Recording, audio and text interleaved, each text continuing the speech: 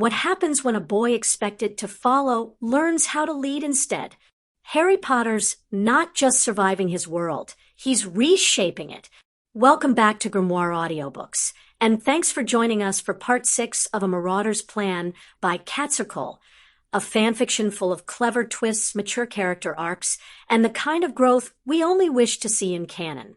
Disclaimer: this is a fan-made audiobook adaptation of a non-canon story. The Harry Potter universe belongs to J.K. Rowling, and full credit for this fanfiction goes to Catsarecool. This is produced for entertainment and fandom celebration only. In this chapter arc, relationships begin to strain as Harry walks a finer line between trust and independence. Authority figures start to feel the pressure of a boy who sees too much, and even allies must decide how far they're willing to follow a Marauder's plan. If you're enjoying this smarter, sharper version of Harry's world, don't forget to subscribe and become a Grimoire Guardian or support future audiobooks by joining the Wizard Army for early access and bonuses. Let's dive in.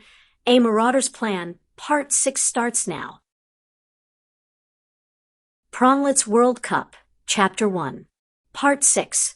Pronglet's first Quidditch World Cup. Don't let the Death Eaters ruin it. Prank. August 20th, 1994. Hermione hovered nervously next to her parents as they dusted off their clothing in the Black reception room. The entire immediate House of Black was in attendance because of the arrival of Simeon Black and his family, his wife, Anna, and his baby son, Jason. The regent apparent for the House of Black had arrived earlier that day from Australia, and everyone was gathered to meet and get to know him. Penelope smiled at Hermione and ushered them out and down the corridor to the large summer room. The furniture had been mostly cleared out, although there were a few seating areas discreetly laid out. A table with drinks and nibbles took up the back wall, but the French doors had been opened up, leaving the garden accessible, as it was a lovely sunny day.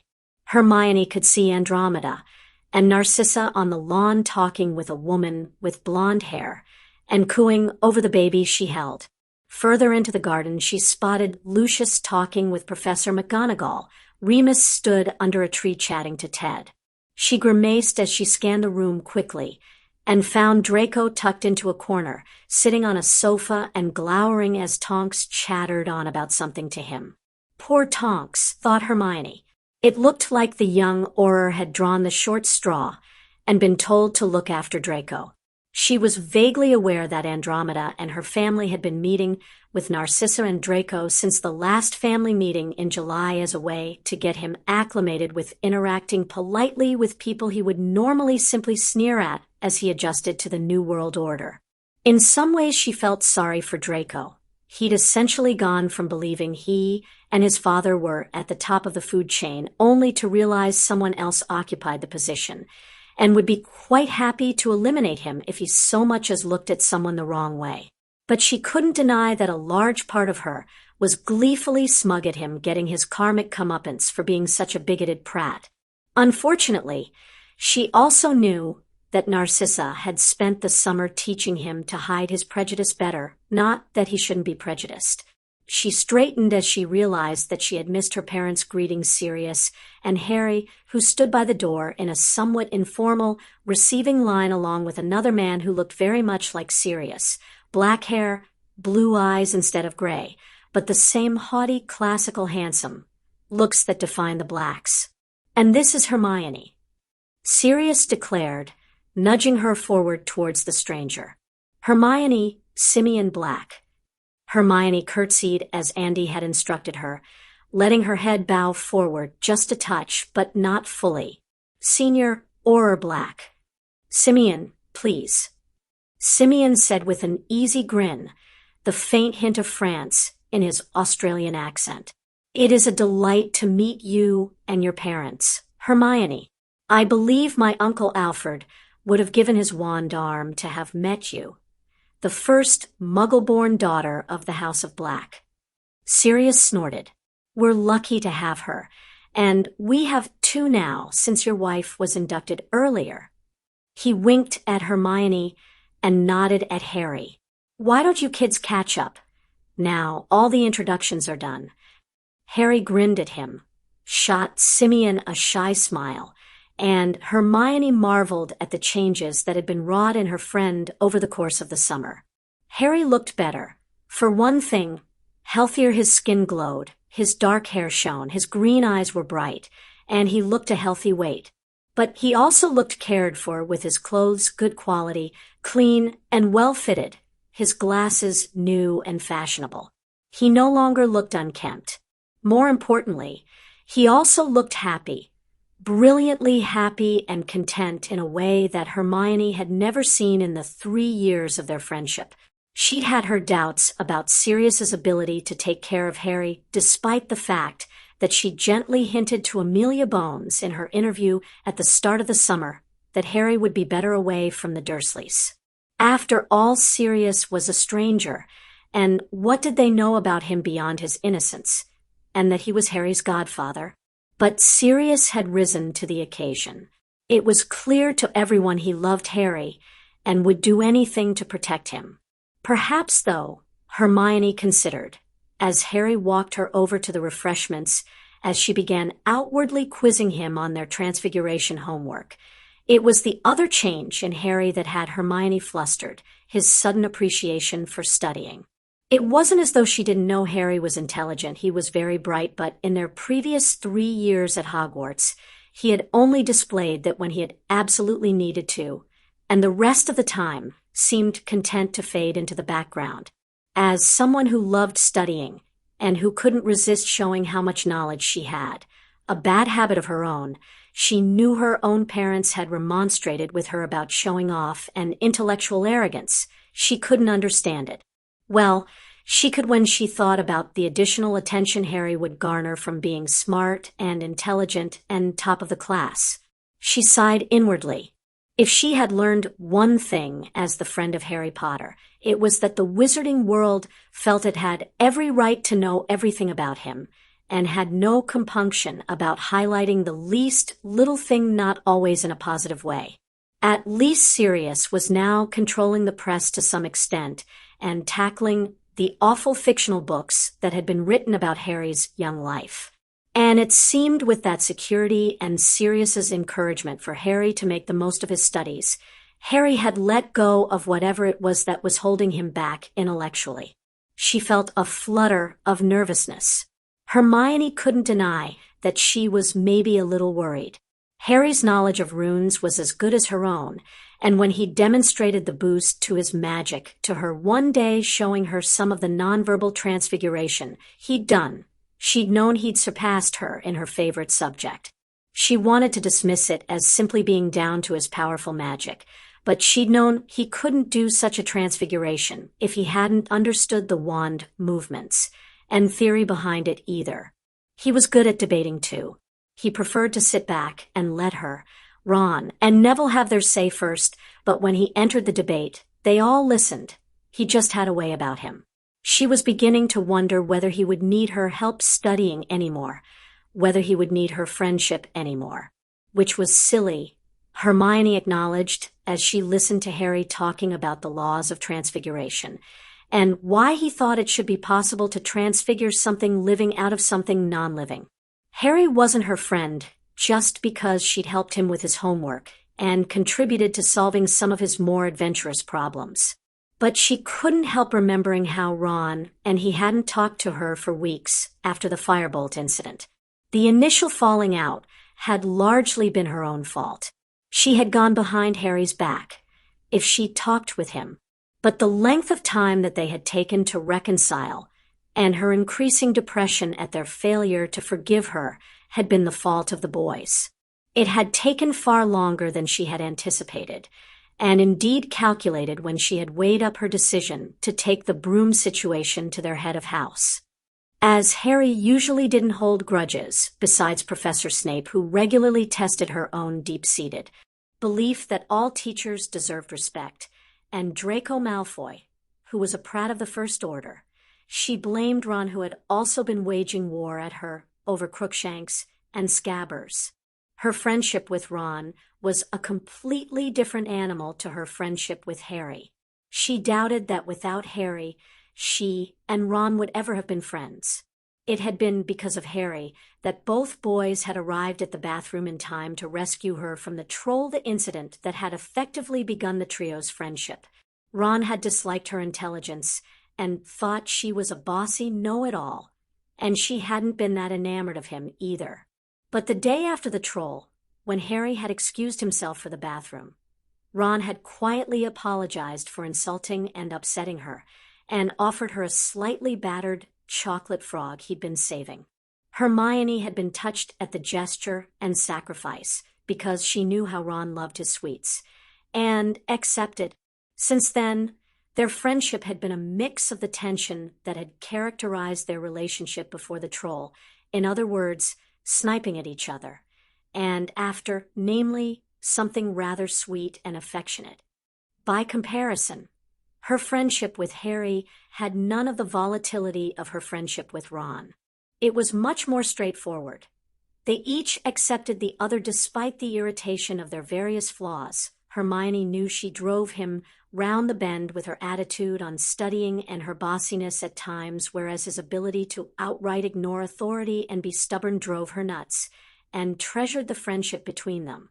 She had a poster in her muggle bedroom that stated, "Friends are people who know your flaws and love you anyway," and she thought it summed up her friendship with Harry perfectly. Perhaps, Hermione considered as Harry led her, drinks in hand, out to the garden to meet Simeon's wife and son. It was because neither she nor Harry had experienced friendship before Hogwarts, one of the few things Harry had let slip about his life with the Dursleys. They both appreciated their friendship more because of that, and that was why she had been so hurt by his and Ron's refusal to speak with her. She had forgiven them both partially because they'd been truly repentant, partially because she'd been truly repentant, and mostly because she'd missed them. But the whole incident had prompted Hermione to think about her friendships once the school year was over, and she thought it had maybe prompted Harry into thinking about his friendships too. Since the beginning of the summer and his return from the healing clinic, they'd grown closer. Some of it, Hermione believed, was her inclusion in the House of Black, but most of it seemed down to Harry's own decision to cultivate a closer relationship with her. He'd written to her, and Ron too, in a journal which she had read cover to cover, and more than once. He'd changed to runes and dropped divination, and they were now studying together for the opportunity to skip a year. He'd asked Sirius if Hermione could join him for his potions and his politics lessons without her reminding him. He'd let her hold his hand and comfort him in the Chamber of Secrets. And she was warmed by his actions. She knew Ron held a special place in Harry's world because Ron had been his first friend of his own age. But now she felt she occupied something of a special position too beyond his first female friend, a more equal position. And it reassured her to some degree that Harry wouldn't just take Ron's side in future. She wasn't certain that had been Harry's intent, but it was the result. Interestingly, Harry had also seemed to make the same decision as she had about making more friends. Losing Harry's and Ron's company had made Hermione realize just how isolated the trio was, how isolated she was. Neville had been quite sweet to her if he saw her in the Gryffindor common room. He'd sit and chat with her if Ron and Harry weren't around. She'd also taken some solace in her arithmancy study group, which included Padma Patil and Lisa Turpin, but they only met twice a week, and truthfully, they focused more on studying than getting to know each other. No, she had decided early on in the summer that she needed to make some additional friends outside of Harry and Ron. Luckily, Harry seemed to have come to the same conclusion, and the summer's activities had been great at building some decent nascent friendships with Susan, Hannah, and Neville. She had also tried to build something of a friendship with Ginny, prompted by an end-of-term conversation. She sighed heavily and lowered her hairbrush, giving up on taming her hair, and turning away only to bump into Ginny, who she hadn't noticed was hovering by her bed. "Sorry, Ginny. Did you want something?" "I was hoping to talk with you," Ginny admitted, her hands twisting together. She looked around the empty dorm room and back to Hermione with hopeful eyes. Hermione gestured at her bed, and they both sat down. "So what's this about?" asked Hermione briskly. "Well, it's about Harry. Do you—" Ginny hesitated, looking around at the empty room again. Before she took hold of her Gryffindor courage and plowed ahead, "What do you think Harry thinks of me? I mean, as a friend?" She blushed bright red. Pity stirred in her at Ginny's question. "I think Harry probably thinks of you as Ron's little sister, the same as she did, rather than as a personal friend, Ginny," she said bluntly. Ginny slumped, and she folded her arms, a picture of dejected misery. Hermione sighed. "Look, Ginny, if you're serious about being Harry's friend, then you need to get him to see beyond the Ron's little sister tag and see you as your own person. Just as Ginny needed to see beyond Harry's boy who lived status and see Harry as a person. You have to make an effort to be his friend rather than someone who sits with her brother and his best friends occasionally. Talk to him. Get to know him." "I just never know what to talk about," Ginny admitted, looking down at her feet. "Well, what do you like that Harry likes?" Hermione asked. Ginny's expression cleared, and she smiled brightly. "Quidditch." Her face fell again. "Not that my brothers and Mum let me play that much." "It's a start," Hermione pointed out. She gentled her tone. "I know Harry appreciates friends, so I'm sure he'd appreciate a genuine effort. And not, as she suspected, an attempt to get closer to the boy who lived. Just talk to him. Strike up a conversation." Ginny nodded slowly. It's hard for me to talk to him because he's the boy who lived." Hermione said scathingly. "You weren't raised in the wizarding world, Hermione," Ginny said defensively. "You don't know what it's like. I was raised on stories about Harry.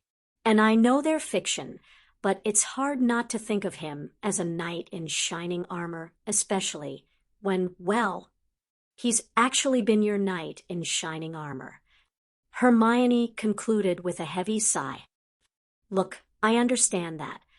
She held up a hand when Ginny started to get defensive. "Troll, remember? He saved me too. But Harry hates the boy who lived stuff, and you'd be better forgetting all about it and trying to get to know the real Harry." She paused to let her words sink in. "And you have to remember, Harry doesn't see himself as a knight in shining armor, and he doesn't think that he's going to end up marrying the girls he saves Merlin. Harry's more interested in Quidditch than girls." She thought she'd drive the point home. Boys take a lot more time to mature than girls.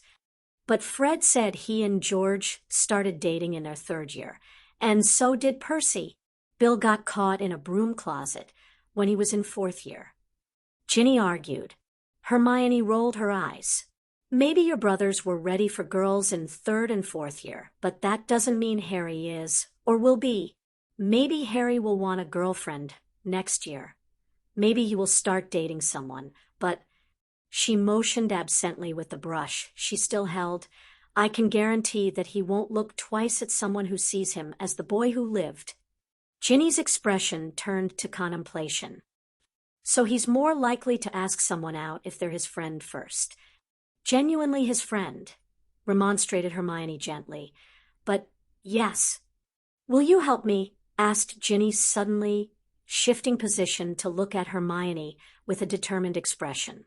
The request took her aback, but she caved with one glance at Ginny's hopeful eyes. "I'll help you become friends, Ginny." Hermione agreed. "But really you're the one who has to make the effort to talk with him." Of course, Hermione had talked with Harry about Ginny, and Harry seemed okay with the idea of being friends with her, but Ginny seemed to still have the same problem about talking with Harry that she'd always had. It seemed like Ginny couldn't get over her crush, and her blushing and stammering made Harry feel uncomfortable, so he rarely talked with her for long. Still, at the last dinner with the Weasleys they'd attended together, Harry had commiserated with Ginny over the pain of using Skillgrow, and Ginny had managed 5 minutes without clumsily appending her dinner by being in his presence. So maybe things were progressing towards a friendship, and Hermione was pleased about that. She was. She believed Ginny would always want more than that, though. Hermione dragged herself away from her thoughts long enough to shake hands with Anna, Simeon's wife, and say hello to the baby. She happily chatted about their different Muggle-born experiences until Anna began questioning Harry about the Wisengamot. She stood back and let her thoughts drift again. Truthfully, Hermione was aware that she'd had a similar problem to Ginny. Harry saving her from a troll might have engendered a small, minuscule, tiny crush, but she'd been more fortunate that Harry had been completely clueless and she'd been able to act normally around him for the most part and build a friendship with him. And at the beginning of the summer, she truly hadn't thought of Harry as boyfriend material for herself when her parents had teased her. 3 years of friendship with Harry and the rift over the firebolt had made that the most precious thing in her life. She didn't want to lose it over fanciful romantic notions that she was sure Harry would never return. Hermione wasn't unaware that objectively there were prettier girls than her in Hogwarts, and she had believed Harry was more likely to fall for a pretty girl than a smart girl thanks to the pressure on Harry to conform to expectations for the boy who lived. Not to mention her unswerving belief that Harry wasn't thinking about girlfriends, yet something their conversation at the first barbecue of the summer had upheld to some extent. Hermione had, in contemplating her own romantic readiness, determined that she was ready, and she secretly wanted to have a boyfriend who would pay her compliments and hold her hand, and maybe share a kiss or two. She also thought it unlikely that anyone would want to date her. She knew the common mythology was that boys didn't go for smart girls, but she hoped that someone would. Of course, she had intellectually considered Ron and Harry as possible boyfriends because they were close friends and therefore safe. But she had also dismissed them because her objective review of them as possible suitors hadn't been a positive one. Ron was a lazy student who shared very little in common with her, although he had a kind heart, and Harry was smart and sweet, but he was also unlikely to look at her that way. And although they did have more in common, Muggle-raised and only children, their interests were different. No, a different boy to be a boyfriend should one come along was the way to go. However, things had changed since she had made her decision at the beginning of the summer. Harry had changed, and so had Hermione. Hermione was now a daughter of the House of Black, and it had given her a sense of security and belonging in the wizarding world that she hadn't felt before as a Muggle-born. That security had allowed her to ease off her own determination to know everything she could about everything she could. She enjoyed politics, but her favorite lessons had been the cultural outings, getting to know the heritage of the world she'd found herself in.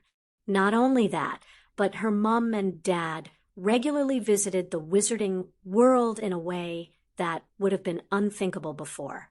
She had gotten up late one day to find Andy in the kitchen with her mom gossiping away with biscuits and tea. Her dad had attended the dueling finals as Sirius's guest, and he'd been golfing with her dad. Hermione was so immensely grateful that her relationship with her parents, a relationship that had been drifting slowly apart, had mended itself back into the strong unit of her childhood. She had a plan now for what she wanted to do. She wanted to be a healer and combine Muggle and magical medicine. She planned to build a medical research laboratory that would work on cures for rare magical illnesses such as lycanthropy and Neville's parents' condition, and some Muggle. She wanted to cure cancer. She knew it would be hard work. She'd have to catch up her Muggle education and do a medical degree as well as train for her healer mastery, but she was convinced she could do it, and she would have the backing of the House of Potter, the House of Black, and the House of Longbottom. It all led to a more confident and more settled Hermione, one whose best friend Harry was also more confident and settled himself. He had matured over the summer with the advent of his house responsibilities, the additional time he had spent in the Valley Clinic, and the healing he had received. He had become a Harry who Hermione could wistfully see would make a great boyfriend. And he had been so very attentive to her. Maybe it was all leading her thoughts in dangerous directions. Hermione told herself briskly as baby Jason crawled across the grass to Harry. Harry absently handed her his glass, and she took it so he could stoop down and pick up the wriggling infant patting his feet. Jason made a grab for Harry's gold-framed glasses. "Seeker," declared Harry as he avoided the grab with the skills of one. His hand caught Jason's fist, and he calmly adjusted his hold. "Glad to see you're training your replacement already, Harry," Professor McGonagall said dryly as she joined them. Harry grinned at her. "You know, that's not a bad idea. Ron's always going on about how the professional teams have reserves." Professor McGonagall hummed, but Hermione could see the idea ticking over in her head. "You seem very practiced there with a baby, Harry," Tonks said as she arrived to join the group. "Is there anything you want to tell us?" She teased. "Only that a couple of the neighbors used to bring over their babies for the coffee morning gossip sessions." Harry explained, jiggling the baby. "My aunt always had me babysit them so she and the others could enjoy a baby-free environment." He rolled his eyes expressively. "Where's Draco?" asked Narcissa worriedly, looking around the garden. Tonks gestured towards the house where Draco could be seen talking with his father, Simeon, and Sirius by the door. Uncle Lucy collected him for a man-talk. "Nymphadora," Andy said briskly, although Narcissa looked amused rather than angry. "Try to be respectful." Harry concentrated on the baby, but Hermione could see his smirk. He pulled a face and made Jason gurgle with delight. Hermione could see how the amusement faded from Harry's face to be replaced by something sad and contemplative. And suddenly, time seemed to slow down as a gold and silver mist appeared from nowhere, rushing around the assembly of women, Harry, and the baby. The family totems formed either side of Harry. Each woman reached out and placed a hand on Harry. Hermione watched as her own glass fell from her hand and bounced across the grass as she placed a hand on his shoulder. Anna was the only exception. Instead of touching Harry, she delicately bit the thumb of her free hand and drew the protective rune they had used in the blessing ritual across her son Jason's forehead in blood without saying a word, her expression dazed.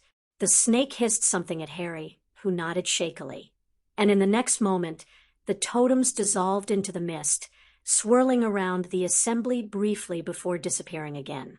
Hermione gasped as she came back to herself. Anna shook her head and reached anxiously for her child, shooting Harry a suspicious look. "What just happened?" "Good question," panted Sirius as he ran up. He put a hand on Harry's shoulder as Harry handed the baby over. "Everyone all right?" Hermione nodded quickly along with everyone else. "Harry, what happened?" prompted Sirius when he remained silent. Harry sighed with a chagrined look at Jason. "I was just thinking about." His eyes flickered to the Malfoys, lurking just behind Simeon, who had placed a comforting arm around his wife, about the blessing ritual we did. Hermione got the message immediately, and she could see Sirius knew exactly what Harry was referring to as well. Lily's protection that kept Harry safe. "I was thinking I wasn't much older than Jason when—" Harry's eyes grew pained and Hermione's own heart clenched painfully in her chest. And I was thinking it was a shame that I couldn't extend the blessing to Jason, especially as he's in the line of succession for the Black Lordship if something happens to us both So the family magic jumped to do your bidding." Sirius completed, amused. Harry nodded and glanced apologetically at Anna. "I'm sorry if it scared you, but the blessing ritual we did for me now extends to Jason." The house totem confirmed it. Sirius held up a hand as Simeon went to ask a question. "I'll explain later, Simeon. But suffice to say, your little critter is now blessed under the protection of the family magics in a very special way." "This family magic stuff is very unnerving," Anna said, her accent strident in her distress. "It felt like I wasn't in control." "I'm really very sorry," Harry apologized again, It recognizes you as a daughter of the house after the oaths this morning, and he motioned vaguely with his hand. Apparently, it can direct those under oath. He looked over at Sirius questioningly. It was Remus who answered. There are some stories about family magics taking control of those under oath if there was a compelling reason to do so, usually for protective purposes.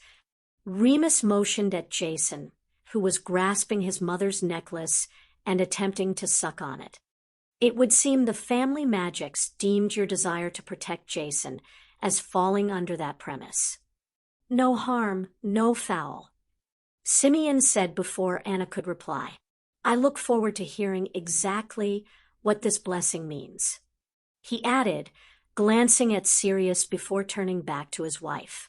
We should probably get this one cleaned up and settled so we can enjoy dinner. Anna nodded, and they walked away back to the house. The adults all dispersed, leaving Hermione and Harry alone with Draco. I guess family meetings will never be boring with you around, Potter. Draco sneered, pushing his hands deep into the pockets of his robes. Harry stiffened. It's not like I plan it, Malfoy. You never do. Draco sniffed haughtily. We're supposed to be civil towards each other, Malfoy. Hermione reminded him tartly. Or have you forgotten already? He glared at Hermione, and she glared right back at him. Draco rounded on Harry. I see you've already run and told your little entourage secret family business. Harry drew himself up, smartly. I haven't said anything, Malfoy. What was agreed between your family and Lord Black has remained secret, but Hermione is intelligent to work it out for herself that we supposed to have a civil relationship when dealing with each other. Hermione wondered, not for the first time, exactly what had happened when Sirius had faced off with the Malfoys. So you say, Draco said, although he seemed a tad more subdued. Look, between the Quidditch World Cup and the family stuff, we're going to be seeing a lot of each other over the next week. And then there's Hogwarts. We have to get along, so why don't we agree a truce? Harry thrust his hand out. Draco looked at it blankly for a long moment, but slowly he withdrew one hand from a pocket and shook it quickly with only a faint air of disgust evident in his pointed features. They both dropped their hands quickly. Harry! Remus called out from the open door, and Harry sighed. I should go see what that's about. Harry looked at Hermione uncertainly, and the brief flicker of his eyes to Draco gave away his discomfort at leaving her alone with their Slytherin nemesis. Don't worry, Harry, I'll be fine, Hermione assured him, despite an internal tug of doubt. Harry nodded slowly. Malfoy. His parting word was a warning to behave, and Hermione felt a flush of pleasure at Harry's protectiveness. Draco sneered at Harry's back. He was telling the truth, you know, Hermione said casually. He really hasn't told us anything. He hasn't even told the Weasley? Draco said skeptically, one pale blonde eyebrow arching. No, he hasn't. Hermione said sharply. Harry takes the house business very seriously. Draco gave a snort. I'm sure. He snapped. But you'll forgive me if I don't believe Weasley won't take advantage of the situation. Hermione frowned, remembering how Ron had laughed at the idea of civility between Harry and Draco during their last etiquette lesson, and his assurance that even if Harry had to be civil, Ron didn't. But she also remembered Harry's reply. Actually, Harry's already informed Ron that if Ron starts something with you, Harry will have to take your side as a matter of upholding the House of Black honor, so it would be better if he didn't. He's also assured Ron, though, that if you start something with him, then he's also honor-bound by the alliance between the houses of Potter and Weasley to stand with him. And as he's the heir to the House of Black, he can punish you for your behavior. She took a breath. Since the family magic really does love him, I would be careful not to upset him, Malfoy.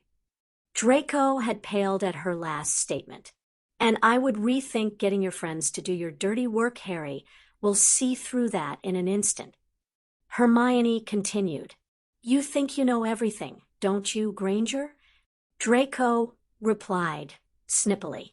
For your information, I haven't been allowed to see my friends this summer and have been forced to spend time with Nott and Zabini. Hermione's eyebrows rose a tad at that admission.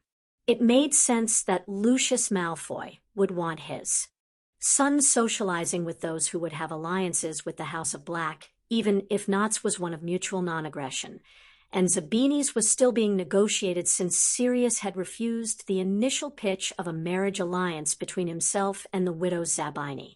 And I'm sure the only reason you dislike spending time with Nott and Zabini rather than Crabbe and Goyle is because Nott and Zabini can think for themselves and won't immediately do your bidding. Draco flushed red, and she knew she'd scored a point. Honestly, Malfoy, she continued, I would have thought a Slytherin would appreciate being encouraged to build alliances with strong and intelligent allies rather than simply putting up with minions. Like I said, Draco retorted finally, you don't know everything. His chin went up. Crabbe and Goyle are my friends, as well as minions. The unspoken words hung in the air between them. Hermione nodded slowly, assessing that he was sincere. Maybe I don't know everything, but I know Harry's changed a lot this summer, and he's very serious about the civility and the truce. I suggest that you and your friends do your part to keep both. And you'll do your part? Asked Draco with a sneer that clearly told of his disbelief that the Gryffindors and most probably Ron, in particular, would keep the truce. Hermione rolled her eyes. And yes, we'll do our part. Draco stared at her, as though assessing her sincerity. Hermione realized with amusement. Draco, Hermione. Andy called out suddenly. Come in and get washed up for dinner. Draco turned back to her, his expression smoothed over. I might have shaken Potter's hand, but I refused to shake yours. He warned her. Hermione gave him a smirk she thought Sirius would have been proud of. If I ever offer you my hand, Malfoy, I don't expect you to shake it. She started towards the house and left him behind. I expect you to follow etiquette and kiss it. Severus swirled the amber liquid in the crystal glass around and stared at the parchment in front of him. He had neatly divided the parchment into quadrants. In the top left, the initials of all the tagged Death Eaters who were alive were listed. In the bottom left, the initials of all of the Death Eaters who were incarcerated in Azkaban. On the right side, the top section held the initials D.L. and P.P, referring to the Dark Lord and Pettigrew, while the bottom section held the initials of all the Death Eaters who were missing or dead. He frowned. He wasn't exactly sure what he was doing. Ever since he had heard of the note Potter had received on his birthday, something had been nagging at the back of his mind. Something. The meditation exercises that he had done for occlumency hadn't helped bring anything to the surface of his mind, though, and he had hoped that the list would prompt whatever bit of buried information that was irritating him like a stone in a shoe to appear. Unfortunately, it didn't seem to be working. What he really needed was a sounding board. He missed Lily in that regard. He had few friends to confide problems to, and thus had become intensely self-sufficient. Perhaps a colleague could be used, but given the sensitive nature of what he was considering, he couldn't simply approach one of them even if he inclined, which he was not. He had a distant, if professional, relationship with the other staff, and he preferred it that way. There were two exceptions, but Albus was out meeting with an old friend, and Minerva might have been an acceptable substitute in a pinch, but she was out once again at dinner with Potter and Black. Severus's lip curled up in disgust. He set the glass down, the beverage untouched. Maybe a walk would clear his head and provide some order to his thoughts. He set off from his quarters and made for the entrance hall. The corridors were filled with elves preparing the castle for the upcoming school year. It wouldn't be long, Severus thought morosely, and he would have to deal with the students again. his peace and quiet disturbed. He hated teaching, loathed it. He hadn't become a potions master to teach others well, apprentices, perhaps, but not children. He had wanted to research and invent, to create potions that would help the world. If there had been one blessing of his time within the Dark Lord's ranks, it was that he had been given a lot of leeway in that regard, although on the downside he'd had to brew many potions on the order of the Dark Lord. His tenure at Hogwarts had begun because of an order of the Dark Lord, and it had continued beyond his defeat because Severus had needed a safe place once the news of his spying had reached the ears of his fellow Death Eaters. He was a target for their anger and resentment since Potter had been squirreled away and Black was in Azkaban. However, he had managed to fix things, reaching out to Lucius, who eventually let it be known that Severus was a double agent with the Dark Lord's knowledge. 5 years before, finally comfortable that he wouldn't be killed if he were to strike out on his own, Severus had tried to resign for the first time. Albus had carefully deconstructed his argument over the next year. There was no successor lined up. Surely Severus would stay until Albus could find a replacement. Severus himself had no position to go to. The castle provided an income and accommodation as well as safety. And finally, when Severus had insisted that he must resign, Harry. Would Severus not find it easier to keep Lily's son safe if he were to remain as a teacher in the place where Harry would one day be educated? He had given in. Severus huffed out a breath as he made his way across the grounds to the lake. He was barely aware of the weakening sun, the breeze that hardly disturbed his hair, and the hush of rustling leaves in nearby trees. He started out moodily into the expanse of silver water. It was probably unfair, but Severus blamed Potter for the fact that Severus was stuck teaching. A part of him, the part that sounded remarkably like Lily whispered in his head that it was completely unfair of him to blame Potter. It had been the Dark Lord's order that had brought Severus to Hogwarts in the first place. It had been Severus's choice to serve the Dark Lord. It had been Albus's manipulations that had entangled him into remaining, and it had been his choice to stay. Possibly, Severus conceded, he found it a fitting penance for his crimes. Hogwarts was his prison, a place where he was reminded daily of Lily and the mistakes he had made. She was dead.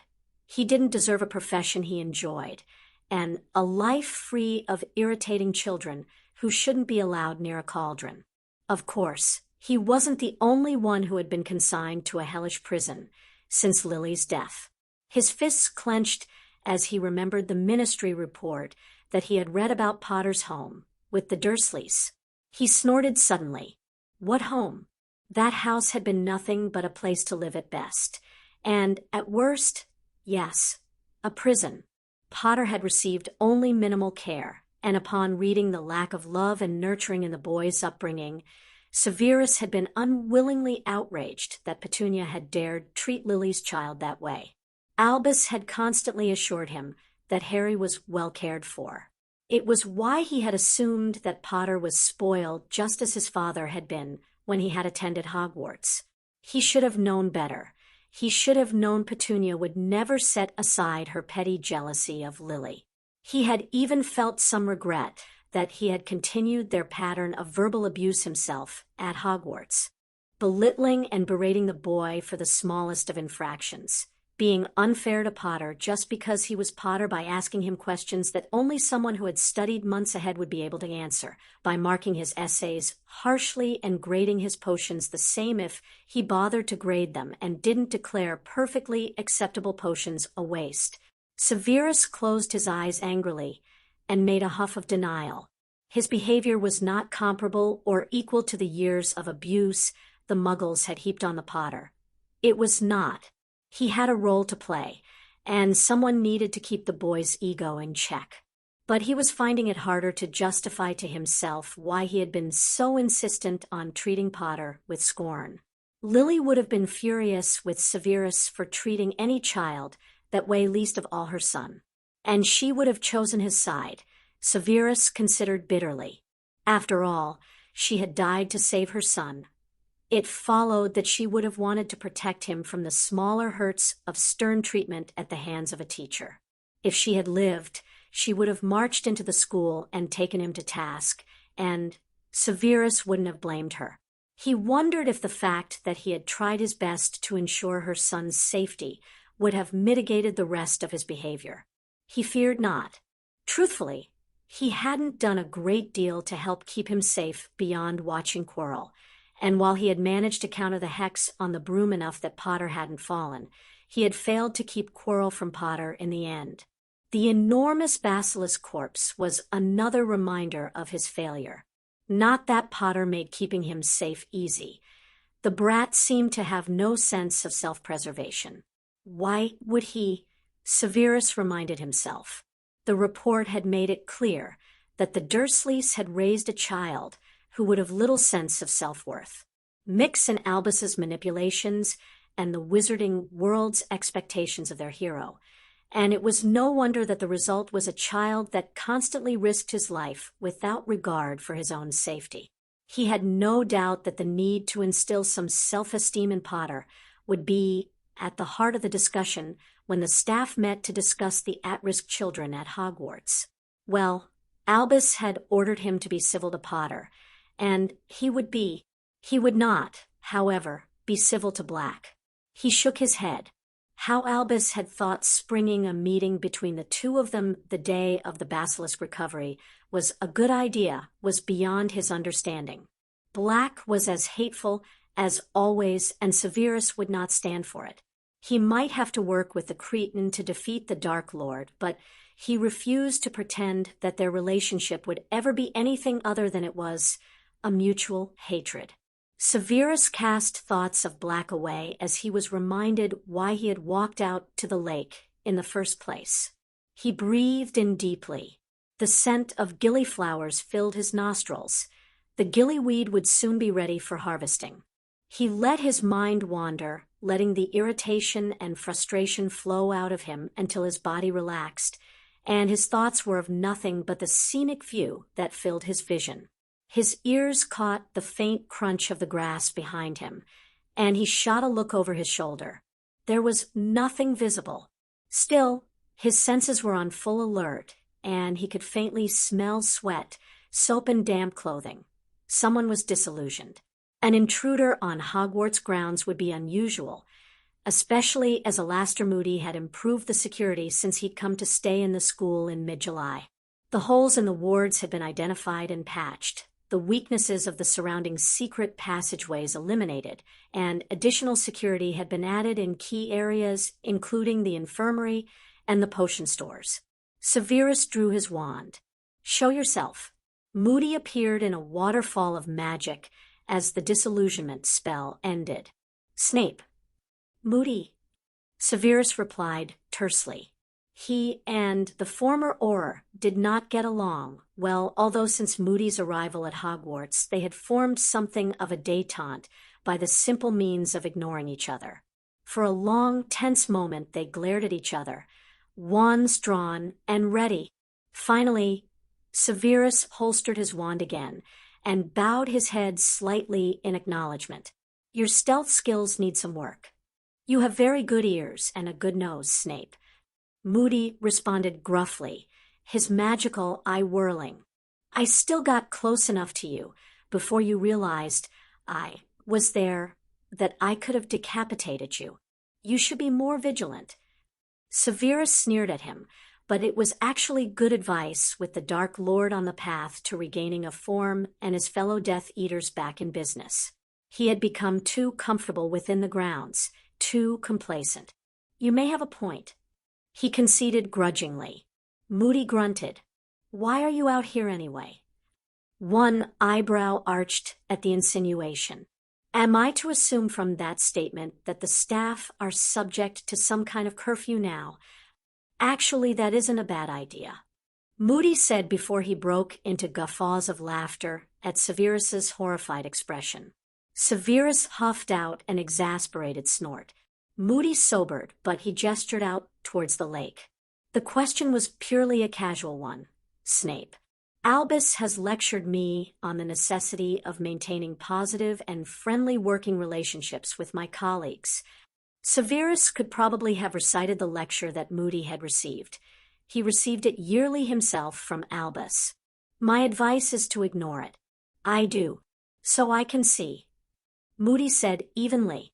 Well, I should get back inside. Nobody on the grounds, but us professors and Hagrid's menagerie.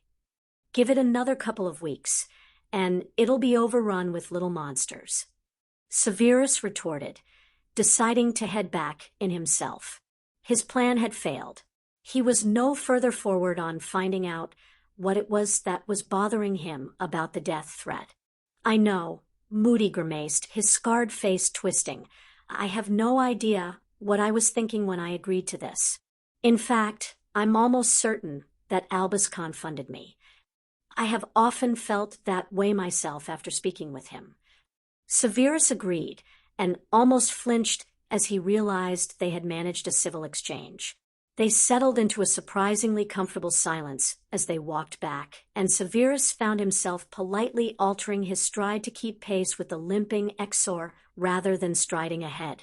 His mind darted back to his thoughts before he had left his quarters. He had wanted a sounding board. Moody was a former Auror who knew the Death Eaters very well because he had hunted them. Perhaps. The reason why I was at the lake was because I was considering Potter's death threat. Severus said cautiously. Oh. Moody looked at him suspiciously. An alternate point of view may be appreciated in reviewing my thoughts on the matter. Severus said smoothly, as though he had no hesitation in asking Moody for his help. Moody nodded slowly. The staff room. It was a good suggestion. Neutral ground for both of them. I will need to recover something from my quarters. Severus said stiffly. I will meet you there. As soon as Moody acquiesced, Severus whirled away, heading to the dungeons where he grabbed the parchment he had prepared earlier. He arrived at the staff room to find Moody already sat in one of the seating arrangements that gave him a good view of the room and, importantly, the exits. Severus usually sat in the same chair.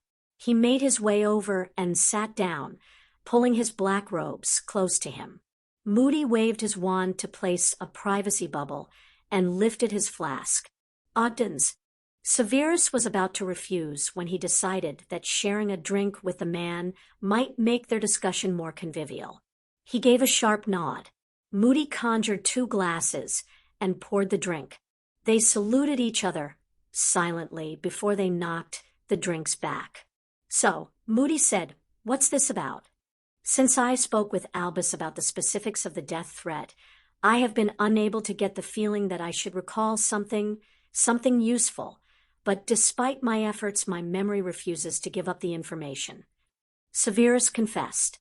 I prepared this list hoping it would prompt something. He handed it to Moody.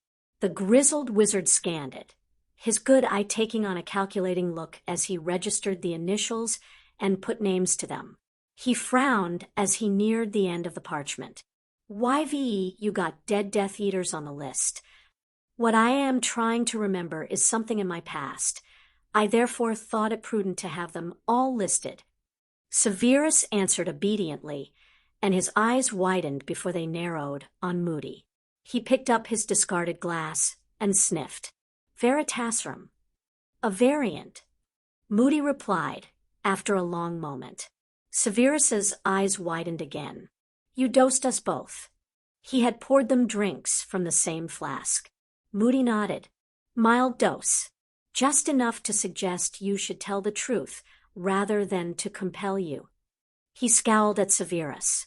Didn't think you'd fall for it, but you did. And what makes you think I won't just get up and leave? Snarled Severus angrily, stung by the criticism since it was deserved. He had let his guard down, and the former Auror had taken advantage of it. Because the serum may help provoke your memory into recall, Moody pointed out briskly. Unfortunately, Moody was right. Severus rubbed his forehead tiredly. Do you follow the Dark Lord? Moody asked bluntly, obviously determined to take full advantage of Severus's stupidity. "No," Severus said brusquely. "I intend to see him dead." "HMNPF." Moody said, surprised. "Well, I guess that's good enough for me." He gestured. "Tell me about when you found out about the death threat." Severus wrestled with whether he should just give Moody the finger and leave, but his need to know what was nagging at him overruled his want to tell the other wizard to piss off. "I found out about it in the Prophet," he replied tersely, "and, frankly, the only thing I thought at that time was that the article reeked of simpering mediocrity." Moody laughed. Skeeter does have a turn of phrase. He motioned at Severus. "So, tell me about when you started feeling that it rang bells." "Albus called me into his office to update me about various matters," Severus said, one of which was the death threat. He had been able to retrieve a copy from Director Bones. He handed it to me to read and informed me of the results of the magical forensic tests. And bells rang. "Like now," Severus said dryly. "What did it remind you of?" Moody asked directly. Severus felt the tug of something, but it failed to reach his lips, and his mind remained blank. "I can feel that I know, but I cannot say why and what." He frowned in concentration, but shook his head. "Interesting." Moody's magical eye spun. "The only time I've seen a truth serum fail to retrieve memories is when the individual has been a secret keeper or when they've been obliviated or some other form of memory spell has been used." Severus stiffened. He definitely wasn't a secret keeper, which meant memory charms, but his occlumency should have caught someone playing about with his memory. "I'm a master occlumens," he began. "So," Moody challenged, "you had to sort through memories during training, and you obviously sort through memories since as a matter of routine." "Yes. But it only means that the likely timing of your memory issues is during the period when you were training and gave someone access to your head." "Bellatrix." Severus growled furiously. His hands clenched into fists again as he attempted to control the surge of magic that erupted through him. Moody's eyebrows shot up. "You gave that lunatic bitch access to your mind." "I didn't have a choice in the selection of my tutor," snarled Severus. He took a deep breath, trying to get himself back under control. "I stayed for a month at the Lestranges. Then, whatever rings your bell about that death threat must have taken place during that month." Moody pointed at him. "A galleon says Lestrange placed a notice me not on the memories. Probably convinced you'd already sorted through them and put them away." "Yes," Severus said stiffly. He had already come to that conclusion himself. But it was a major step forward from his previously frustrated efforts to remember. "Now I am aware of the problem. I shall address the issue in my next occlumency session. Also explains why you listed the dead Death Eaters." Moody mused out loud. "Your subconscious was trying to give you a clue." Severus nodded. It was not an entirely stupid conclusion. "Does anything spring to mind now, you know?" "No." Severus shook his head. "I can vaguely recall staying in the mansion." He frowned. "And that Rasbaston often had a male guest, but I cannot recollect who." "Probably Crouch Jr." Moody said. "It might explain the notice me not. Crouch was obviously being kept under wraps, wasn't he?" Severus nodded slowly. Barty Crouch Jr. had been a well-kept secret from the other side and within the Death Eater ranks. It had certainly surprised Severus when Crouch had been arrested along with the Lestranges at the Longbottoms. Moody was probably right about the reason behind his memory issue. But even if that had been the reason why Bellatrix had played with his memories, the thing he needed to remember was somewhere in them, and he didn't think the thing was Crouch's romance with Rabaston. The staff door opened, and Albus walked in, colorfully attired in lime green and bright lemon-striped robes. His face brightened at the sight of Moody, and Severus sat together. Moody glanced at him, and silently they both agreed their discussion was over. Moody quickly took down the privacy charm. Albus, Alaster, and Severus. He beamed at them. How delightful to see you both here. Together. Oh, Merlin, Severus realized. Albus thought they had been bonding. His eyes caught Moody's, and they exchanged identical looks of horror. And then identical looks of consternation that they had exchanged looks at all, and that perhaps Albus had been right. Severus did the sensible thing. If you'll excuse me, he said, and fled to his quarters. Sirius was grumpy. Sundays were usually reserved for father-son time with Harry, but because of Simeon's visit, that wasn't possible. Added to that was Sirius's consternation that at the dinner the night before Remus had mentioned the Black country estate, and the rest of the family had enthusiastically decided a visit to the property was in order. He sighed as he exited the flue into the entry hall. He personally had no wish to visit the estate. He'd avoided it since he'd regained the lordship despite Remus's nagging. But he'd been helpless against the combined efforts of Remus, Harry, and Andy, who had unfairly, in his opinion, ganged up on him. He stepped aside to allow the rest of the visitors to enter. In no time at all, the hall was crowded with various factions of the House of Black. His gaze immediately sought out Harry. His son was, with Remus, apparently listening intently along with Hermione to Remus's history lesson about the old manor house, and Remus was in full teacher mode with waving arms and all. Sirius snorted under his breath at how close Hermione and Harry were. The two teenagers were never far from each other's side, and he had a bet with Remus that they'd get together at the end of their 4th year. They had a wager of 5 galleons riding on it. Despite his amusement, though, Sirius did worry occasionally about it. Teenage romances rarely lasted the distance, and he was concerned that if the pair did get together, but then broke up acrimoniously, that it would impact their friendship and Hermione's comfortable inclusion in the House of Black. Sirius's eyes widened as Draco asked Remus a question and joined the small group. I'm glad to see he's attempting to integrate. Andromeda's dry tone had Sirius turning around to see that she was just behind him.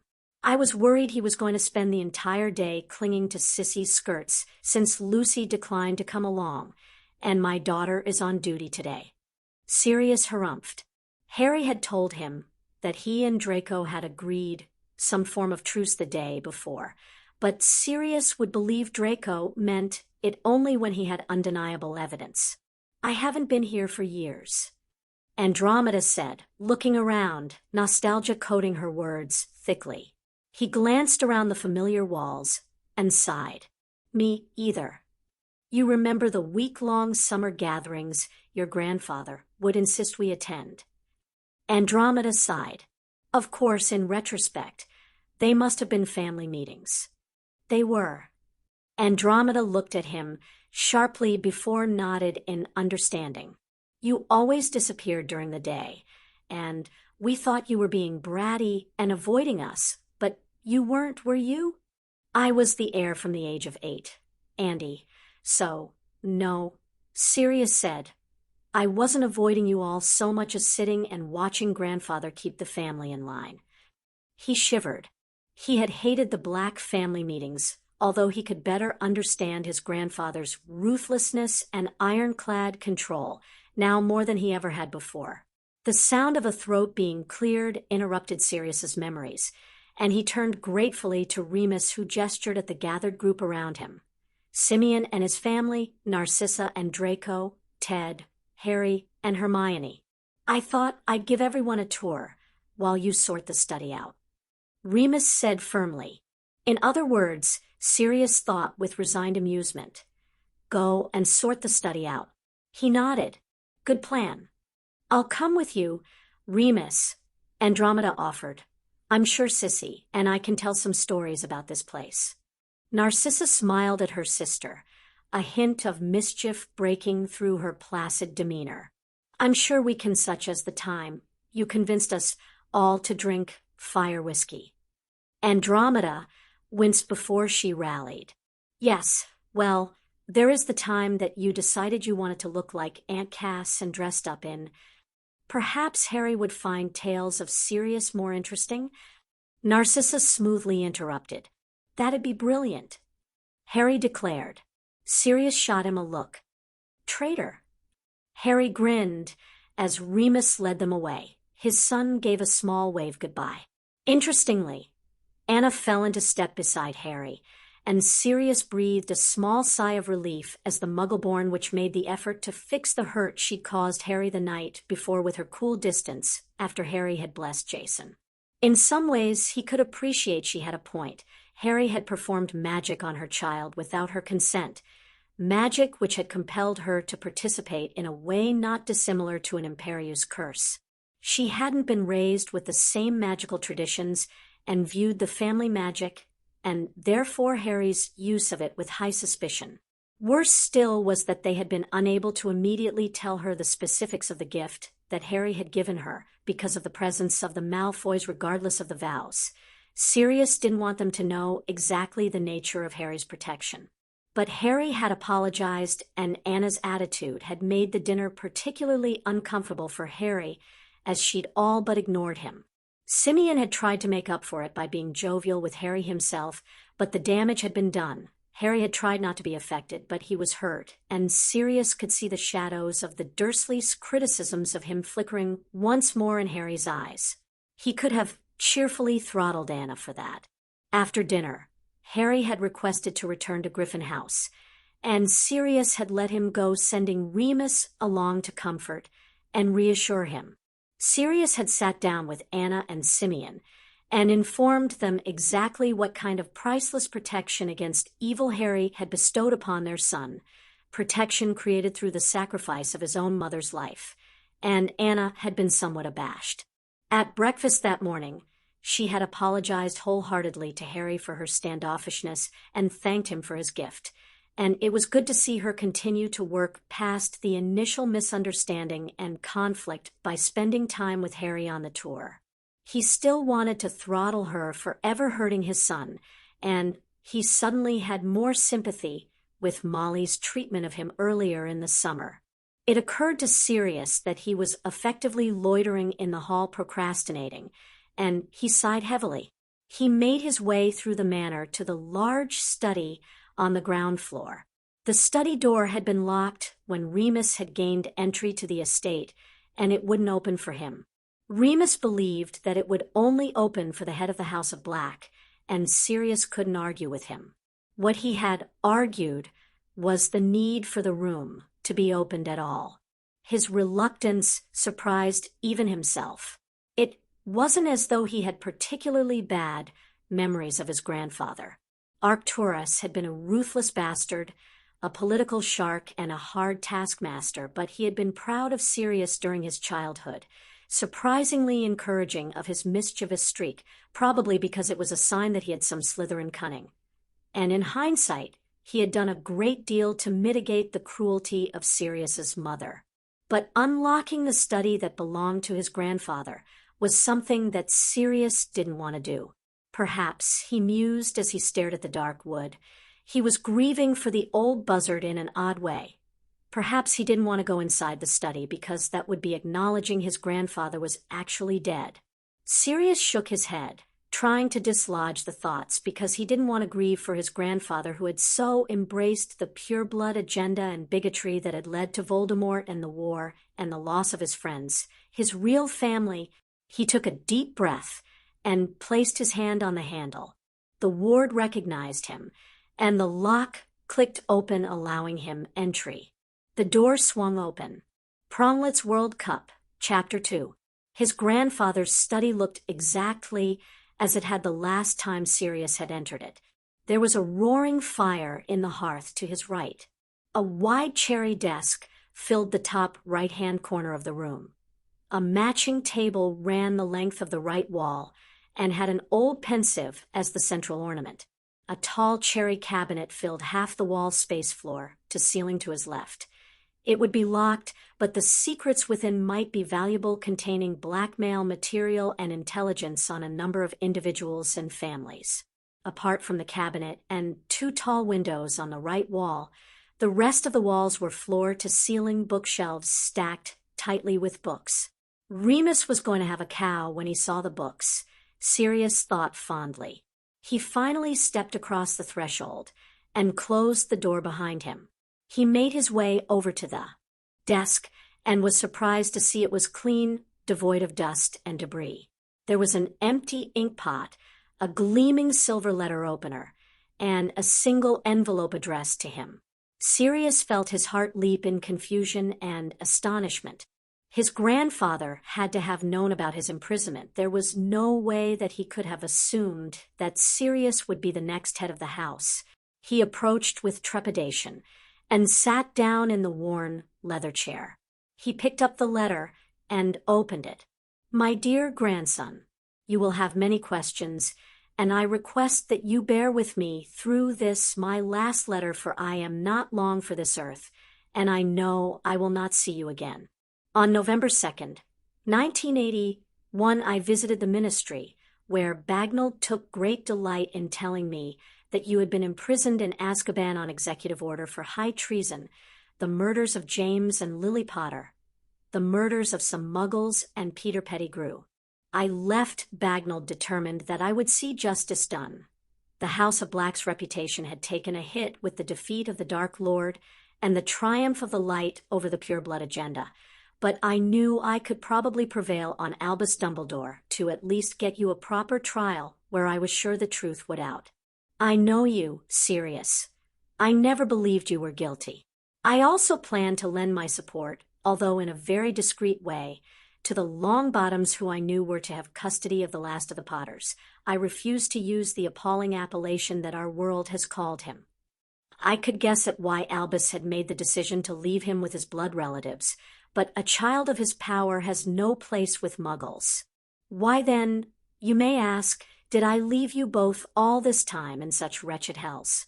Why indeed, thought Sirius darkly.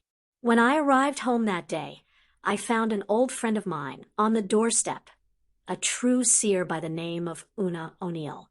She and I had been in Slytherin together. Over tea, she explained that she had the night before dreamed 2 possible futures. In the first, I continued with my original plan and fought for your trial. Unfortunately, in such a future, our world was doomed by my doing so. You refused your role in the House of Black and only credited Albus with helping you achieve your freedom.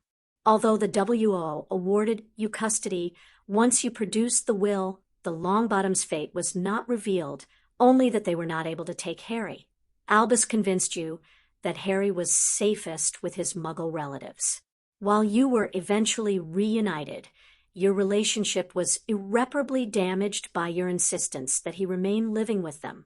He didn't trust you, and ultimately the war faltered on this breach of trust, allowing the Dark Lord to win. Eventually, the Dark Lord's indiscriminate killing attracted the Muggles' attention, and the wizarding world was eliminated through one of their weapons. While I initially scoffed at this, my research since has upheld the truth that the Muggle world holds weapons capable of such a feat. In the second possible future that Una dreamed, I discontinued my efforts and retreated. You remained locked away in Azkaban, and Harry in the Muggle world until his Hogwarts education began. Then, you escaped from Azkaban.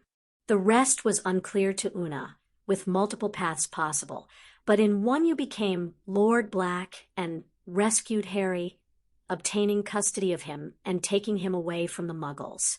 Your relationship was built on a foundation of trust that strengthened those that would oppose the Dark Lord.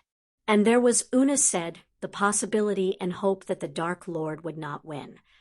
Dear Merlin's wrinkly arse. Sirius sagged in his seat, wrenching his eyes away from the letter to stare unseeingly at a distant corner of the room. He couldn't quite comprehend his grandfather's words. He had met Una once at some gathering for his grandfathers. He was sure of it, a mature Irish lady with black hair and laughing blue eyes who had told him that he would become a dog with the heart of a lion. He hadn't understood he'd been 8, 9, But in hindsight, her words had been prophetic, correctly predicting his schoolhouse allegiance and his animagus form. The two versions of the future written out in black and white sent shivers down his spine. The first because he could so easily see that if he had been freed within weeks of being put into Azkaban, he would have angrily denied his grandfather any credit or gratitude. He had been so naive and stupidly righteous in his faith in Albus in his youth, and so it would have been easy for Albus to have convinced him that the greater debt was owed to him, that Harry would be happy and safe in the Muggle world under the blood protection.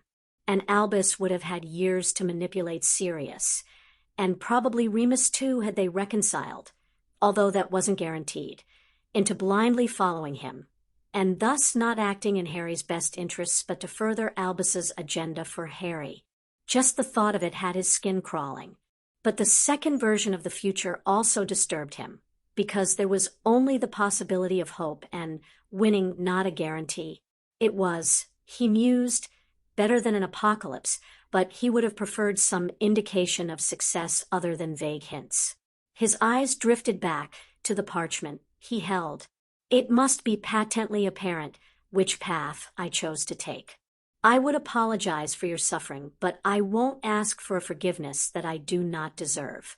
An apology wouldn't lessen or excuse my culpability in your wrongful imprisonment or in Harry's situation, since his life with the Muggles has not been easy according to my investigations.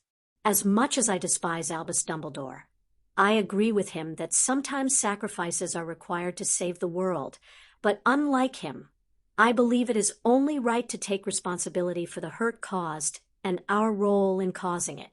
Sirius was torn between anger that his grandfather hadn't tried to find another way, and a strange kind of pride that his grandfather hadn't tried to dismiss just how much hurt had been caused by his decision. His grandfather had been a ruthless bastard, but he had always owned the decisions he had made. And he sighed heavily. He wasn't entirely certain he wouldn't have made the same decision in his grandfather's shoes. Years of misery, but eventual rescue versus guaranteed doom? Indeed, if he'd been told he had to stay in Azkaban for 13 years to prevent an apocalypse, he might have agreed to it. But to make a decision that would mean Harry would suffer, no. There had to have been a third option, Sirius told himself briskly, even if his grandfather had never tried to find it. I wish I could have explained this in person, but Una informed me that either path would evolve without me. I would live for less than 10 years more. Once she had left, I called my personal healer, and he confirmed that I had the early symptoms of the degenerative wasting disease Una had predicted. My body would waste away, and it has. I am bedridden these days, but my mind would remain as it always was until the end. I was coming to terms with the news about my health when the arrest of your cousin, her husband, and his idiot brother combined with your situation left the House of Black's reputation in tatters. I would have made reparations to Augusta, but I feel she is more likely to accept them from you if you haven't already offered her a formal apology. I would encourage you to do so. She was the power behind her husband and will make a formidable ally.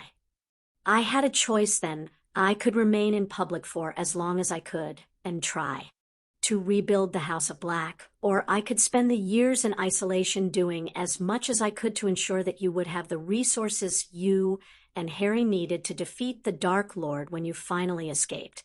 Again, it must be patently apparent which path I chose to follow. What? Sirius blinked heavily and reread the last part of the letter. Why? Why would his grandfather have made such a choice? Nothing had been more important to him than his reputation and the House of Black, and it still was. Sirius answered his own question with a surge of cynical surety. His grandfather must have known that rebuilding in the wake of the Lestranges and his own incarceration would take years, probably years he didn't have physically. No, option 2 would mean his grandfather could convince himself he was doing the right thing while hiding his disease from everyone. Self-serving old. Sirius muttered under his breath. There are many things to tell you, but where to start? Firstly, I would talk about the House of Black. You will have realized I left you as heir and hopefully assumed your rightful place as the head of the house. I'm certain you will have adopted Harry and made him your heir, but if you haven't, you should. Do what you wish with Bella and her husband. Lucius Malfoy has already wormed his way out of trouble, but he was marked and quite frankly has illusions of grandeur. He has consolidated some power among the old Black Alliance by the time you read this. He will do anything to save his own skin. You may find some of the information gathered on him useful to keep him in line. Narcissa wasn't marked and could be useful to you. She has a head for politics. Their child, according to my sources, is a spoiled brat. I leave his fate to you. The rest of the minor lines I have ignored to date, given my belief their squib blood or undesirable matches weaken the overall strength of the House of Black. Sirius snorted. That right, there was a major political difference between himself and his grandfather. Well, he didn't care about those things. Family was family. However, my acquaintance with Lily Potter changed my mind about the latter, so I leave it up to you to determine their inclusion or exclusion. Speaking of which, my next topic is Harry. Wait, what? Sirius frowned heavily. When had his grandfather and Lily become acquainted? And he suddenly remembered Bertie's memory of his grandfather seeing Lily when Sirius had been captured, of promising Harry the family magic. Sirius, you should get Harry's health checked out as soon as you can.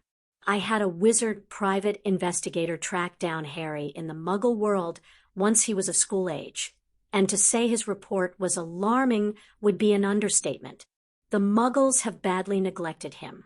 The man I hired was so incensed about the state of the boy when he returned to deliver his findings to me that I had to obliviate him, so he wouldn't do something rash and bring Albus's attention to my interest in Harry. I did have the situation reported anonymously to the Muggle authorities, but they failed to do anything of substance. Secondly, he is a powerful wizard and will need training. I have left memories in the bottom drawer of the desk that you need to see. If you do nothing else, Sirius, please watch these memories. Sirius paused in his reading once again and unlocked the drawer. He withdrew what looked to be a custom-made box filled with vials of silvery memories. He sighed and set it on the desk top. He picked up the letter again. In the middle drawer of the desk is all my research about family magic. You will understand the importance of this when you have watched the memories. His grandfather had researched family magic? Of course. He had seen Harry's affinity for himself.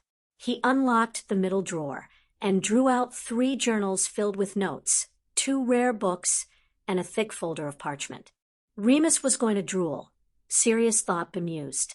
Lastly, the top drawer contains all the information I could gather about the Dark Lord, his real identity, likely bolt holes, his secrets. I fear he retains an existence thanks to making a Horcrux Regulus asked me about them before he disappeared. I have included all my research on these foul things in his file. I hope I have provided enough for you to win against the bastard. Sirius scrambled for the top drawer and once again found a veritable stack of paper. Clearly, his grandfather had used his isolation well. He returned once more to the letter. You were always my favorite, Sirius. You are an intelligent, powerful wizard with strong values and ideals. Beyond the bloodline, it was the reason why you were always my heir. I failed to reign in your mother. I had thought formally making you heir would be enough to curtail her insanity, and I regret that more than I can say. If you had come to me that night, rather than the Potters, Sirius, I would have chosen you, protected you. You have a weighty responsibility with young Harry. He will need you, and I know you will not falter in caring for him and guiding him. Know that I have been and always will be very proud of you, my grandson. May Merlin and Morgana bless you both. Your grandfather, Arcturus Sirius Black. His eyes were stinging with unwanted tears by the time he finished, and Sirius dropped the letter back on the desk while he brought himself under control. A knock had him surreptitiously swiping at his eyes before he called for his visitor to enter. It was Remus. His friend's eyes narrowed on him immediately. "Are you okay?" "Fine," Sirius answered brightly. "Uh-huh," Remus said knowingly. "I believe I've heard that fine before when you got ambushed by your brother and friends and almost ended up in the infirmary for a month because you ignored the fact that one of your ribs was broken." "None of my ribs are broken now," Sirius said irritably. He waved Remus over to the desk and pointed at the stack of information. "My grandfather's research on family magic." As he predicted, Remus was happily distracted. "Merlin," he exclaimed, picking up one of the books reverently. "This is incredible. Minerva, Bertie, and I have been searching high and low for a copy of this book." His head snapped around to Sirius. "Why would your grandfather have it?" "Probably because one of these memories," Sirius tapped the box he'd unearthed, "will be the one Bertie played for me in the pensive." Remus nodded slowly. "I wouldn't mind seeing that memory." He frowned. "There's more. Here." Sirius handed Remus his grandfather's letter and moved away, ostensibly to examine the books, but really to hide. Eventually, he heard Remus clear his throat. "We should probably see if this Irish seer of his is still alive." "Yes." "Sirius?" "Don't, Remus," Sirius ordered briskly. He shook himself and turned back, avoiding the sympathetic eyes of his old friend. "Where are Harry and the others?" "Out in the garden in the old summer pavilion," Remus said. "The house elves brought Elevensis. Do you want to join us?" Sirius shook his head and retook the seat behind the desk. "I should go through the memories." Remus nodded, understanding without Sirius saying anything that he wasn't in the mood to rejoin the family and act as though nothing was wrong. "Right, well, you set up the pensive, and I'll go and tell Andy to take over the tour. I'll be right back." He started for the door. "Remus, I can go through the memories myself, and don't be stupid, Padfoot." Remus cut him off and caught his eyes firmly. "You're not going through them alone." Sirius didn't really want to argue, wasn't sure he could with the lump in his throat, so he settled for a sharp, brief nod. Remus hurried out, and Sirius went about setting up the pensive, losing himself cleaning the bowl, and ensuring the runes were good to prevent himself from thinking about his grandfather's letter. "If you had come to me that night, rather than the Potters, Sirius, I would have chosen you, protected you." He hadn't even thought about going to his grandfather in his flight from Grimmauld Place.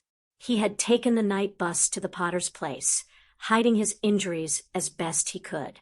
He had walked up the long driveway with nothing but the robes on his back and his wand. He had managed to ring the doorbell, and then he had collapsed. He'd regained consciousness, sobbed his heart out on Charles Potter's shoulder, been ushered into bed, where a healer had taken care of the worst of the damage, and Doria had fussed over him before a sleeping potion had been poured down his neck. He'd woken the next day with James sprawled on the bed next to him, snoring away. 3 days after that, Charles had brought him his possessions from Grimmauld and told Sirius that it was official. His grandfather had agreed that Sirius would stay with the Potters. Charles had sent them to the French chateau for the summer. Sirius took a shaky breath. He had later learned from his brother that his grandfather had confined their mother to Grimmauld Place for her actions.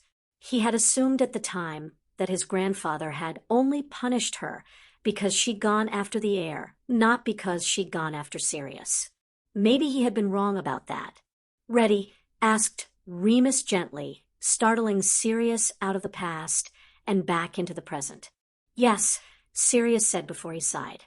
"No, we don't have to do this now," Remus pointed out in the same gentle tone. "Yes, we do," Sirius countered. He squared his shoulders and opened the box of memories. The vials were set out neatly in holders and numbered. He picked up the one marked 1 and poured it into the pensieve. Remus nodded at him, and they entered at the same time. The memory was the same as the one Bertie had shown him on the day of Harry's adoption, and blessing only the viewpoint differed. Sirius watched amused as Remus clutched at his arm as Harry took over Lily, as he took control of the family magic. As Sirius arrived back and his grandfather swooped over to tend to him, the memory faded, and they were pushed back out into the study. "Merlin," said Remus awestruck, "you told me, and I believed you, but to see it—" "I know," Sirius agreed. It was his second viewing, but he was still blown away. "Yes," Remus continued, "that right hook of Lily's was just miraculous." Sirius's head whipped around to Remus's mischievous gotcha face so fast that Sirius felt a rush of dizziness. He did the only thing he could do. He burst out laughing. If the giggles at the end edged hysteria, neither he nor Remus commented about it. "Thank you, Moony," Sirius said eventually, as he straightened up and brushed away the tears of laughter that had eked out the corners of his eyes. "I needed that. Shall we take a gander at number 2? Remus gestured at the box, and a moment later Sirius had emptied the pensieve of the first memory, and they were diving into the second. They landed in a St. Mungo's waiting room. Sirius's grandfather sat on one uncomfortable chair by the door, while on the other side of the room, Bertie, Albus, Bagnald, and Crouch conferred in low voices. It took a moment for Sirius to figure out that Charles and James would probably be with Lily, who must have been taken off to a healer after Harry's impromptu takeover.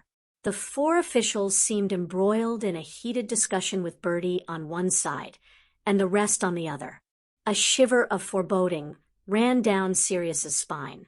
"May I sit with you?"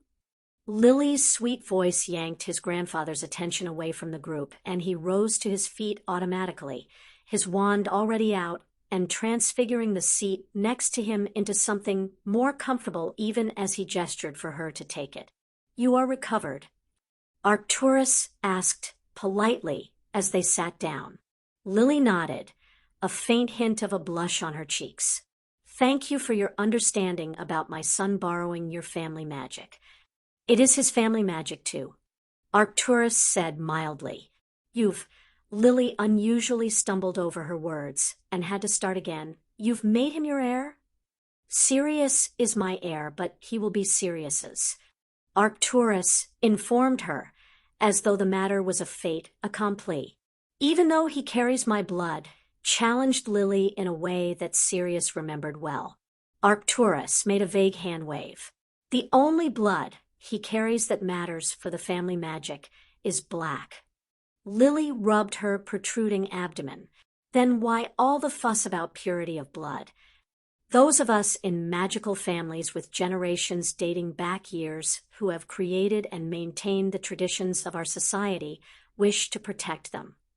Arcturus explained with more patience and less vitriol than Sirius had expected. "Marrying someone who shares the same history and culture helps in that protection. New magical people tend to want to challenge the status quo. If the status quo isn't challenged occasionally, how will society move forward? Grow?" Lily argued passionately. "Traditions and culture are important, but a society will stagnate if it clings so furiously to the past that it doesn't allow for a future. And there is the crux of the political argument at the heart of the wizarding world." Arcturus tapped his cane lightly on the floor. "So you agree with Voldemort's position that all Muggleborns should be killed?" Lily asked pointedly. Arcturus tilted his head in her direction. "The Dark Lord wishes to kill us all, Madam Potter, not simply the Muggleborn." "Call me Lily," she said absently, continuing to soothe the stirring baby within her. "And if you know that, why do you support him?" "I neither support nor oppose him," Arcturus replied sternly. "Do not confuse the House of Black with the antics of those that have taken the mark."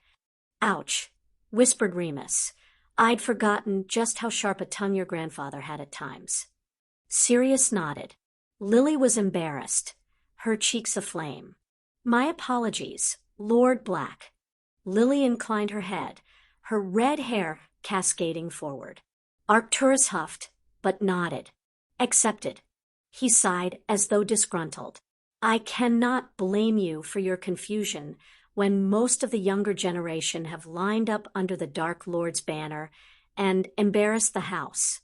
He cast a look towards the door and the rest of the hospital outside. All except my heir, of course. Pride was evident in Arcturus's voice. Lily smiled. Sirius is one of the most stubborn men I know. Her smile fell away. Charles and James went for news.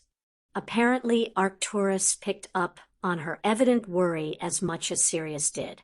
Sirius is a survivor. He will recover. He'll be staying with us. There was another faint hint of a challenge in her voice, but Arcturus bowed his head in agreement. Lily's eyes flickered to the group on the other side of the room. They're talking about my son, aren't they? I'm afraid so. Arcturus said. He played idly with his cane, a sure sign that he was internally agitated. The boy will be a very powerful wizard. They will wish to use him for their own gain, even Albus Dumbledore. And they all are refusing to acknowledge Bertie's authority to restrict their knowledge of the event. He cocked his head. Bertie has been arguing that it is too dangerous in these times for them to retain the knowledge, especially when the child is not yet born.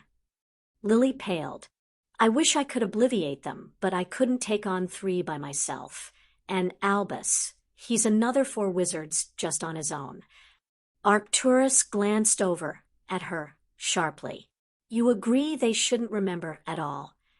Her green eyes met his determinately. Protecting my son is more important than their memory of the event. Sirius wondered whether Lily had known of the prophecy at that point. You're a father, Lily continued. Would you not do everything you could do to protect your child? Arcturus was about to respond when Charles and James entered. Their faces showed a modicum of surprise at seeing Lily seated with Arcturus, and they both walked over quickly. Sirius? Asked Arcturus immediately. In a healing coma. Charles said succinctly. He was tortured badly, and he will need extensive therapy to walk again, but he'll be fine in the long term. That's a relief. Lily leaned into James, who had sat beside her, placing his arm around her shoulders. A word, Charles? Arcturus motioned to an empty corner of the room. Charles nodded briefly, bemused. Arcturus erected a privacy ward. Lily has expressed concerns that the ministry will seek to use her son and not comply with Bertie. Any hint of Charles's usual good humor disappeared, and his brown eyes hardened.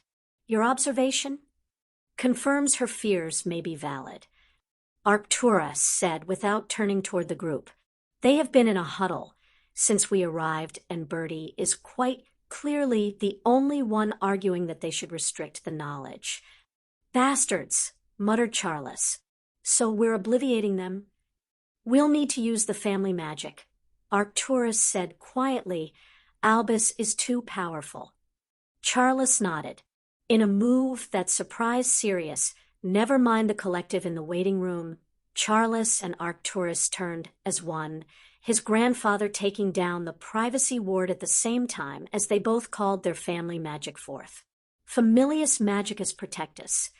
The snake and griffin erupted into being, shocking the life of the room's other occupants. Dad, what are you? Leave them, James. Lily restrained James as he made to stand up. Charles and Arcturus pointed their wands in unison. Bind them. Sirius could see the alarm enter Albus's eyes, the movement to bring his wand to bear. But it was too late. The snake surged forward to bind the 3 that had been selected. Obliviate them.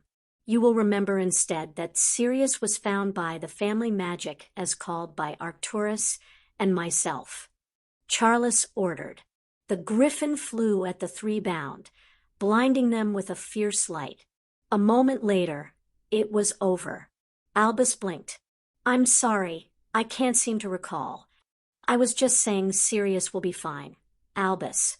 Charles said soothingly. Thank you for your concern, though, but if you need to get back to Hogwarts, we understand. And I should return to the ministry. Bagnold said, officiously. Crouch, we should get back to work rather than lollygagging around here. Bertie remained behind as the others took their leave and departed. He had kept silent, but looked over at them suspiciously. Am I to be obliviated too? Only if you intend to use the boy for your own purposes. Arcturus replied. You have my word that I won't. Bertie sighed heavily. The others, they will need watching once the boy's powers are known. And we shall watch them. Charles said, We'd like to count on your support. You have it.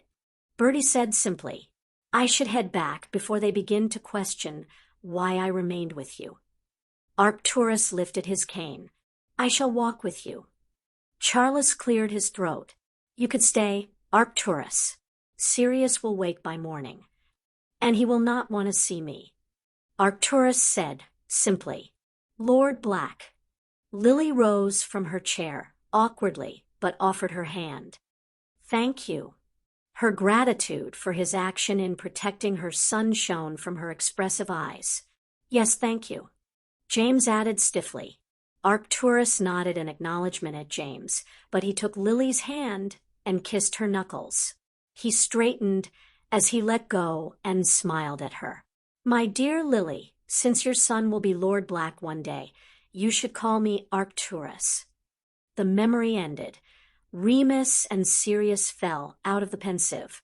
Sirius thrust a hand through his hair and tried to gather his fragmented thoughts. He told Lily to call him Arcturus. I know you said Bertie told you they ganged up, but to see it, he told Lily to call him Arcturus. Sirius repeated. And it wasn't the first time the two of them worked together. Remus added. You could tell that they'd done it before, but when and where and to whom? He told Lily to call him Arcturus. Remus scowled at him. Merlin, Sirius, there are more important. We already knew what the memory showed us. Sirius shot back, and there were personal aspects of the memory that he didn't want to think about too closely, that his grandfather had waited for news, that he'd been concerned, that he clearly understood Voldemort's agenda better than anyone else at the time. But the fact that my grandfather asked Lily to call him Arcturus is important. Why? Asked Remus, confused. Because it means he considered her family bar the oath. Sirius said agitatedly. And that's bad because... Not bad so much as unbelievable. Sirius whirled away to pace the room. All my life, my grandfather told me that he would never accept a Muggle born into the House of Black. And he was disowned by him because of Ted, for Merlin's sake. You have to admit, Padfoot, that he hinted as much about his opinion of Lily in his letter. Remus tried to soothe him and failed. Why? The word burst from Sirius without thought. Why didn't he ever tell me he'd changed his mind when he was alive, and I wasn't locked up? He could have told me. And would you have listened back then? Asked Remus pointedly. Sirius opened his mouth to argue and shut it again as he shook his head. He was right, you know. If he'd stayed until I was awake, I wouldn't have wanted him. Remus nodded slowly. Why don't we look at another memory? Sirius acquiesced because it was better than having to deal with his relationship with his grandfather. The third memory dumped them into the same study, but sitting across the desk from Arcturus was Charles. I brought a photo. Charles said proudly, handing over a wizarding photo that showed Lily propped up in bed with baby Harry in her arms. James sat beside her, and both of their attentions captivated by their sleeping child. What have they named him? Asked Arcturus, his eyes never leaving the small features of the babe in the picture. Harry James Potter. Charles said with a smile. She really insisted on going through with that Muggle name? Arcturus complained as he made to pass the photo back. You can keep the photo, Charles said, taking a sip of his tea, and Harry is a family name. It's the name of Lily's favorite grandfather. So it is in keeping with our tradition of naming sons after favored forefathers. It's better than Pronglet, which James insists on calling him. He set his cup down. Sirius will be named Godfather. He'll make a good godfather, Arcturus said proudly. He all but raised Regulus until he went to school. Yes, thought Sirius darkly. And then his mother had gotten her claws into his younger brother, and things had never been the same between them. Charles sighed. I wish you would reconcile with him, Arcturus. I agreed that he would stay in your care years ago. Charles, I am content, Arcturus said firmly. His recovery goes well. He's not back at work, and he's still walking with a cane, but yes, he's doing well. Charles informed him. He was questioned closely about the deaths of the 10 Death Eaters found at the place where they think he was held by Crouch and Bagnold. Albus was unsurprisingly disapproving about the loss of life. Arcturus snorted. I fail to understand how he thinks the light will win if he's not prepared to fight back. You know, Albus, Charles said almost absently. You're worried about something, Arcturus said, straightening his robes. Charles sighed heavily. James and Lily aren't telling me something, but I think they've joined Albus's not-so-secret order, although they haven't explicitly said so to me. You think Albus is meddling in their decisions? Asked Arcturus bluntly.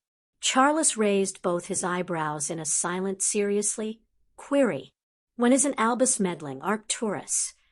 He shifted suddenly and gestured at the photo. Let's forget about Albus's machinations.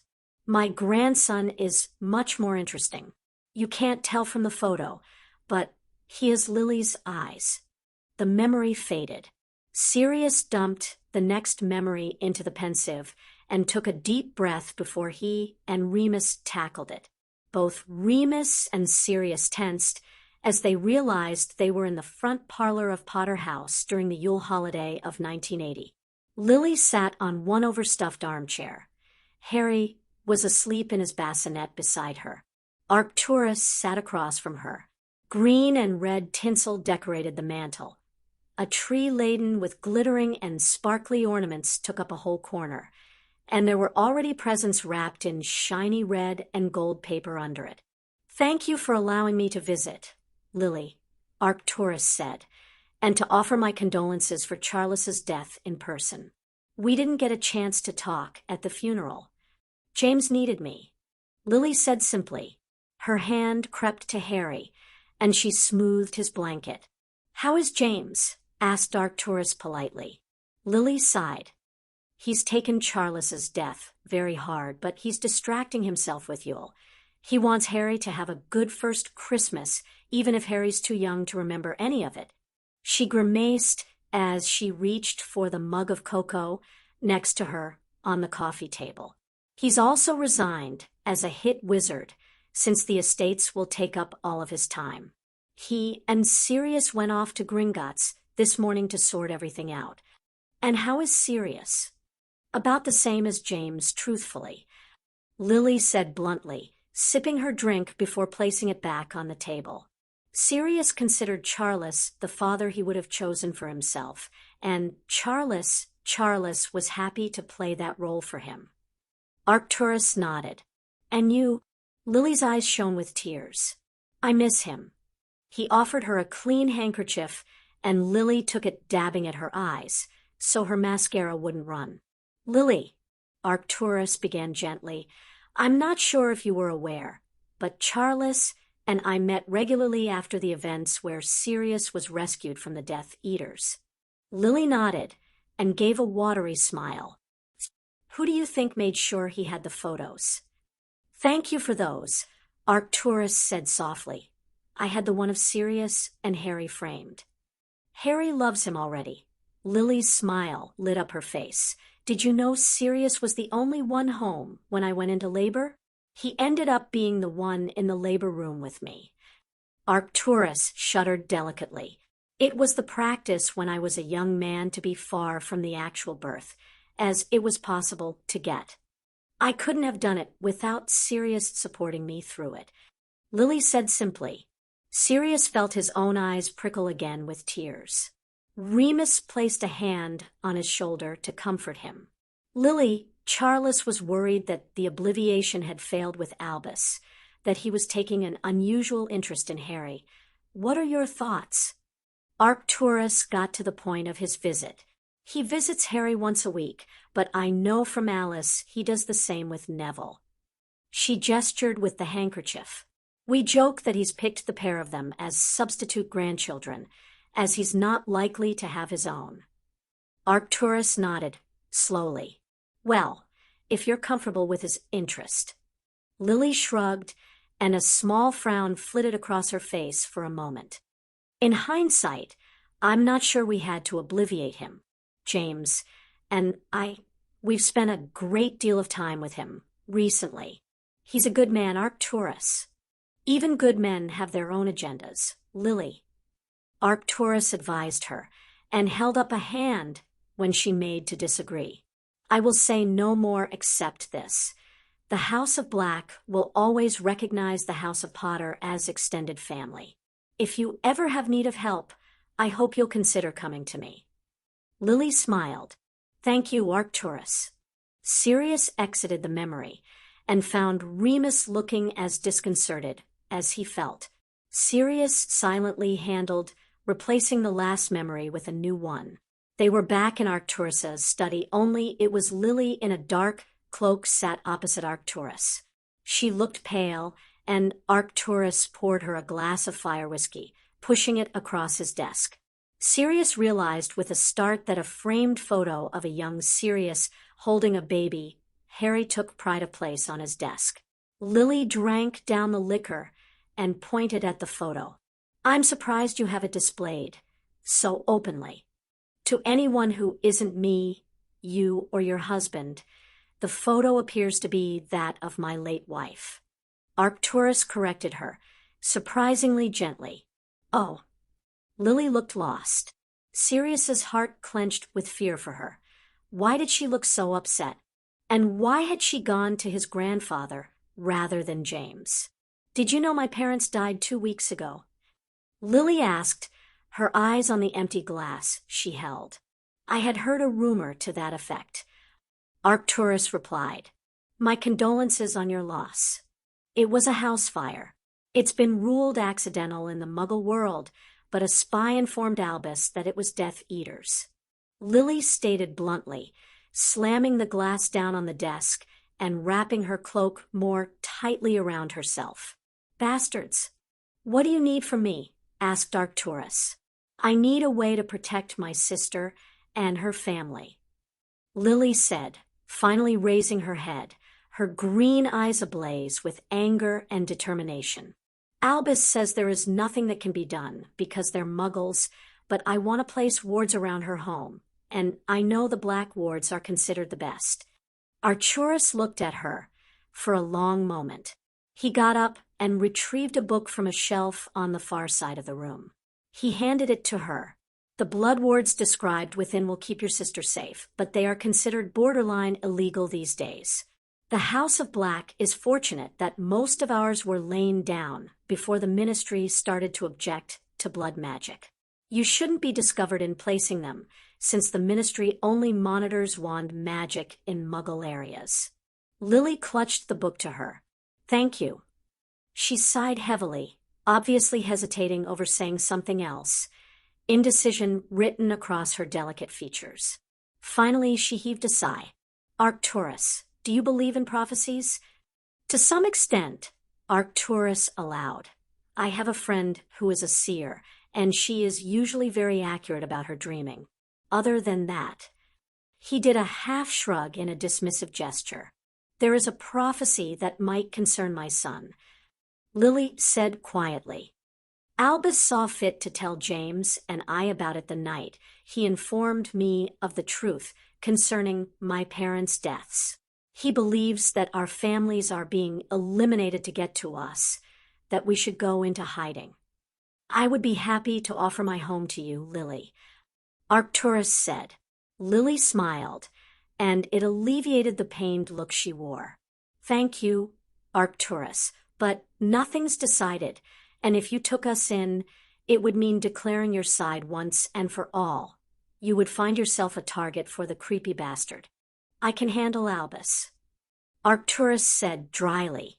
Lily laughed at that before she sobered again. I'm so scared for Harry. We probably will go into hiding, but I just don't think it's going to be enough. Call it maternal instinct, but I can't help feel that I need to do more to protect my son. For the second time, Arcturus rose and raided a bookshelf, pulling down 3 old books which were handed to Lily. My wife followed the old religion, and these contain witches' magic, spells that can only be cast by a mother or a woman, Arcturus said. Perhaps you will find what you need in them. Lily's face brightened. Thank you. She sighed and got to her feet. I should get back before Harry turns Sirius's hair pink again. The memory ended. Sirius and Remus were cast out of the pensive again. Your grandfather gave Lily the spell that saved Harry, Remus said, sinking down into one of the nearby visitor chairs. Sirius sank into a chair beside him. I can't believe she came here. What was she thinking? They clearly had a very civil relationship, Sirius, Remus said absently. Do you think James knew? Sirius shook his head. He would have told me if he had, and he certainly would have told Lily to have stayed away from my grandfather. So it's just as well he didn't know, isn't it? He said. The books my grandfather gave her helped her keep Harry safe.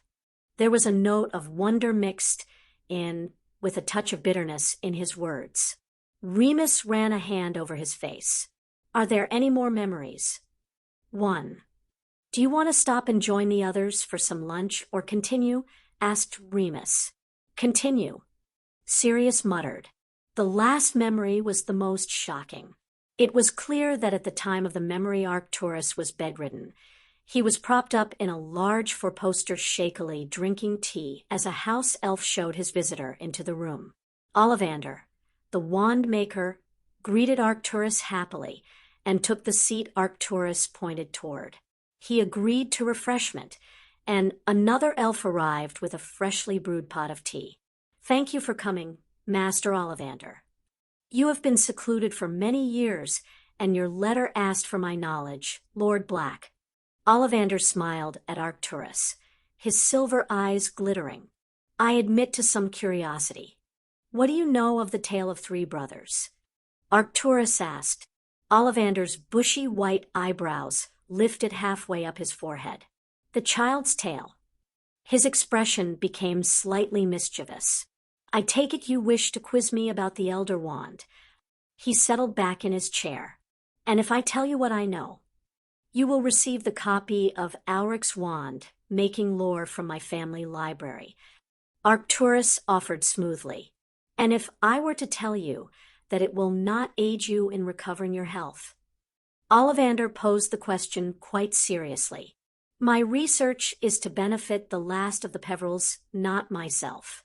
Arcturus replied. The Potter boy. Ollivander's eyes gleamed with curiosity. Interesting. But then it would explain the photo by your bedside. Sirius glanced to where Ollivander's gaze had darted and found the photo of himself with baby Harry on his grandfather's bedside table. Arcturus chose to stare the wand maker down rather than answer. Ollivander's lips twitched. I accept your terms. Arcturus inclined his head. The Elder Wand is also known as the Death Stick. It is said to have been crafted by Antioch Peveril. Ollivander began, enthusiastically. It is purported to be a wand wrapped in a wand wrapped in a wand. The root of the elder tree was the inner core soaked in Peveril's blood and covered with runes of power. The bark of the elder tree was wrapped around the core, covered with more runes that conveyed accuracy and balance. Finally, this was placed within the hollowed-out core of an elder branch and fashioned into a wand. Only one mark was made on the outer wood, the invention mark of the Peverils. There was no other magical core, inquired Arcturus. It is all supposition, as nobody knows for certain. Because of the tale that has death gifting the wand, there are those that believe the rumor that the inner core was a thestral hair, but I consider that a story. Ollivander's thin hand waved in the air. If it is made entirely of wood, it would make the wand very unique. The other main difference is that normal wands choose the wizard or witch who has the best affinity with the magical element at its core, but their allegiance can be borrowed or stolen if they are a near match to someone else, or if there is a close relationship between the two users. It's why families that struggle financially will often reuse their ancestors' wands, for instance. But the Elder Wand's true allegiance is said to be only with the line of Peveril. But in the tale, the wand transfers its allegiance to someone more powerful. Once Antioch used it to kill someone and boasted of it, quizzed Arcturus thoughtfully. Pish and tosh nonsense. Ollivander dismissed with another wave. Antioch was killed in his sleep and the wand taken. It isn't sentient. It couldn't have known the danger. Woken Antioch up and killed the thief all by itself. It is a powerful wand, a most unusual and unique wand, but it is only a wand. Do you know where it is? Arcturus asked. The last rumor that was told to me that I believed had any kind of veracity was that Gregorovitch had it. Ollivander smiled. He's always been fascinated by the topic. He's tried on 4 separate occasions to replicate a non-core wand and hasn't been able to achieve any success. Arcturus smiled at Ollivander. And where do you suspect it actually is now? Ollivander smiled back, recognizing that Arcturus had seen his evasion and hadn't fallen for it. If you want to find a powerful wand, you need to find a powerful wizard. And if you want to find this powerful wand, it is wise to look at the last time 2 powerful wizards came to blows. The history of the wand is drenched in bloodshed. His gaze sharpened on Ollivander suddenly. Dumbledore? He won the wand from Grindelwald. Sirius's mouth dropped open. Albus? Albus had the Elder Wand. Well, that explained his position on searching it out when the Resurrection Stone had been found. Ollivander spread his hands out in a I don't know gesture. My theory only, although I believe it is the reason Albus never personally challenged you-know-who in a 1-to-1 battle. He didn't want to take the risk of losing its allegiance to the Dark Lord. Arcturus said. Exactly. Ollivander replied. He blinked, his silver eyes shifting to see something in his own mind. I suspect the wand will make its way to the Peveril child in good time. What about the other Hallows? Arcturus asked. Do you know where they are? The other what? Ollivander asked, seemingly surprised at the question. The other Hallows, the cloak, and the stone. Arcturus expanded. Ah, Ollivander gave another smile. I'm afraid I can't help you there. They're not wands, and I have no interest in them. You're not interested in the notion that if all 3 are reunited, the holder becomes the master of death. Arcturus countered. Ollivander burst out laughing. Dear me, Arcturus, the tale is fictional. Death did not gift the artifacts to the Peverils. They created them. Bringing them together creates a powerful arsenal, but one to master death itself. I rather doubt that. Arcturus huffed, but he gestured weakly. What does the wand lore say about the Elder Wand and the Peveril family magic, or family magic in general? Ah, now that is a much more interesting question. Ollivander paused to take a sip of his tea, set it aside again, and sat back. The most credible account that I've come across of the origins of family magic tells of the wizarding world on the brink of collapse as Camelot fell, beset by power-hungry wizards and witches who wished to fill the vacuum, and by muggles that feared them. Thus, Merlin invited 30 families with the most powerful wizards and witches among them, and cast a spell of protection. A spell that bound and sacrificed their most powerful member, who, instead of dying, transformed into the guardian spirit totems that embody family magic. Merlin was then able to direct all these spirit totems in concert to hide magical folk from the Muggle world and eradicate the evil from within the wizarding. Once done, Merlin disappeared. It is said that he died in the effort, and the 30 families formed the Wizarding Council and began the Wizarding Society that would evolve into our world today. He paused. Soon, they each realized that the most powerful wizard in each generation of their family was bound to the sacrifice, able to call upon the family magic, with the price being they added their own magic on dying. Family magic became insular, each seeking to protect their own pool. And over time, the 30 families drifted in politics and values. Yet, the pool of magic available to help protect the wizarding world remains, and theoretically the most powerful overall in each generation should be able to call upon not only their family's magic, but that of the others. What of those families that have died out, such as Hufflepuff? Asked Arcturus. The magic is still there in the ether to be called upon, Ollivander stated and shrugged. One presumes the most powerful within the families would be able to call it, but no one knows for certain if this is true. Arcturus checked, bemused. There are many origin stories. Ollivander said, Who knows which is the truth? My preference is this one. And what of the Elder Wand and family magic? Arcturus pressed on. The account of the Elder Wand that I believe is a very old one that was made by a French wand maker called Lumiere, who claimed to have spoken to Ignotus about Antioch's invention personally. It is from this account that the description of the non-magical core originates. Ollivander took a breath. I admit that I only took a passing interest in the rest, but I believe it talks of a dark wizard called Severn. Arcturus made a noise. Like the river. Like the river, Ollivander agreed, and the Peverils created their artifacts to fight this wizard, calling upon their family magic to assist. Lumiere theorized that the reason why nobody else could replicate the Elder Wand was because its magic was gifted to it by family magic. His lips twitched. Did you know the Peveril totem was purported to be a thestral? The totem changed when they took the name of Potter and became a griffin. I see. Arcturus leaned back. So the defeat of the river in the tale is actually the defeat of the dark wizard using magical artifacts that are created from their family magic, where the totem is symbolic of death. And thus the tale emerges of the three brothers defeating a river and receiving gifts from death. Did the account say how the artifacts were used to defeat the dark wizard? It may have done. Ollivander gave an unconcerned shrug.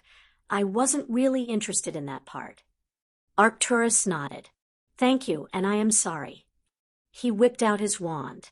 Oblivate, you came to examine my wand, and have found it to be in excellent condition. In future, should anyone ask about the Elder Wand, you will say only what the tale of three brothers imparts, and the rumor that the wand was with Gregorovitch. You will say you do not know anything else about the other Hallows, as they have nothing to do with wands. Ollivander blinked at him. He dropped his wand. As I was saying, thank you for coming out, Master Ollivander, but I fear I need to rest now. He motioned. An elf popped in, ready to escort the wand maker out. Of course, Lord Black, I will take my leave. Ollivander was soon gone from the room.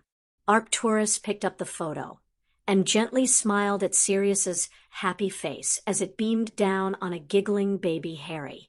I don't have long, and I have done all I can. The rest is up to you, my boys. Sirius stumbled as he exited the pensive, and he groped for a chair. He sat down heavily. Well, I can go to Ollivander and ask him about his source for the family magic story. Remus babbled. And I can get Bertie onto the Lumiere story, I'm sure. Maybe the DOM already has a copy of it. Actually, it could be in that stack of paper about the family magic in your grandfather's desk, and Albus has the Elder Wand. Sirius interrupted sharply. He has a Potter family heirloom in his possession, and obviously he doesn't intend to give it back. Remus sat down with a thump. Sirius, it's not that simple, and... Oh, I get that it's not simple, Remus. Sirius lurched to his feet and started pacing. Back then, I always thought that Albus didn't confront Voldemort because he was old and was better suited to running things than field action.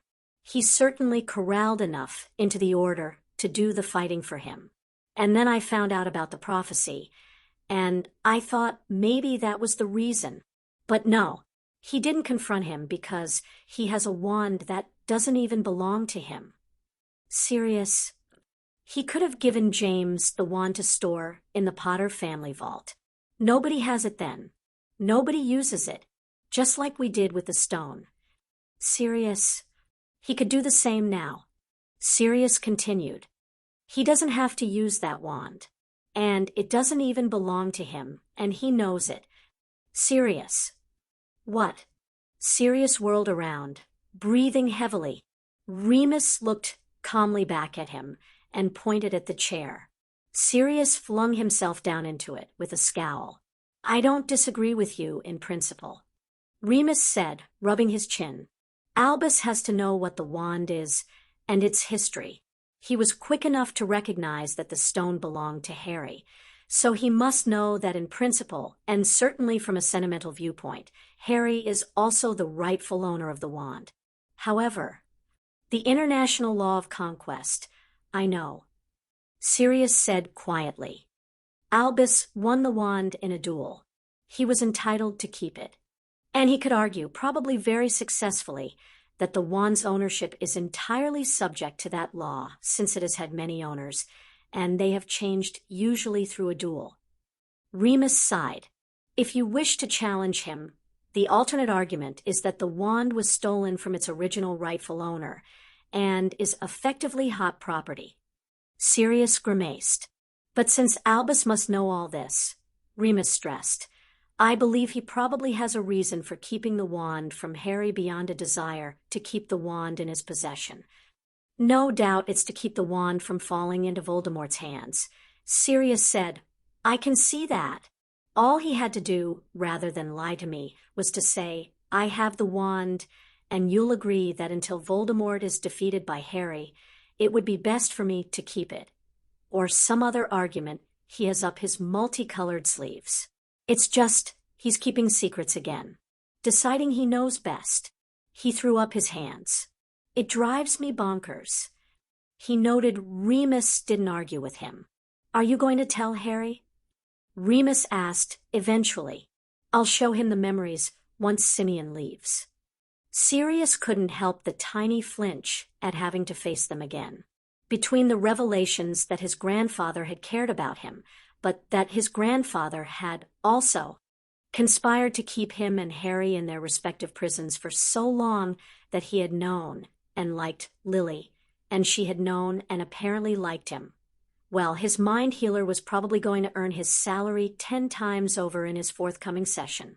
And then there was Albus creating problems again. Harry can decide whether we confront Albus or not about the Elder Wand. At the end of the day, it is Potter property. He needs a say in deciding what we do. Remus winced. Sirius sighed because he agreed with him. It was not going to be a fun discussion when Harry realized Albus had kept something from them from Harry. Something that was potentially useful if they could work out how all of the 3 artifacts had been used to defeat the dark wizard Severn. Harry had forgiven Albus once. Sirius wasn't sure he'd forgive him again. Pronglitz World Cup, Chapter 3. Neville waited impatiently at the flue with his gran. They were hosting an introduction party for the Black region apparent. It was the first time that the Longbottom and Black Alliance would be on public show instead of the Longbottom and Potter. He knew his gran was determined that the event would be a smashing success to underline that just how much the House of Longbottom valued its alliance with the House of Black. He had seen such a change in his gran over the summer. It was as though she'd been given another lease of life. He'd always be grateful to Lord Black Sirius for that if for no other reason, although there were plenty others, convincing his gran to buy Neville a wand that was matched properly with him. The politics lessons, the estate management lessons, his magic lessons, the outings, but most importantly, his friendship with Harry. It had been a surprise to him that Harry's parents had been his godparents, but it made sense of why he had only his gran and a handful of elderly relatives in his life. Since the start of the summer, and that news, he'd asked his gran about his father's friends more, and discovered the two men closest to his dad had been the Pruitt twins, Fabian and Gideon. They had died at the hands of the Death Eaters. His mother's closest friend had been Lily Potter, and his gran hadn't known any others beyond noting both women were known and accepted in the social circle of the Potter Alliance. Neville wondered why none of them had come forward to help his gran until he'd realized from an overheard comment that his gran had pushed most of them away at some point in her grief. It was a hard thing for Neville not to feel resentful. He loved his gran, but her previous behavior had turned away people who could have helped him help them. He could have adults in his life who didn't despair over his lack of magical ability or who compared him constantly to his father. He could have grown up with friends instead of being isolated in Longbottom Manor. But then, in fairness to his gran, maybe it wouldn't have made a difference. Maybe he would have still been shy and awkward. Maybe. But he wasn't isolated any longer, Neville assured himself. The Potter Alliance was re-established and all of the heirs were committed to working together. And moreover, he and Harry had both delighted in being godbrothers. It was a relief to Neville that Harry was just as eager as he was to establish a better friendship.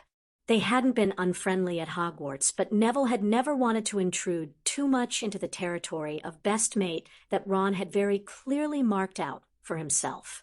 Although in hindsight, Neville could see that alongside the possessiveness, Ron had truly been protective of Harry, who'd been overwhelmed by the attention. In truth, Neville had been too insecure about his own worth to force himself upon the boy who lived and later, on the boy he'd come to know as Harry. Somehow, though, thanks to their family alliance, Neville had been given the opportunity of forging a unique place with Harry. Harry wanted him to be his godbrother as much as Neville wanted Harry to be his, and Neville had grasped the inner courage that had made the hat sort him into Gryffindor and grabbed that opportunity with both hands. He was pleased beyond measure at the result. Harry trusted him and believed in him, and Neville had meant every single word of the oath of fealty he had sworn. So, just like his gran, he wanted the evening to be a success for Harry, the heir of the House of Black, and his godbrother. Neville smoothed down the front of his robes again, nervously, his fingers absently tracing over the stitching of the Longbottom crest. His gran shot him a quick smile, and he straightened as he smiled back. The flute chimed, and immediately Sirius stepped through with an elegant precision that his gran approved of with a smart nod. Sirius, his gran offered her hand, which was quickly kissed. "It's wonderful to see you. I hope everything will be to your liking. Knowing you, it will be perfect, Augusta." Sirius smiled warmly at her before he clasped Neville's shoulder. "You look very smart, Neville." The flue flared again, and Harry stepped out, sighing with relief when he didn't stumble. He greeted Neville's gran first before he and Neville shook hands formally, grinning as they both rolled their eyes at the absurdity. Sirius took his place beside Neville's gran in the lineup, and Harry took his beside Neville, nudging Neville's arm and continuing to grin at him. After that, the House of Black arrived in speedy order. The guests of honor, Simeon and his wife, arriving first before the Tonks arrived with Hermione, and lastly, the Malfoys. Neville took a perverse pleasure in seeing the Malfoys bow, or in Narcissa's case, curtsy, to his gran. None of his humor showed, though, as he shook Draco's hand and bid him welcome. He was surprised that Draco managed to keep the sneer of his face. Simeon took his place in the lineup beside Sirius, while everyone else was ushered into the formal parlor where the refreshments had been set out. Neville knew that Andromeda would play hostess in the absence of his Gran. "Well, gentlemen," his Gran said, "are we ready for the hordes from the Ministry and the Wizengamot to descend?" "You mean locusts?" Sirius commented dryly. "They can't be that bad." Simeon protested, winking at the two boys. Neville and Harry looked at each other before they shared a smirk with Sirius. "Worse," they chorused. "Really?" his Gran admonished, but her eyes were sparkling. "Some of them are our allies." "All locusts except for our allies," Sirius agreed. "Got it."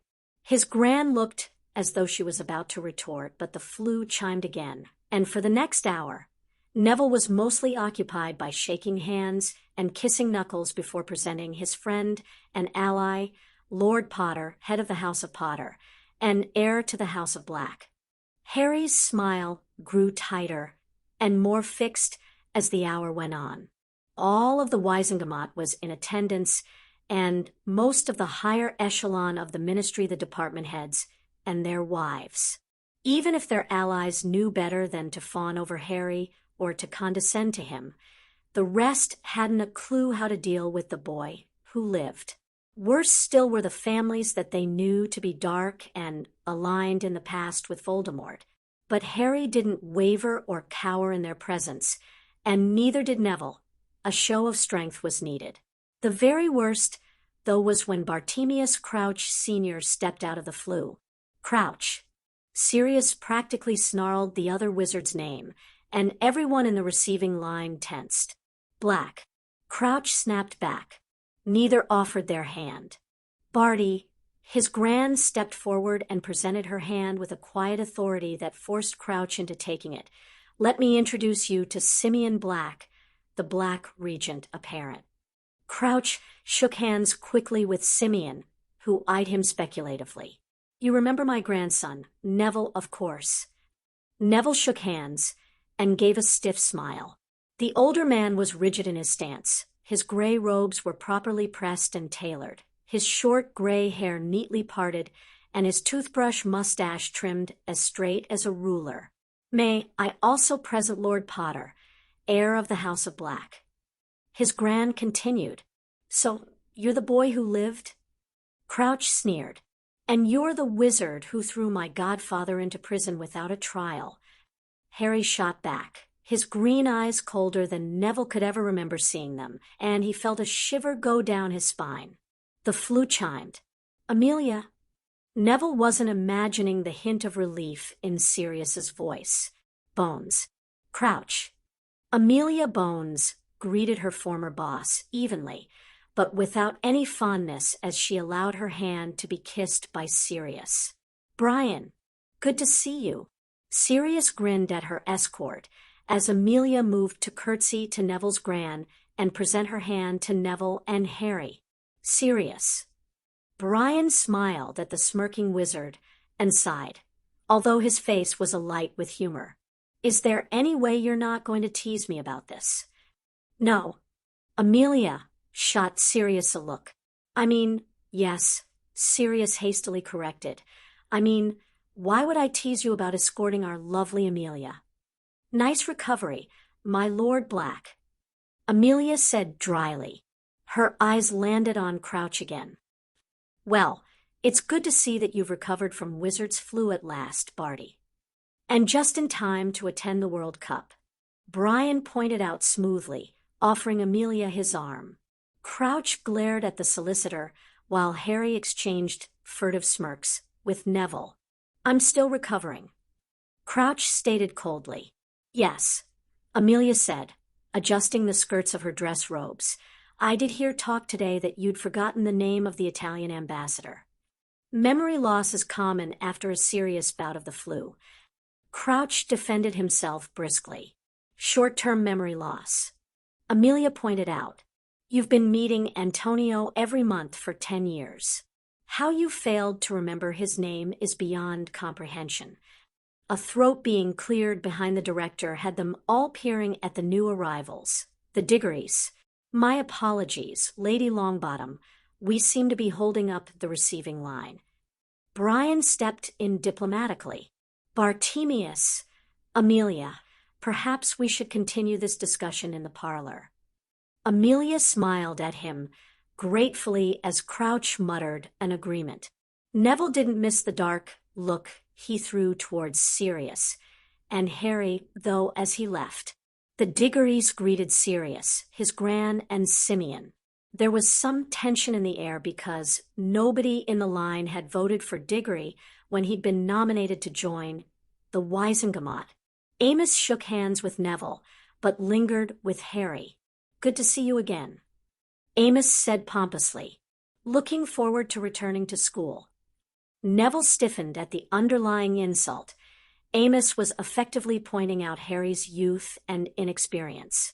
"Yes, Mr. Diggory." Harry replied politely. "It'll be good to get back to Hogwarts." Cedric stepped in to smooth things over and thankfully changing the subject. "Are you going to the World Cup?" "We are," Harry said. "You?" "I can't wait to see Crumb in action," Cedric said, eagerly. "He's a brilliant seeker." Harry nodded, and Neville knew that his friend was eager to see the match and pick up some of the seeker moves. "So are you, son?" Amos interrupted. "You beat young Potter here, didn't you?" Cedric looked miserably embarrassed once more. "I've told you before, Dad. It wasn't a fair win." Since Harry had been busy falling off his broom because the field had been invaded by Dementors during the moment Cedric had spotted and caught the snitch, Neville agreed with Cedric's view. "Nonsense," Amos blustered. "You won. That's all that matters." The flute chimed again. "We should head inside before we make the same faux pas as Amelia and Barty." Peggy Diggory nudged her husband pointedly while shooting an apologetic look in Harry's direction. Of course, of course." Amos inclined his head, offered his arm to his wife, and set off to the parlor. Cedric mouthed a sorry and trailed after his parents. It was a relief that the next group out of the flue were the Weasleys. It was only Arthur, Molly, Ron, and Ginny Bill had arrived escorting Alicia Doge earlier. Harry's tension eased a little, and Neville relaxed a bit more himself. "Oh, don't you boys look handsome?" Molly exclaimed, reaching to hug Harry rather than following etiquette. Harry smiled at her. "Hello, Molly." "Mrs. Weasley." Neville greeted her more formally, knowing his Gran wouldn't let him get away with anything less than the expected behavior. "Neville." Molly smiled at him as he kissed her hand. Ginny presented her hand with a smirk. Neville rolled his eyes at her, but kissed her knuckles. She turned to Harry and went bright red. Neville was torn between amusement at her evident crush and a tug of envy. Neville hadn't considered Ginny as a potential girlfriend until that summer.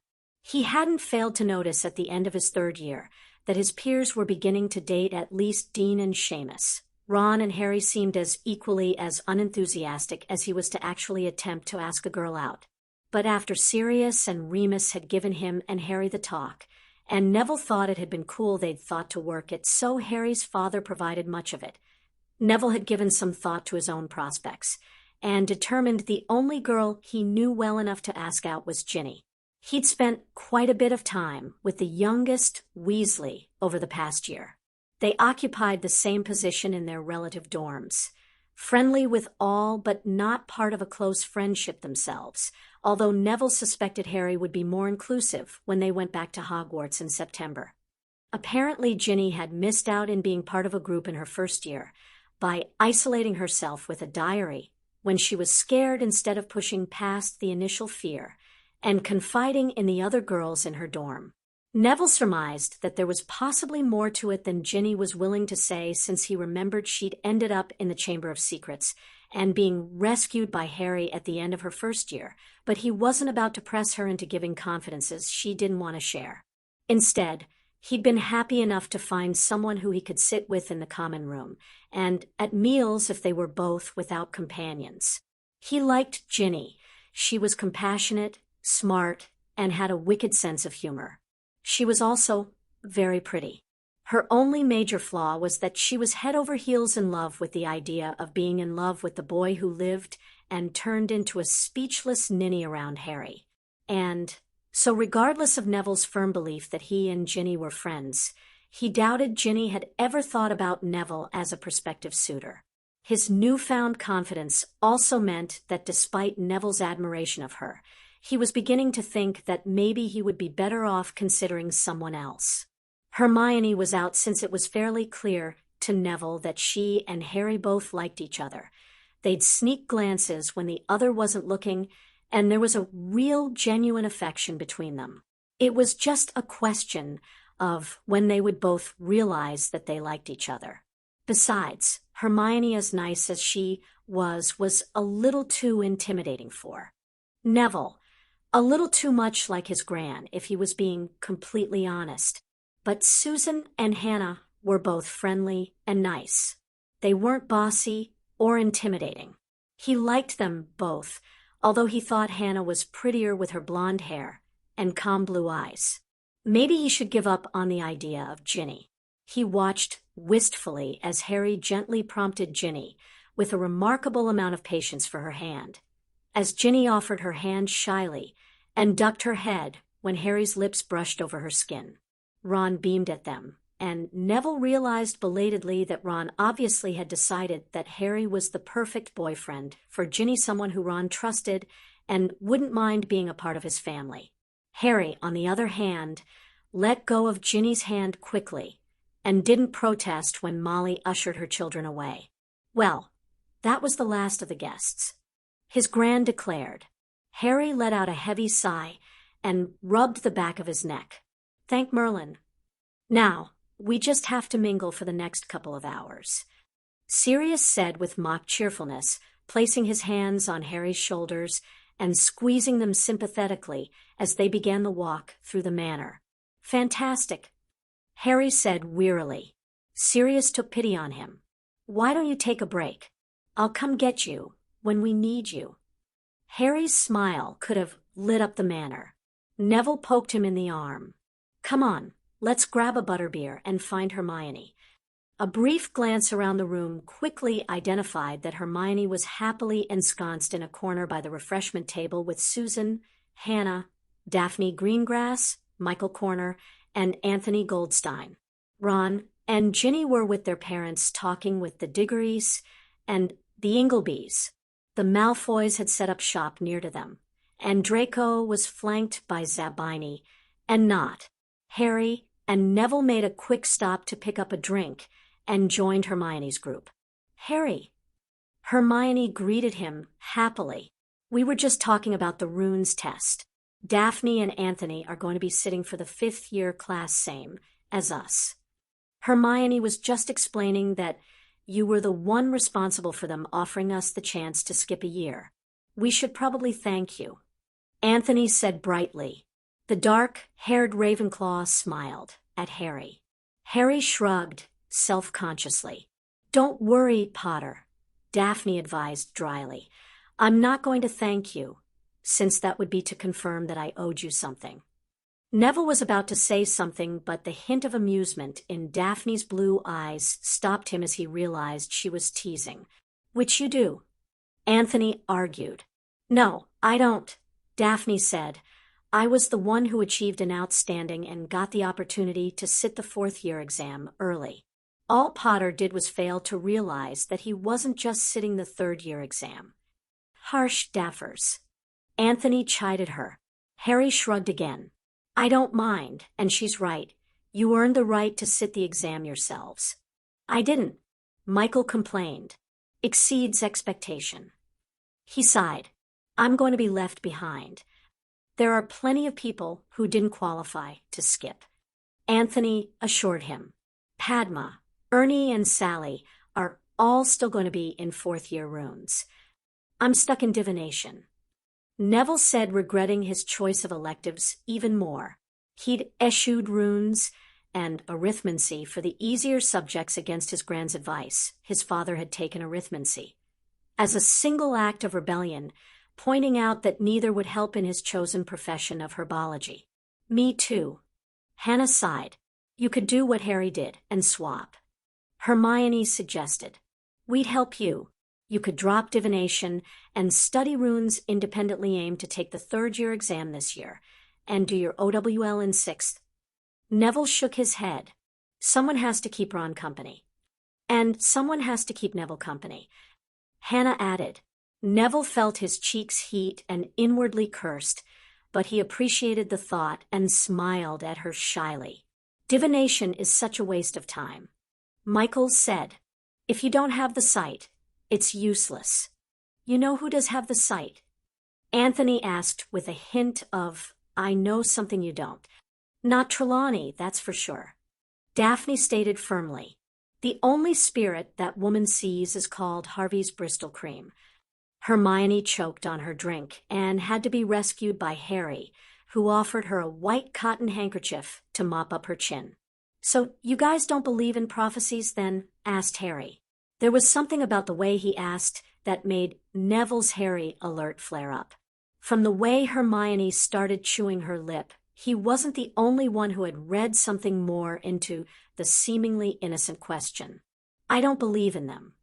Michael said firmly, there is absolutely no proof that one single prophecy has been correct. That's not true. Hannah claimed, there are plenty of examples, the oracle at Delphi, Cassandra, but everyone looks at the prophecies and bends them to fit. Michael argued, take the prophecy that a young boy who is important to the moon will die at daybreak. Well, somewhere in the world there's probably a werewolf boy who dies at daybreak, or a boy who was born under a moon, or a boy called Moon. People see what they want to see. I agree with Corner. Daphne said, raising her own glass. It's a load of dragon dung. Me too, agreed Hermione, and Trelawney is a complete fraud. But as I was saying earlier, Anthony asserted, there are true seers, and I know one. Harry looked at Anthony curiously. Who? A second-year, soon-to-be third-year Ravenclaw called Luna Lovegood.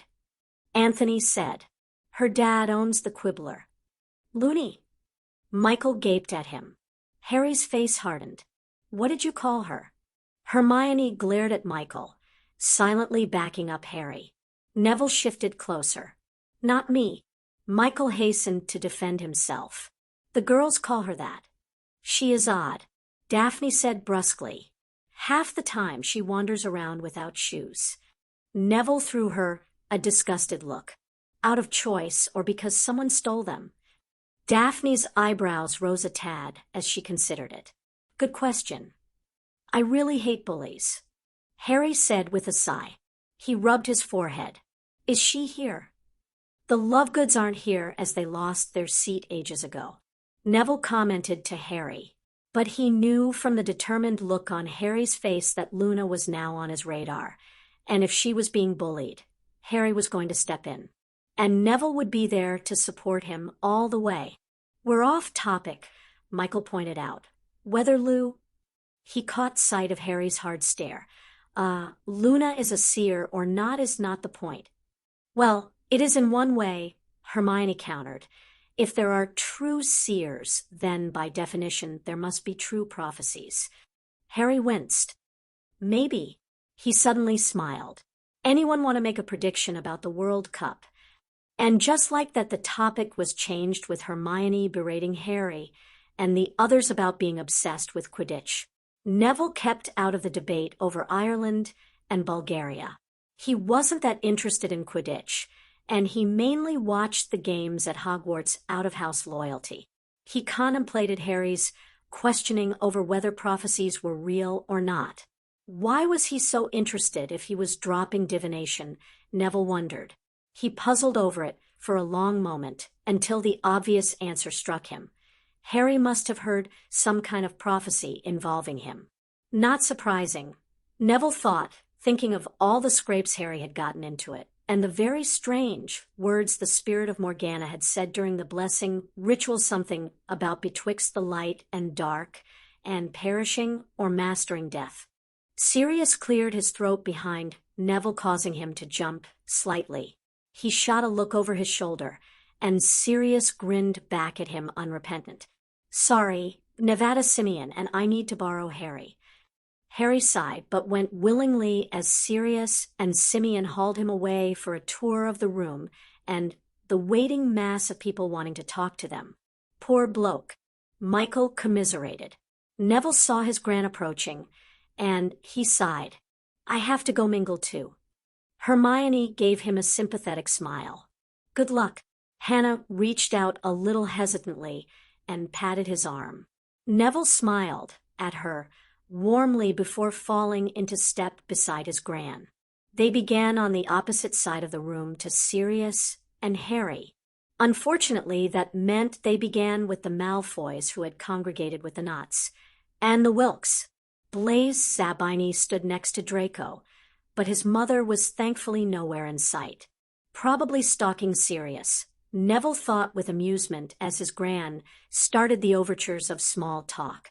"Longbottom." Draco sneered. "Malfoy." Neville gave him a cautious nod.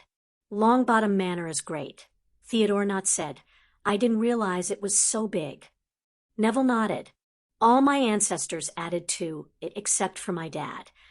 Draco shifted vaguely uncomfortable with the reference to Neville's parentage, which given his aunt and uncle had been the one to confine Neville's father to a long-term treatment ward was understandable. "My father says the grounds here are very extensive. We have a good spread." Neville said, "Most of it is farmland. We have a small forest and some deer. There's a freshwater stream and lake with trout my Uncle Algie likes to fish. And then we have the formal gardens and the greenhouses. I had no idea you had so much land." Blaise commented. Neville shrugged. "We also have a holiday cottage in Cornwall, an agricultural farm in the Peak District, and a hunting cabin in Scotland. And that's just the property in the UK. We have more abroad." Not, and Zabini looked suitably impressed. "Well, they do say land rich and magic poor." Draco said snootily. Neville smiled benignly. Draco was just skirting the edges of acceptable commentary. It would be easy for Neville to take insult. "I think you'll find that's not entirely accurate, Malfoy. I've been using my father's wand, but I've gotten my own now, and my magic is much easier." "How did you get around the underage restriction?" asked Blaise. "Lord Black arranged an exemption with the ministry." Neville explained. "My dad does the same every year on the grounds that I'm the last of the Knot line and need to be able to protect myself." Knot commented easily. "Most purebloods can get exemptions, Zabini. Hasn't your mum applied for you?" "That would mean her acknowledging my existence." Blaise said dryly. Neville suppressed the frown. That didn't sound like Blaise had a good home life, and Neville's compassion stirred. "Are you going to the World Cup?" he asked Blaise directly. "He's attending with the House of Black." Draco snapped. Blaise rolled his eyes at Draco's behavior.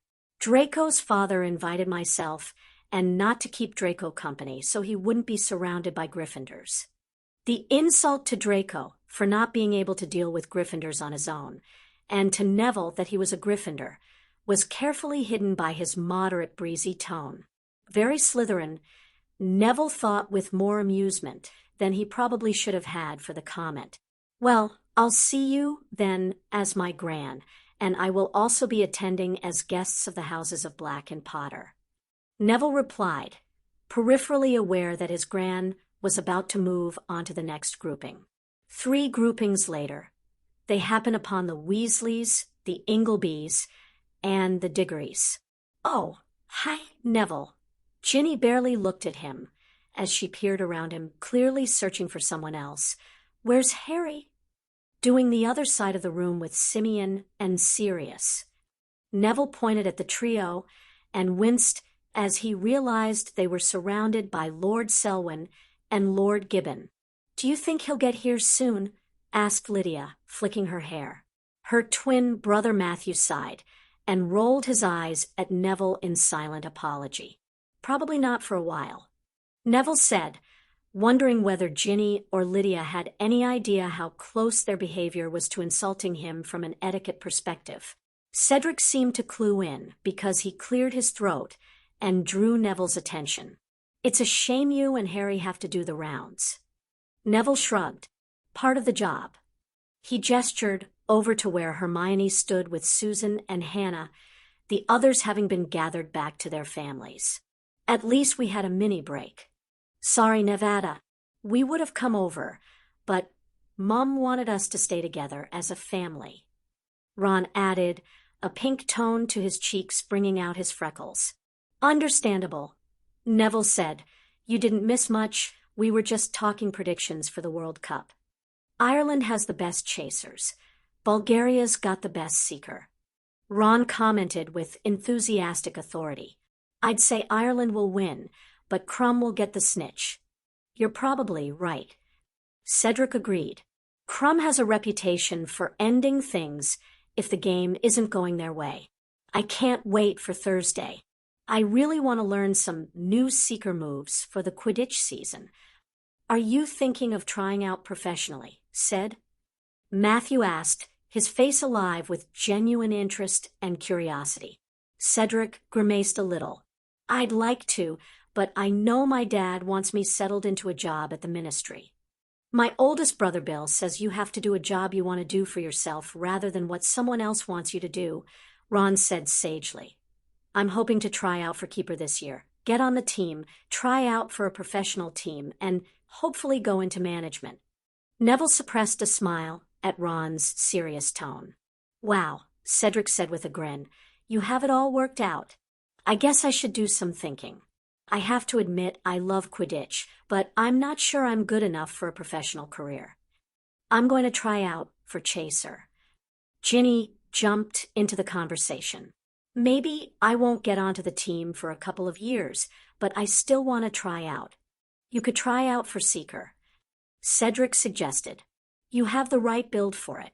Ginny blushed. "That's Harry's spot. I want to play on the team with him, not challenge him for his position." Lydia snorted. "Like you could. Harry's the best seeker we have at Hogwarts." Cedric cleared his throat. "Well, that certainly put me in my place." Matthew shot his sister an exasperated look. "Apologies," said, "she's a tad Potter obsessed." He avoided the slap aimed in his direction. "It's okay," Cedric said cheerfully. "Harry's great competition." Neville felt the nudge his gran gave him, and said his goodbyes moving on. He definitely should look elsewhere other than Ginny, he mused. She was so caught up with Harry that she couldn't see anyone else. It was a shame. He was in the middle of talking to Bill and the Doges about the plans he and Harry had for supplying wolfsbane ingredients when it happened. A scream sounded from the outer hallway where the powder room designated for the ladies' use was located. Neville unholstered his wand immediately. He noticed that Harry had done the same across the room, although Sirius and Simeon immediately flanked their heir. His gran raised her wand and shot off a small bang that gained everyone's attention even as she started walking. "Please remain in the room while we investigate. It may simply be a spider has surprised one of our more fearful ladies. Sirius, Simeon, if you could see to everyone." Sirius nodded immediately. "Of course, Augusta." "Amelia, if you would accompany me." His gran was already halfway to the door. Amelia was already in motion and fell quickly into step, as did the head of the Aurors, Rufus Scrimgeour, and Albus Dumbledore. "I'm coming with you too, Gran." Neville said. He could see his gran wanted to argue, but she nodded swiftly. The corridor was a crowd of men hovering outside the door, obviously torn between entering, and not since it was a ladies' bathroom. Men. His gran said under her breath, "If everyone could take a step back, please." "I think it's my Hillary," Douglas Vane said, whirling around in a panic. "We shall see what the matter is." Amelia said, stepping in quickly. "Rufus with me." She shot Dumbledore a look that told him to remain behind. Reminds me of the old days. Ed director? Rufus gave a rakish grin, which Amelia returned. They knocked on the bathroom door, and Amelia entered swiftly, wand out and poised. "We need a healer." Amelia shouted, "Someone get Ted Tonks." Augusta ordered smartly. Terry Stebbins nodded at Neville and set off to the reception room at a run.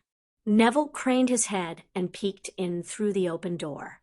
Hilary Vane was flat out on the floor. Amelia was casting diagnostic spells over the woman, but Rufus's attention was on the mirror. Neville glanced in and froze in shock at the blood-red writing on the mirror. "Tick-tock, Harry Potter. Your time to die draws closer." Ted pushed past him, and Amelia stood up to let him get to his patient. "She's fainted." Amelia said briskly, "If you could revive her, Ted, and we'll move her to another room." The writing's singing with house elf magic. Rufus stated firmly, "I suggest we got a forensic team down here and see what else we can find." Amelia nodded. "Lord Black should see this." Dumbledore had somehow squirmed his way inside the bathroom. "Harry will need to leave immediately." Augusta. "Yes. Neville, can you go and request Sirius comes immediately? You escort Harry home." His grand's mouth tightened in a way Neville knew well. She was furious. Someone had come into the manor, threatened one of her guests, and disrupted an important gathering for the House of Black, whom they were hosting. Hilary Vane stirred as Neville nodded and made his way back to the reception room. He made a beeline straight for Sirius, who hovered protectively near to Harry and Hermione, who had evidently joined them in the wake of the scream. "Lord Black, my apologies. My grandmother has requested your presence." Neville said authoritatively, "Professor Dumbledore has advised Harry leaves immediately, and my grandmother concurs. I will accompany him to Black Manor." Sirius's gray eyes widened, but he nodded sharply. "I would appreciate that, Neville. Hermione and Andy, can you both go with them?" "Of course."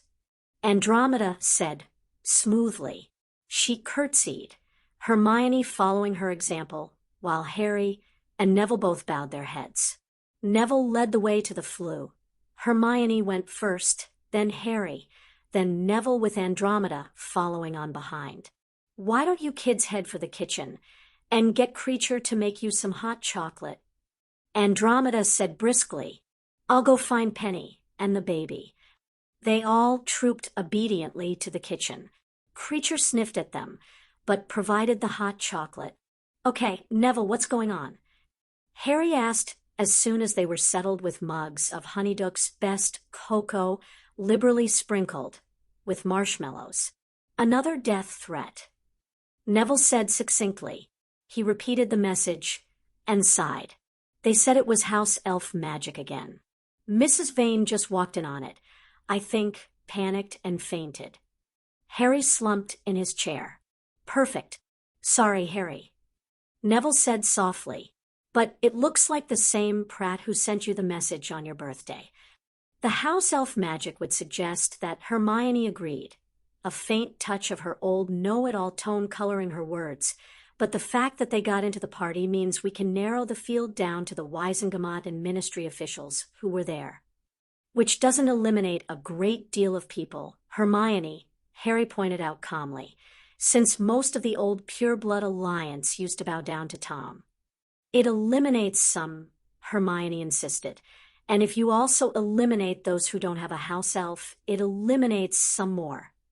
"Maybe on the ministry side," Neville said, "but most of the Wisengamot pure-blood families have elves." "Of course they do." Hermione snapped. "They all have slaves. Why am I not surprised?" Neville exchanged a quick alarmed look with Harry before mutually and silently agreeing to change the subject. Hermione and the subject of house elves was just a danger area complete with flashing lights and alarms. Harry gave a sudden groan. "Bugger. I'm probably not going to be able to go to the World Cup now." "Language, Harry." Hermione remonstrated with him furiously.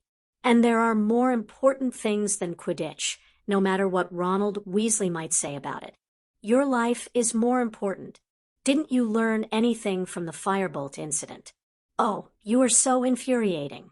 Don't you care someone wants to kill you? She got up, her chair scraping over the floor with a loud screech, as she rushed out, leaving two wide-eyed boys behind her. Neville and Harry both looked at the swinging kitchen door and back at each other. They shrugged in unison. Girls. The man who could ever explain how their thought processes worked would make a bloody fortune. Neville considered Riley. Harry shifted in his seat and took a gulp of his chocolate. I don't think Sirius will stop you from going. Neville began a little hesitantly. He didn't cancel the Wisengamot session after the death threat on your birthday. But that was business, and this is fun. Harry had perked up, though, and he smiled gratefully at Neville. Thanks for coming back with me. Your Gran is going to go nuts. She's furious. Neville said. She was so wanting this to be a success for the House of Black. Harry nodded understandingly. It was a success, Neville. The care and attention she gave to the guests and to the details Sirius knows she honored the House of Black tonight, and that can't have been easy after everything in the past. Neville nodded, uncomfortable with the reference to his parents and what had happened with the Lestranges, despite knowing Harry already knew and in many ways understood. He had a sudden epiphany and swore. Language, Neville. Harry said in an almost perfect mimic of Hermione. They both burst out laughing. What's up enough that it got you to swear? Asked Harry, gesturing with his mug. I was just thinking that Gran's going to be fairly disturbed at something so dreadful hitting so close to home again. If it was a Death Eater or someone in league with Voldemort, then that means they managed to land a blow, even a small one within Longbottom Manor. Neville sighed. Gran's going to hate that since it's the first time since, well, you know, if you think Sirius is bad, he is nothing on my Gran. Canceling the World Cup will be the least of it. Harry winced visibly. I'm really sorry, Nevada. It's not your fault that some dark nutter is after you, Harry, Neville said. And even if it wasn't a matter of house honor, we'd stand with you anyway. Same here.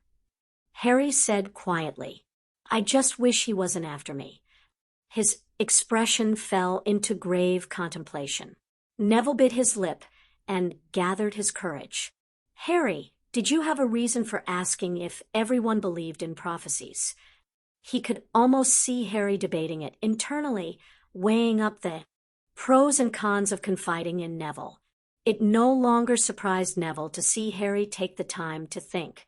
Having gotten to know him quite well over the summer, Neville knew Harry wasn't quite the reckless, charge-in with no-thought Gryffindor archetype that most people took him to be. Yes, he had moments when he personified that archetype, usually when his temper was up, but generally, Harry was much more considering of his behavior and actions than people gave him credit for. Harry shifted in his seat again before he drew his wand and sketched a privacy bubble. Neville had seen Professor Flitwick teach Harry the charm the week before, but he hadn't expected Harry to use it any time in the near future. That Harry had underscored that whatever he was about to reveal was very important. You can't tell anyone else about this, Neville, Harry began. Well, maybe your Gran, because I think she knows some of it, but no one else, okay? Neville nodded. Of course. Harry fidgeted with his mug for a moment before his green eyes flashed up and met Neville's, shining with determination. Have you ever wondered why I have the Dark Nutter after me? And suddenly it all fell into place. Neville's eyes widened. Oh, Merlin. He breathed. A prophecy? Harry nodded unhappily. Actually, I've been debating whether to tell you since I heard it because, well, the other person it might have referred to was, you. Me. Neville squeaked. The beginning goes something like, the one to vanquish the Dark Lord approaches, born as the 7th month dies, born to those who have thrice defied him. Harry gestured towards Neville. Both you and I met the criteria. Some Death Eater overheard it and told Tom, so he targeted us, our families. Neville stated quietly. He gazed at Harry in wonderment. It could have been me. The next part of it talks about him marking whoever it was as an equal. Harry's finger lifted and traced his scar. He chose to come after me, so. Merlin, Harry, Neville said, trying to gather his composure. He finally blurted out the only thing running through his head. Can I just say I'm really glad it's not me? Oh, bugger. That sounds terrible, but it's not. I don't want it to be you either. And Harry started laughing, and after a moment of stunned shock, Neville followed him. "It's okay." Harry waved at him. "Just, I understand. There's a part of me that kind of wishes it was you, even though I wouldn't actually wish having this target on your forehead on anyone." Neville gave a nod of understanding. "Do you believe the prophecy?" Sirius said, "And I agree with him, that it doesn't matter if I do or not." Harry said, "Since although we think Tom didn't believe it at first since he waited so long to actually come after me, he obviously does believe it now, so I'm a target whether I like it or not." Merlin. Neville breathed out sharply.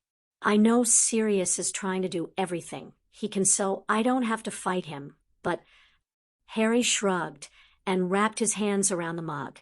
"It just feels like it's inevitable, like at some point is going to just come down to him and me." "Well," began Neville, not really knowing what to say, "we'll be beside you until it does." It was apparently the right thing to say. Harry brightened. "At least I'm being trained now. If there is a prophecy, it kind of begs the question why you weren't being trained before." Neville said thoughtfully, "Dumbledore mumbled something about giving me a childhood when I asked him in one of the lessons he gave me." Harry explained, "Personally, I think that's a load of rubbish, but, well, he is helping now, so—" He paused, and his eyes darted up from his mug to meet Neville's again.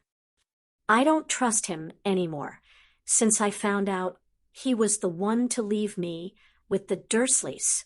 I mean, I've forgiven him, but—" He sighed. "I can't forget it." "I don't blame you," Neville said firmly.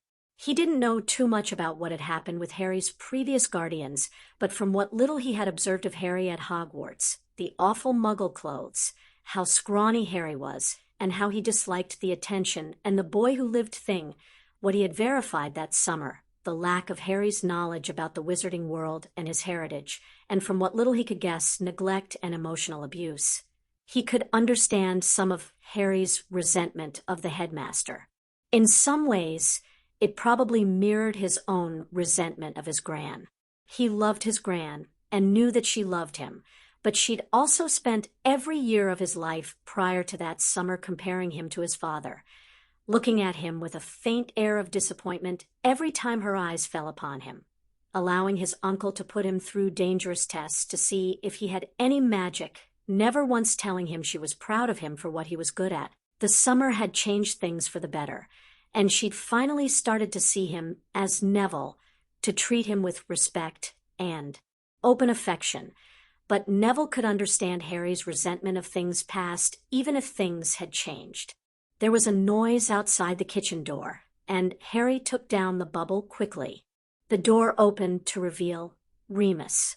"Sirius sent me a Patronus message." Remus explained succinctly. "How are you boys doing?" Neville mumbled, "I'm fine," at the same time as Harry. "What happened exactly?" asked Remus, sitting down beside Harry. Neville explained as Creature popped in and organized a mug of hot chocolate for Remus. Remus looked worried when he'd finished, and the older wizard reached over and gave Harry a one-armed hug. "Whoever it is just narrowed the list of suspects," Remus said comfortingly. "We'll be able to cross a few people off just because they weren't attending." Hermione said something similar. Harry admitted. "Where is Hermione anyway?" asked Remus, glancing around the kitchen as though Hermione had gotten lost in a cupboard. She, got cross with me when I complained that I might not be able to go to the World Cup anymore, and stormed out," Harry said sheepishly. Remus's eyes widened. Sorry for ruining your evening." Harry rushed out.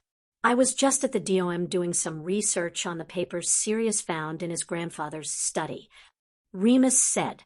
"So the evening is hardly ruined. How was the party before the excitement?" "It was going well, I think," Harry said. "People were enjoying themselves, and everyone was polite to Simeon and Anna." "Good." Another set of voices outside the kitchen door had Remus rising, his wand in his hand. Andromeda walked in, Hermione trailing behind her.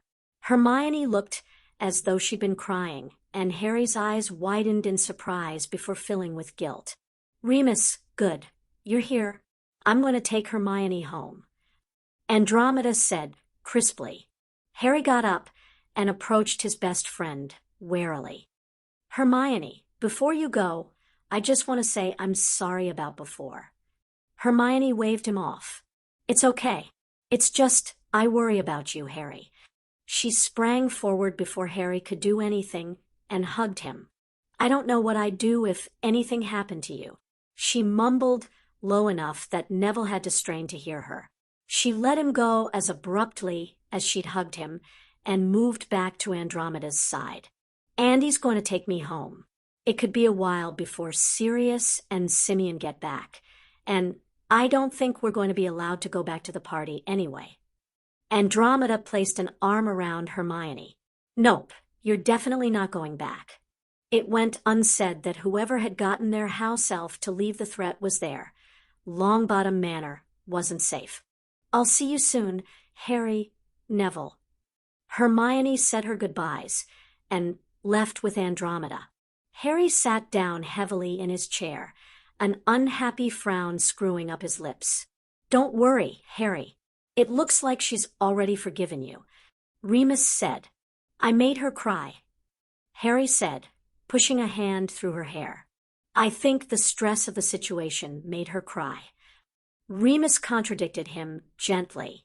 "I'm going to the library. I brought some books back with me. Why don't you boys get something to eat and then come and join me?" He departed the room before they could reply. Harry called Creature, and a few minutes later they were both eating fried egg sandwiches.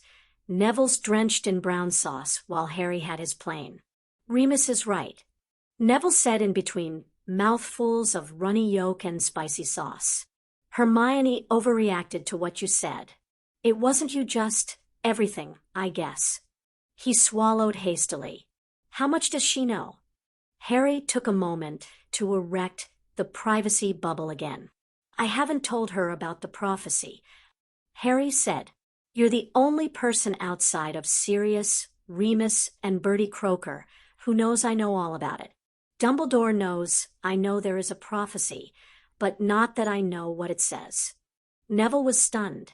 He was in awe that he was the first to be trusted. Harry changed position and motioned with a piece of the bacon. "I figured if anyone deserved to know about the prophecy, it was you. After all, it could have been me," Neville concluded, picking up another sandwich. "Are you going to tell Hermione and Ron?" Harry shook his head.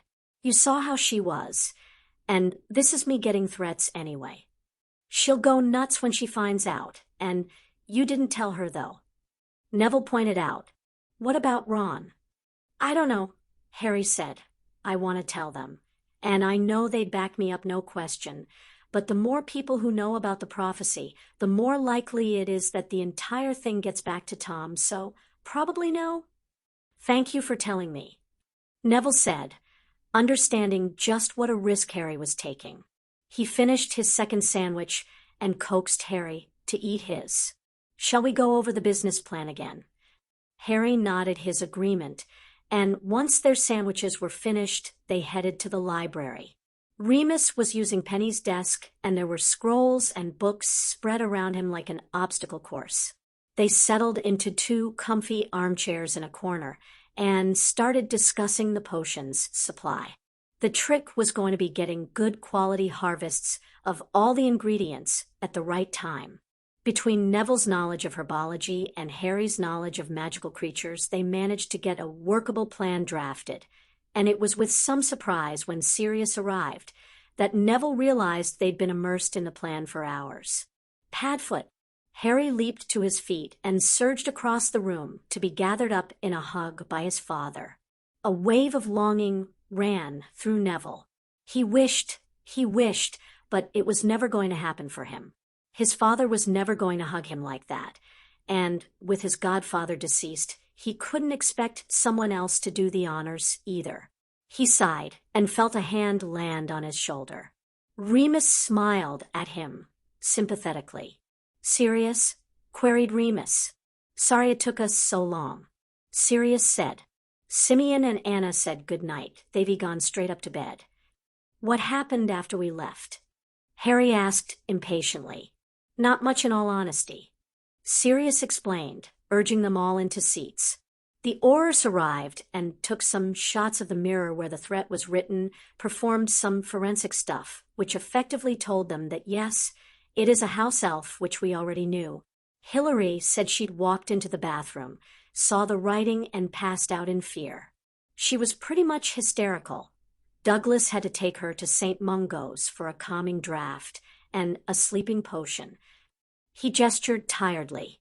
Other than that, the Aurors questioned everybody, but nobody admitted to seeing anyone in the bathroom before Hilary. Nobody saw anything suspicious. Nobody confessed so. We're still none the wiser. Remus finished. Sirius nodded. Lucius made the point of telling me the whole thing was very Gryffindorish, which I think was his way of saying it wasn't the former Death Eater crowd, since, most of them were Slytherins. Remus gaped at him. You don't think he was suggesting it was Peter? No, just someone else. Sirius said, although thinking about it, the risk that whoever it was took tonight is a characteristic more suited for a lion than a snake. He raised a hand to stop the questions. It's late. Neville, Amelia is staying over at the manor, and your grandmother said you can stay with us tonight, if that's okay with you. Neville nodded, pleased that his gran wasn't on her own, so he didn't feel obligated to go back. In that case, we have to give you this. Remus smiled wickedly and pulled a piece of parchment from a drawer. He handed it over to Neville. Messrs. Padfoot, Mooney, and Pronglet all invite Neville Longbottom to Griffin House, Potter Lane. Harry grinned at him. Brilliant. Come on, let's go home. Neville followed and excited Harry out to the flue. He kept the address in his head as he fled through after Harry and Sirius. Harry welcomed him into the house, and Sirius ushered them off to bed. Harry pulled Neville up the stairs, quickly giving him a snappy tour of the upper floors and Harry's own room, before taking him to a room on the floor below. Harry snapped on the light switch, and the room was flooded with yellow light. Neville looked around the cozy bedroom with a smile. There were Gryffindor red and gold accents in the linen and chair upholstery, but the rest was a warm chocolate brown. There was a dresser, a wardrobe and a desk, a picture of a lion on the wall above the bed, and a warm red woolen rug covering the hardwood floor. An open door led to an ensuite. A bookcase under the window was stacked with books of Muggle fiction, but a lot of books on herbology. Neville looked at Harry questioningly. Harry gave him a tentative smile. I thought this could be your room when you come over. He couldn't help it. Neville beamed at Harry.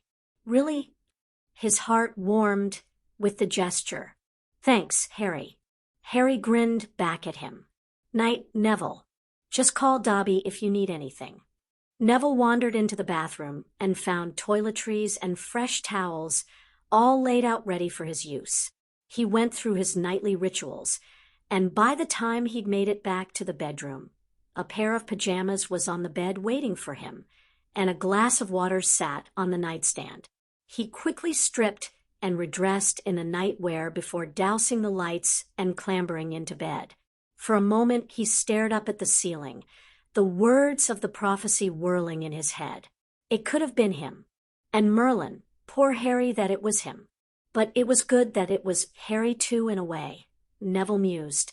Harry was a hero, a powerful wizard, a leader, a reluctant one, maybe, but a leader nevertheless, and for all that a nice guy. He might not have been the boy who lived the wizarding world had expected when he turned up at Hogwarts, but he was a very acceptable version, someone who saved people, risked himself for others, and stood up against the bullies. Yet, he knew for all that Harry would have preferred to have slipped into the shadows and resided in obscurity. He hated the attention and the stares. Harry had his insecurities and his foibles. He was naturally a little shy and a lot reserved. A lot like Neville. So many similarities and differences. Neville thought with wonder. How easy it would have been for Voldemort to have chosen the Longbottoms and not the Potters to attack. And then what? Would Neville have been the boy who lived? Would Harry have still had his parents? Or perhaps it would have been the Potters who would have ended up at St. Mungo's. Neville bit his lip. The boy who lived thing was already hell of a burden for Harry to carry. That he had defeated Voldemort once meant that people would automatically look for him to do it again. Worse still if people knew the full truth, and the prophecy was revealed. Well, Sirius had the right of it, Neville determined firmly. Prophecy be damned. Harry did not have to do it alone.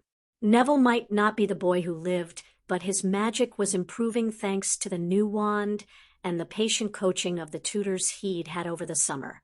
He had sworn his wand to Harry's service, and by Merlin Harry would have it.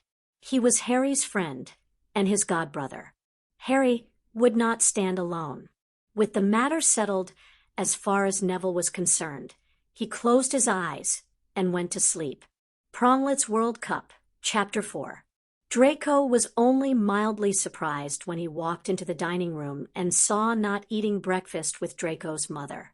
Bugger, he thought, irritated. He was sick to death of being forced into the company of the other boy.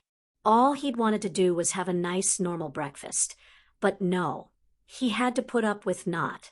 He walked over to the table, nodded at his mother, and sat down in his usual seat. Not Malfoy. Draco turned cool gray eyes on his mother. Are we expecting Zabini to join us as well? She raised her eyebrows at his biting tone. Your father and Lord Not are hosting a business breakfast with some of our allies. Our guests will be gone by lunchtime, but you will host Theo until then. Of course, Mother. Draco replied automatically, noting the words held a steely command. Since the Black family meeting in July, his mother had been asserting more and more authority within the house. His father had hardly spent any time with him, and instead had deferred to his mother. It was she who had decided Crabbe and Goyle couldn't visit, and that Draco should spend time with the spawn of those toadying to Black.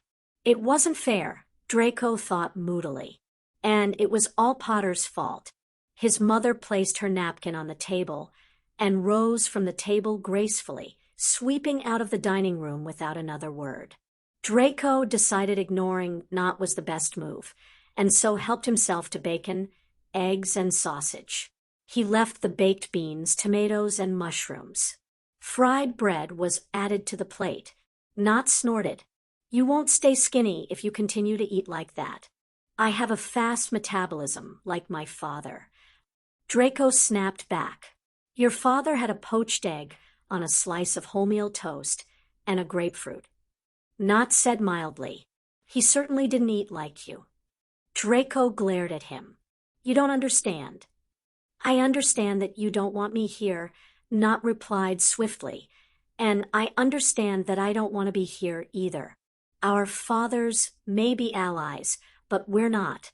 However, our fathers are allies, and they want us to get along, so perhaps you could stop being an arse, and at least be civil. I was being civil, Draco sneered. You were the one who insulted me. Merlin, Malfoy, Not said exasperated. I commented on the amount of fried food on your plate. I didn't call you a prat. Even if you are one. Draco heard the unspoken words and glowered at the boy. He threw down his napkin as food, almost untouched. I seem to have lost my appetite. Not raised one eyebrow mockingly. Now you're being a drama queen. He paused. For the record, that was an insult. Anger surged through Draco. You should show some respect, Not. Otherwise. Otherwise what? Not commented without raising his voice. You'll run to Daddy.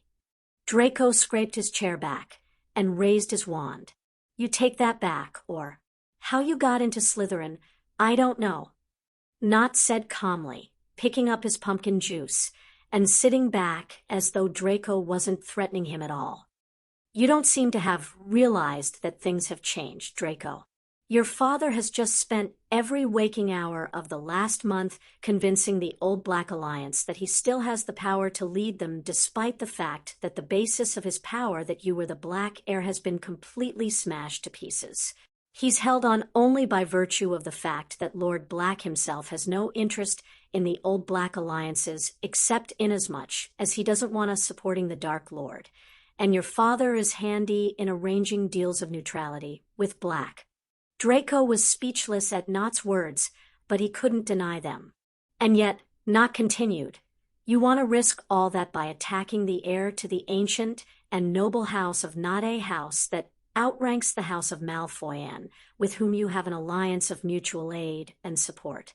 And let's not forget the ancient and noble house of Black, which retains primacy over your minor house, has a Dayton alliance, with us meaning no raising of wands. He looked insouciantly at Draco. You want to hex me? Go ahead. I'll be sure to ask Lord Black to use judgment on you for breaking oath. Each point Not scathingly made hit Draco like a bludger. The last, though, had him paling before flushing with frustrated anger. He had no wish to end up without his magic. He yanked his wand down and stormed out. He headed automatically for the music room on the 3rd floor of the manor. His mother had forced him into piano lessons when he was little, but his father had dismissed them when he'd taken more of an interest in Draco's education. Draco had at the time adored his father even more for stopping the torture of practicing scales and finger movements. But the music room had the best view in the house. A small balcony looked out onto the beautiful manicured gardens of Malfoy Manor, and Draco loved it there. When he was a child, he had pretended he was a king, gazing out over his kingdom. He'd stopped pretending, of course, but it was a favorite thinking spot. Once he reached the balcony, he collapsed into the wrought iron chair and stared out into the thin morning sunlight. He breathed in deeply, the sight and perfume of the gardens settling him as the initial rush of adrenaline that had made him storm out of the dining room subsided. His stomach rumbled. Cobbly, Draco called quietly. The house elf popped in, his large ears twitching. Yes, little Master Draco. Bring me a bacon sandwich and a pot of tea. Draco ordered imperiously. He suddenly remembered what Not had said about his diet, and waved a hand. Oh, and a grapefruit. Cobbly popped away, and almost immediately the food appeared on the small, wrought iron table beside Draco. He picked up the sandwich and began eating methodically and precisely. The act of eating, the scenery and the stillness of the morning finally drained away the last of Draco's anger. Instead, he was left with a lingering sense of frustration, irritation, and a sense of unfairness. He drank his tea and stared at the untouched grapefruit. The problem was Not was right, Draco mused with resentment. Everything had changed, and Draco hated it. He started to worry over Not's comments in his head. Well, not the comment about Slytherin, because Draco had been born and raised to be in Slytherin, although he knew his father would have preferred to have sent him to Durmstrang and avoided Hogwarts altogether. It had been at his mother's insistence that he had gone to Hogwarts. Still, Slytherin was for the ambitious and cunning. Draco had been. raised to be both. So a pox on Not for his stupidity in suggesting Draco should have gone somewhere other than Slytherin. And Draco knew he ruled in Slytherin, at least he had until that summer. He shifted position, uncomfortable with the thought, a frown on his pointed face. Truthfully, he had always known that he held his place in Slytherin because of his father. The Malfoy name, status, and wealth kept most of his contemporaries in line, and the upper years would ignore him rather than risk upsetting him and provoking consequences for their family's businesses or political dealings. What was beginning to sink in was that it hadn't been the Malfoy name, status, and wealth so much as the Black. Draco had been told, of course, that he was the Black heir and would complete the inheritance rituals when he was 17 and of age. His father had talked about a family fortune from his mother's side that would add to the prestige of the House of Malfoy. What he hadn't told Draco was that other candidates for the position were still alive, nor that his great-uncle Arcturus hadn't actually named him as heir despite being alive until just before Draco entered Hogwarts. In hindsight, he'd simply naively accepted his father's word. He'd accepted a lot of what his father had told him as truth, and he was beginning to understand that some of it wasn't truth at all.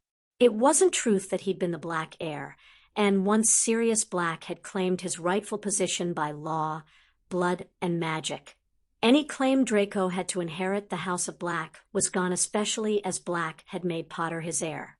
Perhaps Draco could have been Black's heir in another life where Black had done the right thing and sorted to Slytherin and hated the Potters, but the likelihood of him ever ditching Potter and naming Draco instead was very remote, and most likely would involve a compulsion spell of some kind. Potter. It was all his fault, Draco thought furiously. How dare he swoop in and take what was rightfully his? He should show Potter that nobody messed with a Malfoy, and his magic tingled, and Draco recognized the warning signs of the magical vow he had taken. Negative and angry thoughts about Potter apparently set off the alarms in his magic that he was coming close to breaking his vow. Balls, Draco thought morosely.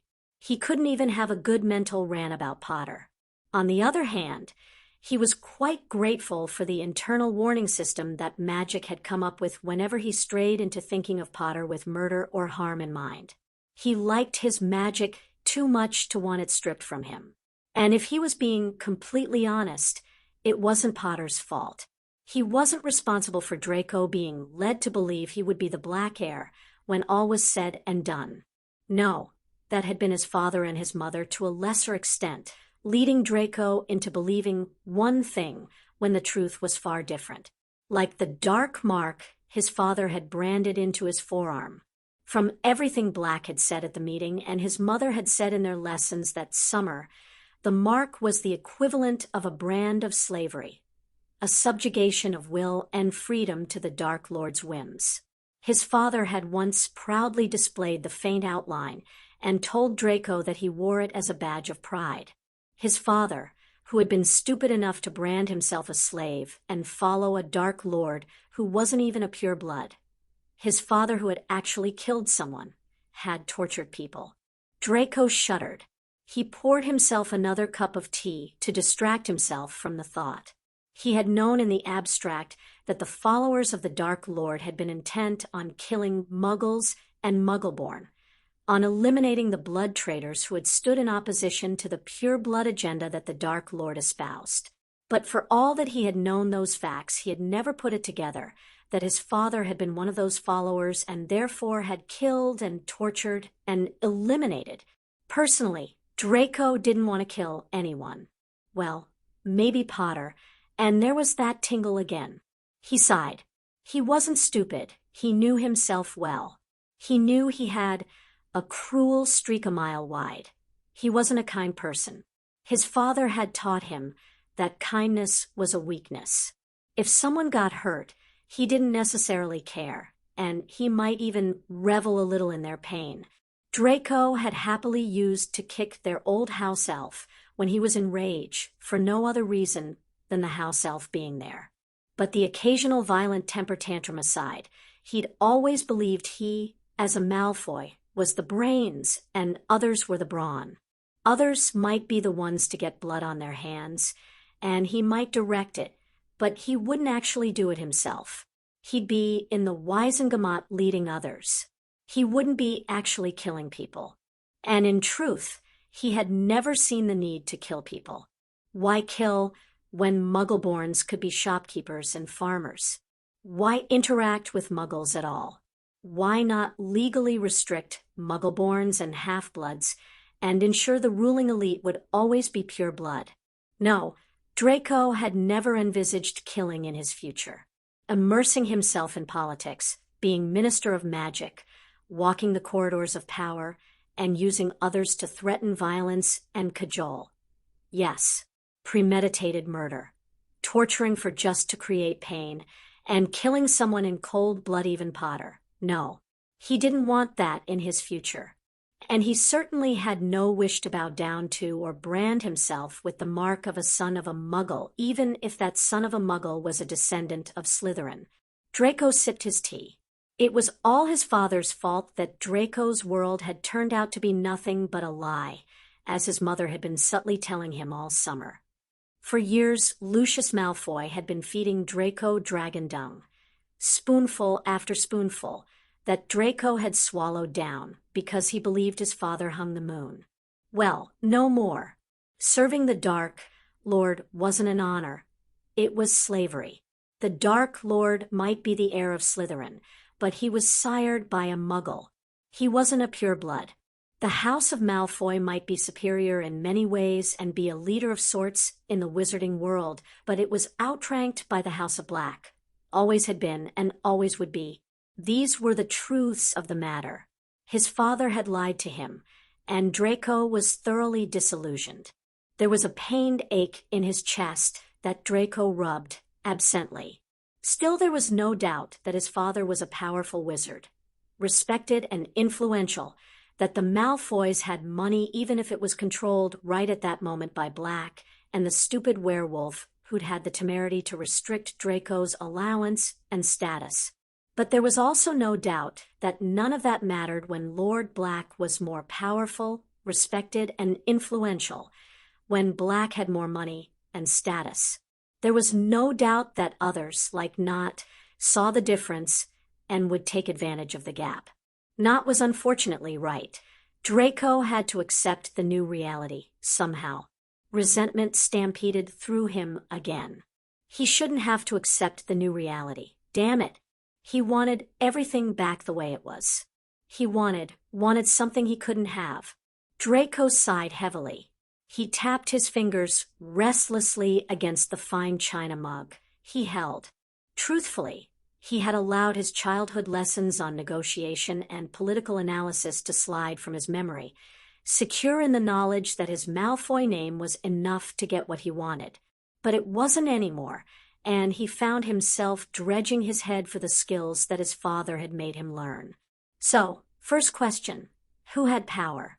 Answer, Black was the house that everyone feared above, and beyond the Malfoys.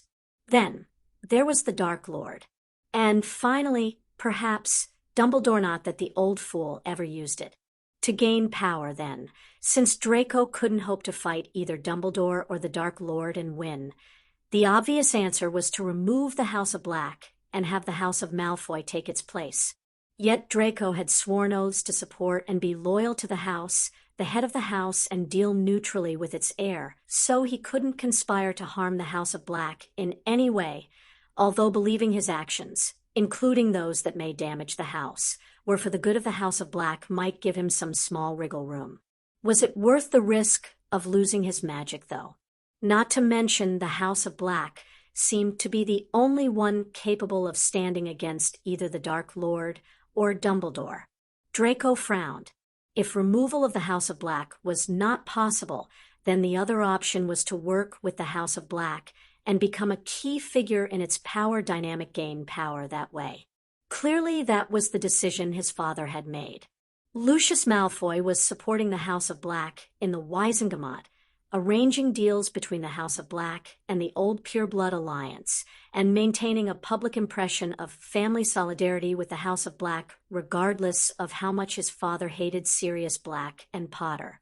His father, in a rare moment with Draco, had admitted that since he now knew the truth about the Dark Lord, following the madman wasn't an option, and supporting the House of Black to get rid of the threat, as they had vowed, really was the new plan.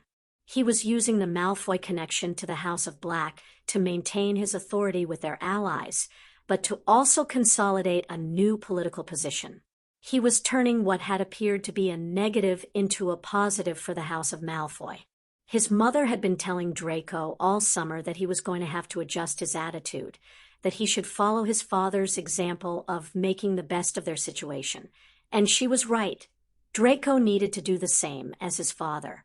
A part of him didn't want to, because he had learned his father had lied to him most of his life, and he didn't want to be like his father anymore. And there was that ache again. He snorted and drank his tea, wincing at how cold the drink had gone in his musing. He set it aside. Maybe it wasn't going to be a problem appearing to throw his lot in with the House of Black. His father had made it clear that while he knew they had to bow to the expectation of acknowledging primacy, in private they could keep their own opinion that the Malfoys were better than the Blacks. The Malfoys continued to uphold the purity of blood, whereas the current Lord was intent on damaging the house with Muggleborns, half-bloods, and half-breeds. Draco could at least agree with his father on that. So, all right, Draco decided he would need to pretend to maintain a facade of acceptance to the primacy in front of Black and others. That wasn't too much of a problem, as his father would understand the need, as would his mother, as she had been quite fervent about ensuring his compliance all summer. And Draco mused, actually being part of the House of Black wasn't a bad thing. His mother had informed him of the Black family history, their power and ancestry. They were a formidable house, distinguished, and, until Potter's acceptance as heir pure-blooded, but it seemed Potter was a strong wizard. He still couldn't quite get his head around the blessing ritual he'd witnessed, where Potter had called forth the spirit of Morgana Le Fay. But it indicated that Potter was very powerful regardless of what Draco had observed at Hogwarts. And undoubtedly that was why the family magic had accepted him. It would help make the House of Black a formidable magical opponent. And while he still believed pure-bloods were superior to all other wizards, he had to admit that he quite liked his Muggle-born Uncle Ted.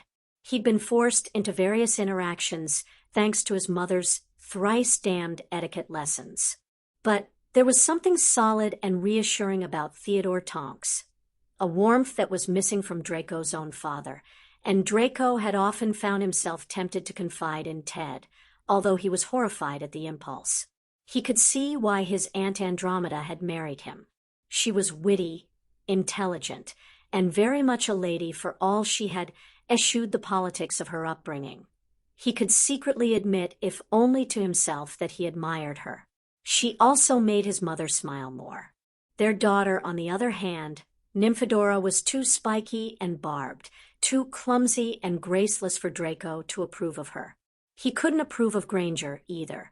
She was too brash and shrewish. Although, Draco mused, if they had to sponsor a Muggle-born, sponsoring the most intelligent in their year was probably acceptable. And it seemed from his last interactions with her that Granger had learned some manners from Andromeda. Simeon's wife Anna, though, was, like his Uncle Ted, decent enough for a Muggle-born. A little too Hufflepuffish, but she was attractive and also well-mannered. Simeon's manners were perfect. Evidently, Marius Black had taught his son, well, even if Marius had himself been a squib. Simeon moved with a contained power, not unlike Sirius. A shiver ran down Draco's spine at the thought of the head of the House of Black. Sirius Black was every bit as menacing as the Daily Prophet had made him out to be. His power was only just contained. It shimmered on his skin.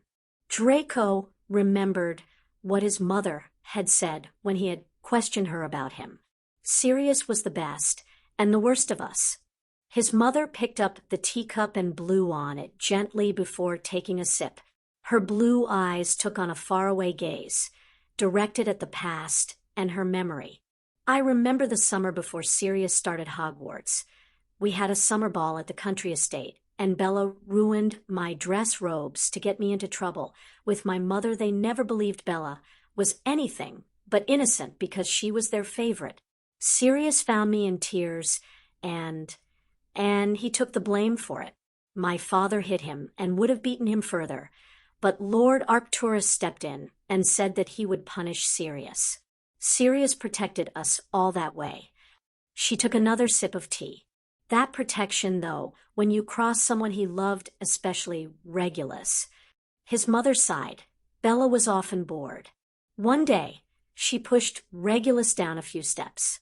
He was 8 years old, and mostly he was bruised with a grazed elbow at the end of it.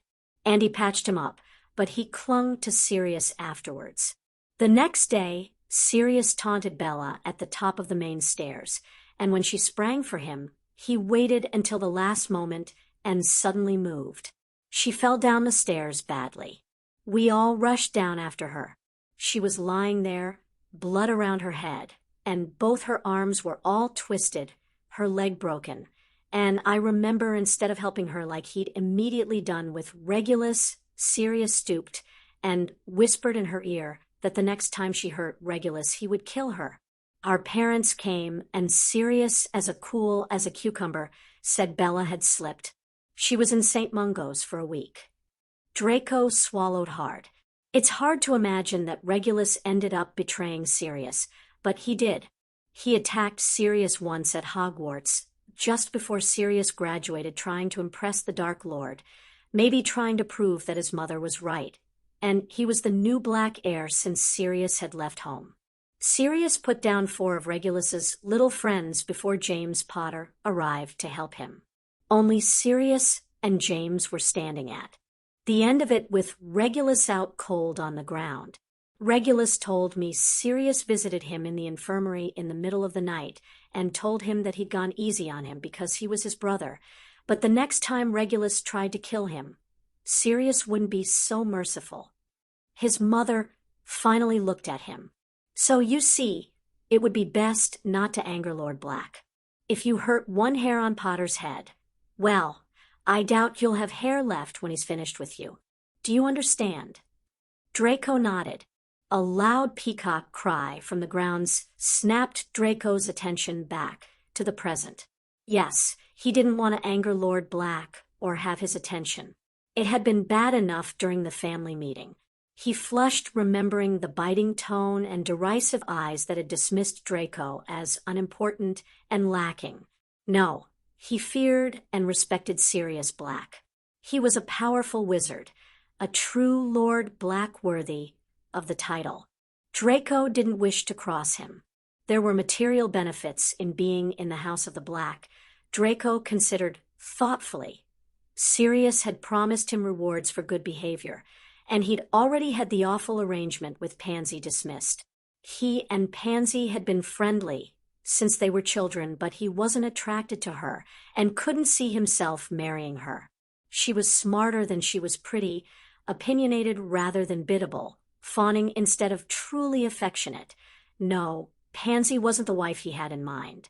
He wanted someone who really liked him for himself, not because he was Draco Malfoy, and they wanted to use him as a step up the social ladder. Pansy would be a good practice girlfriend, but something more? Well, he didn't have to worry about that anymore because the House of Black would let him choose his own wife. The key was his relationship with Potter. His father had made himself indispensable to Black by being the liaison between the House of Black and the rest of the pureblood houses. He could provide the same service to Potter. The problem was building a relationship with someone he hated. He frowned heavily. Hate was a strong word, but it worked. He had hated Potter since he'd refused Draco's hand on the Hogwarts Express because of a Weasley. Just the memory of it had the power to make his blood boil. He had never been so humiliated or rejected. He was a Malfoy nobody, refused him. Except Potter. Draco took a deep breath and forced himself to view his enmity with Potter logically, objectively, dispassionately. There was the initial rejection. Potter had been defending his friend. Draco rolled his eyes. He could understand why, even if he didn't see that Weasley was worth defending. If he and Weasley had swapped roles in the train, Draco would have been horrified if Potter had taken Weasley's hand. So maybe he understood why Potter had rejected him. Then there had just been an endless stream of confrontations. Although in hindsight Draco could acknowledge that he had provoked most of them, Weasley the rest, and Potter was mostly just there. He glared out into the gardens. Why had he confronted Potter so much? He'd wanted to prove he was better than Potter. He'd wanted to get the other boy in trouble as revenge for not accepting him as a friend, for being a Gryffindor, for being the golden boy. He'd wanted Potter's attention. Draco stared moodily out into the gardens. Just before going to Hogwarts, his father had pulled him into his study. I am reliably informed that the boy who lived will be on the train to Hogwarts. His father eyed him speculatively across the desk. I trust that you will not fall into the adoring masses like so many of your school friends. Of course not, father. Draco replied promptly. The thought of being a sycophantic fan horrified him. There is, however, some benefit in cultivating a relationship. His father mused, leaning back in his chair. This boy will wield a lot of power in our society in years to come, not only the boy who lived nonsense, but he is the last Potter. He has been away from the wizarding world, for many years hidden away by Dumbledore. He will have need of guidance. You may wish to provide it. I understand, Draco said eagerly. His father smiled coldly. It is likely that he will be sorted to Gryffindor, Draco, but try not to let that alter your course.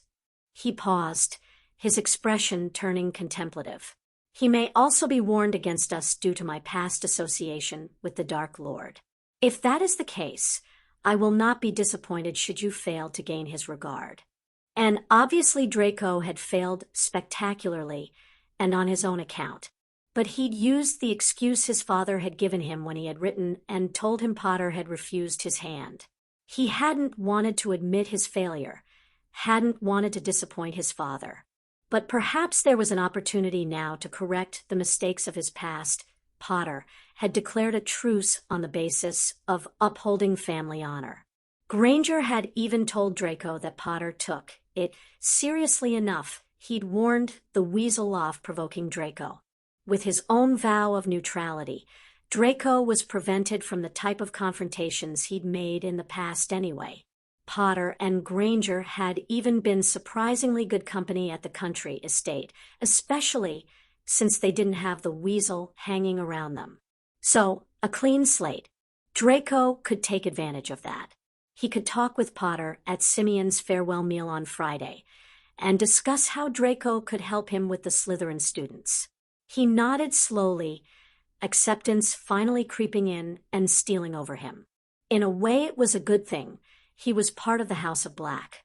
Maybe he wasn't the heir, but he had black blood, and that counted even if his name was Malfoy.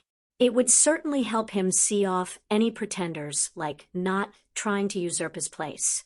But he was going to have to work with Not, that was clear. The House of Black was allied, and Not clearly had intentions on making himself useful to Potter. Draco bit his lip and thought hard about how he could sway Not, how he could keep him under control. Well, that was a bloody waste of time.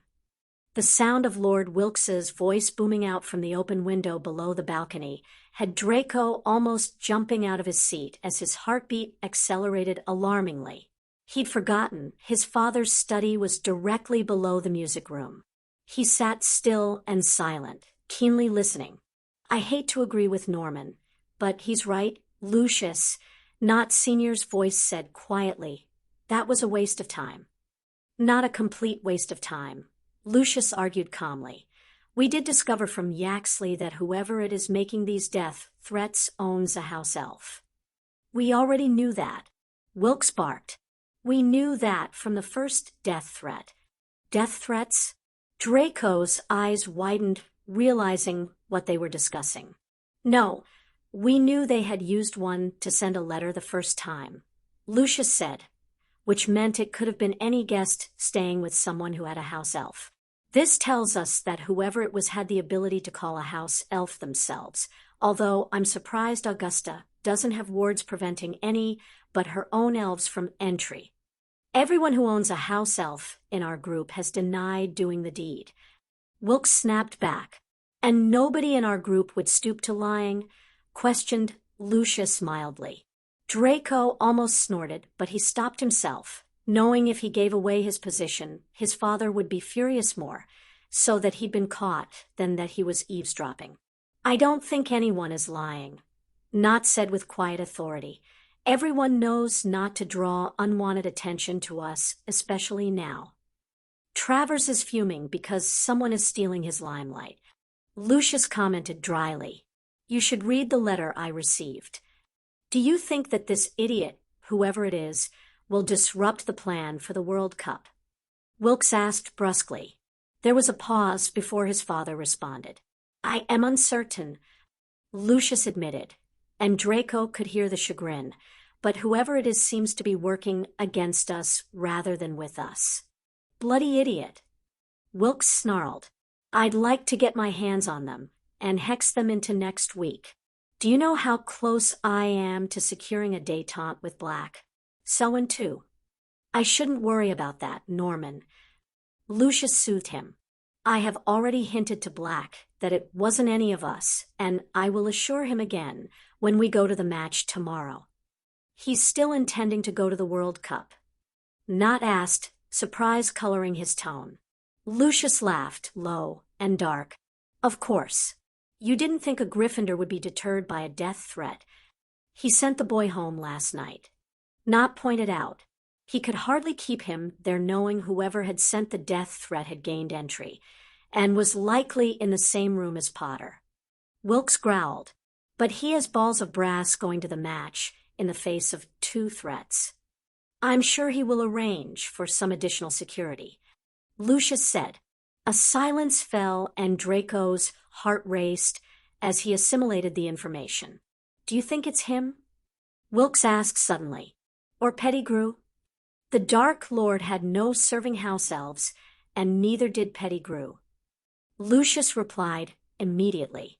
I'm not certain these threats originate with the Dark Lord. Then who? Another party, obviously. Not surmised. Either another follower of the Dark Lords we did not know or someone else who has a grudge against Potter. The latter is more likely, surely? Wilkes asked. Lucius cleared his throat. Pettigrew. Need we say more? So, the Dark Lord had Pettigrew as a secret spy. That doesn't mean he had a dozen of them. Wilkes retorted. There were also many associates of his followers that were kept secret but known to the Dark Lord. Not countered. The Carrows had that vampire they kept secret until they went off to live with him after the war. The Lestranges had Crouch Jr. living with Rab, apparently, and those are the ones I know about now. I suspect Selwyn has someone who was his contact in the werewolf community during those years, and Mulciber probably had someone tucked away. He was rarely at home in the final days of the last war. You have a point, Lucius said. Perhaps we should turn our attention to those in Azkaban. There may be connections we have missed. Many of those incarcerated had house elves which may have remained loyal to a secret lover or retainer. It's an avenue of investigation. Not agreed. You'll take it to Black? Indeed, Lucius said. Wilkes snorted. Well, if we're done talking about that, we should discuss the bloody Muggle Affairs Committee. Lucius. Draco slumped back in his chair, thinking hard. Someone other than his father's old crowd was sending the death threats. The old followers of the Dark Lord weren't involved, and whoever it was owned a house elf. His head felt stuffed with information. Silently, he made his way from the balcony and hurried back into the manor. He wandered down the main stairs and froze at the sight of his mother in the hallway, evidently waiting on him. Mother, Draco said cautiously. His mother had always been kind to him, loving in his childhood before he had turned away from her hugs and comfort, but he knew she didn't like to be crossed. Tell me, Draco, his mother said softly, where is your guest? She was already sketching a privacy bubble around them, and Draco blanched as he realized his error. He had left not alone in the dining room alone and free to roam around the manor by himself without a Malfoy watching what he saw and what he heard. Not only that, but he had disregarded his mother's orders and quite a few more etiquette rules in abandoning a guest in their home. My apologies, Mother, Draco said hurriedly, bowing his blonde head. Not, and I argued, and I made the mistake of leaving the room to calm myself. I was just on my way to find him and make my apologies. Her expression didn't soften. We will speak more of this later, Draco, she promised him. For now, your guest is in the library. Draco acknowledged the information with a nod and escaped his mother's presence before she could reprimand him further. The manor's library had been another of Draco's favorite places as a child. He could remember curling up with his mother in one of the large leather chairs while she taught him how to read, of evenings spent with his father in lessons at the polished oak table in the center of the room.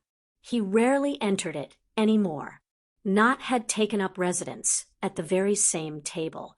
Draco grimaced at how at home the other boy looked, but hurried over and sat down opposite him. Not shot him a wary look from guarded dark eyes. You found me then. You're always in some kind of library, Draco said, not admitting that his mother had directed him. He smiled sharply.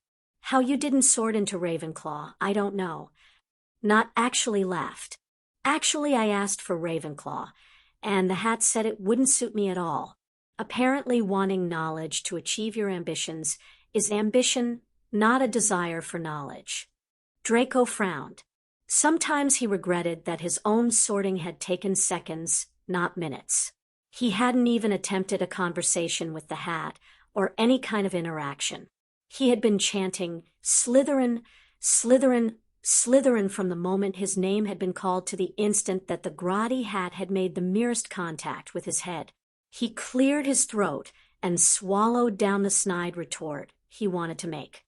I wish to offer you a proposal. I'm not interested in you that way, Malfoy. Not said in a bored tone. What? No. I was... Draco finally caught sight of the amusement in Not's eyes and sighed. Very funny, Not. Oh, a Not pun. Not smirked at him. Like I haven't heard that one before. Do you want to hear my proposal? Demanded Draco, trying to wrestle his annoyance back. Not shrugged and closed the book he was reading. He raised an eyebrow in expectation. Draco cleared his throat again, unaccountably nervous.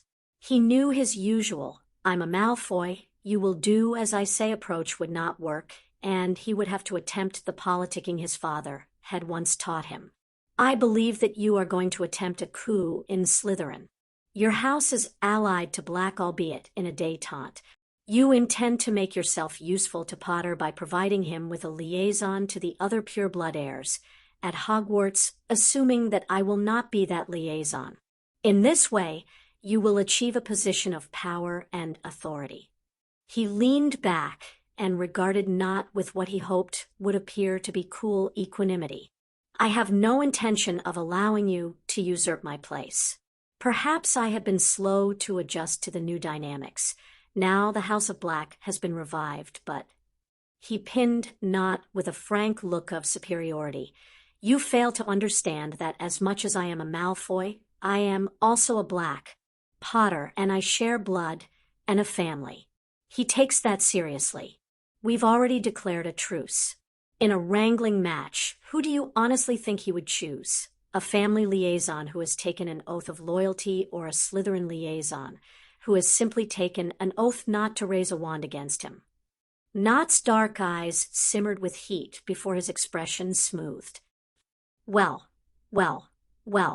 Finally. Unearthed your Slytherin. Malfoy. He motioned at him. My turn. You may have black blood, and you may have agreed a truce, but your relationship with Potter has a bad history. He won't trust you very far. My political agenda isn't very far off Potter's, but I'd be surprised if you even know what his is. I have allies in the Potter Alliance. You don't. And a liaison needs the trust of both sides. Some of your peers may follow along after you like a puppy, Malfoy, but not all of them. I think I stand a good chance of gaining Potter's trust, no matter your family connection. Draco let his head incline a touch in acknowledgement, even if his blood heated in irritation at Nott's perfectly valid points. So, we have a choice. We can fight each other for the top position in contradiction of the oaths of alliances between our two houses, or we can come up with a compromise. What are you offering? Asked Nott, not disagreeing with Draco's statement. I suggest we work together. Draco said, it is what our parents wish, and will have the benefit of underlining our house's positions politically. You assist me in retaining my position within Slytherin, and I will assist you in gaining power and authority of your own. We work as a team with Potter. My black blood and position will give us credibility with the Slytherins, and your lack of history with Potter will help create a greater level of trust with him. Your idea has some merit. Nott said slowly, thinking it over. I'll think about it. Draco nodded. It was as far as he had expected to get in one day. Nott was not impulsive. In the meantime, Draco intended to use the rest of the week and time he had with Potter to his own advantage, to consolidate his new start with the Gryffindor and begin laying down the groundwork for his new liaison position. Theodore. Lord Nott's voice snapped their attention to the doorway of the library. The elder Nott stepped into the room as his son hastened to his father's side. Draco scrambled to stand and bowed slightly. Lord Nott. Draco, thank you for hosting my son this morning. Lord Nott said. A dignified silence was the better part of valor, Draco decided. He inclined his head a touch in acknowledgement of the thanks. Yes, thank you. Nott said dryly, but he didn't give away that Draco had all but abandoned him. I'll see you soon, Malfoy. Father and son departed, and Draco let out a small sigh of relief. He wandered out of the library and decided he'd head out for some practice on his broom. He went up to his suite of rooms to retrieve the nimbus and change into Quidditch gear. He was just about to leave when his parents entered his sitting room. He froze in the adjoining doorway of his bedroom, surprised to see them together. They rarely acted in partnership for discussions with him, and he was unnerved. Mother. Father. Draco hovered uncertainly. His mother chose an armchair, and his father stood beside her. Come and sit down, Draco. His father ordered. Draco chose the sofa across from his mother. If this is about what happened this morning with Nott. No, although I was disappointed to hear from your mother that you allowed an argument to occur, and that you ignored a guest giving them unwarranted freedom in our home. His father said tersely. However, that is not what this is about. He looked to his wife. She adjusted her skirts and met Draco's eyes coolly. Since July, your father and I have been discussing the possibility of having another child. We're agreed that a daughter would be a nice addition to our family. We wish to know your thoughts before we make a final determination. A baby? His nose wrinkled automatically. Weren't babies noisy and smelly? And babies? Why would they want another child? Suddenly doubt assailed him. Why wasn't he enough?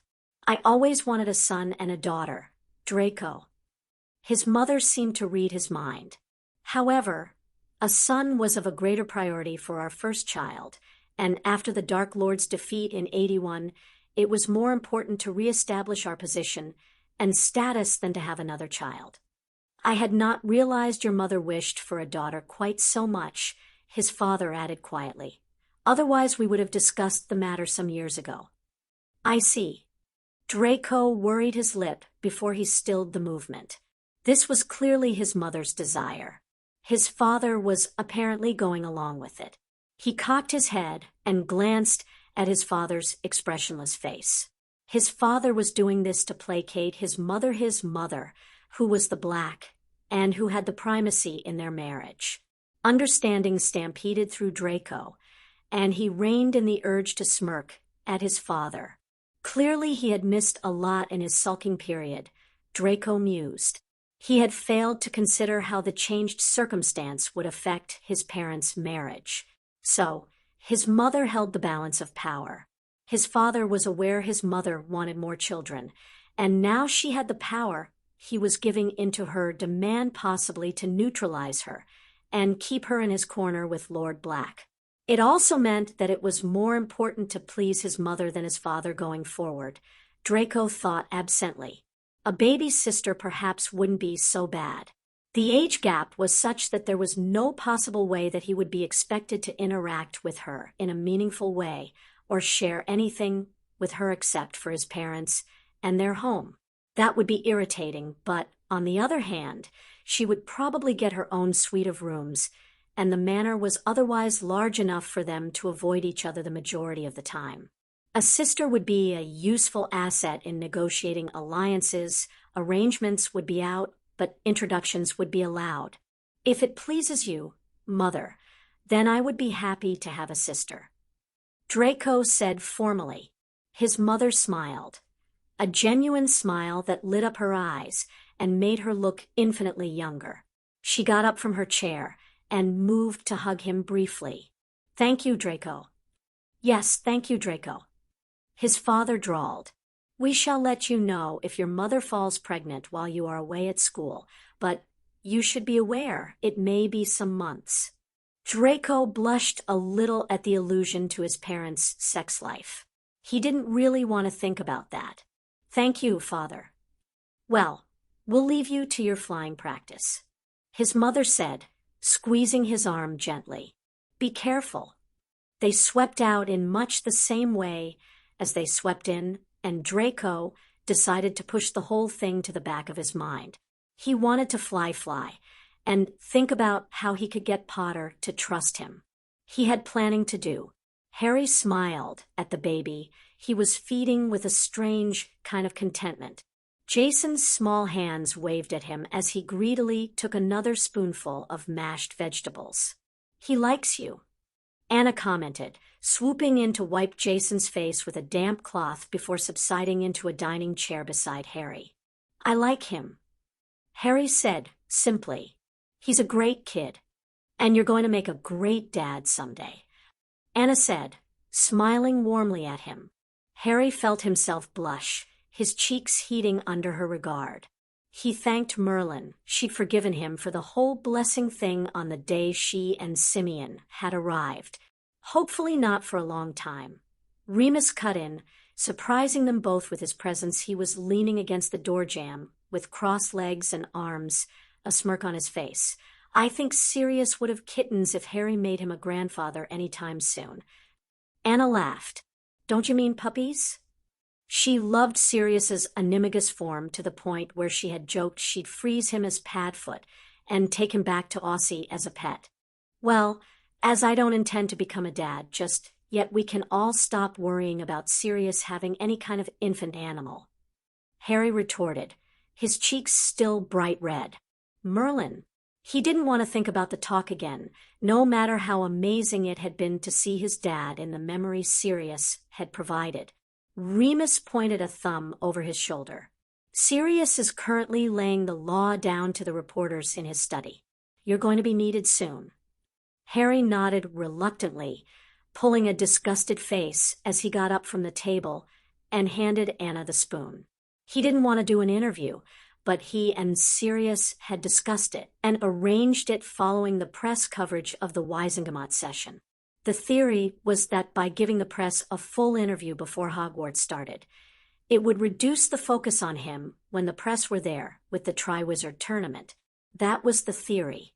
They discussed canceling in the wake of the latest death threat, but Harry didn't want to give whoever it was that was threatening him the satisfaction of knowing they'd upset any plans.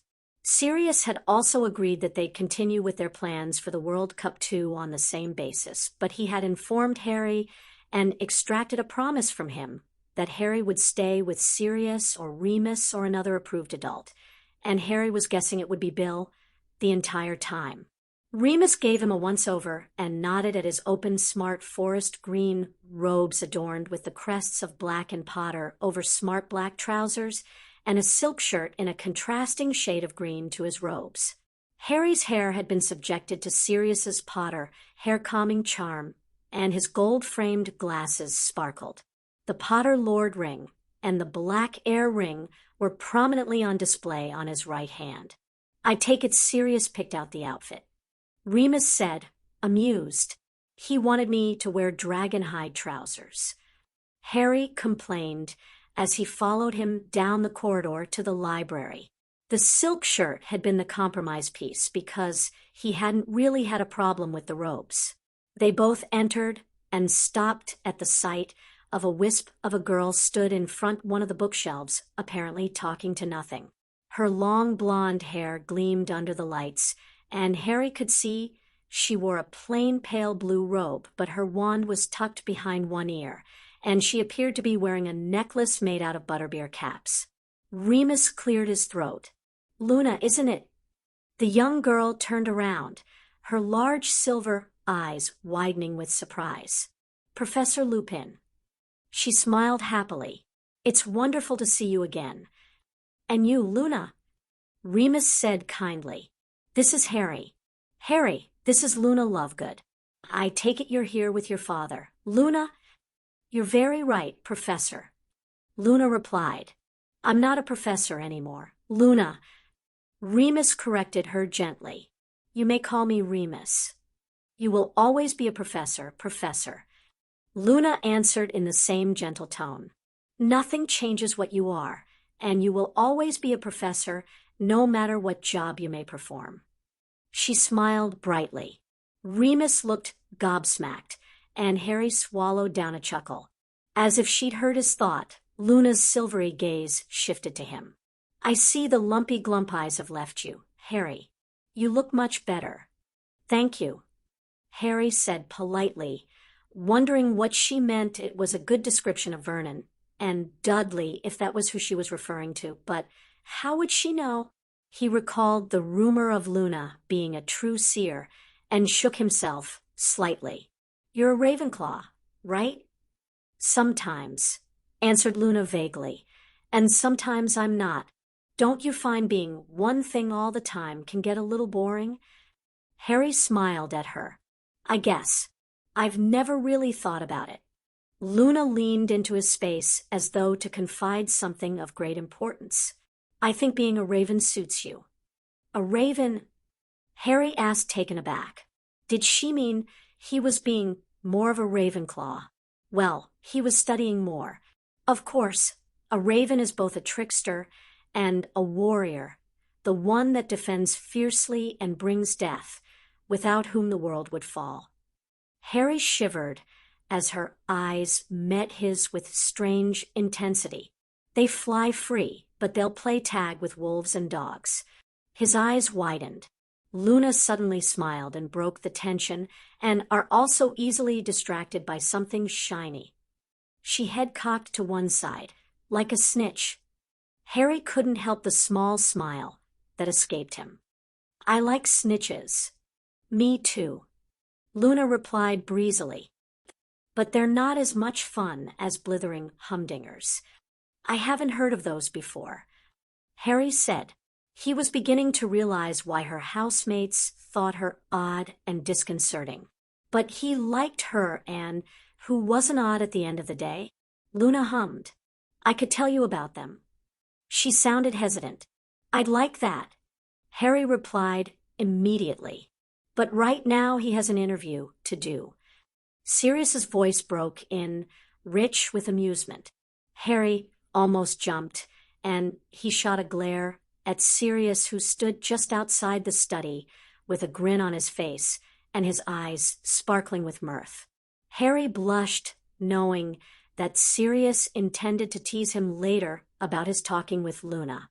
"Don't worry, Harry," Luna advised in a loud whisper. "The fleas will distract him." Sirius's eyebrow rose up at her words. She smiled serenely back at him. Sirius shook his head and gestured towards the study. "Ready, Harry?" Harry grimaced. "I guess." Remus reached over and patted his shoulder. "Rather you than me, Harry." Harry scowled. "Aren't you supposed to say something cheering like good luck or break a leg?" "That's Padfoot's job," Remus declared cheerfully. "Why would he want you to break a leg?" asked Luna. Sirius snorted and motioned for Harry to get inside the study. Harry straightened his shoulders and made his way over with a muttered goodbye to Luna. He was ushered into the inner sanctum of Sirius's study and briefly registered the occupants. In the cozy seating area, 3 reporters sat with eager anticipation along with a photographer. Sirius began the introductions, and Harry went through the motions of greeting them while taking in their appearances. Zeno Lovegood wore a bright yellow set of robes and a manic grin. With his long white hair, he reminded Harry of a mad scientist. Rita Skeeter sat next to him on the same stuffed sofa.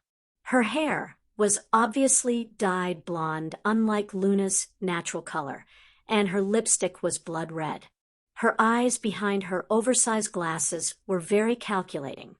Harry moved on quickly to the final reporter, the representative from the international press, Kurt Von Toot. The gruff-looking wizard with his dark hair and beard reminded Harry of a grizzly bear, but he grinned at him warmly, and Harry thought smiled back.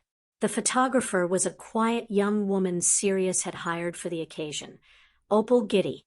She had a collection on display at a cafe near to the burrow, and Sirius had been taken by her work. She'd be taking candid shots while he was questioned rather than a posed picture. Sirius led Harry to an empty chair opposite the reporters. "Now, to remind you all once again, you will all get to ask Harry 3 questions, that's 9 in total. Harry can refuse to answer any question, or I can decide to step in and disallow it, but you can ask an alternative. A clarifying question to Harry's reply is allowed and won't count as one of your 3. Is everyone happy to begin?" Harry noted that Sirius didn't move from his place by Harry's side as the reporters nodded. "All right then," as Ms. Skeeter won coin toss. "She will go first, then Kurt, then Zeno." Sirius waved a hand at Rita. Rita smiled, and Harry tried not to blanch at the lipstick-smeared teeth. "Harry, you were raised in the Muggle world for many years before your godfather was cleared of murdering your parents and allowed to have custody of you." Her sweet tone contrasted sharply with the nasty phrasing of her words. "How do you like the wizarding world?" "I love it," Harry said truthfully, trying to regroup from the cutting edge of the preamble to the question. "I mean, I always have loved it ever since I found out that I was a wizard and had my first trip to Diagon Alley to buy my school things for first year.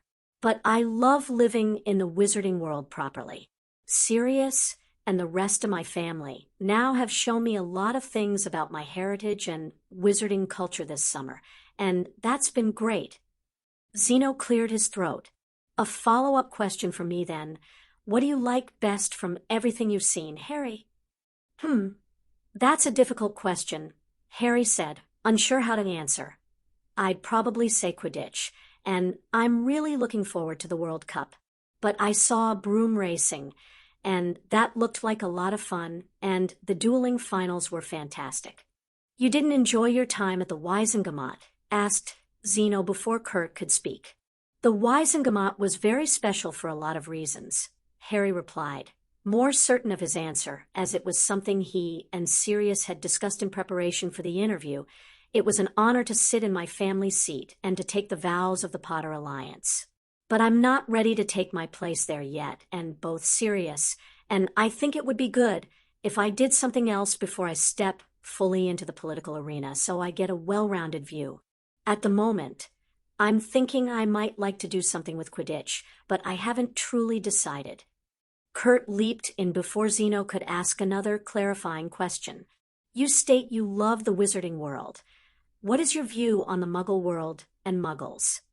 Harry wet his lips. I think the Muggle world is a different culture, but different isn't necessarily bad. Muggles are clever and inventive, and have come up with some brilliant things. Their technology does pose a problem for the wizarding world and the statute of secrecy, but I think if we work with the Muggle government more closely as the Muggle Affairs Committee is investigating, we can find a solution that protects both our worlds. But you would choose to live in the wizarding world despite being Muggle-raised? Kurt asked quickly, throwing a look at Rita as she went to ask her next question. I think it's difficult for Muggles to understand children with magic. Harry said, honestly, when my aunt said goodbye, she said it would best if I was raised by wizards, and I think what she meant by that was it was good to be raised by someone who understands magic and what's dangerous and what isn't, and how to fix things when something accidentally goes wrong. He noticed all three reporters seemed glued to what he was saying as he took a breath. Plus, with me, there's a lot of extra knowledge about my family and the politics of our world that I have to learn about. So I can do the best I can when I assume the Potter seat, which I just didn't get living with my Muggle aunt. But that doesn't mean living in the Muggle world is bad. It's just not right for me. Rita cleared her throat. Moving on. Harry, tell me about your adoption by Lord Black. Harry looked at her warily. Well, what do you want to know? Everything, declared Rita brightly. Harry exchanged a wry look with Sirius. I'm very happy, he said simply. It was the best moment of my life when Sirius said he wanted to adopt me, and he's a great dad. Sirius beamed at him. Zeno also beamed at him. Why don't you describe a typical day in your life, Harry? Wow, a typical day. Harry considered his answer carefully. He obviously couldn't say a typical day included searching for objects that kept Voldemort alive and hoping he didn't have to confront him any time soon. Well, we all have breakfast together, Sirius. Remus, Dobby, and me, that is Dash. Zeno frowned. I know Remus Lupin is your steward, but Dobby? Our house elf. Harry said. You have breakfast with your house elf? Asked Rita wide-eyed. Harry nodded briskly. He's part of our family, why wouldn't he eat with us? Anyway, we eat breakfast, and then we exercise before we get ready. Usually I have lessons during the day such as estate management and etiquette or an outing somewhere with friends. We generally have dinner with friends, but on the nights we stay home, we'll play games or do something else that's fun. There was a pause while they all scribbled notes. Kurt looked up at Harry. Seriously, your ministry failed your godfather quite badly, which has damaged its reputation abroad. What are your thoughts? I think your statement isn't quite right, Harry replied honestly. The current administration did a great deal to correct the miscarriage of justice Sirius suffered. It was due to the investigation of Amelia Bones, which was ordered by Minister Fudge, that Sirius was cleared. I understand that the wartime administration under Minister Bagnold was under pressure, and believing the circumstantial evidence, thought they had done the right thing. But I think the situation shows that we can't be complacent about justice. Everyone should receive a fair trial and punishment regardless of whether it's supposedly obvious or not that the person is guilty. Kurt smiled. What about Albus Dumbledore? He was chief warlock charged with ensuring due process. He continues to hold that position and currently holds a significant position internationally. Is that your third question, Kurt? Interjected Sirius before Harry could say anything, because that seems like a follow-up rather than a clarifying. Guilty, Kurt said, but internationally, you must understand the interest. Albus has apologized for his part in what occurred. Sirius replied evenly, I have accepted it since we're all human and make mistakes, even Albus Dumbledore. Move on. My turn then, Rita said. although her eyes were shining with glee at the previous exchange between Sirius and Kurt. She took a moment to change her expression to one of grave concern. I'm afraid I can't sit here without asking you about the recent death threats. Harry looked at her expectantly as she fell silent. Was there a question in there that he had missed? He glanced at Sirius. Rita, Sirius said lightly, if you want to ask about Harry about the recent death threats, you may want to frame a question so Harry can answer it or decide. He doesn't want to. Rita shot him a look but nodded curtly. My readers will want to know what you think about the recent death threats and being a target, how you feel about them. What is being done to protect you? Harry and Sirius exchanged another wry look at how Rita had packed 3 different questions into her reframing. To be honest, I think the death threats are more upsetting for my friends and family than for me. I'm kind of used to the fact that I'm a target for unwanted attention. Harry shifted in his seat, trying to reorganize his thoughts into something understandable, without saying that with Voldemort attacking him every year, he'd gotten used to having his life under threat. Whoever it is, I think they're a coward, he said abruptly, and didn't have to look at Sirius to know he'd winced at Harry's bluntness. They're essentially threatening a 14-year-old. How brave is that? In all honesty, it just makes me angry that they're causing distress to other people. I understand Mrs. Vane suffered a huge shock with the last one, and they disrupted a party that Madame Longbottom had worked really hard to put together. So you're not worried for yourself? Rita pressed. A little worried, Harry admitted. I mean, it's not nice to think someone wants you dead, but Voldemort tried to kill me when I was 1 year old, so it's not like it's the first time someone has come after me. And I get that some of his supporters may want revenge or want me out of the way. I'm frustrated, I guess. I'd like to have a normal life as much as possible, and death threats aren't normal. And what is being done to protect you? Rita asked again. I'm sure your readers will understand that we can't say explicitly what additional protections we're putting in place. Sirius intervened before Harry could speak. What I will say is this, that we're not going to let it dictate what we do, but we will take sensible measures to ensure Harry's safety. Thank you, Lord Black, Rita said sweetly and sat back, pleased that she'd essentially gotten what she wanted, a statement on record about the death threats. Me again, Zeno said cheerfully. So, Harry, if you could say one thing to or ask one thing of the wizarding world, what would it be? Harry pressed his lips together as his mind raced. There were so many things he wanted to say, but he knew most weren't politically astute and would cause problems for Sirius, so. There are lots of things that I would like to say and ask, Harry began, meeting Zeno's gaze. But if I could only say one thing of the wizarding world right now, I think it would be that my parents are the ones that should be honored as heroes. Whatever happened, they were the ones that saved me and the wizarding world from Voldemort. So if I can only ask one thing, it would be that those who see me as a hero, as the boy who lived, instead honor my parents. They're the real heroes. Sirius took hold of his shoulder, a comforting squeeze that let Harry know he was proud of him. How do you know, though? Asked Zeno softly. Harry took a deep breath. Last year, when the Dementors were around Hogwarts, they made me remember. Rita had a quick intake of breath. I hear my dad tell my mum to take me and run. He gave his life fighting to save us, to try and stop Voldemort from getting to us. Harry continued, aware that emotion was choking his voice, and Sirius's hand tightened on his shoulder. And I hear my mum begging Voldemort to leave me alone. She stood in front of me, willing to give her own life to save mine. They're my heroes. There was a poignant silence for a long moment. Kurt cleared his throat. Well, I'm afraid I have my final question to ask, and it is one of grave international importance. He paused dramatically as they all turned to look at him.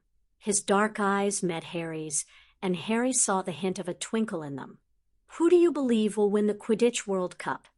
It broke the tension very successfully, all of them bursting into laughter. Harry surreptitiously dabbed the corner of his eye where a tear had leaked out and regarded the international reporter with a grateful smile. My friend Ron Weasley is the Quidditch expert, and he believes Ireland will win, but Victor Crumb will catch the snitch and end the game on his own terms. His smile widened. I've learnt not to argue with Ron in matters of Quidditch or chess, so that's my answer. Sirius clapped his hands. And that's the end of the interview, folks. He ushered the reporters and the photographers out with thanks and reminders that all pieces had to be approved by him before publishing, leaving Harry alone in the study. Remus poked his head in and grinned. Oh, okay. Harry shrugged. Who knows? He would wait and see the finished articles. He got up and stretched. I don't think I said anything too stupid. Excellent. That's the spirit. Remus said brightly. Come on. Creature has dinner ready, and then it's an early night. Dinner was a friendly and warm affair. It was one of the few nights that it was only Simeon, Anna, Sirius, Remus, and Harry Jason had been bathed and put to bed after his meal, while Harry did his interview. It was nice to have the chance to speak with Simeon one-on-one and get to know him better. Harry could see that Simeon was a lot like Sirius, and he wondered briefly whether Sirius might have become more laid back if Sirius had avoided Azkaban. Every so often the effects of the prison showed in Sirius's eyes less so than the months they had spent in the time bubble, but occasionally when something would remind Sirius. It made Harry's heart ache and anger clench in his gut every time he spotted Sirius remembering. He wished he could take away Sirius's hurt, but he knew he couldn't any more than Sirius could take away the hurt Harry carried from the Dursleys' treatment of him. But they were both healing and recovering. Harry thought positively as he wished Simeon and Anna good night before he followed Sirius to the flue. It was weird to think that there was just over a week before he would return to Hogwarts. It seemed like forever since he had left for the summer, over 4 months, including his healing time, and, for the first time, he didn't want to go back. He liked the routine of living with Sirius and Remus. He loved Sundays when he and Sirius would spend the day together. The quiet talks with Remus, breakfasts with Dobby, the movie nights when they all gathered around the telly with buttered popcorn and hot chocolate, the lessons where he was allowed and encouraged to show how smart he was. He loved the quiet affection Remus showed him, ruffling his hair and patting his shoulder. He loved the paternal caring of Padfoot, the way he checked on Harry before he went to bed, how he was always there if Harry had a bad dream, the hugs that made him feel safe and wanted and loved. He didn't want to leave. He absently said goodnight to Sirius and made his way up to his bedroom, heading into the bathroom to strip and shower.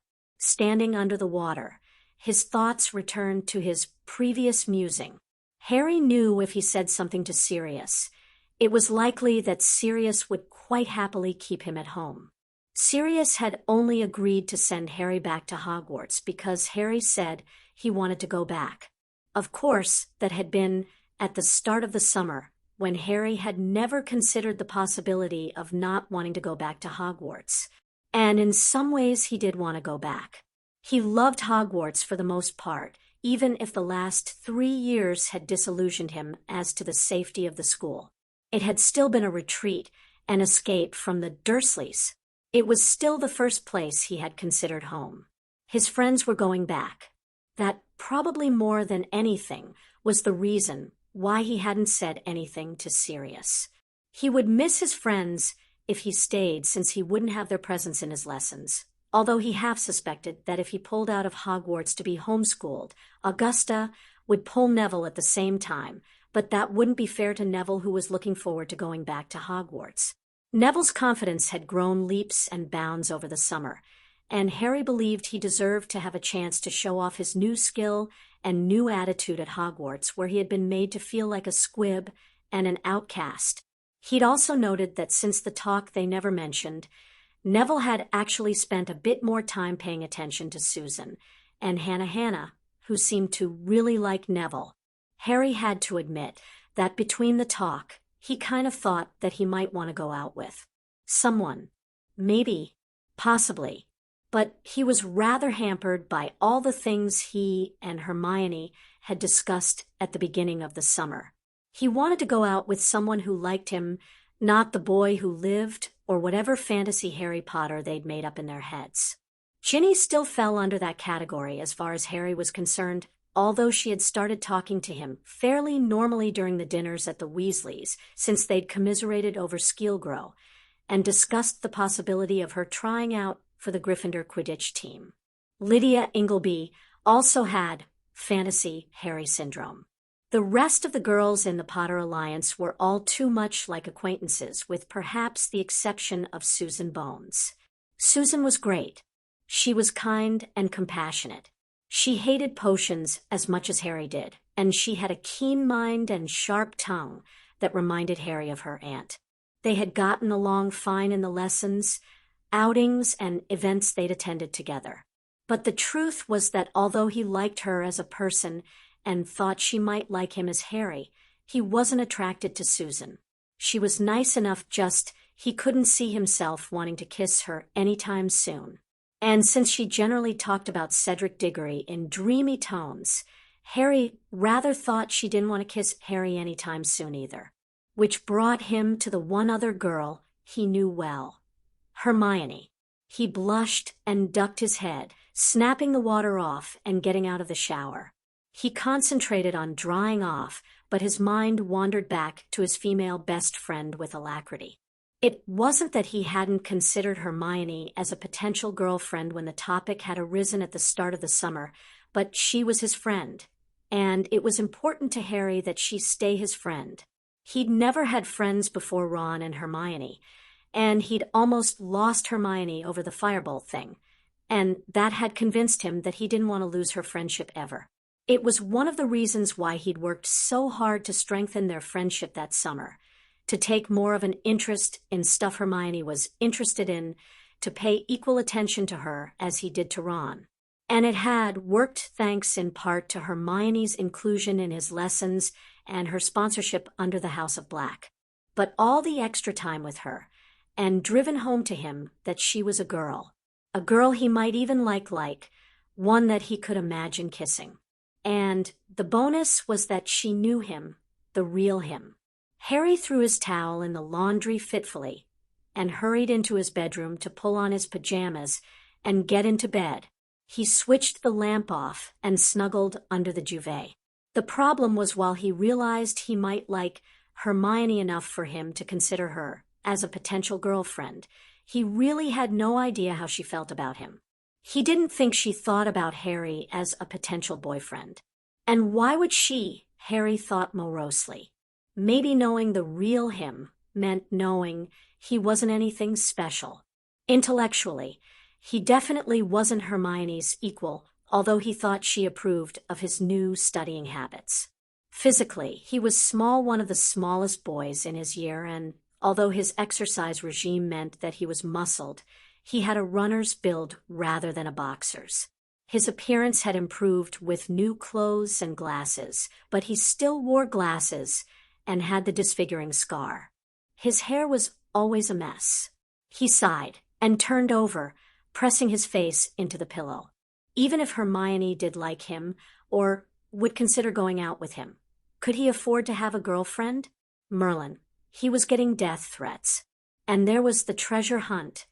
And overshadowing everything was the prophecy and an eventual showdown with Voldemort. If he and Hermione dated, he would be putting her at risk, and his whole body tensed at the thought of her being in danger because of him. Well, any more danger, since it was dangerous enough being Harry Potter's friend. He turned over again, restless, and sat up abruptly, reaching for the light. For a long moment, he stared at the wall opposite before he shook himself and decided to practice his animagus meditation. He had read everything about how to achieve the meditative state required to see his potential forms, but he hadn't tried it before, and his Aunt Minerva had said that it could take weeks or months before it happened. He rearranged his position, shifting into a cross-legged but comfortable pose, using the breathing techniques he'd learned in his occlumency training to relax and sink into a meditative state. Slowly, his awareness of the room around him disappeared, and he found himself floating in a white cloud of endless space, his body weightless as his mind drifted. There was something flying up ahead, a dark speck on the horizon, and Harry willed himself to follow it. Flying freely, the wind blowing through his hair and across his skin. The speck turned into a bird-a raven.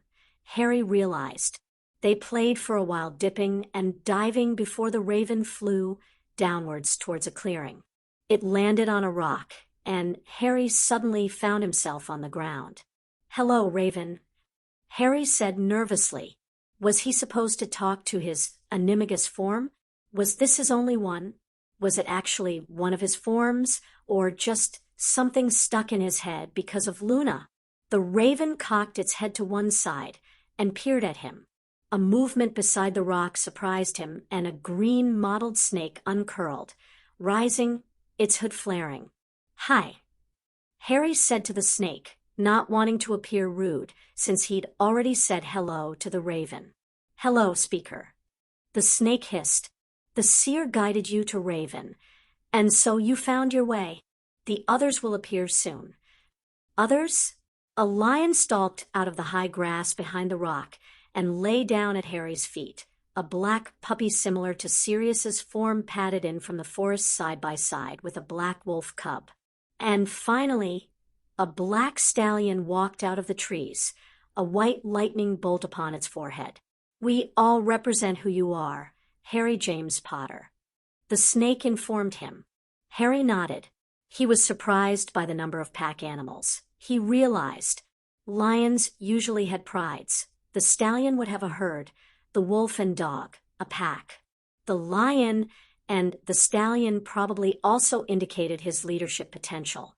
He wasn't sure whether the wolf or dog would be an alpha, and was the dog a Grim, like Sirius? Did Grims have packs and alphas? He took a deep breath and moved towards the puppy. It immediately perked up and ambled up to him, rubbing its head against Harry's hand as he tickled it.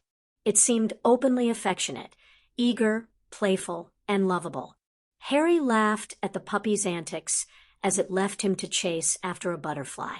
He remembered how his Aunt Minerva had talked about him turning into a puppy when he was a baby. That's who the puppy represented, Harry realized, his baby self. Well, he wasn't a puppy anymore, and he moved on despite the aching disappointment of knowing that he wouldn't change into something close to Sirius's form. The wolf cub slunk closer, suspicious as it sniffed Harry's hand, and gradually it relaxed as Harry petted it. He once again recalled his discussions on the forms that might be available to him, and how his Aunt Minerva had indicated a wolf was a possibility because of Harry's relationship with Remus. He was part of Remus's pack. But it wasn't just that, Harry thought, as he registered the thin, wiry body of the wolf beneath its short black fur. The wolf represented the part of him that wanted family and pack, to belong. It represented the wounded animal. He had been at the Dursleys, half-starved for food and affection. Harry hugged the wolf closer, but knew he would never change into it. He was part of a pack now, part of a family. He wasn't the lone wolf any longer. The stallion was the next to approach. Harry rubbed its nose and gazed into its dark eyes. The stallion would protect and defend his herd, yet it retained a wild spirit that embraced freedom and whose spirit wouldn't be broken. The stallion was the representation of the leader Harry hoped to be. Harry realized some echo of the stag his father had been, yet different enough to make his own mark. But he wasn't there yet. The stallion represented his potential, the man he wanted to become. The horse delicately snorted and bumped its nose against Harry before it backed away, returning to the trees. The lion padded over next. It obviously represented his courage and bravery, both the leader of the Pride or the nomad outcast, nobility the latent Gryffindor inside of him. But he wasn't just a Gryffindor. His eyes flickered to the snake, which no doubt represented his inner Slytherin, the desire to prove himself, the ambition that burned within him to excel and win, the cunning that had enabled him to survive the Dursleys. But he was neither one nor the other. He was both. He had once chosen to be a Gryffindor, but stood in front of both animals. He couldn't deny either of them. The snake hissed lowly and sank back into its coils, its hood lowered. The raven cawed and drew his attention. Harry held out his hand, and the raven flew to him. "I hoped for a flying form," he told the bird as it looked at him with surprisingly intelligent eyes. What had Luna said to him the raven represented: a trickster, like the snake, a warrior, like the lion, a defender, a bird that flew free, spirit unbroken, like the horse, a bird that played with wolves and dogs. "You represent all of me," Harry realized out loud. "You're my true self." That's what Luna saw. She saw you, me. The raven spread its wings, and everything went black. "Harry!" Sirius's panicked voice yanked Harry back to consciousness. He blinked hard and was surprised to see Sirius looming over him. He looked huge. And why was Hedwig, who was perched on Sirius's shoulder, so big? What was going on? Harry opened his mouth to ask and squawked. He squawked. Harry moved and immediately lost his balance. He flailed his arms and caught sight of black wings. Oh, Merlin! He'd turned into his animagus form. Hedwig landed beside him and propped him up. "Don't panic," Sirius said hurriedly as Remus entered, his mouth dropping open in shock. "I can fix you." He drew his wand and shouted a spell. Harry fought with his animal instinct not to follow Hedwig into flight and flee from the light zooming towards him. He felt the spell hit and cried out as his body began to transform back, painfully. He lay on his bed, panting in the aftermath. "I'll get some pain relief potion," Remus said, leaving again swiftly. Sirius ran a hand over Harry's hair. "Sorry, Harry. I know that spell hurts, but it was the only way to change you back quickly." Harry nodded. "I didn't mean to change. I was just meditating, and then you found your form." Sirius smiled at him. "You always were a natural. We should have suspected the meditation might lead to this." Harry nodded. "I saw the puppy." "You did." Sirius brightened. "You should have seen your dad's face. He was more annoyed that you weren't a stag than the fact that you'd managed to transfigure yourself." "I had the option of a horsey wild stallion," Harry said quietly. "And a wolf." "No cat?" asked Sirius teasingly, although his gray eyes were wide with shock. "Minnie will be disappointed." "A lion," Harry said. "There was also a snake." "So many," murmured Sirius, his brow lowering in concern. Harry explained what he thought each animal represented. Remus turned up halfway through and Harry downed the pain relief potion gratefully before he concluded with why he'd gone with the raven form. "It suits you, Harry." Remus agreed. "I think you probably owe Miss Lovegood a thank you for showing you the way. My only concern really is how you're going to learn to fly as you master your form." As though she'd heard them, Hedwig barked from her perch across the room. "Well, there's an offer I don't think you can refuse," Sirius said brightly. Harry laughed. "Thanks, Hedwig." Hedwig barked again and stuck her head under her wing. "And that, I think, is her hinting we should all get some sleep. Busy day tomorrow with the Quidditch match." Sirius leaned over and kissed Harry's forehead. "No more animagus meditating unless we're in the room with you. Good night, Harry." Remus ruffled his hair. "Good night, Harry." Harry nodded. He watched as they both left, turning the lights out as they went. He'd found his animagus form.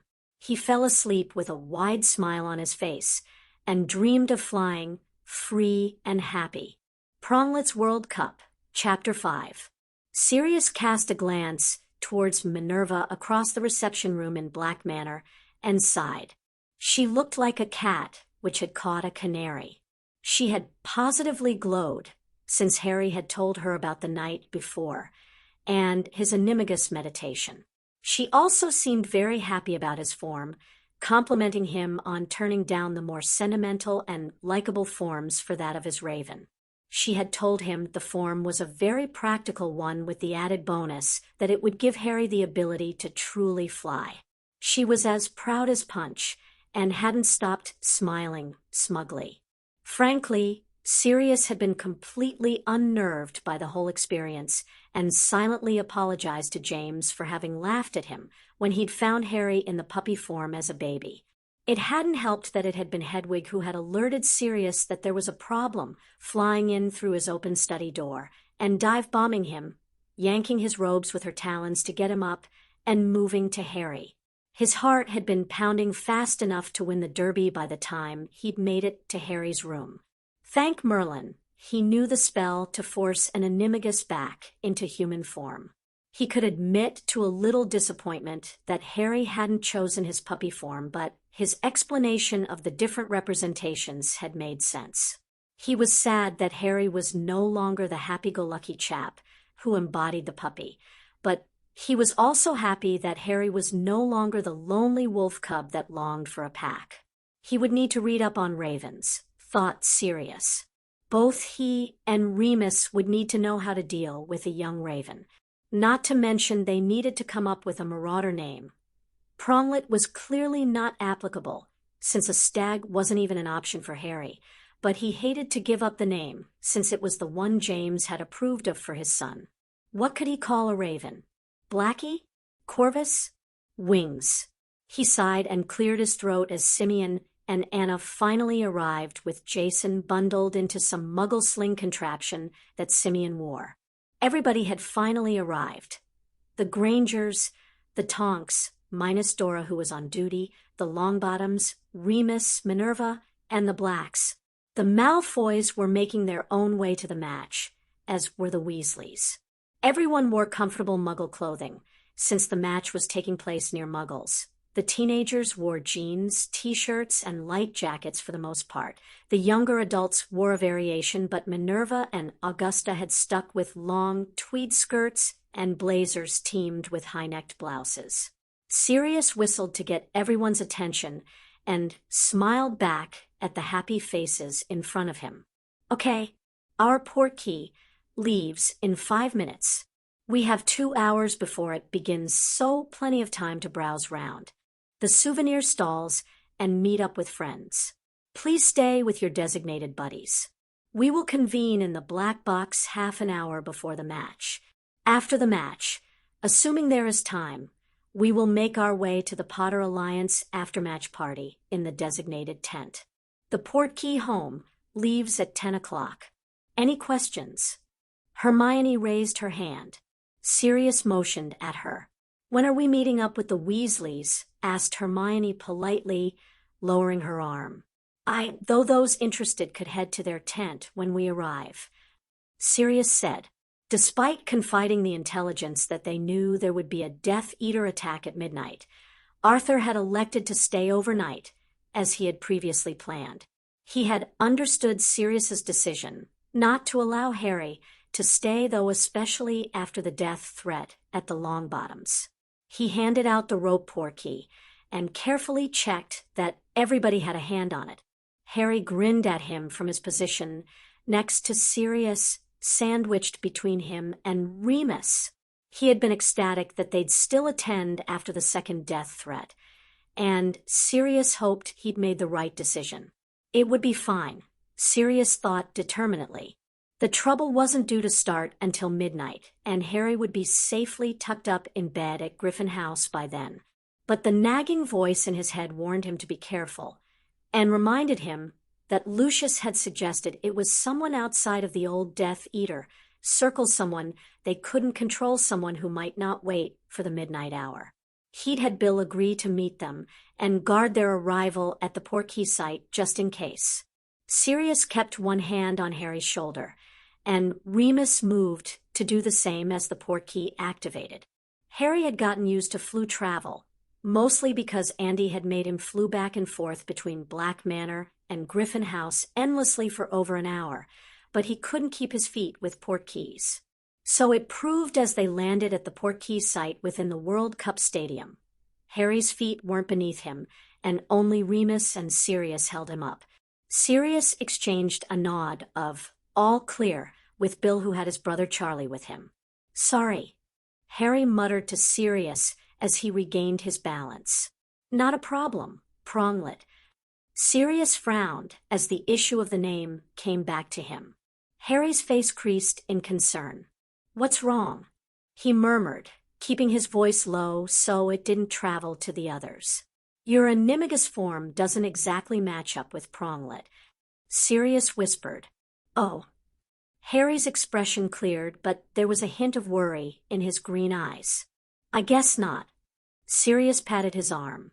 "Don't worry, Moony and I will come up with something." "Yeah," drawled Harry with a mischievous quirk to his lips. "I think that's kind of a guarantee for me to worry." "Hey," Sirius sniffed. "We came up with prongs," supplied Harry, "which I know my dad hated because it said so in his journal. And while we don't mention the rat." Sirius grimaced because Harry was right. Prongs had hated prongs mainly because Sirius had made up a limerick including prongs, pongs, and thongs, which had been funny at the time. Of course, Prongs had changed his mind in their 7th year, when everything had been lovely because he'd finally gotten Lily, and she had loved the name. Wormtail had argued for days about Wormtail. Remus cleared his throat, and they both looked up to realize that the rest of their party was viewing them with a range of expressions from amusement, Remus to exasperation, Minerva to impatience, Hermione. "Lord Potter, Lord Black, if you and your group could please vacate the Portkey area," a polite voice advised them, and they turned in unison to see a brightly smiling woman with a clipboard. "The minister is waiting to greet you in the antechamber." Sirius nodded and slung an arm around Harry's shoulders as he marched them to their doom. "Cornelius." "Sirius." "Harry." Cornelius's smile could have lit up the stadium. "Ah, excellent. You're here. May I introduce you to the Irish Minister of Magic, Madame Derry, and the Bulgarian Minister of Magic, Mr. Oblinsk." He stuttered over the pronunciation and threw his counterpart an apologetic smile. "This is Lord Sirius Black and Lord Harry Potter." A statuesque brunette in smart muggle clothing of a green suit with a crisp white shirt and an orange silk scarf stuck her hand out with an expression that said kissing her knuckles would lead to him getting them back as a fist. Sirius shook hands solemnly rather than turning on the charm. "Madam." He was pleased when Harry followed his example after a quick look at Andromeda. The petite man beside Derry, encased in black robes with gold trim and the crest of Bulgaria adorning his right breast, held out his hand, which Sirius and Harry shook in turn. "Honor to meet voucher," Oblinsk said politely. Cornelius's eyebrows shot up. "You know English?" "Leedle," Oblinsk replied gruffly. Sirius hastily stepped in and offered to introduce the rest of the Black Party. Thankfully, Remus greeted the Bulgarian minister in flawless Bulgarian and translated through the rest of the introductions. "Are the Malfoys not with you?" asked Cornelius, glancing around. They were coming separately as they're hosting Theodore Knott and Blaise Zabini. Sirius replied, "We thought we'd have a look around before we head into our box for the game. You and Harry are more than welcome to spend the game in the ministry box, Sirius." Cornelius urged. Sirius smiled tightly. "Thank you, Cornelius, but given the current situation, I'd prefer Harry to remain in a box where I control the wards." Of course," Cornelius said smoothly. "Terrible business." He gave Augusta a look of concern. "How are you, Augusta, after the shock?" Ready to hex whoever did it bald. Augusta replied, sternly. A woman after my own heart. Derry said with a sing-sing Irish lilt that contrasted with the fierce expression on her handsome face. Sirius only just managed not to laugh at Cornelius's taken-aback expression. Perhaps we should be getting along, Gran. We have to go and say hello to the rest of the Alliance. Neville offered his grandmother his arm and led her out with aplomb. We should head out too, Sirius said. Cornelius motioned for Sirius to step aside a moment, and Sirius was pleased when Minerva stepped forward to stand with Harry to talk to Derry, since the Bulgarian minister hadn't stopped talking with Remus. May I ask a favor? Asked Cornelius with a touch of desperation. Crouch forgot to order a translator from the embassy. Bagman didn't think of it, either, since Bertha is still AWOL. Still. Sirius shook his head. Trust Jorkins to get lost on vacation, but then, hadn't Remus said that Arthur had mentioned her going missing in July? Surely it was time to think there was foul play, or, knowing the young girl Bertha, had been a clumsy accident resulting in a hospital stay. Anyway, could we possibly borrow Mr. Lupin? Cornelius said, shifting from a hint to outright desperation. Sirius sighed. You will owe me, Cornelius. He walked over to Remus and Oblinsk, or Bogdan, as Remus was calling him. Remus, there's been an administrative snafu, and the minister has been left without a Bulgarian translator. I'd be grateful if you would consent to help the ministers for the rest of the day. What about Harry? Asked Remus with a frown. I can stick with Harry. Bill offered immediately. Thanks, Bill, Sirius said. His eyes hopefully conveyed the message that Remus should take the gig. It would help with the werewolf legislation and make Cornelius indebted to them. In that case, I would be delighted. Remus gave a short bow to Cornelius before translating for Bogdan, who broke into a wide and somewhat marauderish grin. Sirius had a feeling that whatever Remus and Bogdan would discuss would be translated as something completely different for Cornelius. Sirius and Harry said their goodbyes to Remus and the ministers, and Sirius led the rest of the group out of the antechamber and through the stadium out into the surrounding grounds. The Tonks decided to browse the stalls with Simeon and his wife, leaving the Grangers and Minerva with Sirius and Harry. So where's your dad's tent at, Bill? Sirius asked. His wand was in his hand, his free hand on Harry's shoulder, and he was already assessing the threat of the milling populace around them. This way, Bill said with an easy smile. Charlie, why don't you bring up the rear with Professor McGonagall? Charlie nodded easily. I can do that. Sirius approved that they all had their wands out and ready. Hermione's parents stayed behind Sirius and Harry, but Hermione moved to walk on Harry's other side. She chattered nervously about the crowd and the colorful banners adorning some of the tents as they made their way through a veritable village of the things until they reached a purple and pink monstrosity. Bill grinned at their faces. Welcome to Chez Weasley.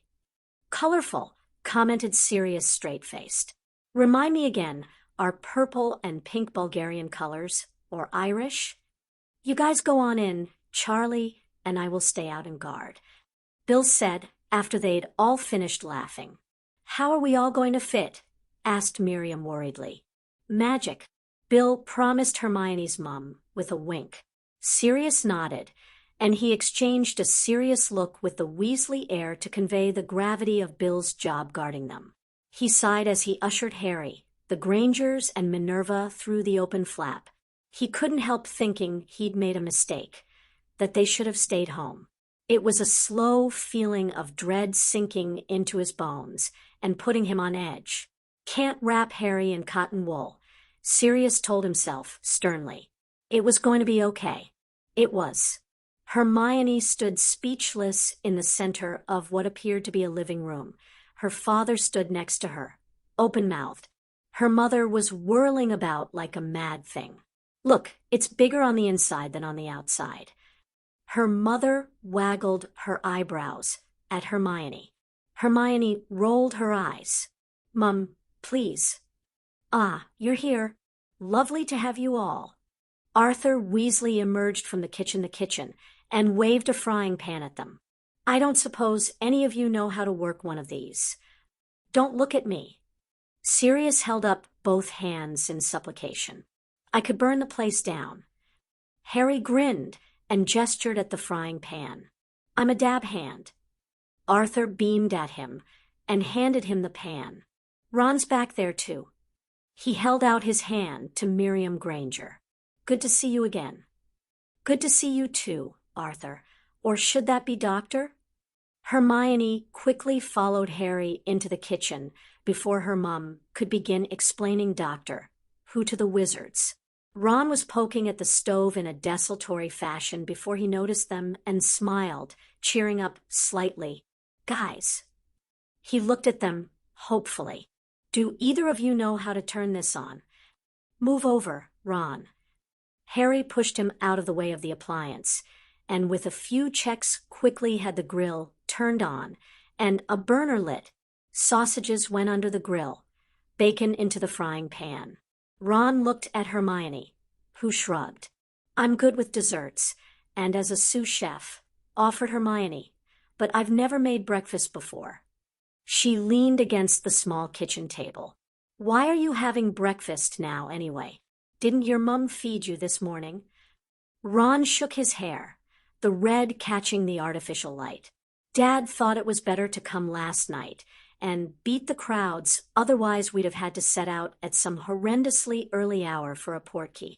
It worked out fine until all of us got up this morning and realized that we don't know how to cook in this kitchen, and Mum didn't come." "I thought Ginny helped your mum out, usually," Harry said, handing them the loaf of bread with a muttered instruction to slice it. "Where's Ginny at anyway?" "Celia Ingleby promised Mum to keep an eye on her. She went off first thing with her and Lydia to do something girly." Ron sounded totally disgusted, but he took the bread knife and carefully started slicing rather thick slices of the homemade bread. "And she said she wasn't cooking just because she was the girl." Hermione frowned at him. "She's right. She shouldn't have to cook just because she's female. My mum and dad share cooking duty. I would hope anyone I ended up with didn't expect me to be barefoot and pregnant, chained to kitchen sink." Harry chuckled, handing her knife and pointing her at the mushrooms. "As if you'd ever end up with someone like that." Ron paused in his slicing. "My mum stayed at home and brought us all up. There's nothing wrong with it." "No, there's nothing wrong with it. It's a perfectly valid choice," Hermione said with a sniff. "It's just not my choice." "Are you insulting my mother? Because—" Ron said heatedly, his red-headed temper igniting because he hadn't listened to her. "No," declared Hermione hurriedly. "Of course I'm not insulting your mother. It sounded like you were." Ron waved the knife at her. "Hey." Harry intervened, tapping Ron's hand gently. "No waving sharp implements around. Hermione wasn't insulting your mom, Ron. Keeping a home and raising kids is an important job, and if your mom wants to do that, then that's good. But can you really see Hermione making that same choice?" Ron looked at them, both slightly bewildered. But why not? And this, thought Hermione with a sigh, was why Ronald Weasley would never be her boyfriend anytime soon. Hermione wants to be a healer, Ron, remember? Harry flicked Ron's forehead. "Oh, right," Ron said, turning back to the bread. "Why didn't you just say so?" Hermione held her tongue and counted to 10. Ron was short-tempered because he was hungry. If she kept being irritated by everything he said, they'd have a rotten day, and she didn't want that. She glanced over at Harry, who gestured at the mushrooms. "They're not going to chop themselves." Hermione stuck her tongue out as Harry turned deftly back to the stove. A warming plate went under the grill when he took a moment to turn the sausages. He moved again, and a second burner was lit, and he competently made scrambled eggs. By the way, thanks for the shout-out in the article, mate. Ron said happily. They even spelled my name correctly. Sirius approved it all last night after dinner. Harry stopped cooking for a second to make a disgusted face. I hated doing the interview. All 3 articles came out really well, though, Harry. Hermione assured him, passing him the mushrooms. There were 3, inquired Ron, surprised. We only saw Skeeter's in the Prophet. Skeeter took the most sensationalist approach. She darted a look to Harry, who snorted. It was factually accurate, but she led with Harry's comments about his parents and had the picture of him looking. Well, Skeeter had used one particular photo of Harry clearly holding back tears. Wimpish. Ron supplied. Harry went red, and his motions as he transferred the eggs to the warming plate along with the cooked bacon before adding tomatoes and mushrooms to the empty frying pan were stiff and sharp. I was going to say upset. Hermione said briskly and decided to move on. The quibbler took the most straightforward approach, a nice picture of Harry and Sirius and a question and answer approach. The International Wizarding Herald was the most political. It's obviously got it in for Professor Dumbledore and the British Ministry. So my prediction is in the international press as well. Ron grinned. Wicked. Never mind the article. Harry said suddenly, obviously deciding a change of subject was in order, which given he hated publicity, Hermione wasn't surprised. Something happened last night that I have to tell you guys. Hermione and Ron immediately inched closer to their friend and exchanged a hopeful look. They knew there were things Harry wasn't telling them both, and they understood to some degree, but he'd always told them, and it had always been the 3 of them on their adventures, and it hurt that he was keeping secrets. He grinned at them. I tried an animagus meditation last night. Hermione's mouth dropped open. No. Yes. Harry continued to grin. And I saw my form. Blimey, Harry. Ron muttered, slumping back against the table. I didn't even know you wanted to be an animagus. Harry gestured at him. I convinced Sirius to let me try because I want to be there for Remus, and he only agreed if Aunt Minerva agreed. So, I've only just started. But I was thinking, his green eyes met theirs tentatively. I was thinking we could all do it. I mean, it's a good defense if you do come across a werewolf, and it gives you a useful way out if you're in a sticky situation. I'd love to, Hermione said immediately. She was sure her parents would agree, especially if Professor McGonagall was on board. I don't know, Ron said uncertainly, gesturing with the knife. I mean, you have to be a powerful wizard to become an animagus, and I don't think transfiguration's not exactly my subject. Nonsense, Ron, Hermione said, as Harry plucked the knife from Ron's hands and placed it safely on the table, muttering something about it taking an eye out. If the rat can do it, you can, Harry said firmly.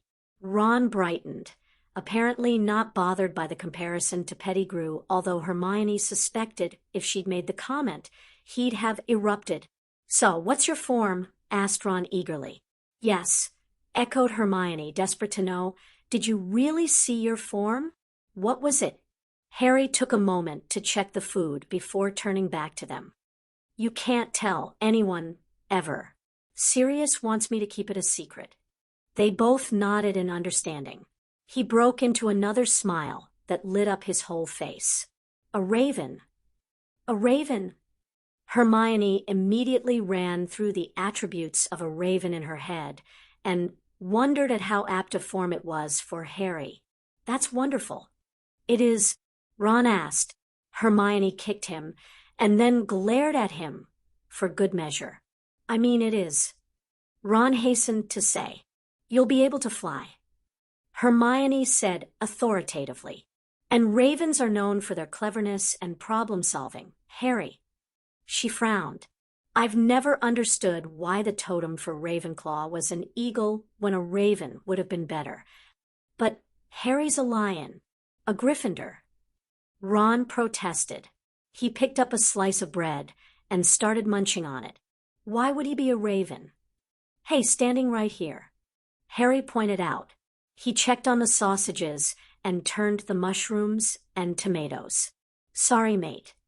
Ron said insincerely. I get the flying, but a raven's not a lion. I want to be something big and powerful and totally useless. Hermione pointed out, exasperated with him. A raven can fly anywhere undetected. It can spy easily. It can get in and out of places quickly. It's a great form. A lion is a better form, argued Ron. It can take down a man and scare any attackers. I wanted a flying form. Harry interjected before Hermione could continue the argument. And I've chosen the form now, so that's that. No lion for me, Ron, so you can be the lion. Ron smiled happily. Maybe I will, mate. Hermione refrained from rolling her eyes. This is about ready, Harry said, dishing up the tomatoes and mushrooms. The sausages just need another few minutes. I can't believe you found your form so quickly. Hermione praised him, folding her arms. It's supposed to be quite hard to reach the meditative state required. Meditation? Ron's face dropped. I'm screwed then. Or there's a potion. Hermione informed him crisply. But you don't get to choose your form with the potion. You turn into your form whichever one best suits your personality at that point in time. The meditation technique is supposed to give you more options, but it is more difficult. She wondered at what the other forms Harry might have had. Harry shrugged and smiled again, softly. I think I only achieved the meditation thanks to Luna. She kind of showed me the way. Luna? Hermione asked, frowning. Luna Lovegood, Harry said, moving back to the stove to get the sausages from under the grill. You don't mean Loony? Ron spluttered around a mouthful of bread. Oi. Harry waved a spatula at Ron. She has a name. Anyway, this is done. Why don't you go get your brothers and your dad? Ron heaved a self-suffering sigh and left the kitchen. Of course. The Lovegoods owned the Quibbler, and Luna must have accompanied her father. Hermione thought slightly miserable at how happy Harry had seemed in mentioning the other girl. She tried to remember what Luna looked like and came up with blonde and pretty, but not conventionally pretty, prettier than Hermione since she didn't have awfully big front teeth and bushy, uncontrollable hair. She bit her lip and rubbed her arms. Hadn't she decided she wasn't going to do this? She wasn't going to crush on Harry or think about him as a potential boyfriend. She wasn't. Even if Harry would make a great boyfriend. Even if Harry was very sweet with her. Even if she might possibly want Harry as a boyfriend. The plastic kitchen door slapped against the plastic wall, and the Weasley twins barreled in along with Ron. Harry, Dad says can you put a plate together for Bill and Charlie and him? Ron said, sitting down at the table. Hermione scowled. She had a feeling Ron had probably been asked, and it was so like him to push the task off onto someone else. She opened her mouth to argue, caught Harry's eye and his silent message not to say anything, and subsided with a huff. What about Percy? Asked Harry. He's off doing ministry stuff. Ron shrugged unconcerned. This is great, Harry. Fred said. You'll make someone a lovely wife. George agreed. Harry whacked George with the back of a wooden spoon. Ow! George exclaimed, rubbing his upper arm where Harry had landed the blow with an exaggerated pout.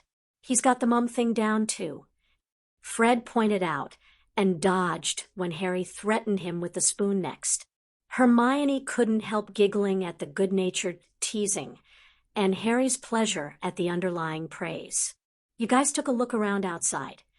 Harry asked as he put breakfast sandwiches together for Arthur, Bill, and Charlie. Yeah, it's mad out there, Fred exclaimed. You'll never guess who we ran into. Bagman. He was taking bets. George confided. Hermione frowned at their twin expressions of glee. Oh, you didn't what? Asked Ron, scooping up more mushrooms since Harry had finished with the serving spoon. Bet. Hermione said succinctly. She turned to look at the twins. What would your mum say? I reckon she'd be talking with the wooden spoon. Fred admitted. George nodded. But she's not here. And we need money. For the joke shop. It was Harry's turn to frown at them. I thought, Remus said we'd invest if you got your newts. Fred and George looked to each other before they turned back to Harry. We just want to put in our own share and do our bit. Harry sighed, but nodded in the face of their unwavering conviction. He raised the plate he held. I'd better take this out before it gets cold. It's a good thing you wanting to contribute. Hermione began lecturing them as Harry disappeared into the front room. But really betting? You have to risk something. If you want something. Fred concluded. Mum is going to freak. Ron pointed out, stabbing another sausage. Which is why nobody is going to tell her. The twins looked hard at their younger brother. Ron swallowed and gestured at his brothers. I'm not going to tell her, but she'll still know. She's Mum. Hermione's response was forgotten as Ginny and Lydia Ingleby entered. Their faces were painted in motifs symbolizing Ireland. Ginny had gone for a fairly sedate green four-leaf clover on her left cheek, while Lydia had a sparkling rainbow arching into a small heap of glittering gold galleons. Hermione's eyebrows rose. Ooh, breakfast, Lydia said, hurrying over to the table. Oi, get your own. Ron complained. Harry made this for us. Harry made this. Lydia giggled and nudged Ginny. Isn't he awesome? He can cook. Awesome. Fred and George parroted, batting their eyelashes in unison as they mocked the girls. Behave. Ginny threatened as she sat down and helped herself to food. Lydia's our guest. Hermione rubbed her head. Was she getting a headache?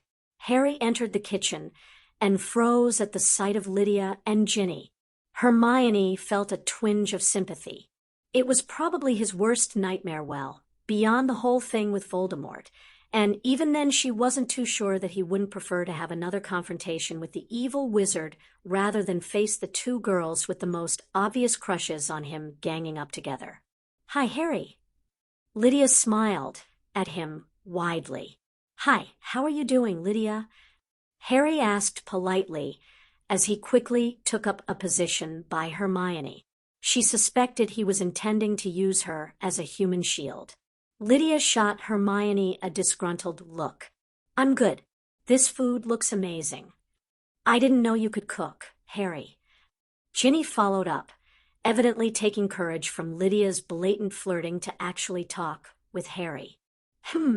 Yeah, Harry pulled on Hermione's arm and sent a desperate look to Ron. We should check out the stalls while this lot finish breakfast and do clean up. Hermione declared briskly. You're very right, Harry.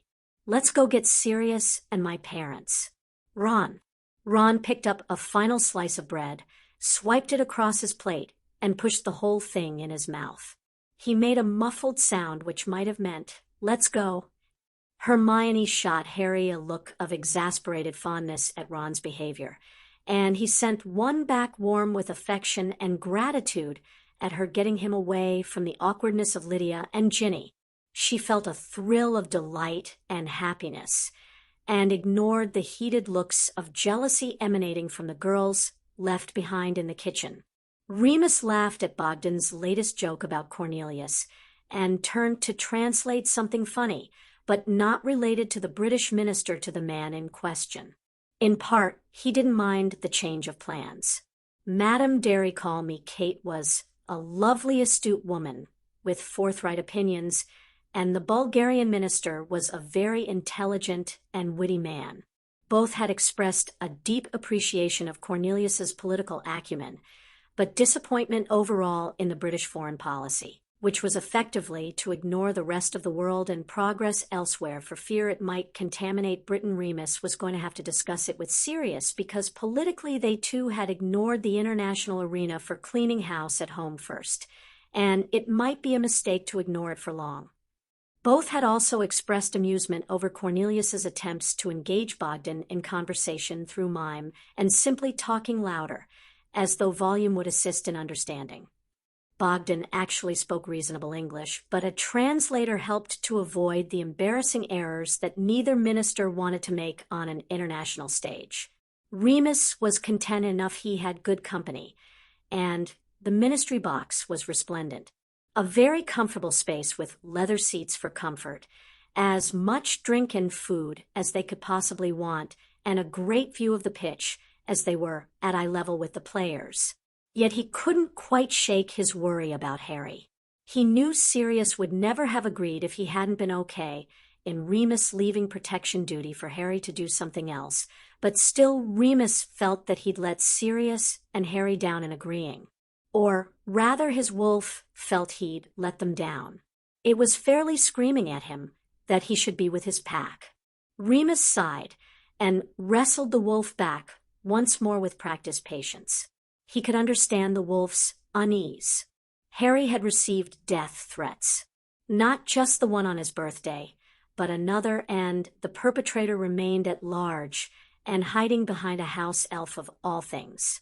They knew it had to be someone on the list of party attendees, but nobody was ever going to give permission for the entire Wisengamot and the most senior ministry officials to be compelled to take Veritasrum for questioning. What was more worrying was that whoever it was seemed to be operating in isolation. Neither Severus nor Lucius nor Bertie's spy had gotten wind of a plot to terrorize Harrywell, beyond the likely ritual they believed Voldemort was planning. But that ritual was to be performed on the eve of the summer solstice, and terrorizing Harry now made no sense. Then again, when had anything to do with Voldemort ever made sense? He rubbed his right temple thoughtfully. "Is everything okay, my friend?" Bogdan asked, concerned in Bulgarian. "I'm just thinking about my friend's son." Remus said apologetically, "I am anxious given recent events." "Ah, yes. I read the article in the International Wizarding Herald. It is shocking that someone so young can be targeted so horrifically." Bogdan smiled at him. "If you wish to take a break and check on young Lord Potter, I will cope for a few minutes alone." "You may, but others will not." Remus turned to Cornelius, who had started anxiously as the two had exchanged words. "Nothing to worry about. Minister, we were just commenting about the article in the Herald on Harry. Kurt is a good reporter." Kate said briskly, "I'm afraid I didn't get a chance to read the Herald this morning, but the article in the Prophet was well done by Rita, as always." Cornelius said, "I was thinking perhaps we should have a day of remembrance for the Potters. It's a nice thought, but I'm not sure it's what Harry had in mind." Remus said diplomatically, "We were actually discussing the death threats. A terrible business, but I have confidence Amelia will get to the bottom of it." Cornelius said forcefully. Bogdan nodded. "Et is good to hear. Child should not be target." Kate nodded her agreement. "It is a shame for the lad." Cornelius smiled at them. "I couldn't agree with you more. Unfortunately, Harry's unique status makes him more of a target than I think any of us would wish on the poor boy." Remus checked his watch. The match was about to start.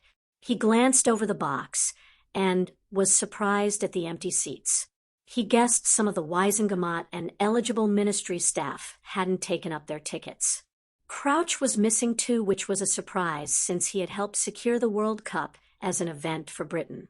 Bagman was commentating, so that wasn't a surprise. A sudden sound at the door had them all turning, and he wasn't surprised when the Weasleys, excepting Ron and Bill, hurried into the box and took their seats. He noticed Percy frowned at the absent Crouch's seat before taking his own. Arthur hurried over, and was introduced to the foreign ministers by Cornelius, assisted by Remus. Kate smiled warmly. I would be happy to meet with you and discuss how we deal with Muggles in Ireland. Arthur smiled. I'd like that. Bogdan turned to Remus and switched back to Bulgarian.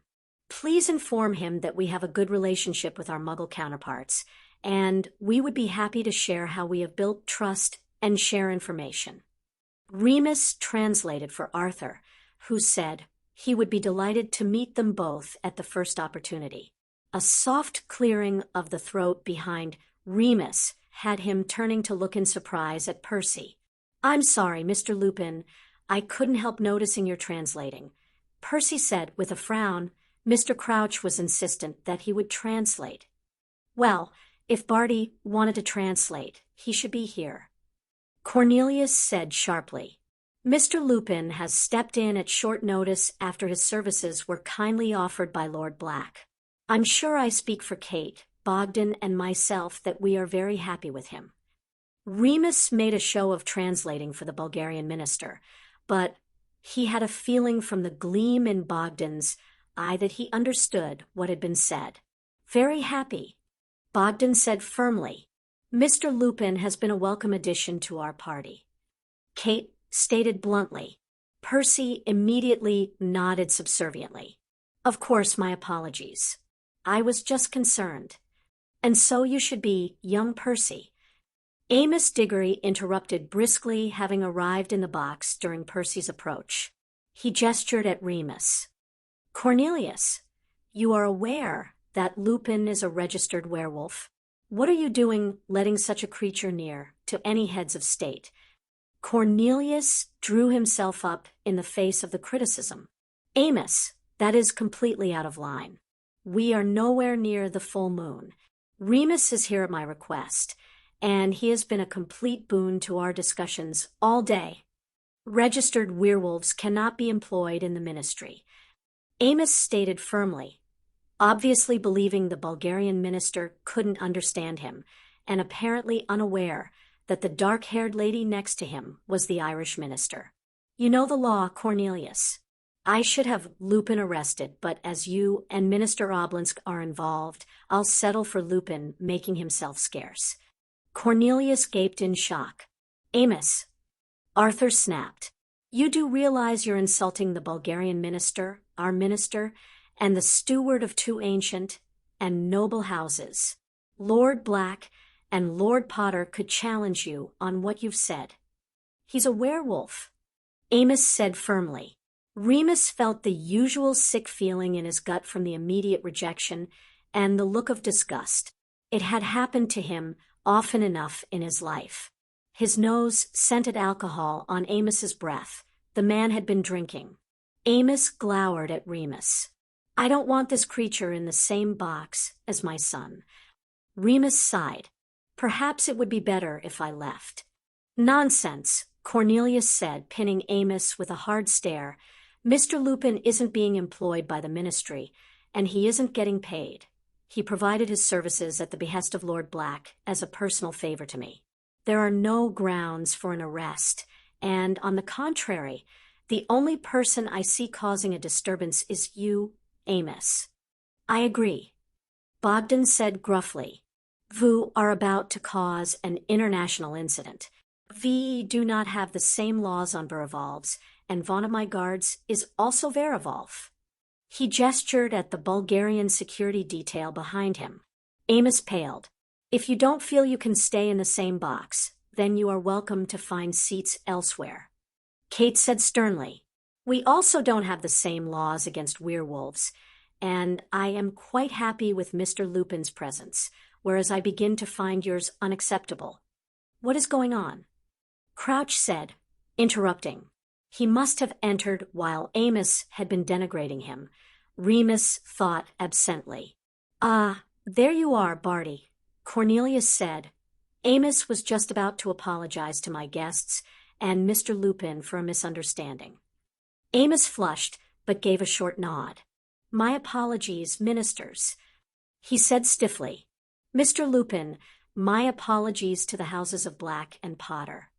Kate simply glowered at Amos, but Bogdan nodded an acknowledgement, and Remus followed his example. Amos darted away just in time for his wife and son to enter and join him, unaware of the hullabaloo he had caused.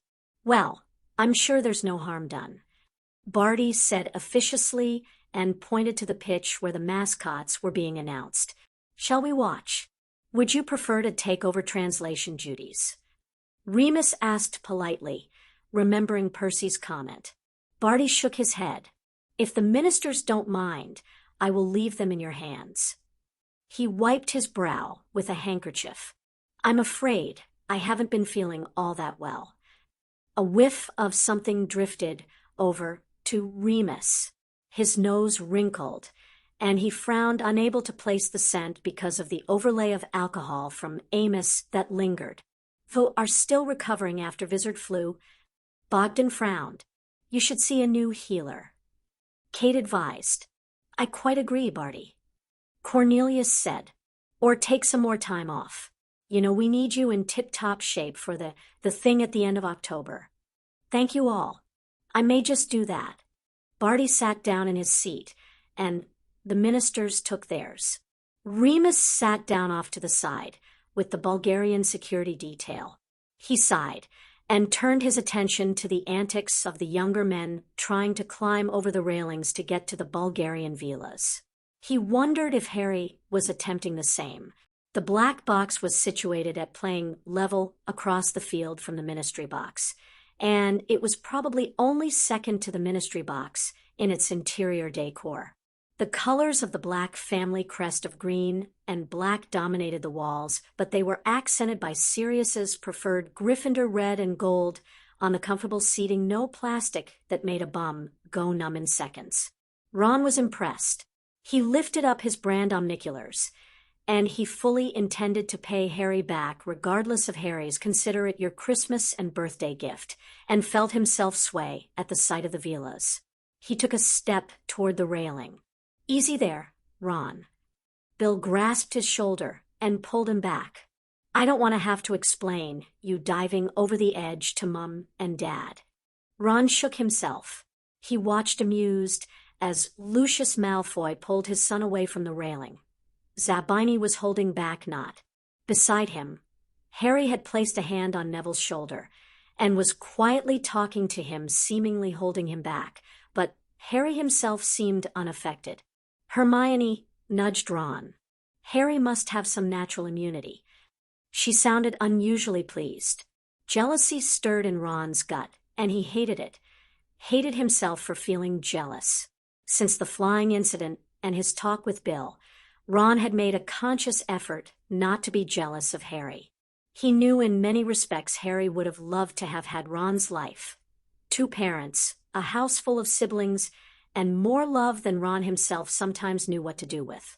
But he couldn't quite help the envy at Harry's new clothes, the money, the fame, and the lifestyle Harry enjoyed. Well, didn't so much enjoy as had. Ron knew Harry would have preferred to have dumped the fame and his status entirely if he could. And it wasn't as though Harry had an easy life, what with the death threats and the ever-present threat of something happening. The trip to the basilisk had been horrible. Ginny had refused to see the mind healer despite her hysterics during the return visit to the chamber. Their dad and Bill had tried and failed to convince her to go, and after the one and only session their dad had dragged Ginny to, kicking and screaming all the way, the mind healer had said that forcing her wouldn't work. Ron himself had tried to talk Ginny into it, pointing out that he'd been scared down in the chamber, himself remembering how Lockhart had almost obliviated him and the horrible wait for Harry to come back, that if Ginny went to a session, maybe he'd go to one too. She hadn't gone for it. Ron had quietly thought that they should ask Harry to have a word. He was fairly certain only Harry would be able to get her to go. At least, Ron mused, Ginny hadn't been caught up in the drama of Ron's 3rd year. She'd actually settled into Gryffindor. All of the male Weasleys at Hogwarts had been under strict instructions to watch her and make sure that nothing similar to the chamber happened again. Ron would be quite happy if nothing similar to the chamber happened to him either, and he could do without a repeat of being dragged into the shrieking shack by a Grim. Maybe Harry was right about the animagus training. If Ron had been able to turn into a lion, he could have gotten away or scared the pants off Sirius anyway. He would try anyway for Harry. He felt very happy that Harry wanted to include him and Hermione in something like that, since there was a lot going on that Harry couldn't talk about, or at least Ron and Hermione suspected that there was a lot going on that Harry couldn't talk about. They'd both confided their worries about Harry to each other in brief conversations, but Ron knew if Harry was keeping quiet, it was because Sirius had made him promise, and Ron wouldn't try to get Harry into trouble with his new dad just to satisfy Ron's curiosity. He smiled at the thought as the leprechauns came out in support of Ireland. They were flinging gold up into the stands, and for a long moment Ron was tempted to go and grab some. "Oh, it almost looks real, doesn't it?" Hermione said out loud, and that was a good reason why he shouldn't. Leprechaun gold was nothing but an illusion. Ron's lips firmed. If he wanted money, fame, and status, he would have to work for it, as Bill had said in their discussions. He felt a rush of happiness at the thought of his oldest brother, and he glanced up behind him, where Bill stood sentry, ensuring Harry couldn't be attacked from the back of the box. His relationship with Bill had changed since their talk in Ron's room. Bill had taken time every couple of days to come over and chat specifically with Ron. Sometimes they'd play chess or they'd fly, but most times they ended up, like the first time, just sat on Ron's bed, talking. Ron had found himself listening to more stories of Bill and Charlie as kids, as well as Bill's time at Hogwarts. Instead of switching off thinking it was Bill lording it over him for doing something first, Ron really listened and had gotten to know his brother much better. He'd sought Charlie out himself a couple of times after that to check Bill's version of events sometimes, or to ask Charlie his advice about Quidditch. He'd even confided his Quidditch dreams, and Charlie was helping train Ron for the tryouts. Ron was thrilled with his brother's support. "Here come the teams," Harry said excitedly, elbowing Ron and drawing his attention back to the game. Ron grinned at him and raised the omniculars again. For long minutes they murmured oohs and ahs as the professional teams took to the skies, and play began. Harry shook his head. "They're so fast. So are you on that firebolt?" Sirius pointed out. "He's right, though. They're playing very fast. It's obviously Ireland's strategy. The Bulgarian beaters have issues with speed." Ron said authoritatively. "See." He nudged Harry. "They can't get the bludgers anywhere near on target. As much as I hate to admit it, he's right," Draco Malfoy said. All of the Gryffindors turned to look at the Slytherin in shock. "Are you feeling all right, Malfoy?" asked Neville. "You do realize you've just complimented Ron." Nott snorted in the background. I agreed with his surmising of the Irish strategy. I didn't compliment him. Malfoy snapped. Neville huffed and returned to the action. Ron gave the back of Malfoy's head a searching look before returning his attention to the game. He'd been told very strictly by everyone that he needed to be on his best behavior with the Slytherins. The Malfoys were part of the House of Black, as much as Ron might hate it, and he was only in the box because he was a guest of Harry's. He didn't like the snakes, but he guessed he could put up with them for the length of a Quidditch match. Hermione sighed, sat back down, and pulled a book out of her backpack. Ron stared at her. "What are you doing?" "Reading," Hermione said slowly, as though he was the odd one. "But—" Ron waved his arms out towards the pitch and the action. "I only came to experience the atmosphere of a professional game."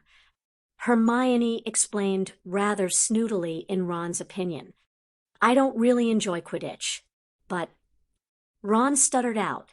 "You watch all the Gryffindor matches," Harry said, lowering his own omniculars to look at her with faint surprise. Hermione squirmed in her seat, her fingers tightening around the book. "That's because you play, and you're my friend, so I support you." She'd gone red in the face, as though she was embarrassed. Ron exchanged a look with Harry over Hermione's head. Mental, Ron thought with horror. Absolutely mental. How could she not enjoy Quidditch? He returned to watching the game. I wish our chasers could play like that. Malfoy said with a sigh as Ireland scored again. They have too much muscle on them. Ron said without thinking. Too much muscle, and they're too focused on blocking rather than scoring. Zabini agreed, sliding in as though Ron hadn't paused in stupefied realization that he'd just talked to Malfoy. I don't understand why Flint chose them when there are better flyers in Slytherin. Not said. He wanted people who could intimidate others in the air. Malfoy said shortly. Obviously. You don't. Not said. But there again, you didn't exactly try out, did you? I'm a seeker. I don't need to intimidate anyone. Malfoy retorted. And I think I've earned my place on the team after the last 2 years. Thank you very much. When you beat Potter, we'll talk, Zabini said, throwing Malfoy a teasing wink that simply infuriated the other boy. The Gryffindors exchanged a look at the Slytherins' exchange, and Ron could see Sirius's lips twitching like he wanted to grin. Ron shook himself and returned to the match. It was a beautiful display of aerial acrobatics. Suddenly Crumb moved, diving for the ground. He's seen the snitch, said Ron excitedly. No, he hasn't, Harry said. The snitch is up by the hoop. He's fainting. Harry was right. Another minute later, and Lynch, the Irish seeker, was being helped off the ground as Crumb floated back to the air. How the bloody hell did you see the snitch? Demanded Nott. Because he's the best seeker at Hogwarts, Ron said proudly. Malfoy gave a loud snort, but he didn't argue the point. Maybe, Ron mused, the fabled truce Harry had talked about was actually in effect. The match wore on. Ron explained some of the more professional plays and moves to Harry, and got used to the Slytherins chiming in. After half an hour, Neville had gotten comfortable enough to add his thoughts, and all of the male teenagers soon congregated together, house rivalries mostly forgotten in their discussion, although there was the occasional jab. Ron slowly realized that all of the Slytherins Malfoy, included, which boggled his mind, were vying to build better relationships with Harry. He was almost amused, but mostly concerned. He shot Neville a look. Ron was willing to admit that Neville was much better at the political stuff, and they nodded at each other in understanding. Harry would need to be protected. He was far too forgiving and innocent sometimes. There's no way the Bulgarians can win this now. Harry commented. The Irish have scored too many for them to catch up. Crumb will end it. Ron said, convinced he was right. 5 minutes later, he cheered with glee as Crumb did exactly what Ron thought he would. He caught the snitch and put the Bulgarians out of their misery. A silvery shape swept into the room, and Ron realized it was a wolf Patronus. It stopped in front of Sirius. Minister Oblinsk and Minister Derry would like to invite you all to meet the teams in the ministry box. Remus's voice sounded out from the wolf's mouth. Everyone except Hermione turned to Sirius hopefully. Sirius glanced at Harry. It's risky. We haven't vetted them. Please, Padfoot. Harry pleaded softly. Simeon cleared his throat. Maybe a compromise. Sirius? Bring them onto our territory. Sirius raised his wand, and a grim Patronus emerged. Moony will be happy to host the teams and the ministers in the Potter Alliance tent. Due to security reasons, Lord Potter is restricted in his movements. I'm sure the ministers will understand the necessity. Harry nodded, accepting the compromise, although Ron knew it didn't guarantee their meeting the teams at all. Thank you. Sirius ruffled his hair. Come on, let's get to the tent. It took a good half an hour to exit the stadium and find the Potter Alliance tent. The rest of the Alliance, especially Terry Stebbins, was delighted that the teams might stop by.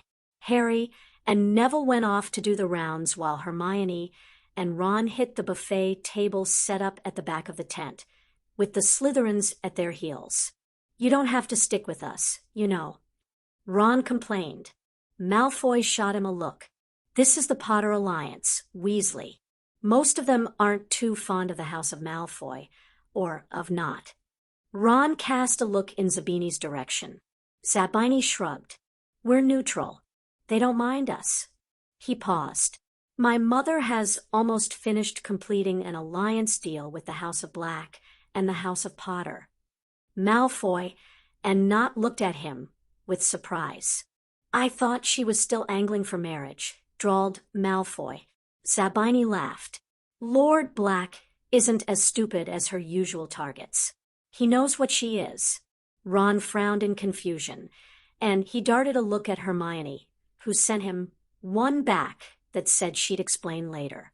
There was a noise by the front of the tent, and in the next moment the minister arrived. Harry caught Ron's eye across the room and waved frantically at him to come over. Ron hurried, not wanting to miss his opportunity to meet the teams, although really there was only one player he wanted to shake hands with. 10 minutes later, he got his wish. Sirius shook hands with Victor Crumb and congratulated him on catching the snitch. "This is my son, Lord Harry James Potter. He plays Seeker too, although not as good as you," Harry added, grinning happily at the thin, dour-looking Bulgarian with his large nose. "That feint you did was incredible." He motioned to his side where Ron and the others were standing. "May I introduce my friends and allies? Draco Malfoy, my cousin, Hermione Granger, a daughter of the House of Black, Neville Longbottom, my godbrother, Ronald Weasley, my best mate, and Theodore Nott and Blaise Zabini, my classmates at Hogwarts, although we're in different houses." Victor shook hands with all the boys and kissed Hermione's knuckles, which made her blush furiously. He turned back to Ron. "Vous avez mentioned in newspaper." "Yes," Ron said, his heart pounding at having the famous Seeker actually talk with him. "Harry gave them my prediction when he was asked what he thought the outcome would be today." "Vous avez right," Victor commented dryly. "Thank you." Ron felt his face heat up at the praise and knew he was probably as red as his hair. "I've followed your career. You're amazing." "Vous play?" Victor asked. "I play, but not for my house team. I'm hoping to try out as keeper this coming year," Ron said, attempting to act normal, despite his racing pulse. He pointed at Harry, who was indulgently grinning at him like a loon. He was the youngest Seeker for a century at Hogwarts. "I play Seeker too," Malfoy added, pushing into the conversation.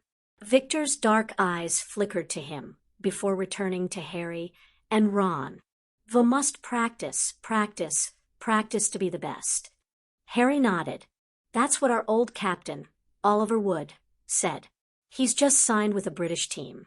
Well, I'm sorry to break this up, but we should let Victor move on and let others talk to him," Sirius prompted gently.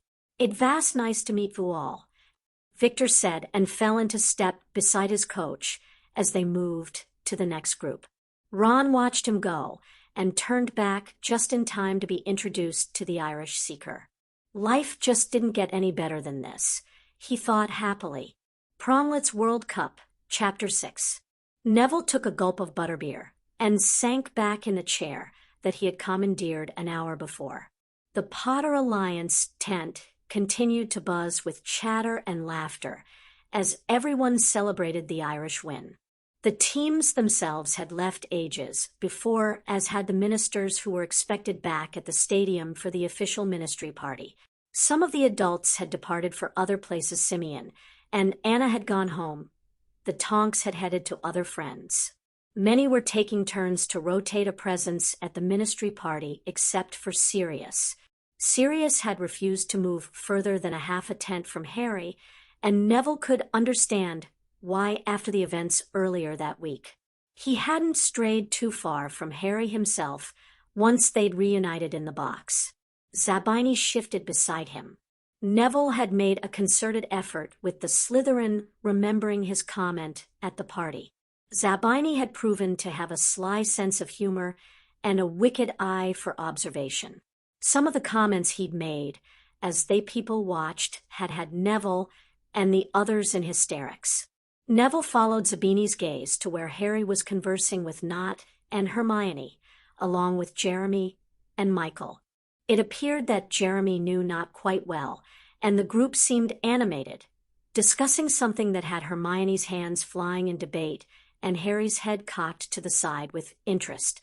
He frowned. Malfoy had left with his father earlier to the ministry party. He had gone protesting, claiming he preferred to stay with friends his own age, but Lucius Malfoy had been insistent. He wasn't sure why Nott and Zabini had been allowed to stay since the Malfoys were hosting them, but as Narcissa remained in the tent, he guessed protocol was satisfied. Neville pursed his lips. He and Ron had both noticed the Slytherins maneuvering during the discussion of the Quidditch match. Both Nott and Malfoy had clearly decided to build a closer relationship with Harry, presumably not for Harry's benefit, but their own. Protectiveness welled up in Neville. Harry was far too trusting and forgiving. Neville knew he himself had a problem with wanting to please people, especially his gran, but his gratitude that some people wanted to be his friend was tempered by his gran's lessons on the wizarding world and their various alliances. In fact, Harry was the only person he believed had no ulterior motive in befriending him beyond wanting a friend himself, and that pleased him enormously. He certainly knew Nott and Malfoy, however, would never approach a Longbottom or a Potter without ulterior motive. Harry, though, hadn't been raised to think of the possible alliance motivations first. Sirius was browbeating it into Harry, but there were times during their politics lessons when he would have to question Harry at length before Harry would see how a discussion at a dinner with an ally wasn't just idle chatter, but a testing of Harry's agenda. Neville understood to some degree Harry shying away from viewing every interaction with suspicion, questioning every comment, and monitoring himself to the nth degree. It was the core Slytherin behaviors that, as Gryffindors, they were meant to abhor. But politically, it was behaviors they needed as lords and heads of houses. Sirius, for all he disliked his family, had been raised as a Slytherin, and was embracing that in order to protect Harry. Neville understood Harry was going to have to be more Slytherin if he was going to swim in the snake-infested waters of the wizarding political world. Neville even thought Harry understood that just Harry didn't want to act like a Slytherin. Well, that was okay, Neville mused. He would act like a Slytherin. It didn't bother him. In fact, he'd rather enjoyed the politics they'd been immersed in during the summer. Harry could be Harry, and Neville would deal with the politics within their alliance, which meant that Neville was going to have to deal with Malfoy, and Nott. He wasn't cowed by the idea, as he might have been a few months before, but he wasn't looking forward to it either. Theo isn't so bad, Zabini said softly. Neville's head snapped to him in alarm. You've been glaring at him for over a minute, Zabini pointed out as his wand sketched a privacy bubble around them. The underage tracking charm wouldn't be able to tell since they were surrounded by adults. It wasn't really that hard to work out. Obviously, being Slytherin wasn't just a question of attitude. Neville thought sheepishly. He was being far too Gryffindor in his behavior and body language. It's just, you've realized Nott and Malfoy have understood the power Potter wields now, and are repositioning themselves. Zabini supplied. He raised his bottle. You're worried because Potter is politically naive. Lord Black is trying to correct that, but he cannot undo the years where Potter was kept unaware of his heritage and his position in a single summer. I wouldn't call Harry naive so much as wanting to think the best of people, Neville said firmly. How very Dumbledore-ish.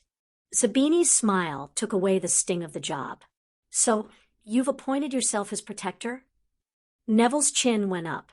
We stand together.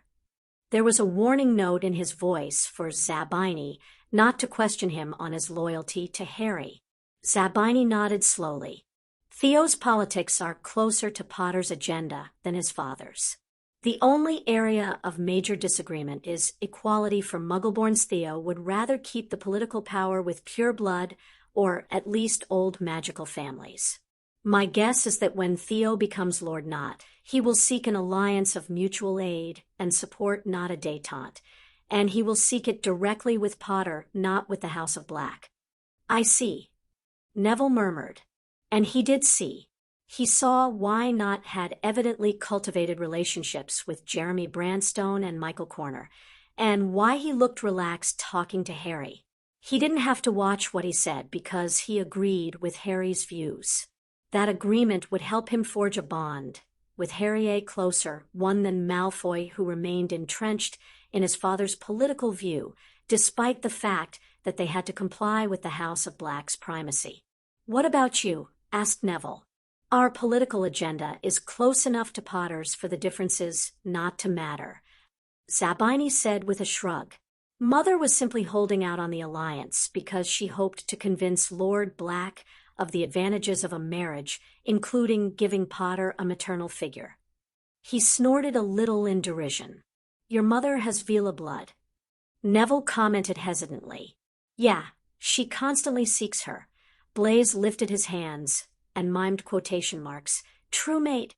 Obviously, it's a load of bollocks because that kind of thing is the invention of romance writers, but that's why she's been married so much. Your father. An arrangement." Blaise changed position. "But she's not a murderer, no matter what they say, though," he claimed defensively. "Father died of a rare genetic heart condition. Donald, her next husband, didn't actually die. They divorced when they realized his resisting her allure wasn't because he was powerful, but because he was gay. He's living in the States with a guy called Bob now. Don's pretty great, really still sends me birthday annual gifts. Gunther was just dull and drank a lot. I'm pretty sure he died of boredom, even if the official report said liver failure." Neville remained silent, not sure what to say. Blaise shook his head. "Anyway, mostly Mother's romances don't bother me.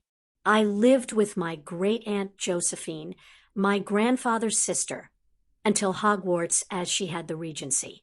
She died the summer after our first year, which is when my mother took over. I inherited Great-Aunt Jo's house, so I stay there mostly." "I'm sorry about your great-aunt," Neville said softly, knowing the condolences were a poor substitute for a woman who Blaise spoke about with fondness and who obviously had been the parental figure in Blaise's life. "Thanks." Blaise sighed heavily. Neville decided to change the subject a little. "So, are you a Vila?" "No, only daughters of the blood can be called Vila," Blaise said with a laugh. "Sorry, I don't know much about them," Neville explained with chagrin. Blaise nodded. "They're like all magical creatures, secretive about their own ways. What I do know is that pure Vilas can reproduce asexually, but most mate with wizards now. Sons are rare and generally have a resistance to the allure, but no other Vila characteristics. Daughters are considered Vila regardless of how many traits they actually retain." He took a sip of his butterbeer. "Mother wanted a daughter." Neville swallowed the urge to say sorry, but what could he say? He knew something about being a disappointment for something outside of his control. After all, before the summer, his gran had practically mentioned in every sentence that Neville failed to match up to his father. He opened his mouth to say something, anything, but before he could, a loud boom echoed outside the tent, and the ground shook hard beneath their feet, sending some of the glassware and bottles crashing to the ground. Zabini dispelled the privacy bubble, and they immediately made their way to Harry. Sirius had already reached him and gave a nod to Neville and Zabini. "You don't think that's—" Harry began. Sirius shook his head. "I'm not sure." A wolf Patronus appeared, a message from Remus. "Sirius, there's been an explosion at the stadium, and the stadium is on fire. The Aurors are trying to contain it, but need help. Send as many able-bodied men and women as you can." Sirius turned toward Harry, and Harry immediately motioned for him to leave. "Go and help. We'll be fine. Portkey out if there's any sign of trouble, otherwise stay here," Sirius ordered. "Bill, I'll remain with him." Bill confirmed. "Listen up. The stadium is on fire. Anyone who wishes to help, come with me." Sirius shouted, already moving towards the tent opening. Most of the adults hurried after Sirius, with only Wallace Granger and a few of the women were left behind with Bill. There was a rising sense of hysteria in the tent as everyone started talking over each other. His Grand set off her wand to make a small bang. "Dear Merlin, get a hold of yourselves." "But what do we do?" Celia Ingleby clutched Lydia, who was crying for some inexplicable reason, and looked at Harry. Everyone looked at Harry. Harry shot a nervous look at Neville's Gran, who nodded at him encouragingly.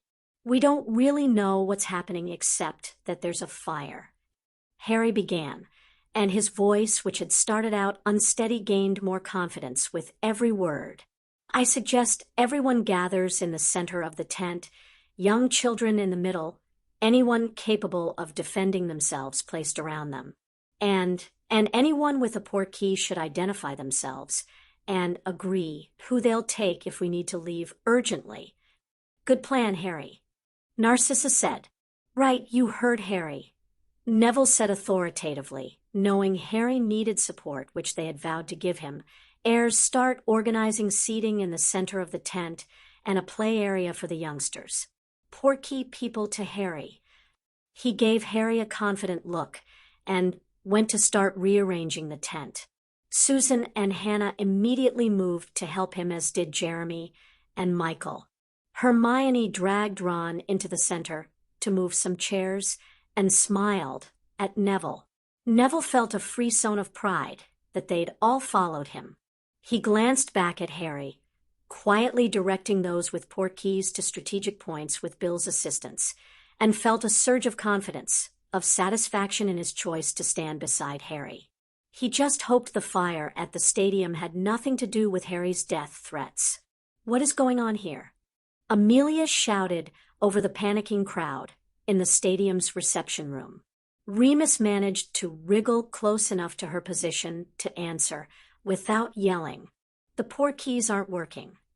Amelia sighed heavily. "Where the hell is Crouch or Bagman?" "I haven't seen Bagman at all," Remus said. "Crouch left as soon as the match was over. He said he was feeling sick.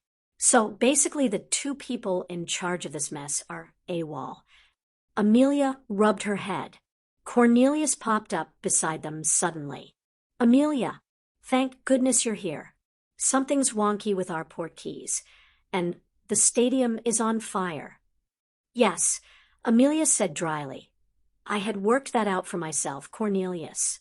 She whistled loudly, and everyone stopped chattering and turned to look at her. "Or Dawlish," she motioned at the man standing to her left. "Escort everyone out of the emergency exit and to the portkey site outside of the encampment." Cornelius beamed at her. "An excellent suggestion. Let on Dawlish." Dawlish nodded at his partner, a wiry-looking woman who looked like she was sucking a sour plum, and the two of them began herding the VIPs efficiently. It wasn't a surprise to Remus that Cornelius was at Dawlish's elbow as the Auror led the way out. Bogdan nudged Remus. "For staying?" "I should," Remus said apologetically, "to help with the fire." "Tomas will stay with you," Bogdan indicated one of his guards, and Remus immediately knew it was Tomas was the werewolf that Bogdan had spoken about earlier. "Thank you," Remus said. "You will always be welcome in Bulgaria, Remus," Bogdan stated with a smile. He gave a nod of farewell and let his security force usher him out. "Pleasure to meet you, Lupin," Kate said with a grin as the Irish minister followed the Bulgarian's example and left. Remus turned back to Amelia. "What's happening?" Where do you need us? Rufus has set up a command tent. Amelia said. Sirius and most of the other volunteers have been pressed into fire duty on the north stand. I figured. Remus said, as they moved out of the way of the flowing crush of people. Sirius has the training for it, at least. I think Rufus wants to give him his badge back, Amelia joked. He's got him leading that group, thankfully, because the Auror contingent is struggling to hold the east stand. Remus nodded. Tomas and I will join with Sirius, then. Actually, Remus... Amelia sighed as she stepped out of the way of a running child.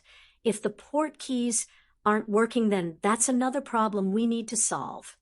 It's probably an anti-transportation ward, Remus suggested. I doubt apparition will be possible either. Can you track down the source? Amelia asked. Remus felt torn. He wanted to help Sirius, or failing that to return to Harry's side, because he sensed Sirius wouldn't be happy about leaving Harry even if he'd left him with others that he trusted. But if his skills were needed, I'm fair. I can help, Tomas said. I am trained Auror. Excellent, Amelia said. Well, if you two can try to find the source of the ward and destroy it, that would be great. Remus exchanged a look with Tomas and nodded. They fell into step with the stragglers from the ministry party, and within minutes were outside of the stadium. Remus cast a look back at the building, at the rising plume of smoke and the flicker of yellow flames licking at the far side of the walls. He shivered. Tomas started casting the ward detection spell and pointed towards the far side of the camp. Over there. Remus conjured a Patronus. Sirius, I've gone to track down an anti-transportation ward. Good luck with the fire. He sent it off and caught up with Tomas. He just hoped Harry would be all right. Amelia coughed and swiped a hand over her face, pushing her hair back out of her vision. Bloody smoke, she thought tiredly. She directed a set of people away from the stadium and made her way to the Auror command tent. Rufus looked up as she entered and gave a small nod. Report, she ordered, coughing again. Rufus pointed at the blueprints of the stadium. We've established that the main fire is here at the kitchen, and, as you know, it's already spread to the east stand above and the north stand. It looks like the magical cooking oil ignited. It's not quite fiend fire, thank Merlin, but it's a bad enough magical fire. Amelia nodded sharply. Shacklebolt reports that the east stand fire is only just being contained, and Lord Black's report on the north stand isn't much better. Both have asked for the magical fire unit. Rufus stabbed the blueprints at various points. They'll be needed here and here to cut off the fire. At the moment, everyone is using Agumeni charms, but we need a proper magical fire unit. I've sent a Patronus to Bertie for him to send a magical catastrophe team, but we've detected an anti-portkey and anti-apparition ward directly over the stadium and campsite, so it could be a while before they get here. Lupin and a member of the Bulgarian security detail went to track down the source of the ward and break it. Amelia informed him briskly. I've got Dawlish and a small contingent evacuating most of the ministry, and the Wisengamot out to the portkey point outside the Muggle field. Rufus grunted. Explains why we've had complaints that nobody can apparate. I've got Cavendish and Hoskins set up to provide information and guidance. I've sent a few others out to inform the campers to stay where they are, but if they wish to leave, to do so in an orderly fashion. Keats and his team are on Muggle duty. The fire will attract attention. Amelia nodded again. It looked like all the bases had been covered no more than she expected from her head or director. If asked, I would have said the fire was an accident, but the wards indicate a malicious intent. Is there a chance this is to do with the tip we received about certain activity? A diversion, maybe? Rufus asked. Good question. Amelia conceded tiredly. We should check in with the Rat Squad. Rufus took out a communication mirror and tapped it. Wood, report. Would hear, sir. Wood's face appeared in the mirror. All our targets are in sight, sir. Fire was a surprise. They're in discussions. I think they may take advantage. Keep on top of them, Wood. They move. So do you understand? Rufus barked. Yes, sir. Wood confirmed. Out. Rufus tapped the mirror again, and it went back to normal. Unconnected then. Amelia's eyes narrowed at his tone. What? You remember the fire we had in 81 in Copbridge? Almost took out Ogden's. Rufus asked gruffly. Yes, mostly for the fact that I had to listen to everyone bellyaching about the price of fire whiskey for the next 5 years. Amelia said dryly. Rufus huffed, but nodded. The Lestranges said it to draw out Alphonius Ogden, so they could murder his wife and child. Classic misdirection. Amelia's eyes widened. Harry. She barely got his name out. Her throat had closed up. You think this has something to do with the death threat? Blacks left the boys' side for the first time today. Rufus pointed out with succinct, blunt logic. Twilight's upon us. Portkey and Apparition are down. Perfect time for an attempt on. More. Tyler. With me now. Amelia shouted, spinning around and heading out of the tent at a clip. She knew Rufus would send word to Sirius. Damn it. She'd seen Richard with Sirius, but her sister-in-law and Susan were in the Potter Alliance tent. Why hadn't they considered it was a ploy earlier? She should have sent Black back to the tent or sent Remus there rather than after the source of the ward. The communication mirror in her pocket buzzed as she hurried through the maze of tents and dodged people gawking at the smoke and flames at her back. She yanked it out of her pocket without losing stride. Bones. Rufus's visage swam into focus. Rat Squad have confirmed we have targets in costume on the move. Bugger. It never rained, but it poured. You and the 2 men with you are the only free pair of hands I have. And Rufus trailed off unhappily. It's your decision. Amelia, you outrank me. How was she supposed to make this decision? Did she rendezvous with the Rat Squad and bring in the Death Eaters they knew were going to commit a crime, or did she head to the Potter Alliance tent, where she had family and loved ones to protect on the off-chance Rufus's gut instinct about an actual assassination attempt was on the money? Amelia knew there was no choice. She couldn't choose a maybe over a definite. She changed direction. Understood. Tell Rat Squad we're on our way to support. Is Black on his way to the tent? I sent a Patronus to him, but the fire's gotten worse from the last update I had, which meant Sirius might delay leaving until it was safe to do so, especially if Rufus hadn't conveyed any urgency in his message. And she knew Rufus probably hadn't. He'd probably simply informed Sirius that they'd surmised a possibility that the fire was a diversion. She tapped the mirror off and conjured her own Patronus. Go to Harry Potter. Harry, I believe there is a potential imminent and real threat to your life. The Potter Alliance should evacuate in an orderly fashion to the Portkey site outside of the Muggle camping grounds. Now, she just hoped she'd made the right decision. Amelia thought as she tapped her mirror to ask Rat Squad for their latest coordinates.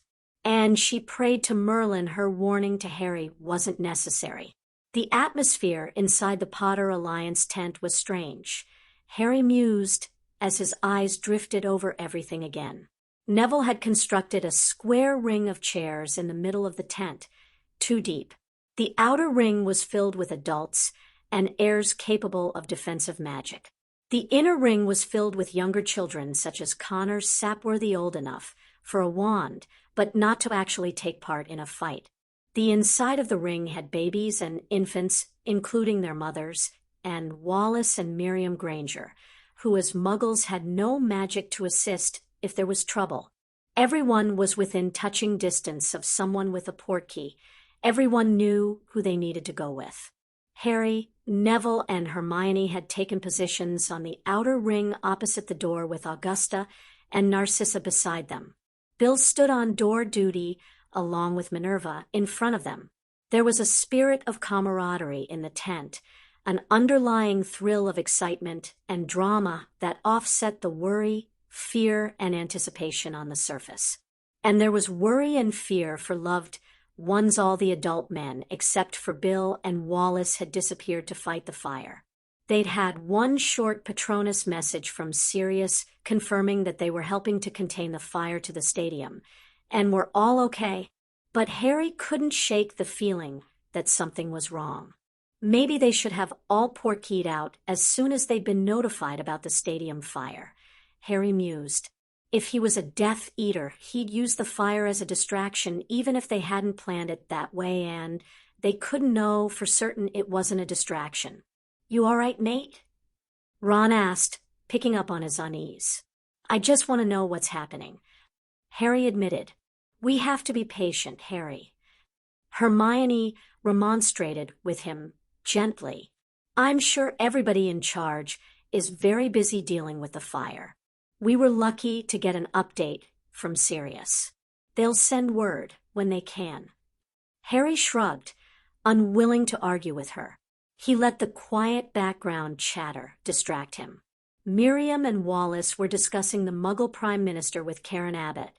Narcissa was exchanging hair color charms of all things with Felicity Bones. Connor Sapworthy was playing Exploding Snap with his younger brother. Jeremy was talking with Not about OWLs. Terry was chatting with Michael about the Quidditch match. Apart from the fire, it had been a good day, Harry thought idly. The Quidditch match had been brilliant. Seeing the professionals in action had given Harry a good glimpse of the standard he would have to achieve to gain a place on a team. Sure, the teams were national and the best of the best, but even a lower league team would expect some of the same qualities. Harry knew he had raw talent, but he hadn't considered how the Seeker could help the Chasers and the Beaters before, rather than simply flying around and catch the snitch. Some of the plays Ron had pointed out couldn't have worked without Lynch or Crumb helping their teams. Maybe the Gryffindor team could try something similar when they were all back at Hogwarts. A sound outside the tent disturbed his planning, and he stood up, aware that Ron and Neville followed his example. Bill moved to place himself between the visitor and the rest of the tent. Minerva stood off to the side, playing backup. The telltale flash of red robes as the man entered had Bill lowering his wand, although he kept hold of it just in case.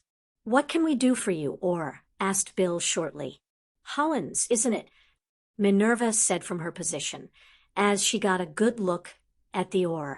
Harry frowned and shifted his weight uncertainly. Why had they sent an oar? The chatter behind him faded into silence. "I've got orders to take Lord Potter to the evacuation site," Hollins said tersely. "Lord Potter has a portkey." Bill countered.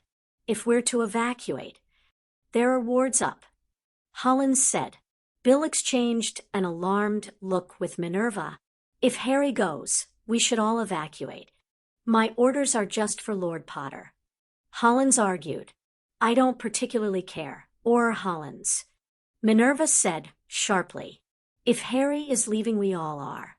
A Patronus entered, a small terrier, who headed straight for Harry. "Harry, I believe there is a potential imminent and real threat to your life.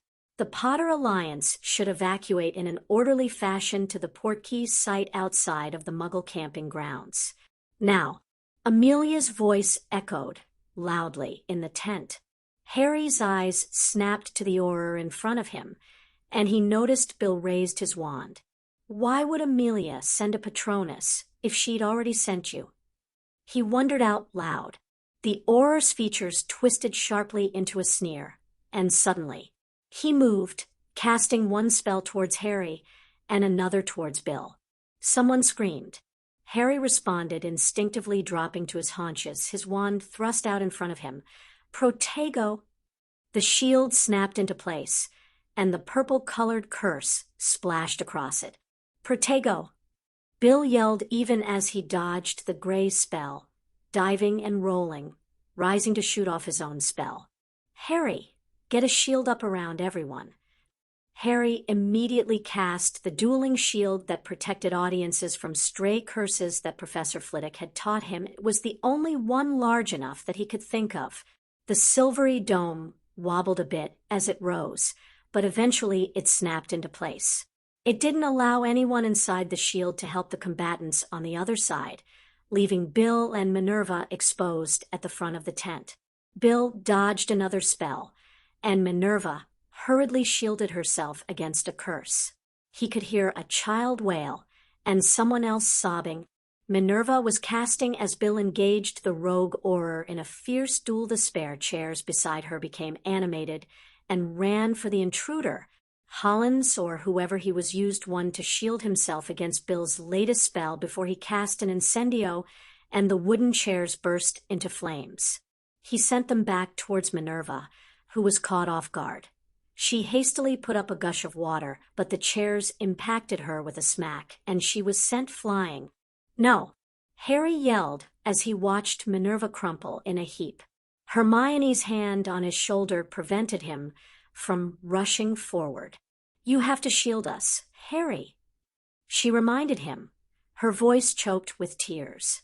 Bill seemed to be gaining ground, but he'd been hit a few times, cutting hexes that had his arm, leg, and cheek bleeding. He cast a chain of spells. The fake Auror dodged the first two in a strong show of acrobatics, deflected the third, and shielded the fourth before he growled and sent back a chain of his own offensive spells. Bill deflected the first. He dived to the left to avoid the second. He shielded the third, but it crashed against the shield and sent him backwards. He slipped and lost his balance. The fourth impacted him, and he dropped to the floor unconscious. "Bill!" Ron moved to go to him, and both Harry and Hermione grabbed him. "You can't leave the shield," Hermione shouted. Harry's heart was pounding as the fake Auror got to his feet and smirked at him. "You think you're so safe behind your shield?" The man taunted mockingly. "You can't save them all, Potter." He raised his wand and pointed it at Neville. "Crucio!" The shield wouldn't stop an unforgivable, but Neville had nowhere to go. Before Harry could react, Augusta conjured a slab of rock in front of her grandson. The rock shattered, sending chips everywhere, and one nicked Neville's forehead despite his hastily flinging his arms up in front of his face. The Auror snarled and gestured towards Bill. "One Weasley down. Tick-tock, tick-tock." He wagged his finger. "Time's running out for the rest of them." He laughed and ran out. For a second, there was silence. "Drop the bloody shield," demanded Ron, heatedly. Harry dropped the shield hastily. Ron ran to his brother along with Alicia Doge. Harry glanced across the tent, but went to check on Minerva. Narcissa hurried over with him. "She's breathing," Narcissa said with relief. "She's just knocked out." Harry swallowed hard. He noticed Jeremy hovering and gestured at him. "Someone needs to go and find a real Auror." "I'll go," Jeremy agreed instantly. "I'll go with him," Susan offered. "Uncle Rufus will listen to me because of my aunt." Harry nodded, and the pair left quickly. "I'll take care of Minerva, Harry," Narcissa promised, shooing him away. He went over to Ron, who stood over his brother as Alicia's wand worked to save him.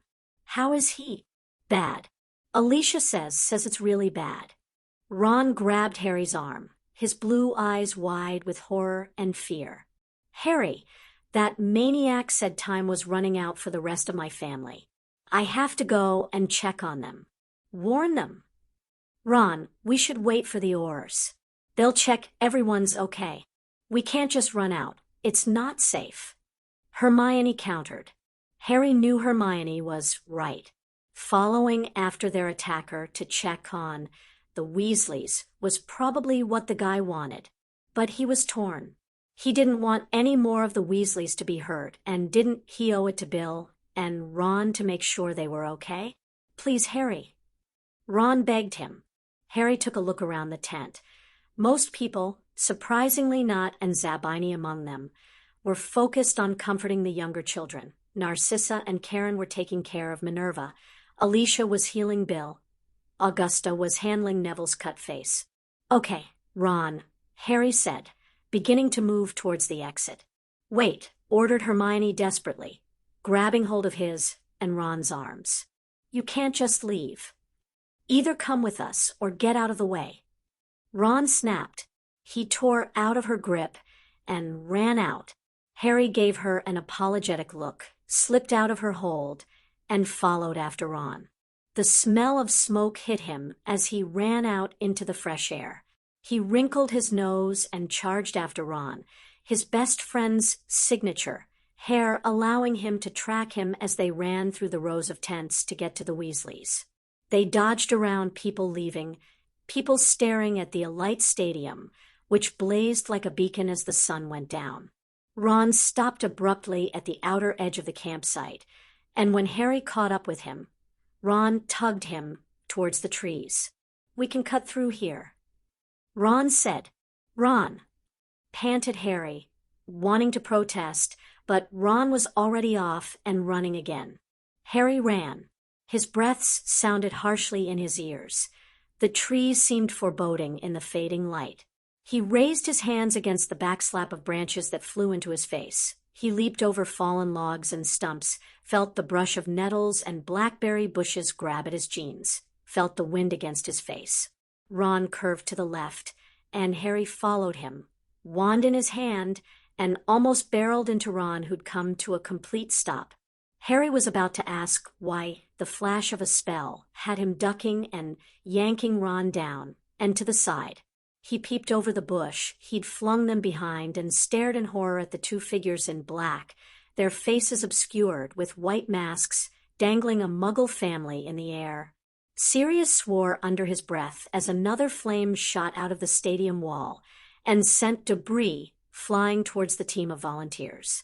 Bugger, bugger, bugger, thought Sirius madly. Why couldn't the damn fire go out? No matter how much water they threw at it, the fire continued to rage.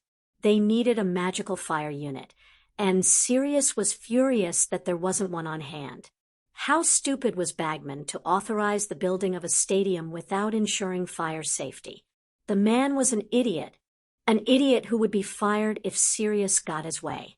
"Send more water over the top," Sirius ordered.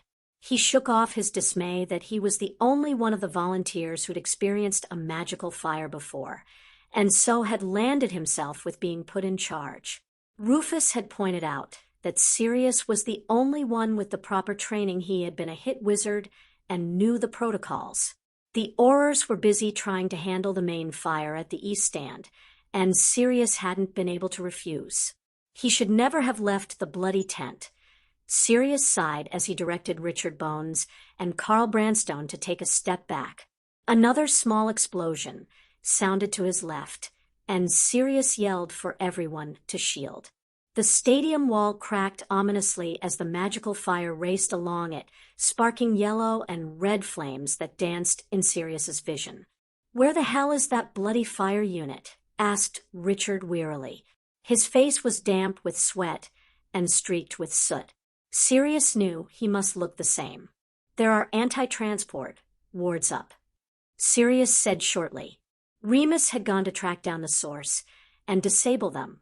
Sirius missed Remus's stalwart presence beside him. They should be here soon. Keep the water above the crack in the wall. Rufus's last Patronus had indicated that the stadium fire was probably a diversion for other activities. Sirius knew setting fires had been the Lestrange's diversionary tactic during the war. Maybe the Death Eaters had decided to copy or imitate them as a sign of their anger at their former colleagues' deaths. He hoped to Merlin that the fire hadn't been set by whoever was threatening Harry. Another frisson of unease and wrongness snaked down his spine. He wanted to leave. He wanted to get back to the tent and check on his son. He wanted to never have left in the first place. Why had he left? Right, civic duty, and the thought that Harry was safe in the tent. Harry was safe in the tent. Bill was there. Minerva was there. Narcissa was a complete bitch when riled, and she was sworn to protect Harry. Harry would be fine. Harry was safe. Maybe if he thought it another 100 times, he might start to believe it. Sirius mused irritably. Richard gestured up at the wall. It's all going to come down if they don't get here in the next 10. Pounding footsteps had them all turning to look behind them, and Sirius felt a rush of relief at the sight of the magical fire unit device carried by members of the magical catastrophe team at the DOM. A large blonde man approached him. Lord Black, I'm Hector Flint. Thanks for your help. We're here to take over. All yours, exclaimed Sirius happily. We've tried to keep the fire drenched with water from above, but don't worry, Hector waved him away. We've got this. You lot should head the infirmary tent and get checked out. He immediately turned to his team and started shouting orders. Charming, Sirius thought, momentarily amused, but he was too happy for the curtness to bother him, and in truth, he'd rather Hector focus on the fire than the niceties of social interaction. He took a couple of steps back, lowering his wand. Richard grinned at him and gestured towards a green tent that had been erected a safe distance away, a makeshift infirmary. Sirius wanted to head straight back to the Potter Alliance tent, but he felt a responsibility to the men he had led to ensure they got examined for cuts, abrasions, and smoke damage. Sirius. Andromeda leaped at him as he entered, and he accepted a quick hug as she ushered him and the rest of the volunteers through to an examination area. She and Ted had been visiting his partner at the healing clinic when the fire had broken out, and they'd all made their way to the infirmary tent to volunteer their services. Ted was conferring with another healer over a young boy, but he looked up and nodded at their arrival. The poor thing got trampled on by his older cousins when they cleared the tents closest to the east stand. Andromeda informed Sirius in a quiet voice. I heard you were containing the north stand. Is Harry back at the tent? Bill stayed back to guard him. Sirius confirmed. He plucked at his damp soot-marked shirt. I'd like to get back there as soon as possible. Understandable. Andromeda said. I'll get someone to come and see you. In the meantime, you can all drink some water and clean up through there. The porta-bathroom was a welcome sight. The band of volunteers made quick use of the facilities and the chance to wash the worst of the sweat and grime of the fire away. Sirius was the first out. He had made minimal use of the bathroom, simply wanting to get back to Harry. Ted was waiting for him when he exited. He was pushed to sit on a bed. Everyone owes you, and the men who helped, a huge thank you, he said as he began the diagnostic. Sirius shrugged. We wouldn't have been needed if Bagman had actually followed the fire regulations for a stadium. Ted sighed. You should see the state of the infirmary stores. It's like he hoped nobody would have anything worse than a paper cut. Sirius nodded, impatient. You're fine, Ted said, some smoke inhalation so here. He handed him a potion, which Sirius drank down with a grimace. The vague tightness in his chest and the slight rawness at the back of his throat disappeared, and Sirius found he could breathe easier. Thanks. Sirius jumped off the bed, eager to get back to Harry. He hadn't taken a step when Jeremy burst through the tent opening and into the examination area, followed by a worried-looking Susan Bones. Lord Black. Jeremy sketched a bow and waved frantically towards the exit. Thank Merlin we found you. There's been an attack. Sirius's heart leaped into his throat. Harry. He's okay, but Bill Weasley and Professor McGonagall are hurt. Susan confirmed breathlessly. Are you all right, Susan? Richard hurried to her, pulling her into a hug. I'm fine. Harry protected us all with a shield. Susan said, clearly awed. Ted was already packing up a bag, calling to other healers to come with him to an emergency, and he shooed Sirius away. Go, he said. We'll be right behind you. I'll alert Rufus. And get some Aurors out. Richard confirmed. Sirius didn't need any further encouragement. He raced out of the entrance, and within a few strides had changed into Padfoot. His animagus form could make better time. The Grim also had the advantage of sending people stumbling out of his path, shrieking in fear, leaving the way clear. He raced through the rows to get to the Potter Alliance tent, skidding around corners and almost tripping up one Irish supporter who came out of his tent at the wrong time. He entered the Potter Alliance tent at a run and changed back at the scene of mild chaos. Most of the children had been gathered into the center of a ring of chairs and were being comforted. Bill Weasley was on the floor to the side, Alicia healing him with help from a couple of others, but she looked tired and pale. Minerva sat on a chair to the other side of the room, with Augusta and the Grangers tending to her. He couldn't see Harry, and his panic began to rise. Sirius. Minerva greeted him with relief, although she continued to hold a compress to her head. Thank Merlin. Where's Harry? Asked Sirius immediately. Augusta and Minerva exchanged an anxious look, silently conferring. Someone pretending to be an Auror entered the tent and tried to insist on evacuating only Harry. Minerva began, hurrying her words out.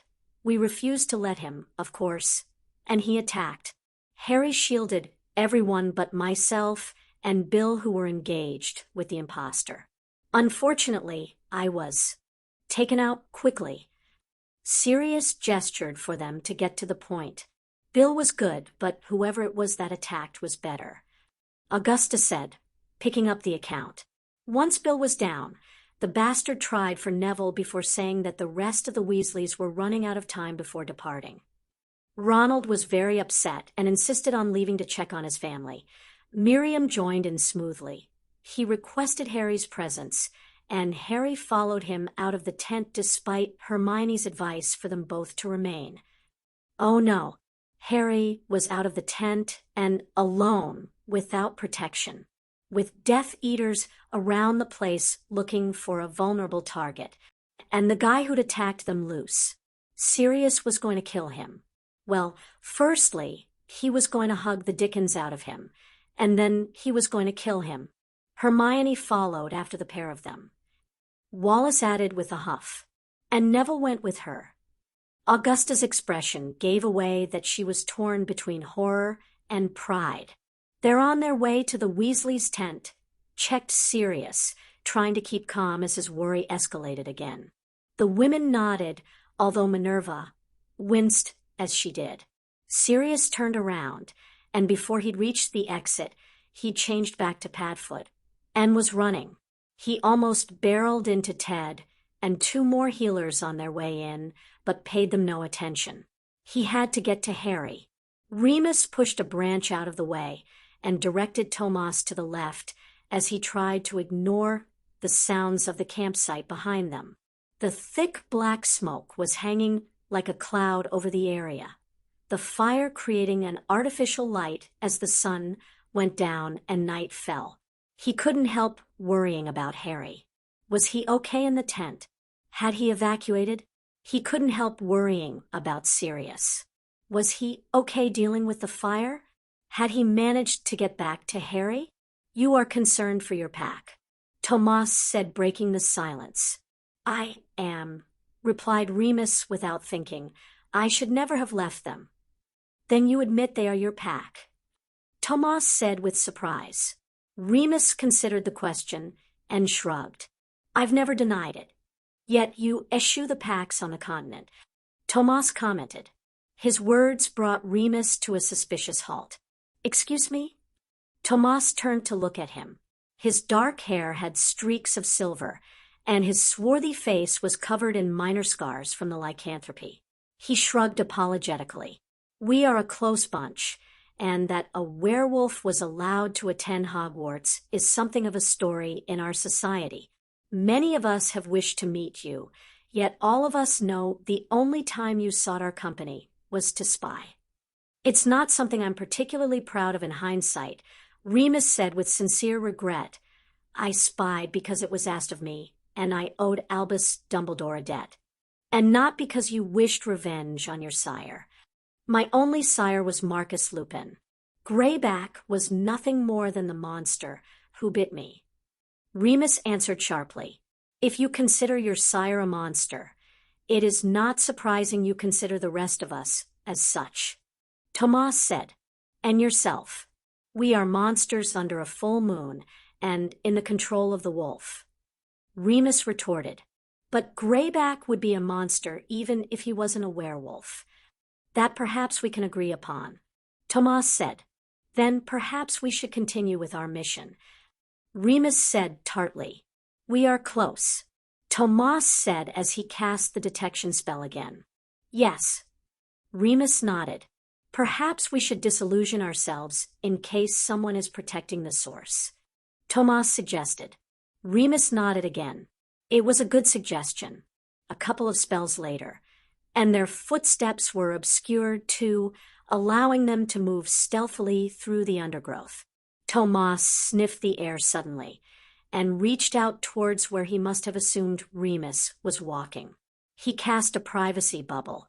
I smell something ahead. Vermin. Remus scented the air and growled. Wormtail. Wait, Thomas said. But Remus was already moving. Slowly and steadily he crept forward. It wasn't long before he could see the rat. It was guarding a rock, rune marks covering its rough surface. The rat froze suddenly, its ears twitching. It suddenly shifted, and a wizard stood there in its stead. It was all Remus could do not to move, to give in to the urge to jump at Peter and try to strangle him with his bare hands. He raised his wand carefully.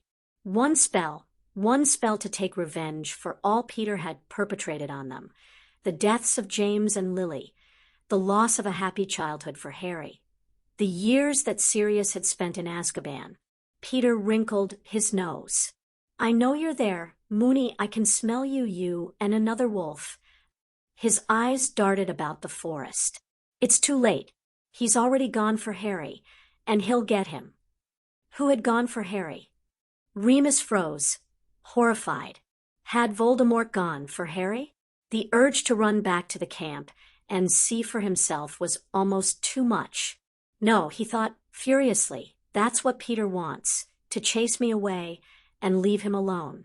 You and Sirius can't save him, Peter continued snidely. The Dark Lord wants him, and he does what the Dark Lord wants. Save yourself, like Peter had done, because that was all Peter wanted, to survive. Coward, thought Remus. He sent a silent, stunning spell towards his former friend, but as the red light arced across the space between them, Peter squeaked and immediately shrank back into the rat, scurrying away into the undergrowth. Buggeration. Remus swore. I will go after him. Thomas said, You deal with the ward stone. Remus nodded absently and made for the rock that Peter had abandoned. He cast a number of charms on it before he deemed it destroy, without further ado, obliterating it into small pieces. He reversed the disillusion spell to reveal himself as Thomas ran back towards him. The rat. Thomas shook his head. He apparat as soon as he heard the rock explode. I tried to stun him, but he got away. Bugger. At least the anti-transportation ward was down for everyone, Remus mused as he turned and started to run for the campsite, Thomas at his heels. He only hoped it was enough to save Harry. Where the hell were the Aurors? Harry thought frantically as he stared at the tableau of the Death Eaters torturing the Muggles. Dealing with the fire, a voice in his head responded firmly. Harry's jaw set, and he sprang out of the bush and leveled his wand. Harry! Ron gasped, but immediately got to his feet, pointing his own wand at the pair. Put them down. Harry shouted. The Death Eaters turned towards them, and Harry pushed Ron out of the way of a curse as another screamed towards him. He shielded quickly and dived to the side, casting a widespread cushioning charm on the ground as the Muggles were released, screaming. One Death Eater advanced on him. Threateningly, Stupefy! Harry yelled. A burst of red shot out of his wand, traveling across the clearing with speed and impacting the surprised Death Eater, who hadn't even moved out of the way. "You brat!" The other Death Eater hollered. "Reducto!" Harry threw himself backwards, and the spell hit a tree. It groaned and swayed. Harry rolled out of the way. Ron got to his feet and tried to stun the Death Eater, but had to quickly dodge another Reducto curse himself. A red beam suddenly came out of nowhere, and the Death Eater went down. "Got you." Harry gave a relieved sigh as he recognized Wood from the Rat Squad and Oliver's cousin run into the clearing with Chambers. "Chambers, bind the pair of them." He made his way over to Harry and helped him to his feet. "What are you doing out here, Harry?" "Someone attacked the Potter Alliance tent. They threatened the Weasleys. We're on our way to check on them." Harry said, "Can you contact someone and let them know?" "Harry, you should stay here with me and Chambers." Wood said, "The rest of the squad are dealing with the others, but I can call Bones and—" "No time," Ron barked. "Come on, Harry." He was off running again. Harry gave Wood an apologetic shrug, but he was already moving after Ron, following him out of the trees and stumbling into a bright yellow tent that had been on the same row as the Weasleys. He searched immediately for the purple and pink colors, and his heart froze at the sight of smoke. "Merlin, it's on fire!" Ron exclaimed fearfully. "Come on." Harry grabbed his arm and helped Ron push through the gaggle of people who were crowded around the Weasleys' smoking tent, but not actually doing anything. Harry finally got them through to the front with a judicious use of elbows.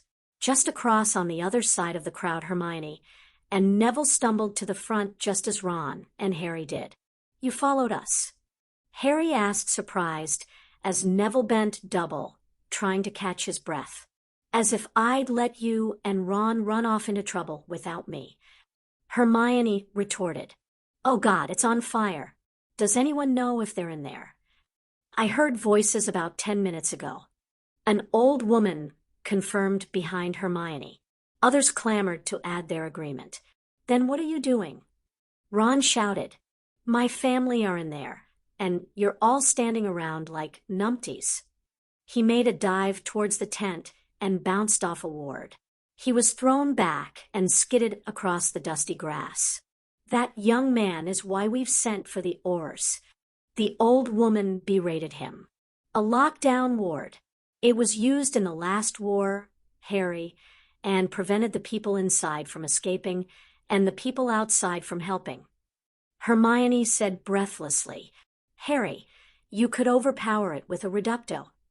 Don't you think we've tried?"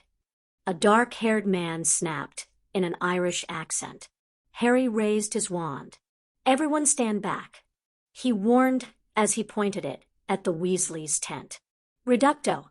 He made no effort to dial his power back, and the stream of light half-blinded those at the front of the crowd. Hermione and Neville knew to cover their eyes.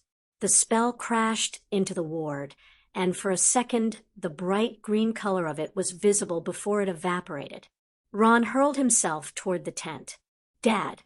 Hermione caught hold of Harry as he went to follow, her wand casting around his head. A perfectly formed bubblehead charm appeared, and he nodded his thanks to her before entering the tent. The visibility was awful. Thick gray smoke hovered over the space, and Harry was grateful for the bubblehead as he found Ron already incapacitated, coughing into his arm. Neville appeared beside him, with another bubblehead around him, and pointed at something moving in the corner. "Arthur!" Harry called out. He raced over with Ron, trailing behind him. Arthur was lying unconscious on the floor, glasses askew. He was curled up around Ginny, who was conscious and crying into a damp tea towel which was wrapped around her face. "Ron, get your dad out. Neville, help him," Harry ordered, knowing it would take the two of them to carry Arthur. Both were taller and had more muscle mass than he did otherwise, he would have been tempted to have asked Neville to rescue Ginny. He stooped and picked her up awkwardly. She held on to him tightly as he carried her out of the tent and into the open air. He set her down gently on the grass. "Ginny, who else is in the tent?" "Charlie," Ginny croaked out. "He was going to try to see if we could get through the back of the tent." Harry checked that Arthur was received healing and gently extracted himself from Ginny's grip to go back into the tent. Hermione was looking after Ron, who had collapsed coughing, his eyes streaming. It was Neville who fell into step beside Harry as they made their way back through the dense fog of smoke. They headed into the back bedrooms and found Charlie passed out in the second one. It looked like he'd been thrown backwards because of the ward and hit his head. There was a bloody wound. Neville grasped his legs, and Harry took his shoulders. He wished Charlie wasn't quite so burly as they lugged his body through the tent. By the time they'd gotten outside, Harry's arms ached with the strain. They placed him down on the ground, less than gently, but it was that or drop him. The bubblehead charm collapsed, and Harry was assaulted once again with the stench of smoke. "Merlin!" The twins' voices sounded in unison as they pushed their way to the front of the crowd. Fred and George stumbled towards their family, their freckled faces pale. "What happened?" "Some tosspot decided to try and kill us." Ron snapped before being overcome with a wave of coughing. Harry stepped back as people came forward from the crowd to heal Charlie. Fred and George gathered around Ginny as Ron hovered by his still unconscious father. He glanced toward the treeline and saw a flash of red through the dark silhouettes. The fake aura. Anger stole his breath. His mind filled with one thought: to catch the bastard. Harry ran into the trees after the guy. He was filled with rage, his heart almost bursting with it. How could someone try and hurt the Weasleys? Hurt Minerva? Try to torture Neville? He crashed through a bush and almost got hit with a stream of yellow light. Harry flung himself to the ground, rolled, and came up swinging.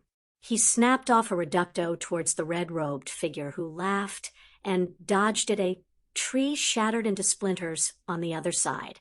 Good, but not good enough. A purple curse shot towards him. Harry dived forward again and lost his glasses. "Confrigo!" The guy yelled. Harry bolted out of the way as the blasting curse hit the ground, where he had just been sending up a shower of dirt and grass that obscured his view even more. A second later, he was hit with a cutting hex, his upper left arm slicing open and bleeding freely. He sent a banishing charm toward the blur of red he could see, and was pleased when the figure got tossed backwards. He used the moment to get to his feet and try to get his bearings, but a sudden stream of spells shot in his direction, and he found himself back on the defensive, shielding desperately against a barrage of offensive curses. "You want to play? Let's play." Harry dodged another spell as his shield broke apart. "Hey, stupefy!" Neville shouted.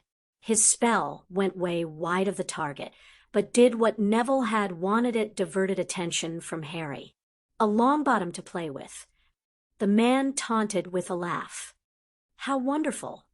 A spell shot over in Neville's direction, and Harry scrambled to his feet as Neville tried to evade, and fell.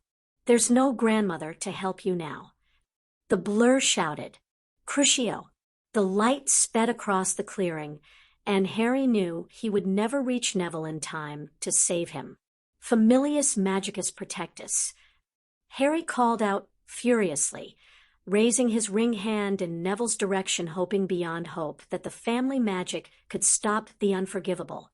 Magic rushed through Harry, and it was like getting caught in a flood of warmth and power and rage. A stream of gold shot out of his hand, arched through the air, becoming the Longbottom Bear. It roared loud enough that Harry fell back on his bottom, shocked as the bear collided with the Crucio and swallowed it. The bear landed and roared again, rearing up on its hind paws, almost as tall as the trees. The guy snarled a word Harry couldn't make out and disappeared. Portkey, Harry thought absently. There must have been a portkey. Neville got to his feet, and Harry staggered to his. The bear lowered itself to the ground and ambled back to them. Harry nodded in acknowledgement at the large gold beast, which bumped its head into Harry as though asking for petting, stunned that it had responded to his call. It gave a grunt, nudged Neville, and disappeared. Neville slapped Harry's shoulder, and Harry winced as it jarred his injured arm. "Gran's going to be furious," Neville said, conversationally. "That completely beat her rock thing hands down." Harry stared in shock at Neville for a moment before he burst into giggles. Within seconds, the two of them were laughing slightly hysterically. Harry swiped at his eyes as the laughter started to shift to relieved tears. Accio glasses. Harry caught the gold frames as they zipped to him.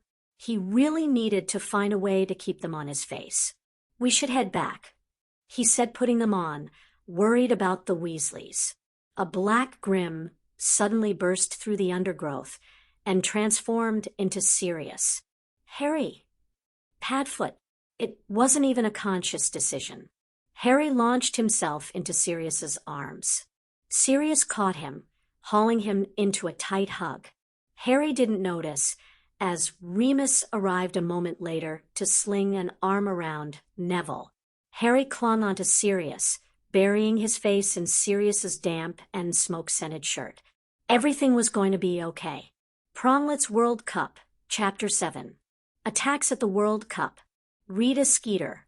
To the shock of all, the wondrous Quidditch World Cup last night ended in terror with a series of attacks from malcontents.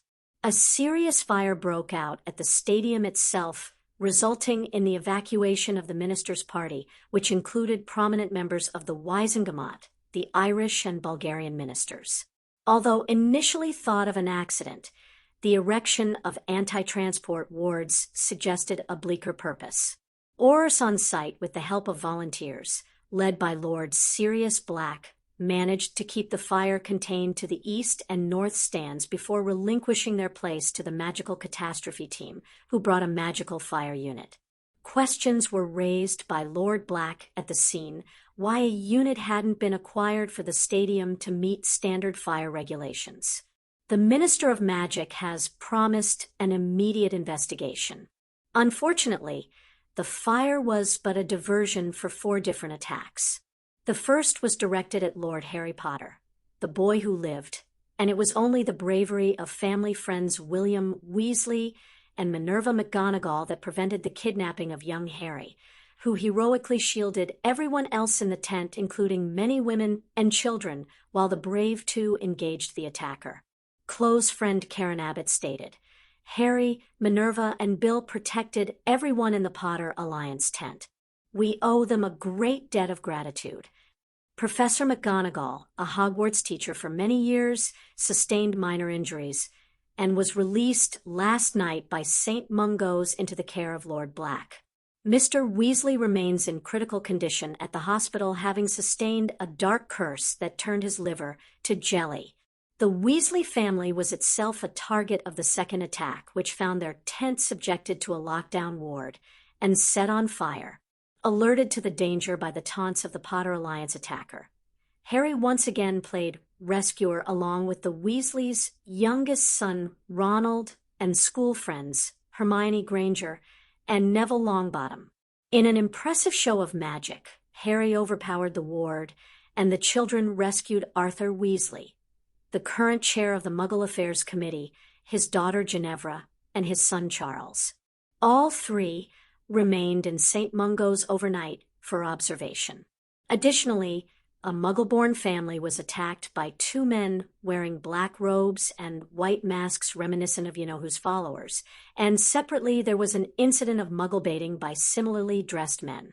These attackers were apprehended by the DMLE, and the families involved sustained minor injuries. It is suspected that these attacks are a protest against the move to acknowledge the recent technological and scientific advances of Muggles in order to better protect our world. Minister Fudge stated forcefully, These men will be prosecuted to the full extent of the law. We will not bow to terrorists and trying to invoke the past fear and anguish of you-know-who's reign by wearing similar costumes and executing similar tactics is particularly despicable. We at the Daily Prophet fully support the minister's position, and our best wishes go to the Weasley family for a speedy recovery. Simeon finished reading the article over Sirius's shoulder and sighed as he took a seat on the opposite side of the desk. At least the press came out positive for our side. Sirius grimaced. That was pretty much Cornelius's reaction. From his point of view, everything worked out. Remus said from his position by the window, "The Death Eaters were caught. Nobody died. All else is manageable in his view. He'll end up giving Bagman a slap on the wrist because of the missing fire unit and call it a job well done. And they call me the pessimistic one." Sirius muttered. But Remus was right. His conversation with Cornelius via the flue had already covered every single one of Remus's points, although he had agreed a proper investigation for the fire unit was called for since its lack was used to enable arson. So the main issue is the life debts, right? Simeon said, working out the mess of who saved, who. Unfortunately. Sirius confirmed glumly. I think everyone considers the fire a group effort since it threatened everyone, and everyone took care of it. So quid pro quo. Simeon nodded. Obviously nobody is going to claim the Muggle family owe a life debt. If they owe a life debt to anyone, it's possibly Harry who distracted the Death Eaters when the boys stumbled over them, according to what he said last night. Sirius said thoughtfully, but there's no precedent for enforcing a life debt when a Muggle owes it because of the statute of secrecy, so no life debt, Simeon concluded, nor for the Muggle-born family, as they were ultimately rescued by Aurors, who are, by virtue of their profession, excluded from life debts. Remus shifted position, turning to face the room rather than the gardens, which leaves the attack on the Potter Alliance and the Weasleys. Simeon said, according to Harry's statement last night to Amelia, we can deduce that the efforts of 3 people saved those in the Potter Alliance tent, Bill and Minerva, who fought with the attacker, and Harry himself in raising the shield. Remus stated quietly, the presence of Harry within the tent arguably was the reason for the danger, thus negating any life debt owed to him. And it's also arguable that he was acting in concert with the oaths taken between the Alliance, so again, no life debt owed. Some will feel that no life debt is owed to Bill and Minerva because they were defeated in the duel and the attacker ultimately left because he couldn't get to Harry or anyone else behind the shield. Well, he tried to hurt Neville, but the House of Longbottom saved itself in that instance. Sirius added, I would suggest proposing to the rest of the Alliance that any debt to Bill and Minerva is owed by the House of Potter, and allow us to handle the matter.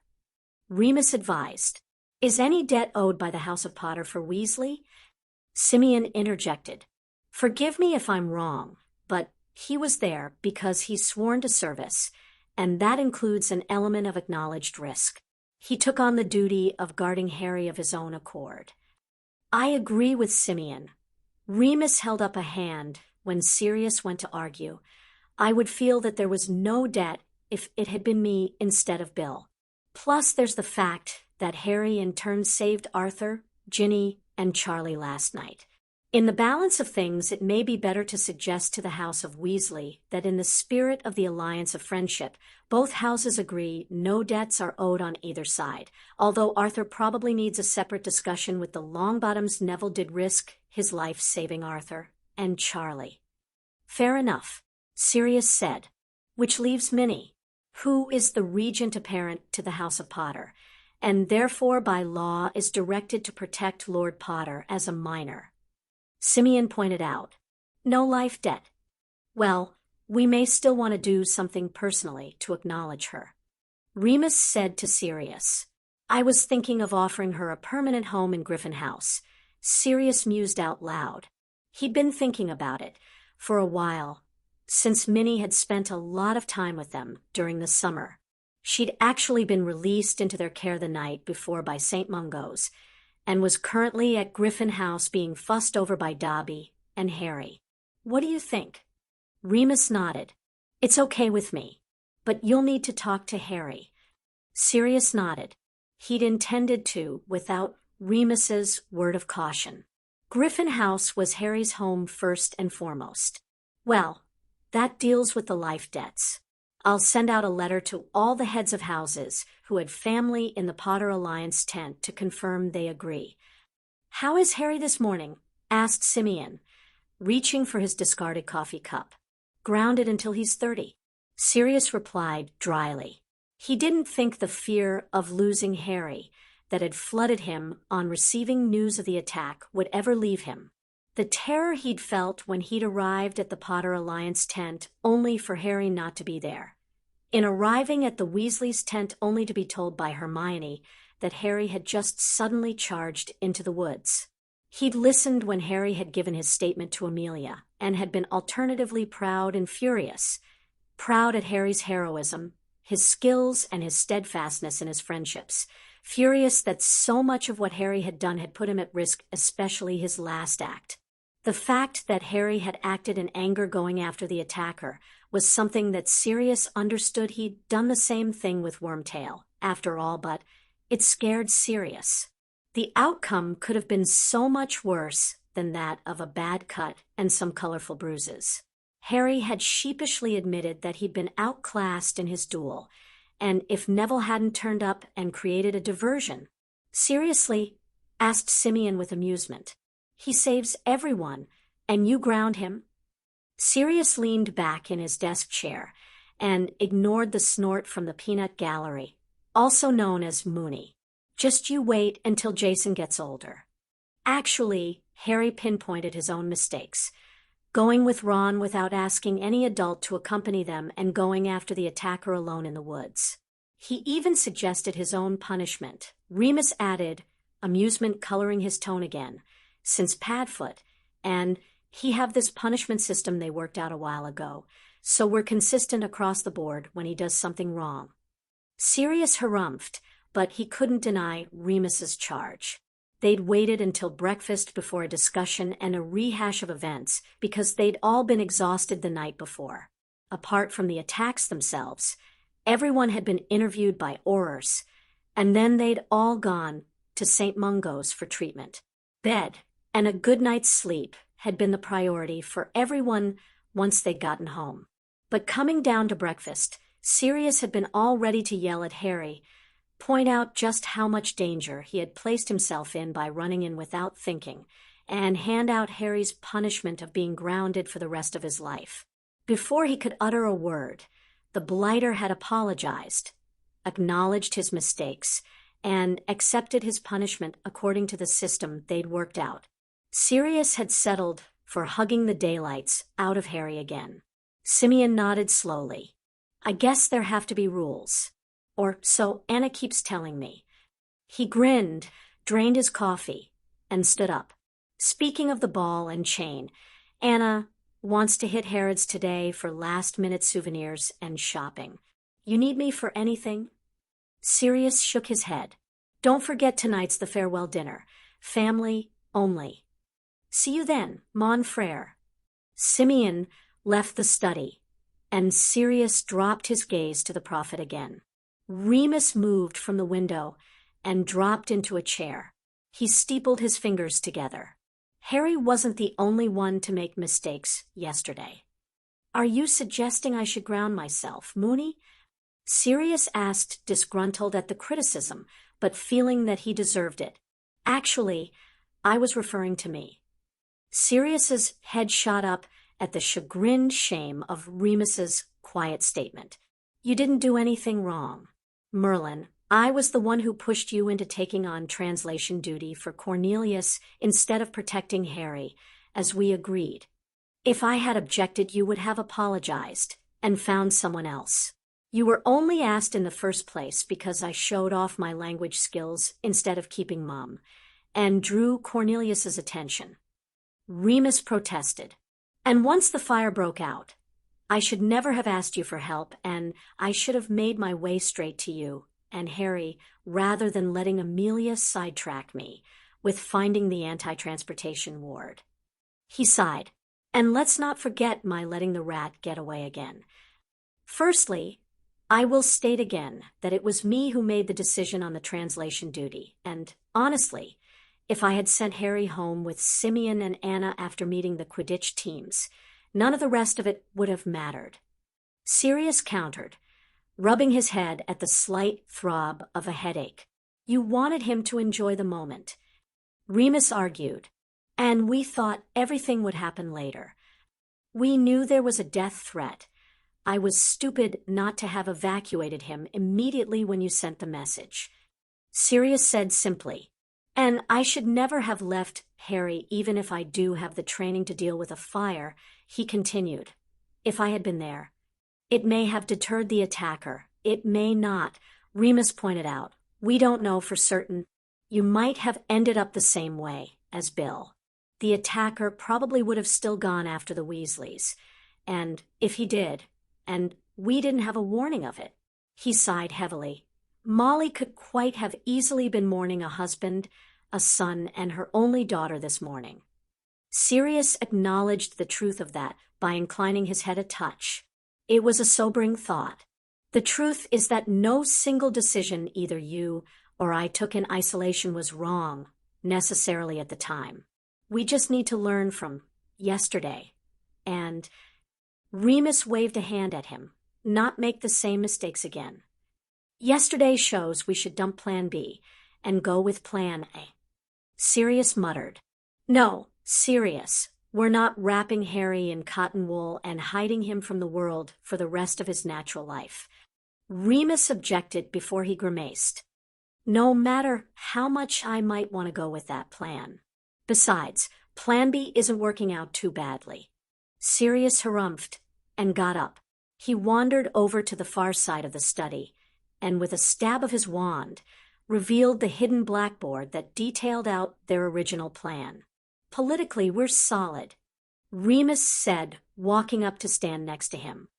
The Potter Alliance is back. The Order of Merlin recipients are already agreed to join at the September session. You'll have the neutral block alliances to announce along with the détente with Wilkes, and Selwyn to go along with the one you have with Knott. Sirius folded his arms. Solid is a good word. We can start to make some real changes to the laws by Christmas. Remus nodded, just as we planned. So, we're shutting down Voldemort's access to political power and decreasing the number of allies he has and the financial base he can draw upon. He sighed and pointed his wand at the board. Foreign policy appeared as a task. We need to think about this more. Agreed. The treasure hunt isn't going so well. Sirius commented. It's stalled, agreed Remus, but I think getting rid of 3 of the 6 Horcruxes isn't a bad showing. We only have 2 to go since the diary is already handled. We should probably get rid of the snake too. Albus is right about that. Sirius added a note to the board. Well, Godric's Hollow is on hold until Bill's out of the hospital, and we'll have to wait for him and Caro to have a legitimate reason to be in Hogwarts to search for the diadem. Tag the Death Eater worked well for the World Cup. Remus said, the problem was the rogue who upset the apple cart, and who apparently is working with Voldemort since Peter was helping him last night. Sirius took in the pain on Remus's face and placed a hand on his friend's shoulder. It's not your fault he got away. It is my fault, Remus argued. I should have done something more. Tomas thinks he managed to catch him with a cutting hex when Peter transformed to apparate, but as it was meant to disable rather than kill, Peter probably survived it. I couldn't even nail Peter with a stunner, because he transformed into his animagus form. Sirius said, he's bloody difficult to catch or hit because of his form. I should know. Remus pointed his wand at the board, and find a way to neutralize the rat appeared. We need to take away his advantage. There are some old wards that will force an animagus into human form. I'll research them. Sirius patted his shoulder. We also need to know who this Hollins guy really is, since the real Or Hollins was busy dealing with the fire. Sirius murmured unhappily. Agreed. We need to focus some effort on finding out who the rogue is and shutting him down. Remus said, adding the item to the blackboard. I'll settle for killing him. Sirius said evenly. That Remus didn't argue showed the werewolf's own anger at the man who'd managed to get close enough to Harry to almost kill him. We have an unknown rogue, and we have Voldemort, and the rat staying somewhere unknown. We know they're working together. Remus mused out loud. None of the known Death Eaters are hiding the bastards. Sirius frowned. You think they're staying together? It's probable, Remus said, since Wormtail admitted that the rogue was acting on Voldemort's order. I think this guy must be whoever is giving Voldemort house space. Voldemort knows about him.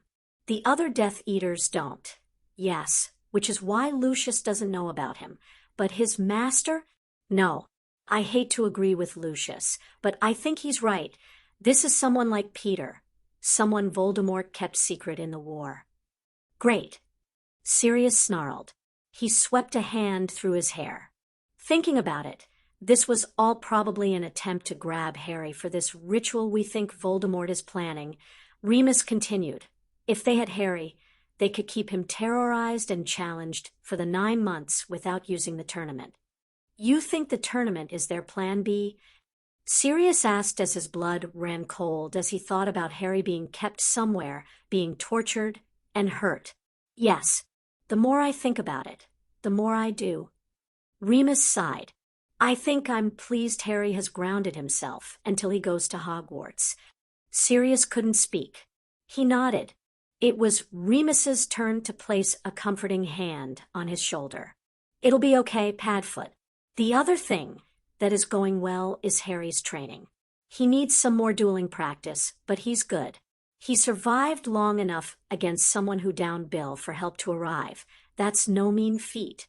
Right, said Sirius, trying to take comfort in Remus's words, and he knows his animagus form now. He just needs to perfect it. If he could transform. Even if he was abducted, he'd have a way out nobody would suspect. Remus agreed. He sighed and pointed at the board where they'd written the power he knows not. We have 2 candidates for this power, the Hallows and the family magic. He called the Longbottom magic. Sirius said, Augusta told me that she'd asked Amelia to change Neville's statement to say family magic rather than detailing that it was theirs and not ours that got called. Harry only said in his statement that he had called family magic. Do you think Ollivander's story is right? That Harry, as the most powerful wizard of his generation, can call on all of the family magic? Remus asked. Maybe, or it could be the Oath of Fealty allowed Harry to call Neville's family magic. When Neville was in danger, Neville pledged his magic to Harry. Sirius sighed and shrugged.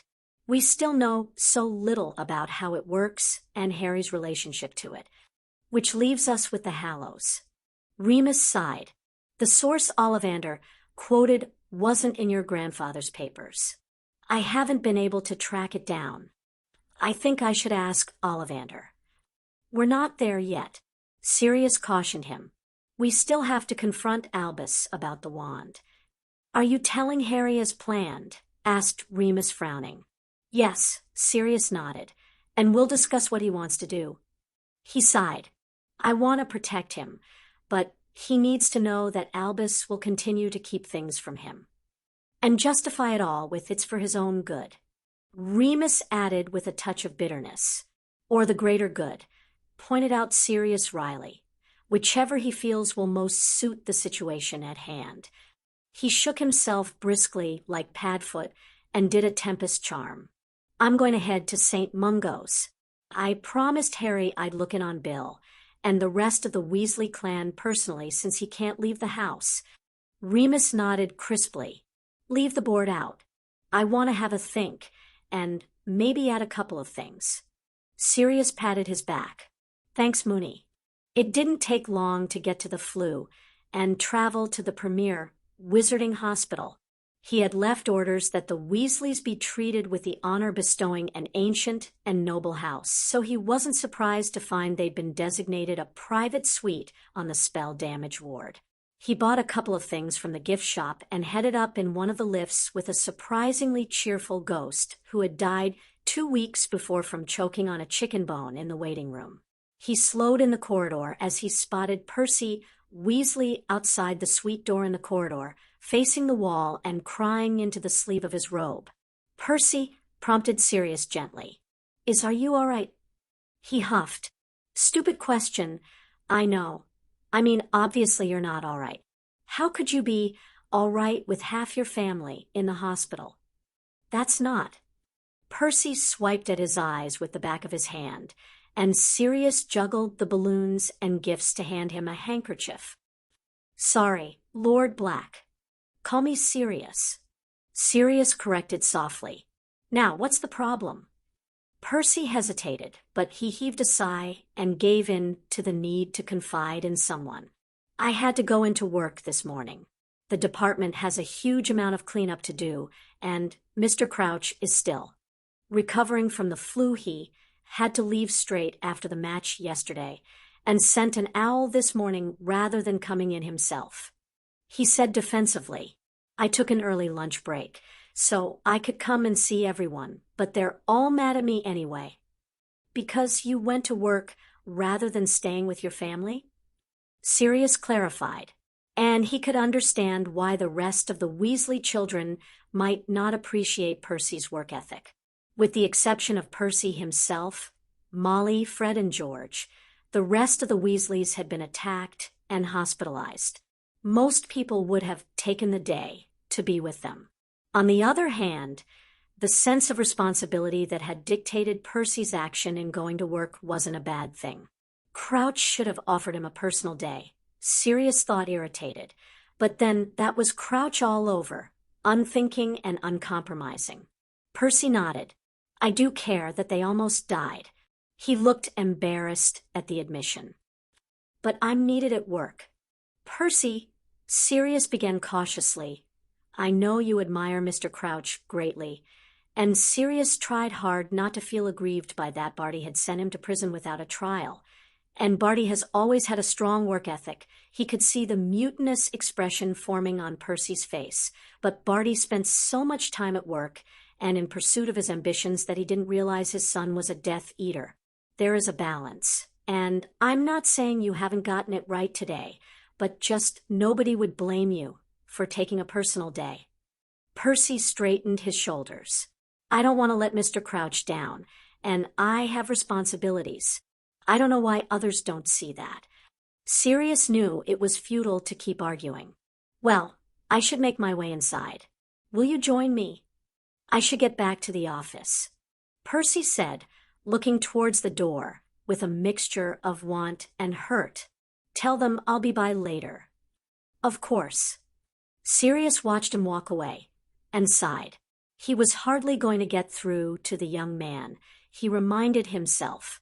He and Percy's new hero, Crouch, had too much enmity for that. He knocked sharply on the door and entered at the chorus of "Come in" from the Weasleys behind the door. The room was very restful, decked out in calm sea greens and deep nighttime blues. Large windows let in lots of sunlight. There were 4 beds, 2 either side of the room. Arthur and Ginny were on the left, Bill and Charlie on the right. Bill was closest to the door, designating his position as the one most requiring attention. The twins sat one either side of the bed, keeping watch on their sleeping brother. Ron sat on Charlie's bed playing chess. Most of the faces lit up with one notable exception, Molly, who was camped out with knitting needles between Arthur and Ginny. Remus had been the one to collect her from the burrow and escort her to St. Mungo's the night before, and Sirius wasn't looking forward to her reaction to seeing him, especially without. "Where's Harry?" Molly immediately asked. "Hello to you too, Molly." Sirius greeted her wryly. Before she could say anything more, he handed her the get well balloons. He made his way to Arthur and handed him the large box of chocolates and tin of biscuits he'd bought. "For you and your family, Arthur." "Thank you, Sirius," Arthur said, watching in amusement as his wife's face turned red. "I take it you kept Harry home given the attempt on his life yesterday. He's also grounded for taking unnecessary risks. Obviously, while we're happy he saved you, some of his actions lacked forethought." Sirius began to explain. "Like going after the bloke who did it." Arthur nodded. Ron scowled. "I would have gone after him too if Hermione hadn't sat on me. And you would have been grounded too if you had," Arthur said firmly. "I might be very proud of your helping to rescue us, Ron, but I'm still debating what on earth was going through your head asking Harry to help you instead of an adult since he has a death threat hanging over him." Ron flushed red. "Harry sends his love," Sirius said, changing the topic slightly. "We tried to see you last night, but by the time we'd finished with the Aurors, the ward was closed to all but family, and the Night Medowitch refused to let us in." She had been singularly unimpressed with Sirius's lordship or Harry's status as the boy who lived. "Then, we were asked to take Minerva home, so—" Molly sat down again, with a harumph. "How is Minerva?" Mostly annoyed, Sirius waved a hand towards Bill, and feeling guilty she didn't do more. "Physically she's healed, although she was moving a bit carefully at breakfast. Dobby made her take a pain relief potion. Bill will be relieved to hear she's better when he's awake." Arthur said, "They've got him in a healing sleep to get around the pain issue as his liver heals. He won't wake until late this afternoon." Sirius nodded in understanding. He pointed at a plush soft toy of a snake on his bedside cabinet. "Present. From the woman he works with." Molly sniffed. "Caroline something?" Her face brightened. "Alicia was here earlier too. She's working a shift right now, but will be back later. They make a lovely couple." Evidently Molly was already planning a wedding. Sirius thought half amused. The healers were very complimentary about Alicia's immediate care in Bill's case. They think it saved his life. Arthur shuffled further up against his pillows, and Molly immediately moved to help him, pushing past Sirius, who moved out of her way. "Speaking of which, I'm glad you're here, Sirius, because I could do with your advice about the life-debt issues incurred last night." Molly cleared her throat loudly. "Boys, you can go and get some fresh air for a while." She shooed the twins and Ron from the room with an efficiency that enthralled and appalled Sirius in equal measure. She moved on to Ginny very quickly. "Come along, Ginny, we should get you cleaned up and into fresh clothes. The healers said you would be released this afternoon. No need for you to be lollygagging in your nightwear." They were both out of the room, with surprising speed despite Ginny's pleading eyes to her father. Sirius sighed. "Remus, Simeon, and I were just discussing the life debt business before I came here. It's a bit of a mess, really." "What was your conclusion?" asked Arthur. Sirius explained the discussion succinctly. "I'd like to think we agree that the actions Bill took to save Harry and Harry took to save your family cancel each other out in the spirit of the alliance of friendship between the House of Potter and the House of Weasley." Arthur grimaced. "I think you're letting us off lightly there, Sirius, but I'll take the proposal with thanks." He sighed. "I'll also accept that no one in the Potter Alliance owes a debt to Bill. I think he'll agree with that since his actions ultimately failed to protect them." Sirius winced. "I wouldn't put it that way, Arthur." "You didn't," Arthur reminded him. "And no matter how proud I am of Bill's actions last night, the truth is that he lost the duel. He's going to kick himself silly over that." Charlie offered. The second eldest son of the Weasley brood had been listening quietly since Arthur and Sirius had begun their discussion. "Whoever it was that attacked us is a very powerful and accomplished wizard," Sirius noted. "They should really consider that part of the profile as they try to reduce suspects." Not everybody had a talent to make the potion needed to impersonate someone. Not everyone had a talent for dueling and warding. So the remaining issue is Neville Longbottom. Arthur broke into Sirius's thoughts. The boy risked his life in saving me. And Charlie. I can do what Bill did, Dad. Charlie offered. Swear service to the House of Longbottom, for a time. Actually, I think Augusta would prefer the use of your old stables behind the orchard at the Burrow. She's been having trouble with finding a new stable for the Longbottom horses since she's on the verge of selling their Spanish place. I know Remus has been pricing building one for her at Longbottom Manor. Sirius said dryly, Your stables would be fine with a couple of days' work to fix them up. You could negotiate a reasonable deal there. Ginny would be happy, Arthur commented. She always wanted a pony. He sighed and glanced over at Charlie. Thank you for the offer, though, son. It's my life he saved, Dad. Charlie pointed out. My bubble head must have collapsed when I got thrown backwards. I'm never going to live that down when I get back to the reserve. Well, at least you cast yours correctly. Arthur said with chagrin. Mine was hopeless, and the one I cast on Ginny hardly lasted any longer. I can't do them properly either. Sirius commiserated. Mine are complete bollocks. Moony always had to cast them for me. Harry said Hermione did his, and Neville's. Arthur smiled gratefully. Did you read today's paper?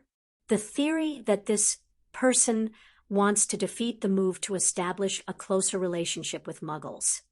I'm not sure Rita's got it right, Sirius said. But he's working for Voldemort, and it's something Voldemort would want stopped. All the more reason to go forward then. You know, Voldemort will find that the Weasleys aren't so easily cowed. Arthur said firmly, We haven't been a Gryffindor family for years for no reason. Sirius smiled at him. You're a good man, Arthur. Although I suspect that you'll have a meeting with Amelia to discuss security measures in your near future to look forward to. Arthur nodded. I find that I'm surprisingly all right with whatever measures Amelia thinks I should take. He smiled grimly. I might be a Gryffindor, but I do have a family to protect. He sighed. I should apologize for Ron dragging Harry with him to check on us, but if he hadn't... Sirius struggled with what to say and ended up sighing. They're friends. If it had been James and we would have done exactly the same. Harry knows he should have grabbed an adult to go with them or sent an adult in the first place, but you're right. If they hadn't checked on you, those lockdown wards are bloody hard to bring down. Harry's probably one of the few wizards on the planet who could overpower a ward like that. He shifted his weight. Remus says we all need to learn from our mistakes and move on. I think he's right. Arthur nodded. Sirius cast another look at Bill. I'll come back tonight to visit Bill when he's awake.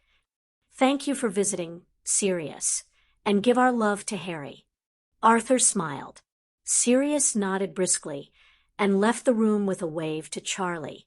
He fled back to Black Manor, spent an hour doing correspondence on the Life-Debt issue, and finally fled back to Griffin House. Dobby popped in immediately. Harry Potter is in the sunroom with Harry Potter's Professor McGoggles and Moe. Sirius thanked Dobby fondly and wandered down to the sunroom. He could hear Minnie's voice before he entered the room and realized she was leading Harry through a meditation. His footsteps automatically sped up. Harry was once again a raven. He perched on the seat of a chair opposite Minnie, who looked gleeful even as her voice carried on in soothing tones, encouraging Harry to get used to the feel of his wings, his clawed feet, his sharp beak, and his keen eyes. Remus grinned at him from a corner of the room, and Hedwig watched silently, perched on the back of a dining chair. Sirius was relieved that Remus and Hedwig were present. Minnie was at heart a tabby cat, and if she let her animagus form gain control for just a moment, well, he trusted Remus, and Hedwig would protect his little raven. Or, thought Sirius with some amusement, seeing the intent look on Hedwig's face. Her raven. Maybe he should call Harry Owlet. Begin to think of your human form, Harry. Minnie said firmly. Consider your toes. Wriggle them. Imagine them sinking back into the rug. Consider your legs and how they support you as you sit on your bottom. Consider your body. Consider your arms and your fingers, the shape and feel of your fingertips. Consider your face, your features. Keep thinking, Harry. Remember how you feel as a human. You have skin, not feathers. You have a nose, not a beak. You have feet, not claws. You have arms, not wings. Let the raven fly away and resume your human form. Harry blurred and transformed, but not completely. He was covered with black feathers. Sirius couldn't help it. He burst into laughter, and Remus followed. Harry shot him an annoyed look, but then his eyes dropped to his hand, covered with tiny black feathers, and the disgust on Harry's face set Remus off again. Really, Mr. Lupin, Mr. Black, Minnie sniffed haughtily, I fail to see what is so amusing. Sirius got a hold of himself. Sorry, Harry. Now, Harry, close your eyes and think of skin, the tiny lines that run across it, the color of it, the small hairs that coat the surface. Keep your skin in your mind. Think of it. Remember how the wind feels against it or the sun. Focus. Minnie continued, ignoring Sirius and Remus in favor of returning to the lesson. Harry blurred again, and when he solidified, he was without feathers. Excellent, Harry. Minnie clapped her hands. Excellent. Hedwig barked her approval. That was brilliant. Sirius added, moving into the room properly to hug his son. Maybe we should call you Feathers. Remus offered, coming forward to sit beside Harry. Harry pulled a face at him and gestured at Sirius impatiently. Did you see Bill? I did, Sirius said. He was sleeping, but he's going to be fine. I'll go back later to talk with him. Arthur and the other Weasleys send their love. They're all okay, just being kept in for observation. Harry breathed out, and relief skittered over his features before settling there as though he'd accepted that he could be vulnerable enough to show it in front of them. That's a relief to know. Minnie said, I believe I should join you in dueling practice. It has been many years since I have had to defend myself in such a way, and I was less than useful. You were brilliant, defended Harry gallantly. The thing you did setting the chairs on him was really cool. Minnie flushed with pleasure at the praise, but she shook her head. I need practice, I'm afraid. She looked directly at Sirius. I would like to join your dada lessons. You're more than welcome. Sirius said. However, Harry will be back in Hogwarts this time next week. He had to hide the smile that he wanted to make at the stunned expression on her face as she realized she'd forgotten. However, we can always stop by the school and provide some extra tutoring. Remus offered, sounding as amused as Sirius felt. Just a thought. A good one. Harry said eagerly, maybe we could do a session midweek. I'd have practice for the dueling elective that way. We'll be in the Hogsmeade property, so close by. Remus reminded him brightly. The Hogsmeade property was a 3-bedroomed cottage on the outskirts that had needed complete renovation. The tiny kitchen, dining room, and front parlor were being remodeled into a kitchen with an attached small orangery at the back and an open-plan living and dining area. Remus would take the attic room, which would have an ensuite shower, leaving the 2 bedrooms on the first floor for Harry and Sirius. Harry had the small room. Sirius had the double. They'd share a bathroom. It was cozy and charming, and would do as a bolt hole for Harry if he wanted to spend Hogsmeade weekends with them. Sirius was happy to live there while Harry was in school.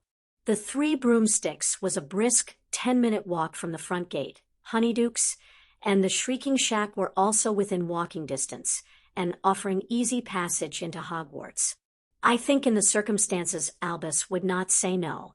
There is a clear and present danger to Harry, which would justify the extra training and the special treatment. Minnie said enthusiastically. Sirius was certain that Albus would say yes and offer to help. But if it meant he would get time with Harry while he was at school, Sirius wouldn't complain overly much. He might suggest opening up the training to Harry's friends to mitigate the special treatment issue, and that would hopefully put Albus off for a while. He nodded. I'll speak with Albus later. We're due to have a war council at 6.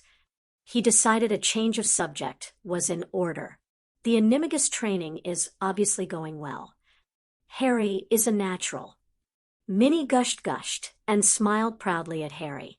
I've rarely used this meditative technique in Animagus training, but it works wonderfully for him. It seems to be easier than training separate body parts to transform and then to resize the whole. She considered Harry as though contemplating an interesting object. Perhaps there is a study to be done of the experience. What do you think, Mr. Potter? Harry looked surprised. Me? Well, you would need to keep a journal, as would I. Minnie suggested. Publication, of course, would wait until you would want to make your Animagus form public. Is it really different what I'm doing? Asked Harry, worrying his bottom lip thoughtfully. Unique. Minnie said dryly. You have an instinctive talent, Harry. I actually think you'd have a good chance of transforming into one of the other forms available to you if you meditated on it long enough. Harry perked up again. Really? Because I love my Raven form, but if I could change into the others, that would be brilliant. Well, let's focus on getting you trained up in the Raven form first. Remus said before realizing he'd stepped into Minnie's territory and hastily correcting his error. I mean, if that's what you think, Minerva. Minnie sent Remus a sharp look to say she wasn't fooled, but she nodded. Quite right, Remus. She turned back to Harry. We'll get you comfortable with your Raven form first before trying any others. She grimaced a little. And now I think I shall retire to my room and rest for a while. She turned away the offers to escort her, and the 3 men were left in the sunroom feeling rather helpless. She is going to be okay, isn't she? Harry asked worriedly. She's going to be fine. She's a tough old cat. Sirius reassured him. Remus and I, thought we might invite her to move in here, more permanently consider it her home away from Hogwarts. What do you think? Sure. Harry nodded. You don't have any concerns about living with one of your professors during the holidays? Asked Remus, when Sirius floundered. Harry shrugged. If it was Snape, maybe. Sirius gave a dramatic shudder. Perish the thought. And besides, I'm already living with Remus, and he was a professor, Harry pointed out with simple logic. And she was Dad's godmother and my Grand's best friend, and I think they'd want us to be Aunt Minnie's family. Right. Sirius said faintly. Can I take my firebolt out? Asked Harry abruptly.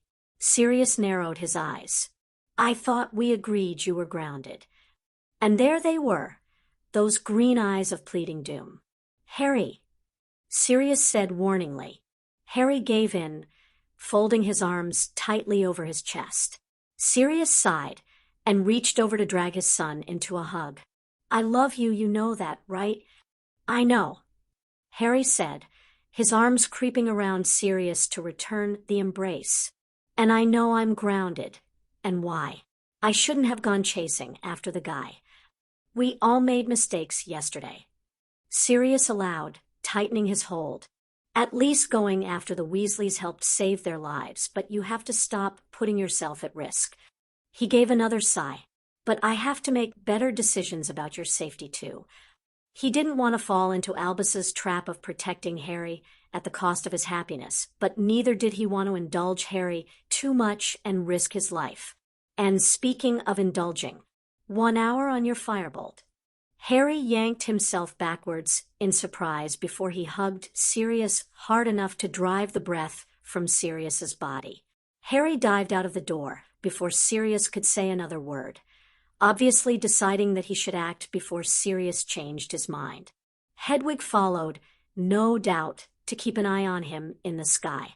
Remus waited until Harry was gone before he raised an eyebrow knowingly at Sirius. "Don't say it," barked Sirius. He gathered what was left of his dignity and made for his study. He was not a soft touch just because he let Harry go out on his broom. He was simply allowing Harry some freedom, since Harry would be going nowhere else for the remainder of the summer except to Black Manor for his lessons. Sirius was a perfectly responsible parent. His chest ached anew at the memory of the night before. At the thought of losing Harry, the panic and the terror he'd felt when he'd realized Harry had gone after the rogue. He took a deep breath. Harry was safe. That was all that mattered. Sirius's jaw clenched with determination. They wouldn't make the same mistakes again. Quidditch World Cup, Chapter 8. It was irritating. Beyond irritating. Severus glared at the teacup in front of him as though it was the fault of the teacup that he had to spend his Friday night in the headmaster's office listening to the old wizard recount to him, and Moody what had happened at the War Council. Moody took a swig out of his flask, and Severus shot him an annoyed look. Moody could have at least shared the alcohol, Severus thought sourly, even if it was fire whiskey and not the 20-year-old scotch that Severus had in his quarters. Moody simply smiled at him, a twist of his lips that gave his scarred face a grotesque edge. And so that was all that was discussed. Albus finished at last. "Your thoughts, gentlemen?" Moody looked at Severus, daring him to go first. Severus looked at Moody with a raised eyebrow. Who did Moody think he was? Black. Only a Gryffindor would respond to that kind of a dare and jump in first. "Alaster," prompted Albus smoothly, when neither spoke. Moody grunted, but gestured over the polished surface of Albus's desk in Albus's vague direction without looking at him. Clearly mistakes were made. Expected better of Black. He must have gone rusty in Azkaban, or perhaps he is now beginning to recognize the true challenge of keeping young Harry safe. Albus smiled smugly, as though Black's incompetence somehow justified his own. Severus scowled. It does not surprise me that Potter was his usual reckless self. And once again, Severus hadn't been anywhere near saving the boy, protecting him as he had promised. It was not his fault. It was Potter's. Merlin knew the boy was attracted to danger, like he was an iron filing, and danger was a magnet. Why Severus? Albus said, his eyes twinkling. One could almost make the argument that you are. Defending Sirius Black. Severus stiffened, and threw Albus a disgusted look. He didn't bother saying anything verbally. He wasn't going to dignify Albus's comment with a reply. Albus hurriedly cleared his throats. Regardless of the mistakes made in keeping Harry safe, my original question was more about our mysterious opponent and what the threat means for us here at Hogwarts as Harry and the rest of the students will be arriving shortly. And let us not forget that there is the Triwizard Tournament to consider. We should cancel that bloody tournament, for a start. Moody said immediately. Severus nodded in agreement. The tournament was the height of foolishness in his opinion. It would have been without someone after Potter, without Potter himself around. Who wanted more brats around? And Beauxbatons and Durmstrang had their own issues. Albus looked at them both with disappointment. We can't cancel the tournament. It is a wonderful opportunity for someone to take advantage of the holes that will open up in our security and kill Potter. Moody interrupted gruffly. We'll bring in additional security, and we'll discuss specifics nearer the time the tournament begins, but canceling it is not an option. It would cause a diplomatic incident. Albus countered. He placed his hands flat on his desk. Let us put the tournament aside and concentrate on immediate issues. Severus, what about you? Any thoughts on our mystery attacker? Severus pursed his lips. He hadn't told Albus about the block on his memories, and he didn't believe Moody had mentioned it to Albus either. He carefully weighed up whether to keep his secret, and decided it was too soon to believe that the hidden memory had any value. I agree with Lucius's comments to Black, whoever made the second death threat, and went after Potter yesterday must be someone kept secret from the rest of us, just as Pettigrew was kept secret. Do you think whoever it is, it's someone who you know who trusts to hide out with? Questioned Moody. Severus resisted the urge to shift position under the intensity of Moody's regard. It is the most likely conclusion. I suspect that it was the Dark Lord's decision to keep this person sequestered, and thus it is someone he trusts. Further, no follower of the Dark Lord, hidden or otherwise, would have presumed to go after Potter with such zeal yesterday if it did not have the Dark Lord's approval. The fact that Pettigrew was part of it suggests in itself that the attack happened at the Dark Lord's behest. Indeed, muttered Albus with a weary sigh. I also concur with Director Bones that it was an improved polyjuice that was used. Severus said, the Dark Lord himself undoubtedly provided the recipe. He had me brew it once. All of which substantiates that this fellow is working with Riddle. Moody huffed. So, Bones has tagged the Death Eaters, who are identified. No, it's not the likely suspects. We know it's someone has the ability to call a house elf to them. We know whoever it was had access to the Longbottoms party, either impersonating someone or they were present as themselves. He grunted. Amelia will be doing her nut. There are too many suspects to tag. The Aurors would be spread too thin. Amelia said the same thing. Albus nodded slowly. It is unfortunate, but our best hope lies in Voldemort or one of his associates making contact with one of the known Death Eaters, which was unlikely to happen, Severus thought. The Dark Lord had found somewhere safe to use as a base and had surrounded himself with loyal followers. What need would he have to call upon someone who had denied serving him, and thus was no doubt a traitor in the eyes of the Dark Lord? If Severus was the Dark Lord, he would wait until he was fully restored to a body before contacting any of them. He refocused on the question of who else could be helping the Dark Lord. This new associate of the Dark Lord's, Severus drawled, will have been the one to brew the potion. He would have been the one to impersonate Dawlish and duel Weasley and Minerva. He also set a magical fire detonation skillfully enough to make it appear to be an accident, and set a lockdown and the wider anti-transportation ward. Moody nodded grimly. He's a powerful bastard, all right. That, Severus suggested, should reduce the number of suspects. Sirius suggested the same thing. Albus replied, eyes twinkling again, but as Bertie pointed out, the publicly acknowledged magical abilities of the suspects may not match up with their private and secretly practiced abilities. It is likely that this individual has remained invisible as a potential threat by not demonstrating their power. Unfortunately, Croker was right. Severus thought, and refused to think he was less disgruntled at that than the comment he and Black had thought along similar lines. Moody motioned with his flask. What about the Death Eaters who were caught? In Ministry, holding awaiting trials, which will be held in due course. After what happened with Sirius, Amelia and Cornelius are keen to ensure all process and protocols are duly followed. Albus confirmed. 3 of the Death Eaters are claiming to be under the Imperius curse. Dennis Travers refused to speak at all.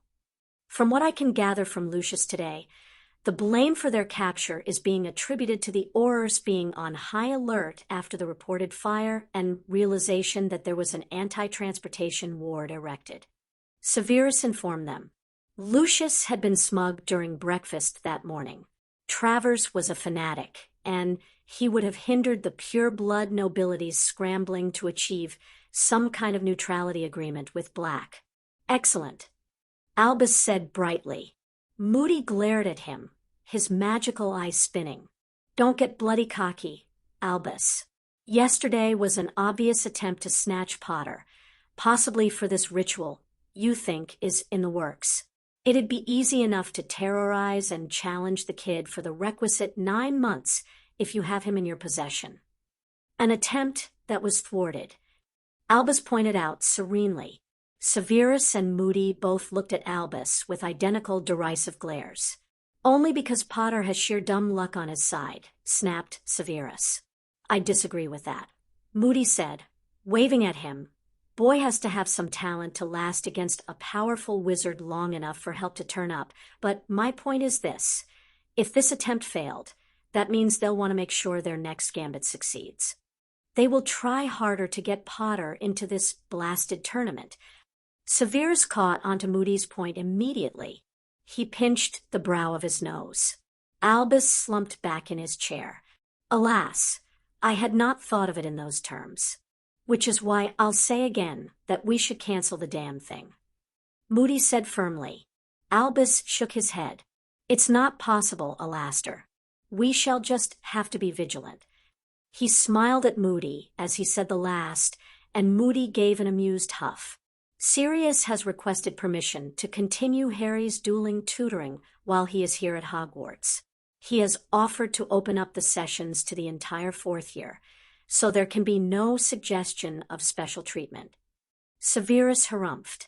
It'd be a good idea to run a dueling club for the other years, since Hilliard will be running the elective for 4th years only.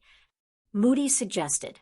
Hilliard himself could take the 6th and 7th years. I could do the 5th Sirius and Remus the 4th, and Filius the lower years.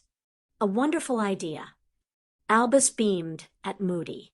I'll make the request to Filius and Tobias. He glanced at Severus. Perhaps you could also lend a hand. Severus? Perhaps. Severus said noncommittedly. He had no interest in the dueling club. He had only participated previously because he'd wanted to put Lockhart in his place. Well, I think that's all for tonight, gentlemen. Albus said, rising. Moody and Severus made their way out of the office and down the spiral staircase. Drink, offered Moody. Severus nodded, understanding that it was a request to talk without Albus's presence. They went to the staff room, their mutually acknowledged neutral ground. Severus was pleased to see it empty. They sat in the small seating area where they had first talked, and Moody poured them both a glass from his flask, while Severus erected a privacy bubble. Have you made any progress on your memory issue? Moody asked bluntly. Severus shook his head. I have isolated the affected memories, but nothing beyond that. It was slow work. The block was a good 1 excellent, in fact. He would admire Bella's handiwork if it wasn't for the fact that it was his memory she had played with. He gazed at Moody, his eyes sweeping over the magical counterpart. I don't suppose. Nope, Moody said succinctly, tossing back his drink. Legilimency has been out for me since I lost the eye. You need 2 good Unis, as you very well know. He gazed at Severus thoughtfully. You could ask Albus. Severus raised an eyebrow. Would you want him rooting around in your head? Moody gave a short barking laugh and conceded the point. How about a healer? I know someone who works on the memory ward at St. Mungo's. He did actually consider the offer, but regretfully shook his head. He wouldn't wish his mind on anyone. I shall endeavor to continue with my own efforts. And if the answer to who is hiding, you know who is buried in there. Moody said with incisive insight. The Lestranges covered up Crouch's involvement with them. Perhaps what you saw was some other bugger. It was a possibility. Bella and Rodolphus had a good working partnership as a couple, but he didn't think that they'd shared a bedroom the entire time Severus had stayed with them. It was entirely possible that just as Rabaston had taken Crouch Jr. as a lover, Bella or Rodolphus themselves had a surprising paramour hidden in the closet one, like Crouch that the Dark Lord himself had marked and approved of as a liaison. If Potter is entered into the tournament, and I have not removed the block by then, I will request assistance. Severus compromised. Moody grunted, but seemed satisfied with the answer. Let's hope our security can keep Potter out. Severus nodded, but he wouldn't put it past the brat to enter himself. Phileas wandered into the staff room and smiled at them both. Goodness, I thought I was the only one about this evening. Everyone else seems to have deserted the place. Severus hurriedly took down the privacy bubble. Have you spoken with Minnie? Asked Moody, shifting forward to welcome Phileas into the seating area with a wave of his hand. Phileas nodded. I've had an owl.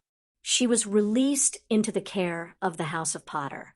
She says she'll be fully recovered and back on Sunday to deal with the final preparations for the new school year. He sat down with a small sigh and accepted Moody's offer of a drink, a small silent wiggle of his flask, with a nod. She says she needs dueling practice. Moody smiled as he poured Phileas his drink. There's a dueling club proposed. Severus knocked back the last of his drink, set his glass down, and stood up. He had no wish to listen to Phileas and Moody discuss a dueling club, nor to get pulled into any commitment to help. I believe I will retire for the night. He inclined his head, allowing his dark hair to fall forward before turning abruptly and striding out, aware his robes were billowing behind him. The walk to the dungeons was long, and his thoughts revolved around the attack on Potter. He was furious with Potter all over again by the time he entered his private quarters. He made for the bedroom and, sitting on the bed, opened the top drawer of his bedside table and took out a photo. It was a rare photo that he had of Lily and himself as children before Hogwarts, before everything had been ruined by Potter Sr. It was a muggle one Lily's mother had snapped with a Polaroid camera and handed to him right there. And then, I'm trying to keep him safe, Lily. Severus whispered to the photo, stroking a finger over her innocent features. But your son doesn't make it easy.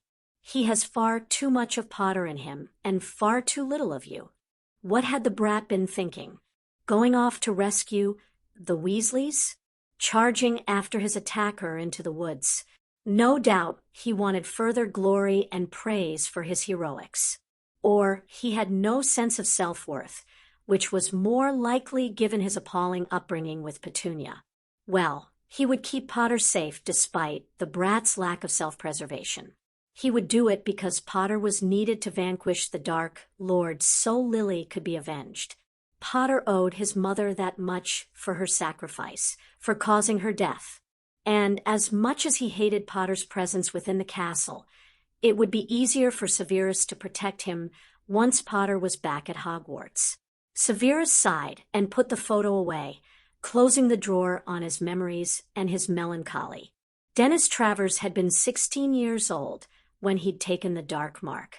He'd gone along with his father and his uncles.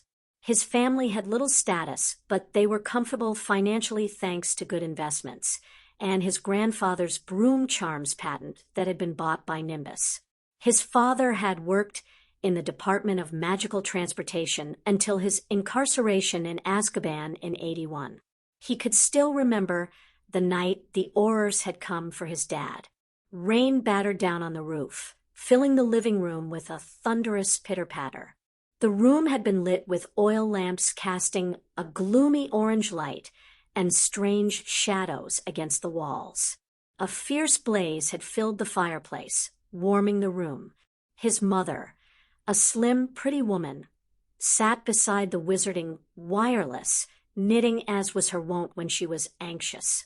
He and his father had been playing cards on a small felt table. 20-year-old Dennis was winning. I wish you'd shut that thing off. His dad said brusquely. It's been nothing but bloody gossipy nonsense since Halloween. Igor was scheduled to appear before the Council of Magical Law today. His mum replied sharply. His dad glanced over at her. There's nothing to worry about it. Igor's sentencing will be a straightforward affair. They have more than enough evidence to convict him. And if he gives you up for a lighter sentence, his mother asked pointedly, I would have heard something at the ministry before I left if anything had been said. His dad said dismissively, I don't trust him. His mother said, Foreign muck. We can't trust him to remain faithful. Antonin is not much better either, fleeing abroad like he has done. His dad rolled his eyes and winked at Dennis. We'll be fine, Mabel.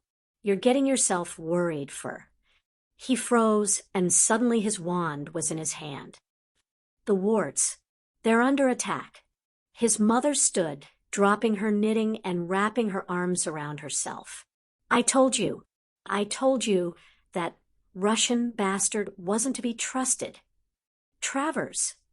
Alastair Moody's gruff tone sounded loudly from outside. We know you're in there. Leave your wand and come out with your hands visible.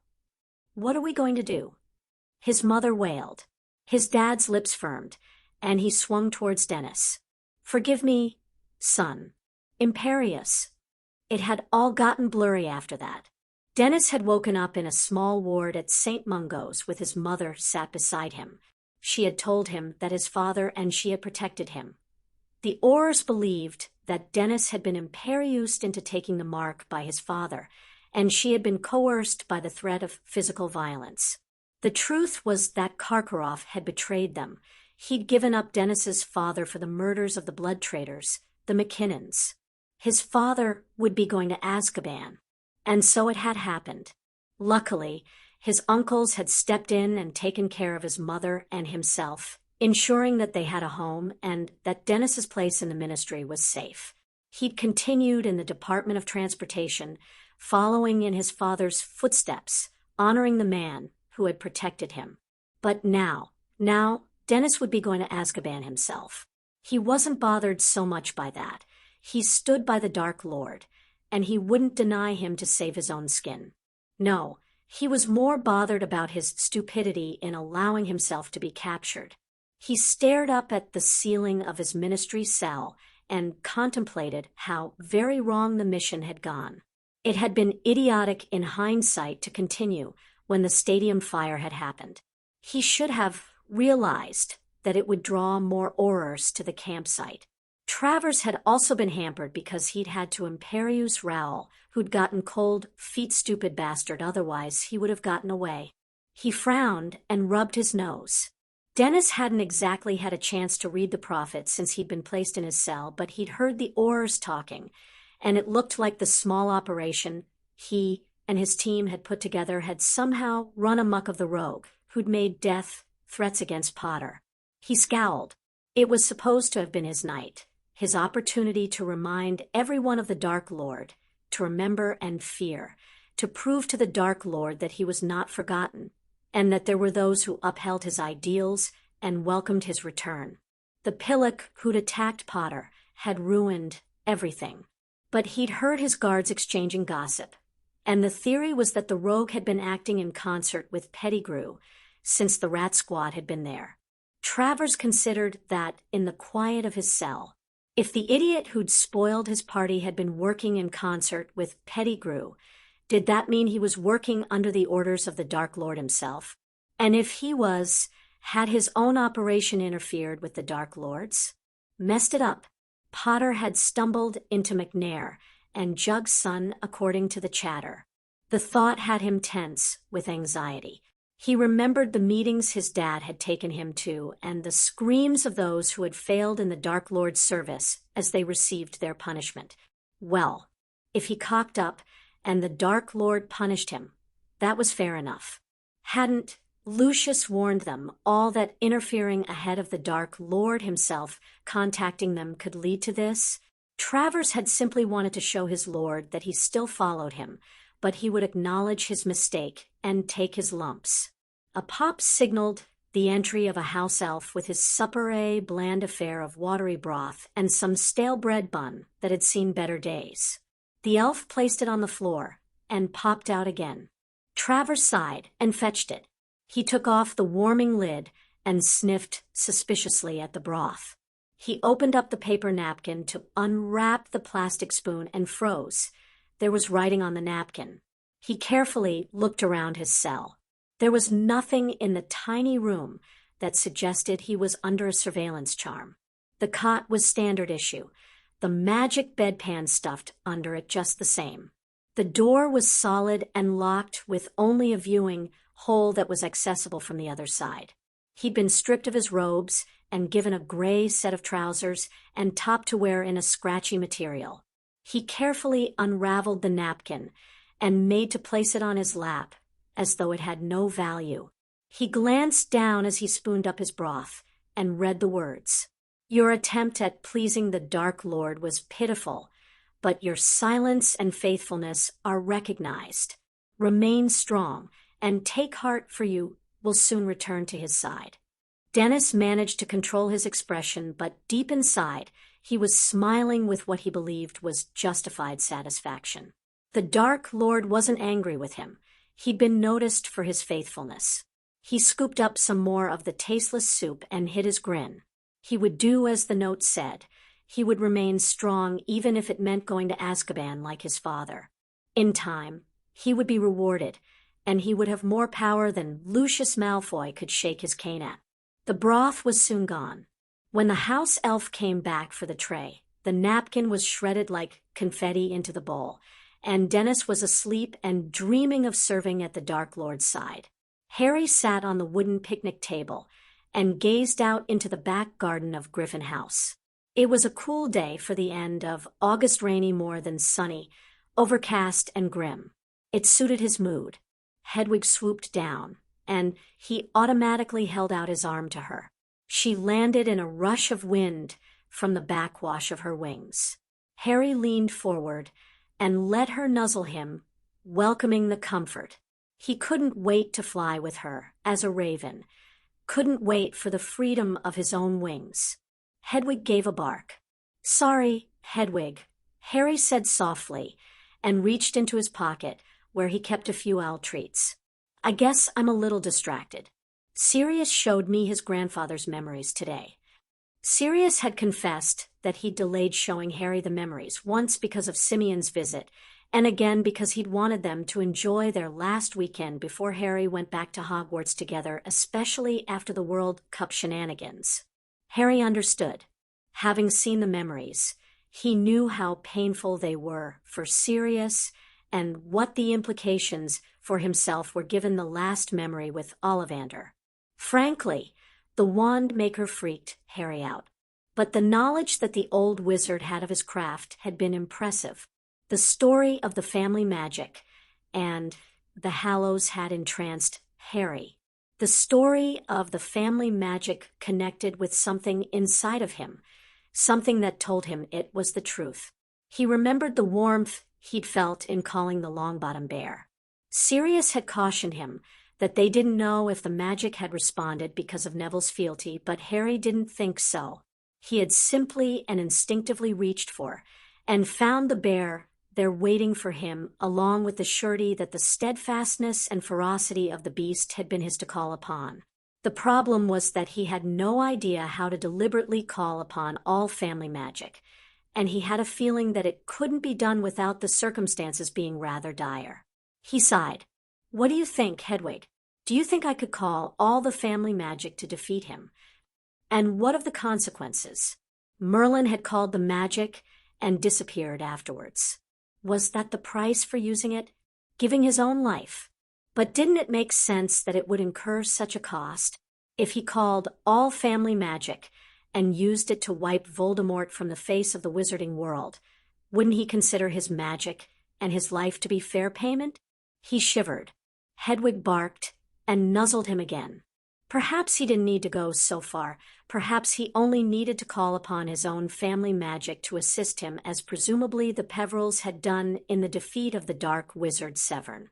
His ancestors must have brilliant men to have invented the Hallows. Would they be disappointed in him? Maybe they might have been before the summer. Harry thought honestly, in the same way he believed his parents would probably have been disappointed with him for not trying his best and being lazy. Maybe he would invent something as brilliant as the invisibility cloak for his descendants. Maybe. Of course, he had no idea what he could invent that would help him defeat Voldemort. And as for the Hallows themselves, he stroked Hedwig's feathers. I don't know what to do, Hedwig. The headmaster is still keeping secrets. It hurt. He had thought Dumbledore sincere in his apology at the beginning of the summer. He had thought Dumbledore had been sincere in his offer to help Harry.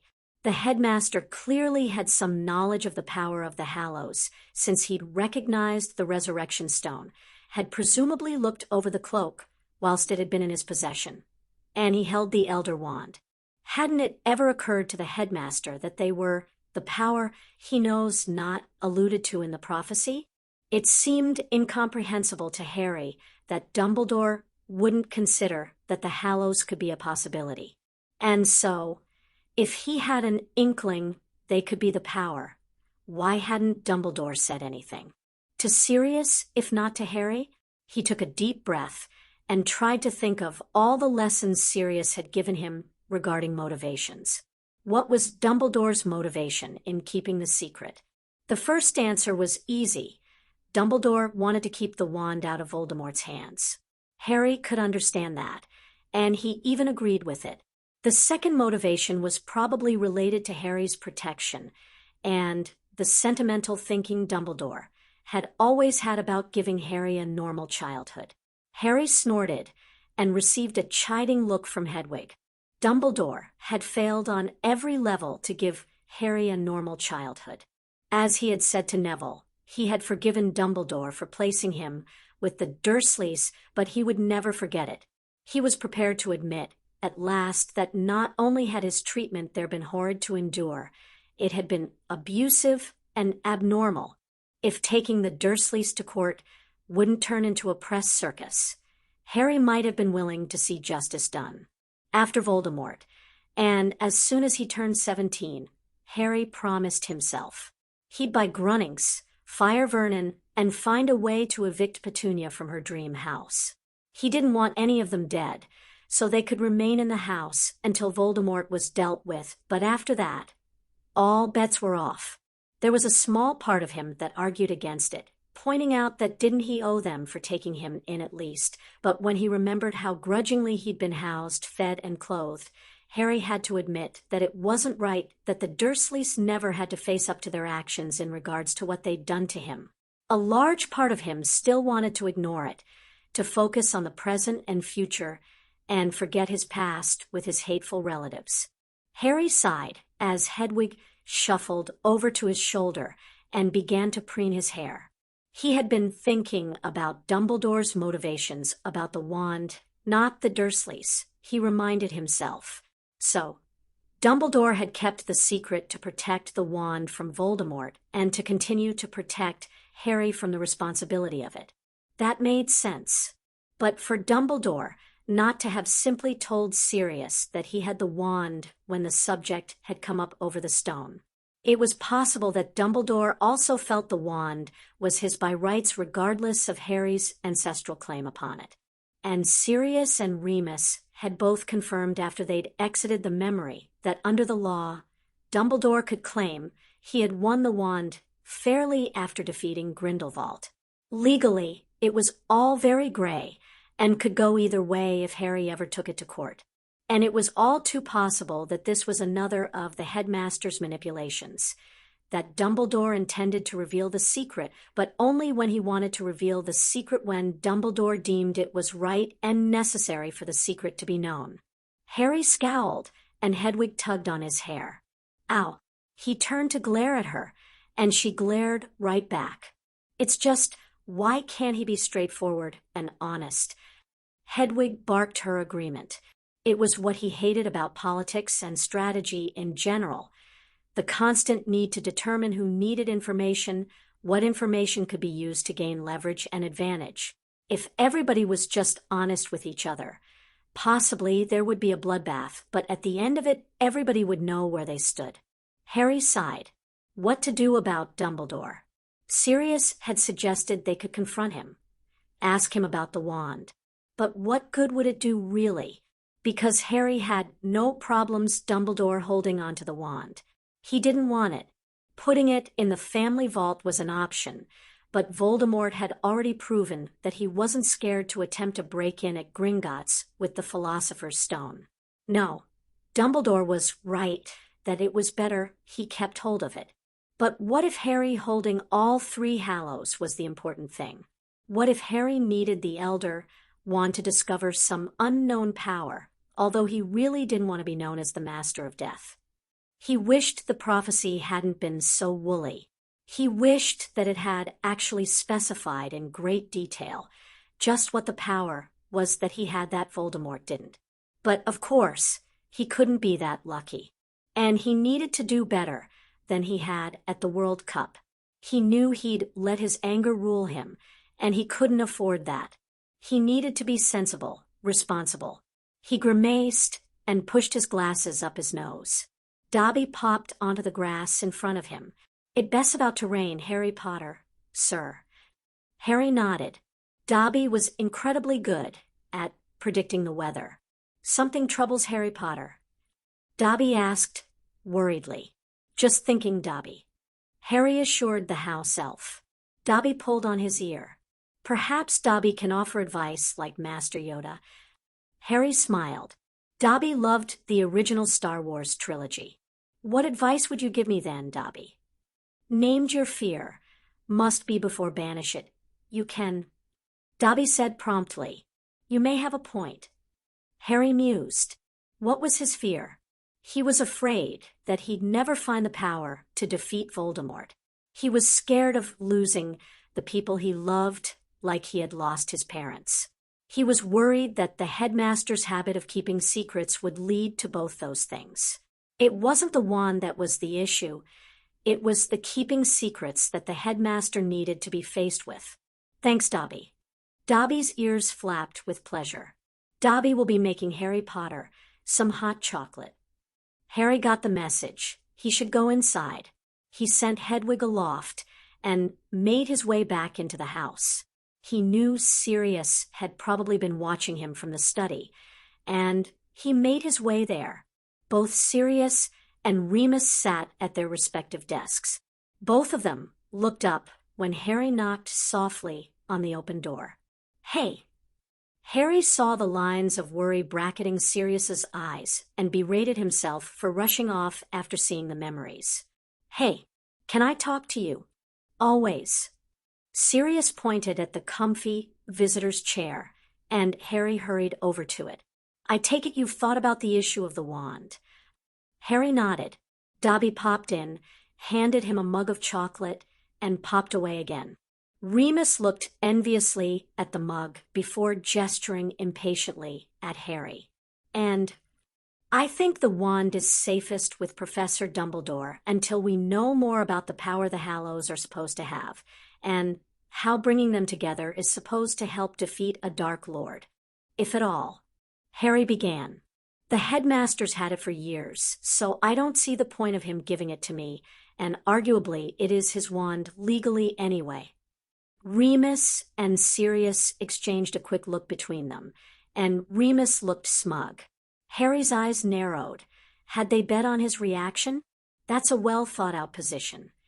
Remus praised him, folding his arms and sitting back in his chair. "Well, the wand isn't really the problem, is it?" pointed out Harry. Remus frowned.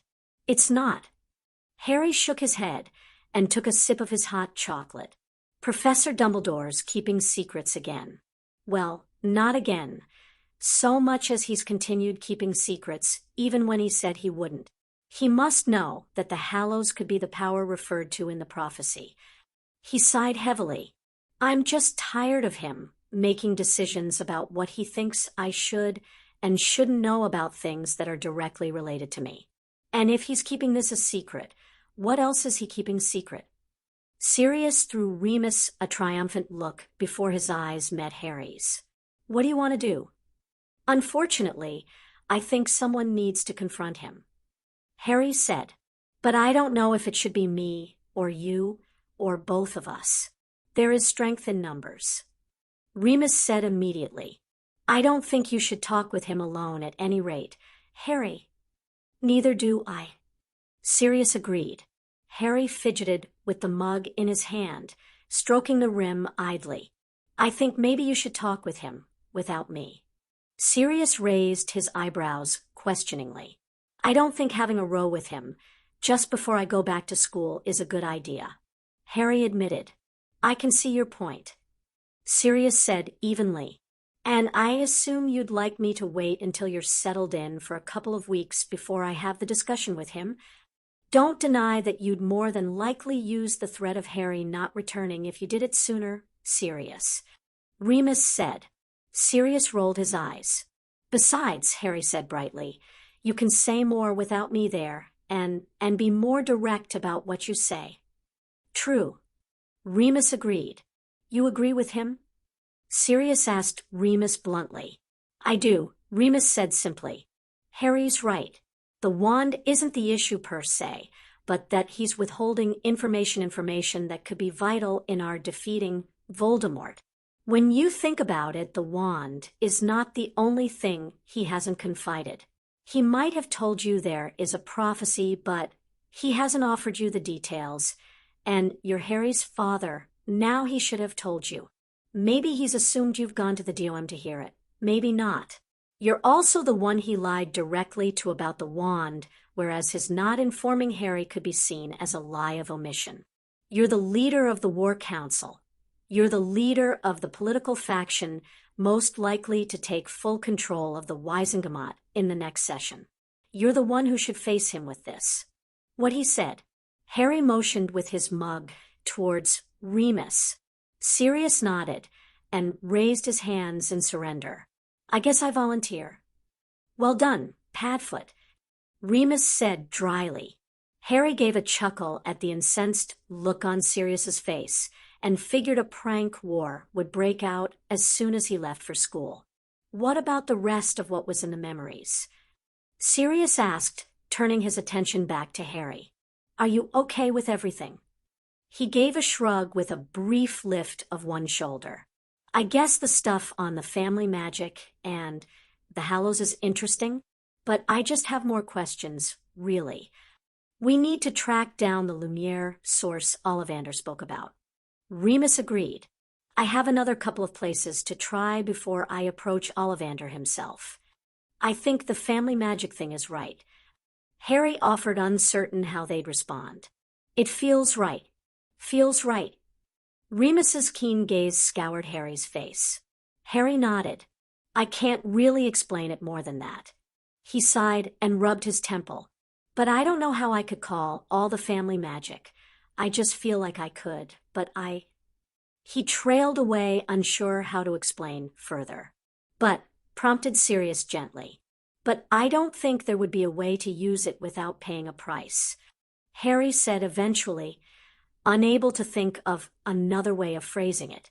Sirius stilled, his entire being freezing in one position that was so unlike him that Harry took a sharp intake of breath that he only released when Sirius started moving again by lurching to his feet. A sacrifice of life and magic. Remus said out loud, sounding stunned. I can't believe we didn't think of it. Well, that definitely rules the family magic out as a possibility. Sirius stated firmly, whirling around to point at Harry. You are not sacrificing your life and magic until you're very, very old and gray and wrinkly. Remus nodded absently. So we focus on the Hallows. His eyes narrowed. You know, that might make more sense when you consider Morgana's words to you at the blessing. She did say something about you mastering death. Harry pressed his lips together. He appreciated the sentiment, felt warmed by the love and care of both his new father and honorary uncle. They want to keep him alive and safe. But just as he knew deep in his bones that somehow it would come down to him and Voldemort in the end, he knew there would be a price-a balance to be kept. Even the Hallows suggested that magic, or rather death, in the story, had exacted a price from each of the Peverils eventually. All of which means I really do need to speak to Albus. Sirius slumped back into his chair and regarded Harry with mischievous gray eyes. And there's nothing I can do to convince you that I should do that before you go back to school? Harry rolled his eyes. Remus sighed heavily at Sirius's antics. Are you going to be all right with the headmaster? I think so, Harry said. I'm not really angry with him, just disappointed. I don't think I can't trust him to be upfront with me, and that's sad." Sirius nodded sharply. "Do you have any other questions about the memories?" Harry began to shake his head, but stopped and frowned. "What happened to that woman who gave up your cover?" "Kelp." Sirius raised his eyebrows and smiled. "I don't honestly know. I don't think she's still with the department. I looked her up after I saw the memory. She was held overnight for her part in what happened, but was released from holding the day after. She got a note of censure in her file for not following protocol and endangering a fellow officer who was the heir to an ancient and noble house and a son of another. It most certainly would have hampered her future career. She got married in November 1980 to a Muggle-born, and they moved to the States ostensibly to get away from the war." Remus offered. "She didn't get charged?" Harry asked, angry. She'd almost gotten Sirius killed. "It was wartime, Harry." Sirius said mildly, "We tried not to put our own side in jail if we could help it.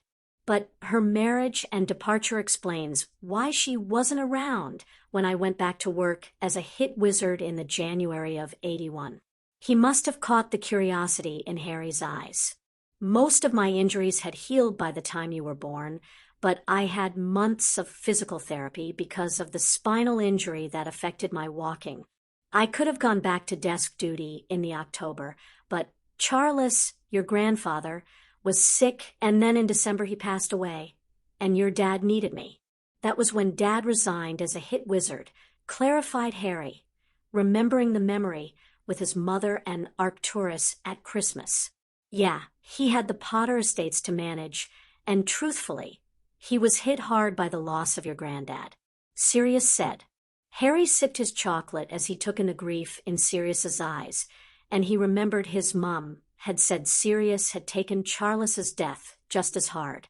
"What about you, Padfoot?" asked Harry quietly. "How are you after seeing the memories?" He didn't notice that Remus beamed proudly at him for his compassion and caring. It was weird the first time. Sirius admitted, "I never realized that grandfather honestly cared for me.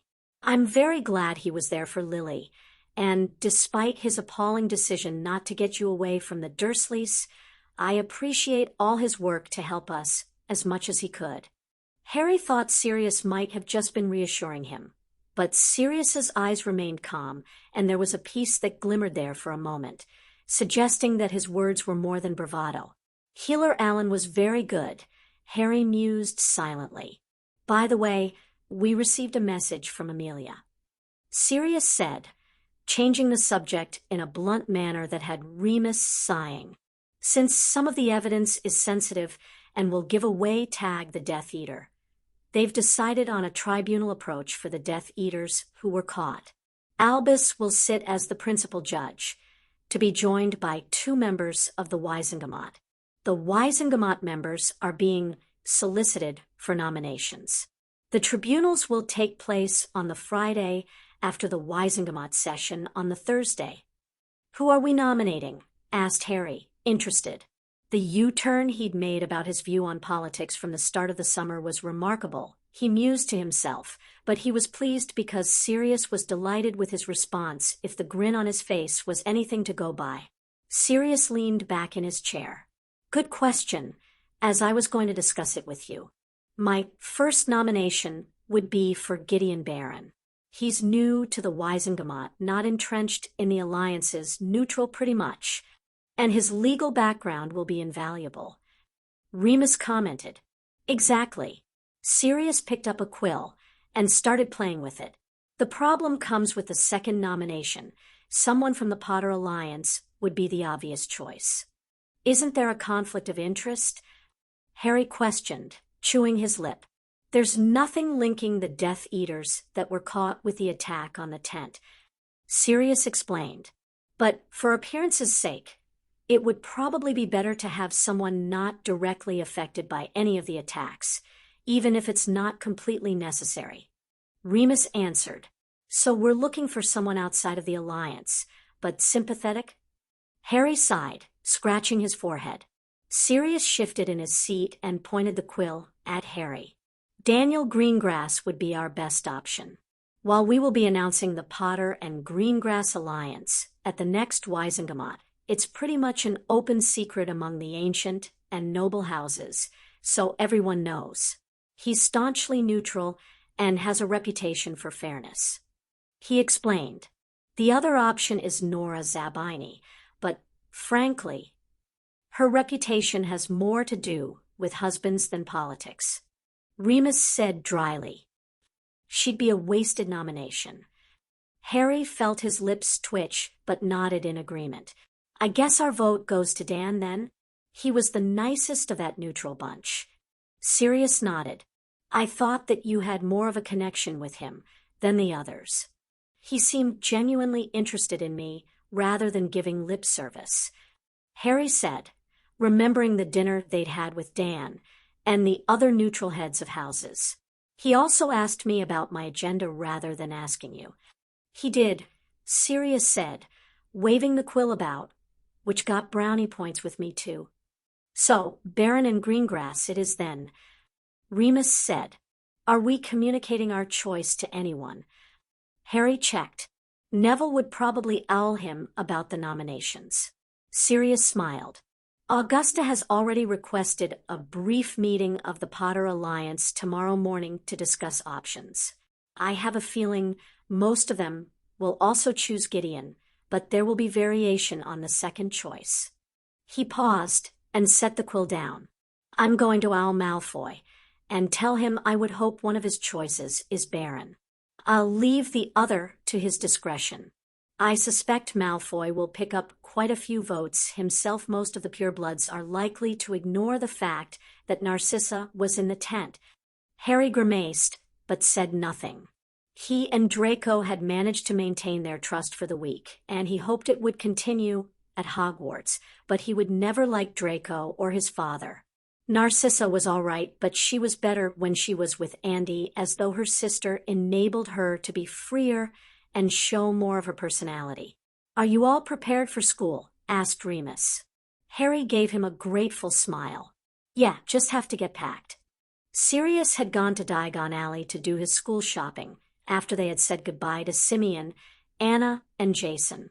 Sirius had suggested that the following summer they go to Australia and visit them, which Harry thought sounded fantastic. Sirius peered at him with concern. You don't sound all that enthusiastic.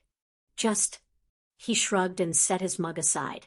It feels like a long time since I was at Hogwarts, since we had the time in the States too, and he felt the heat of a blush across his cheeks. Well, I've never really had something family that I minded leaving behind before. He figured he was about the shade of a ripe tomato. Sirius grinned at him, though, and his look of delight made Harry's minor embarrassment more than worth it. We'll miss you too.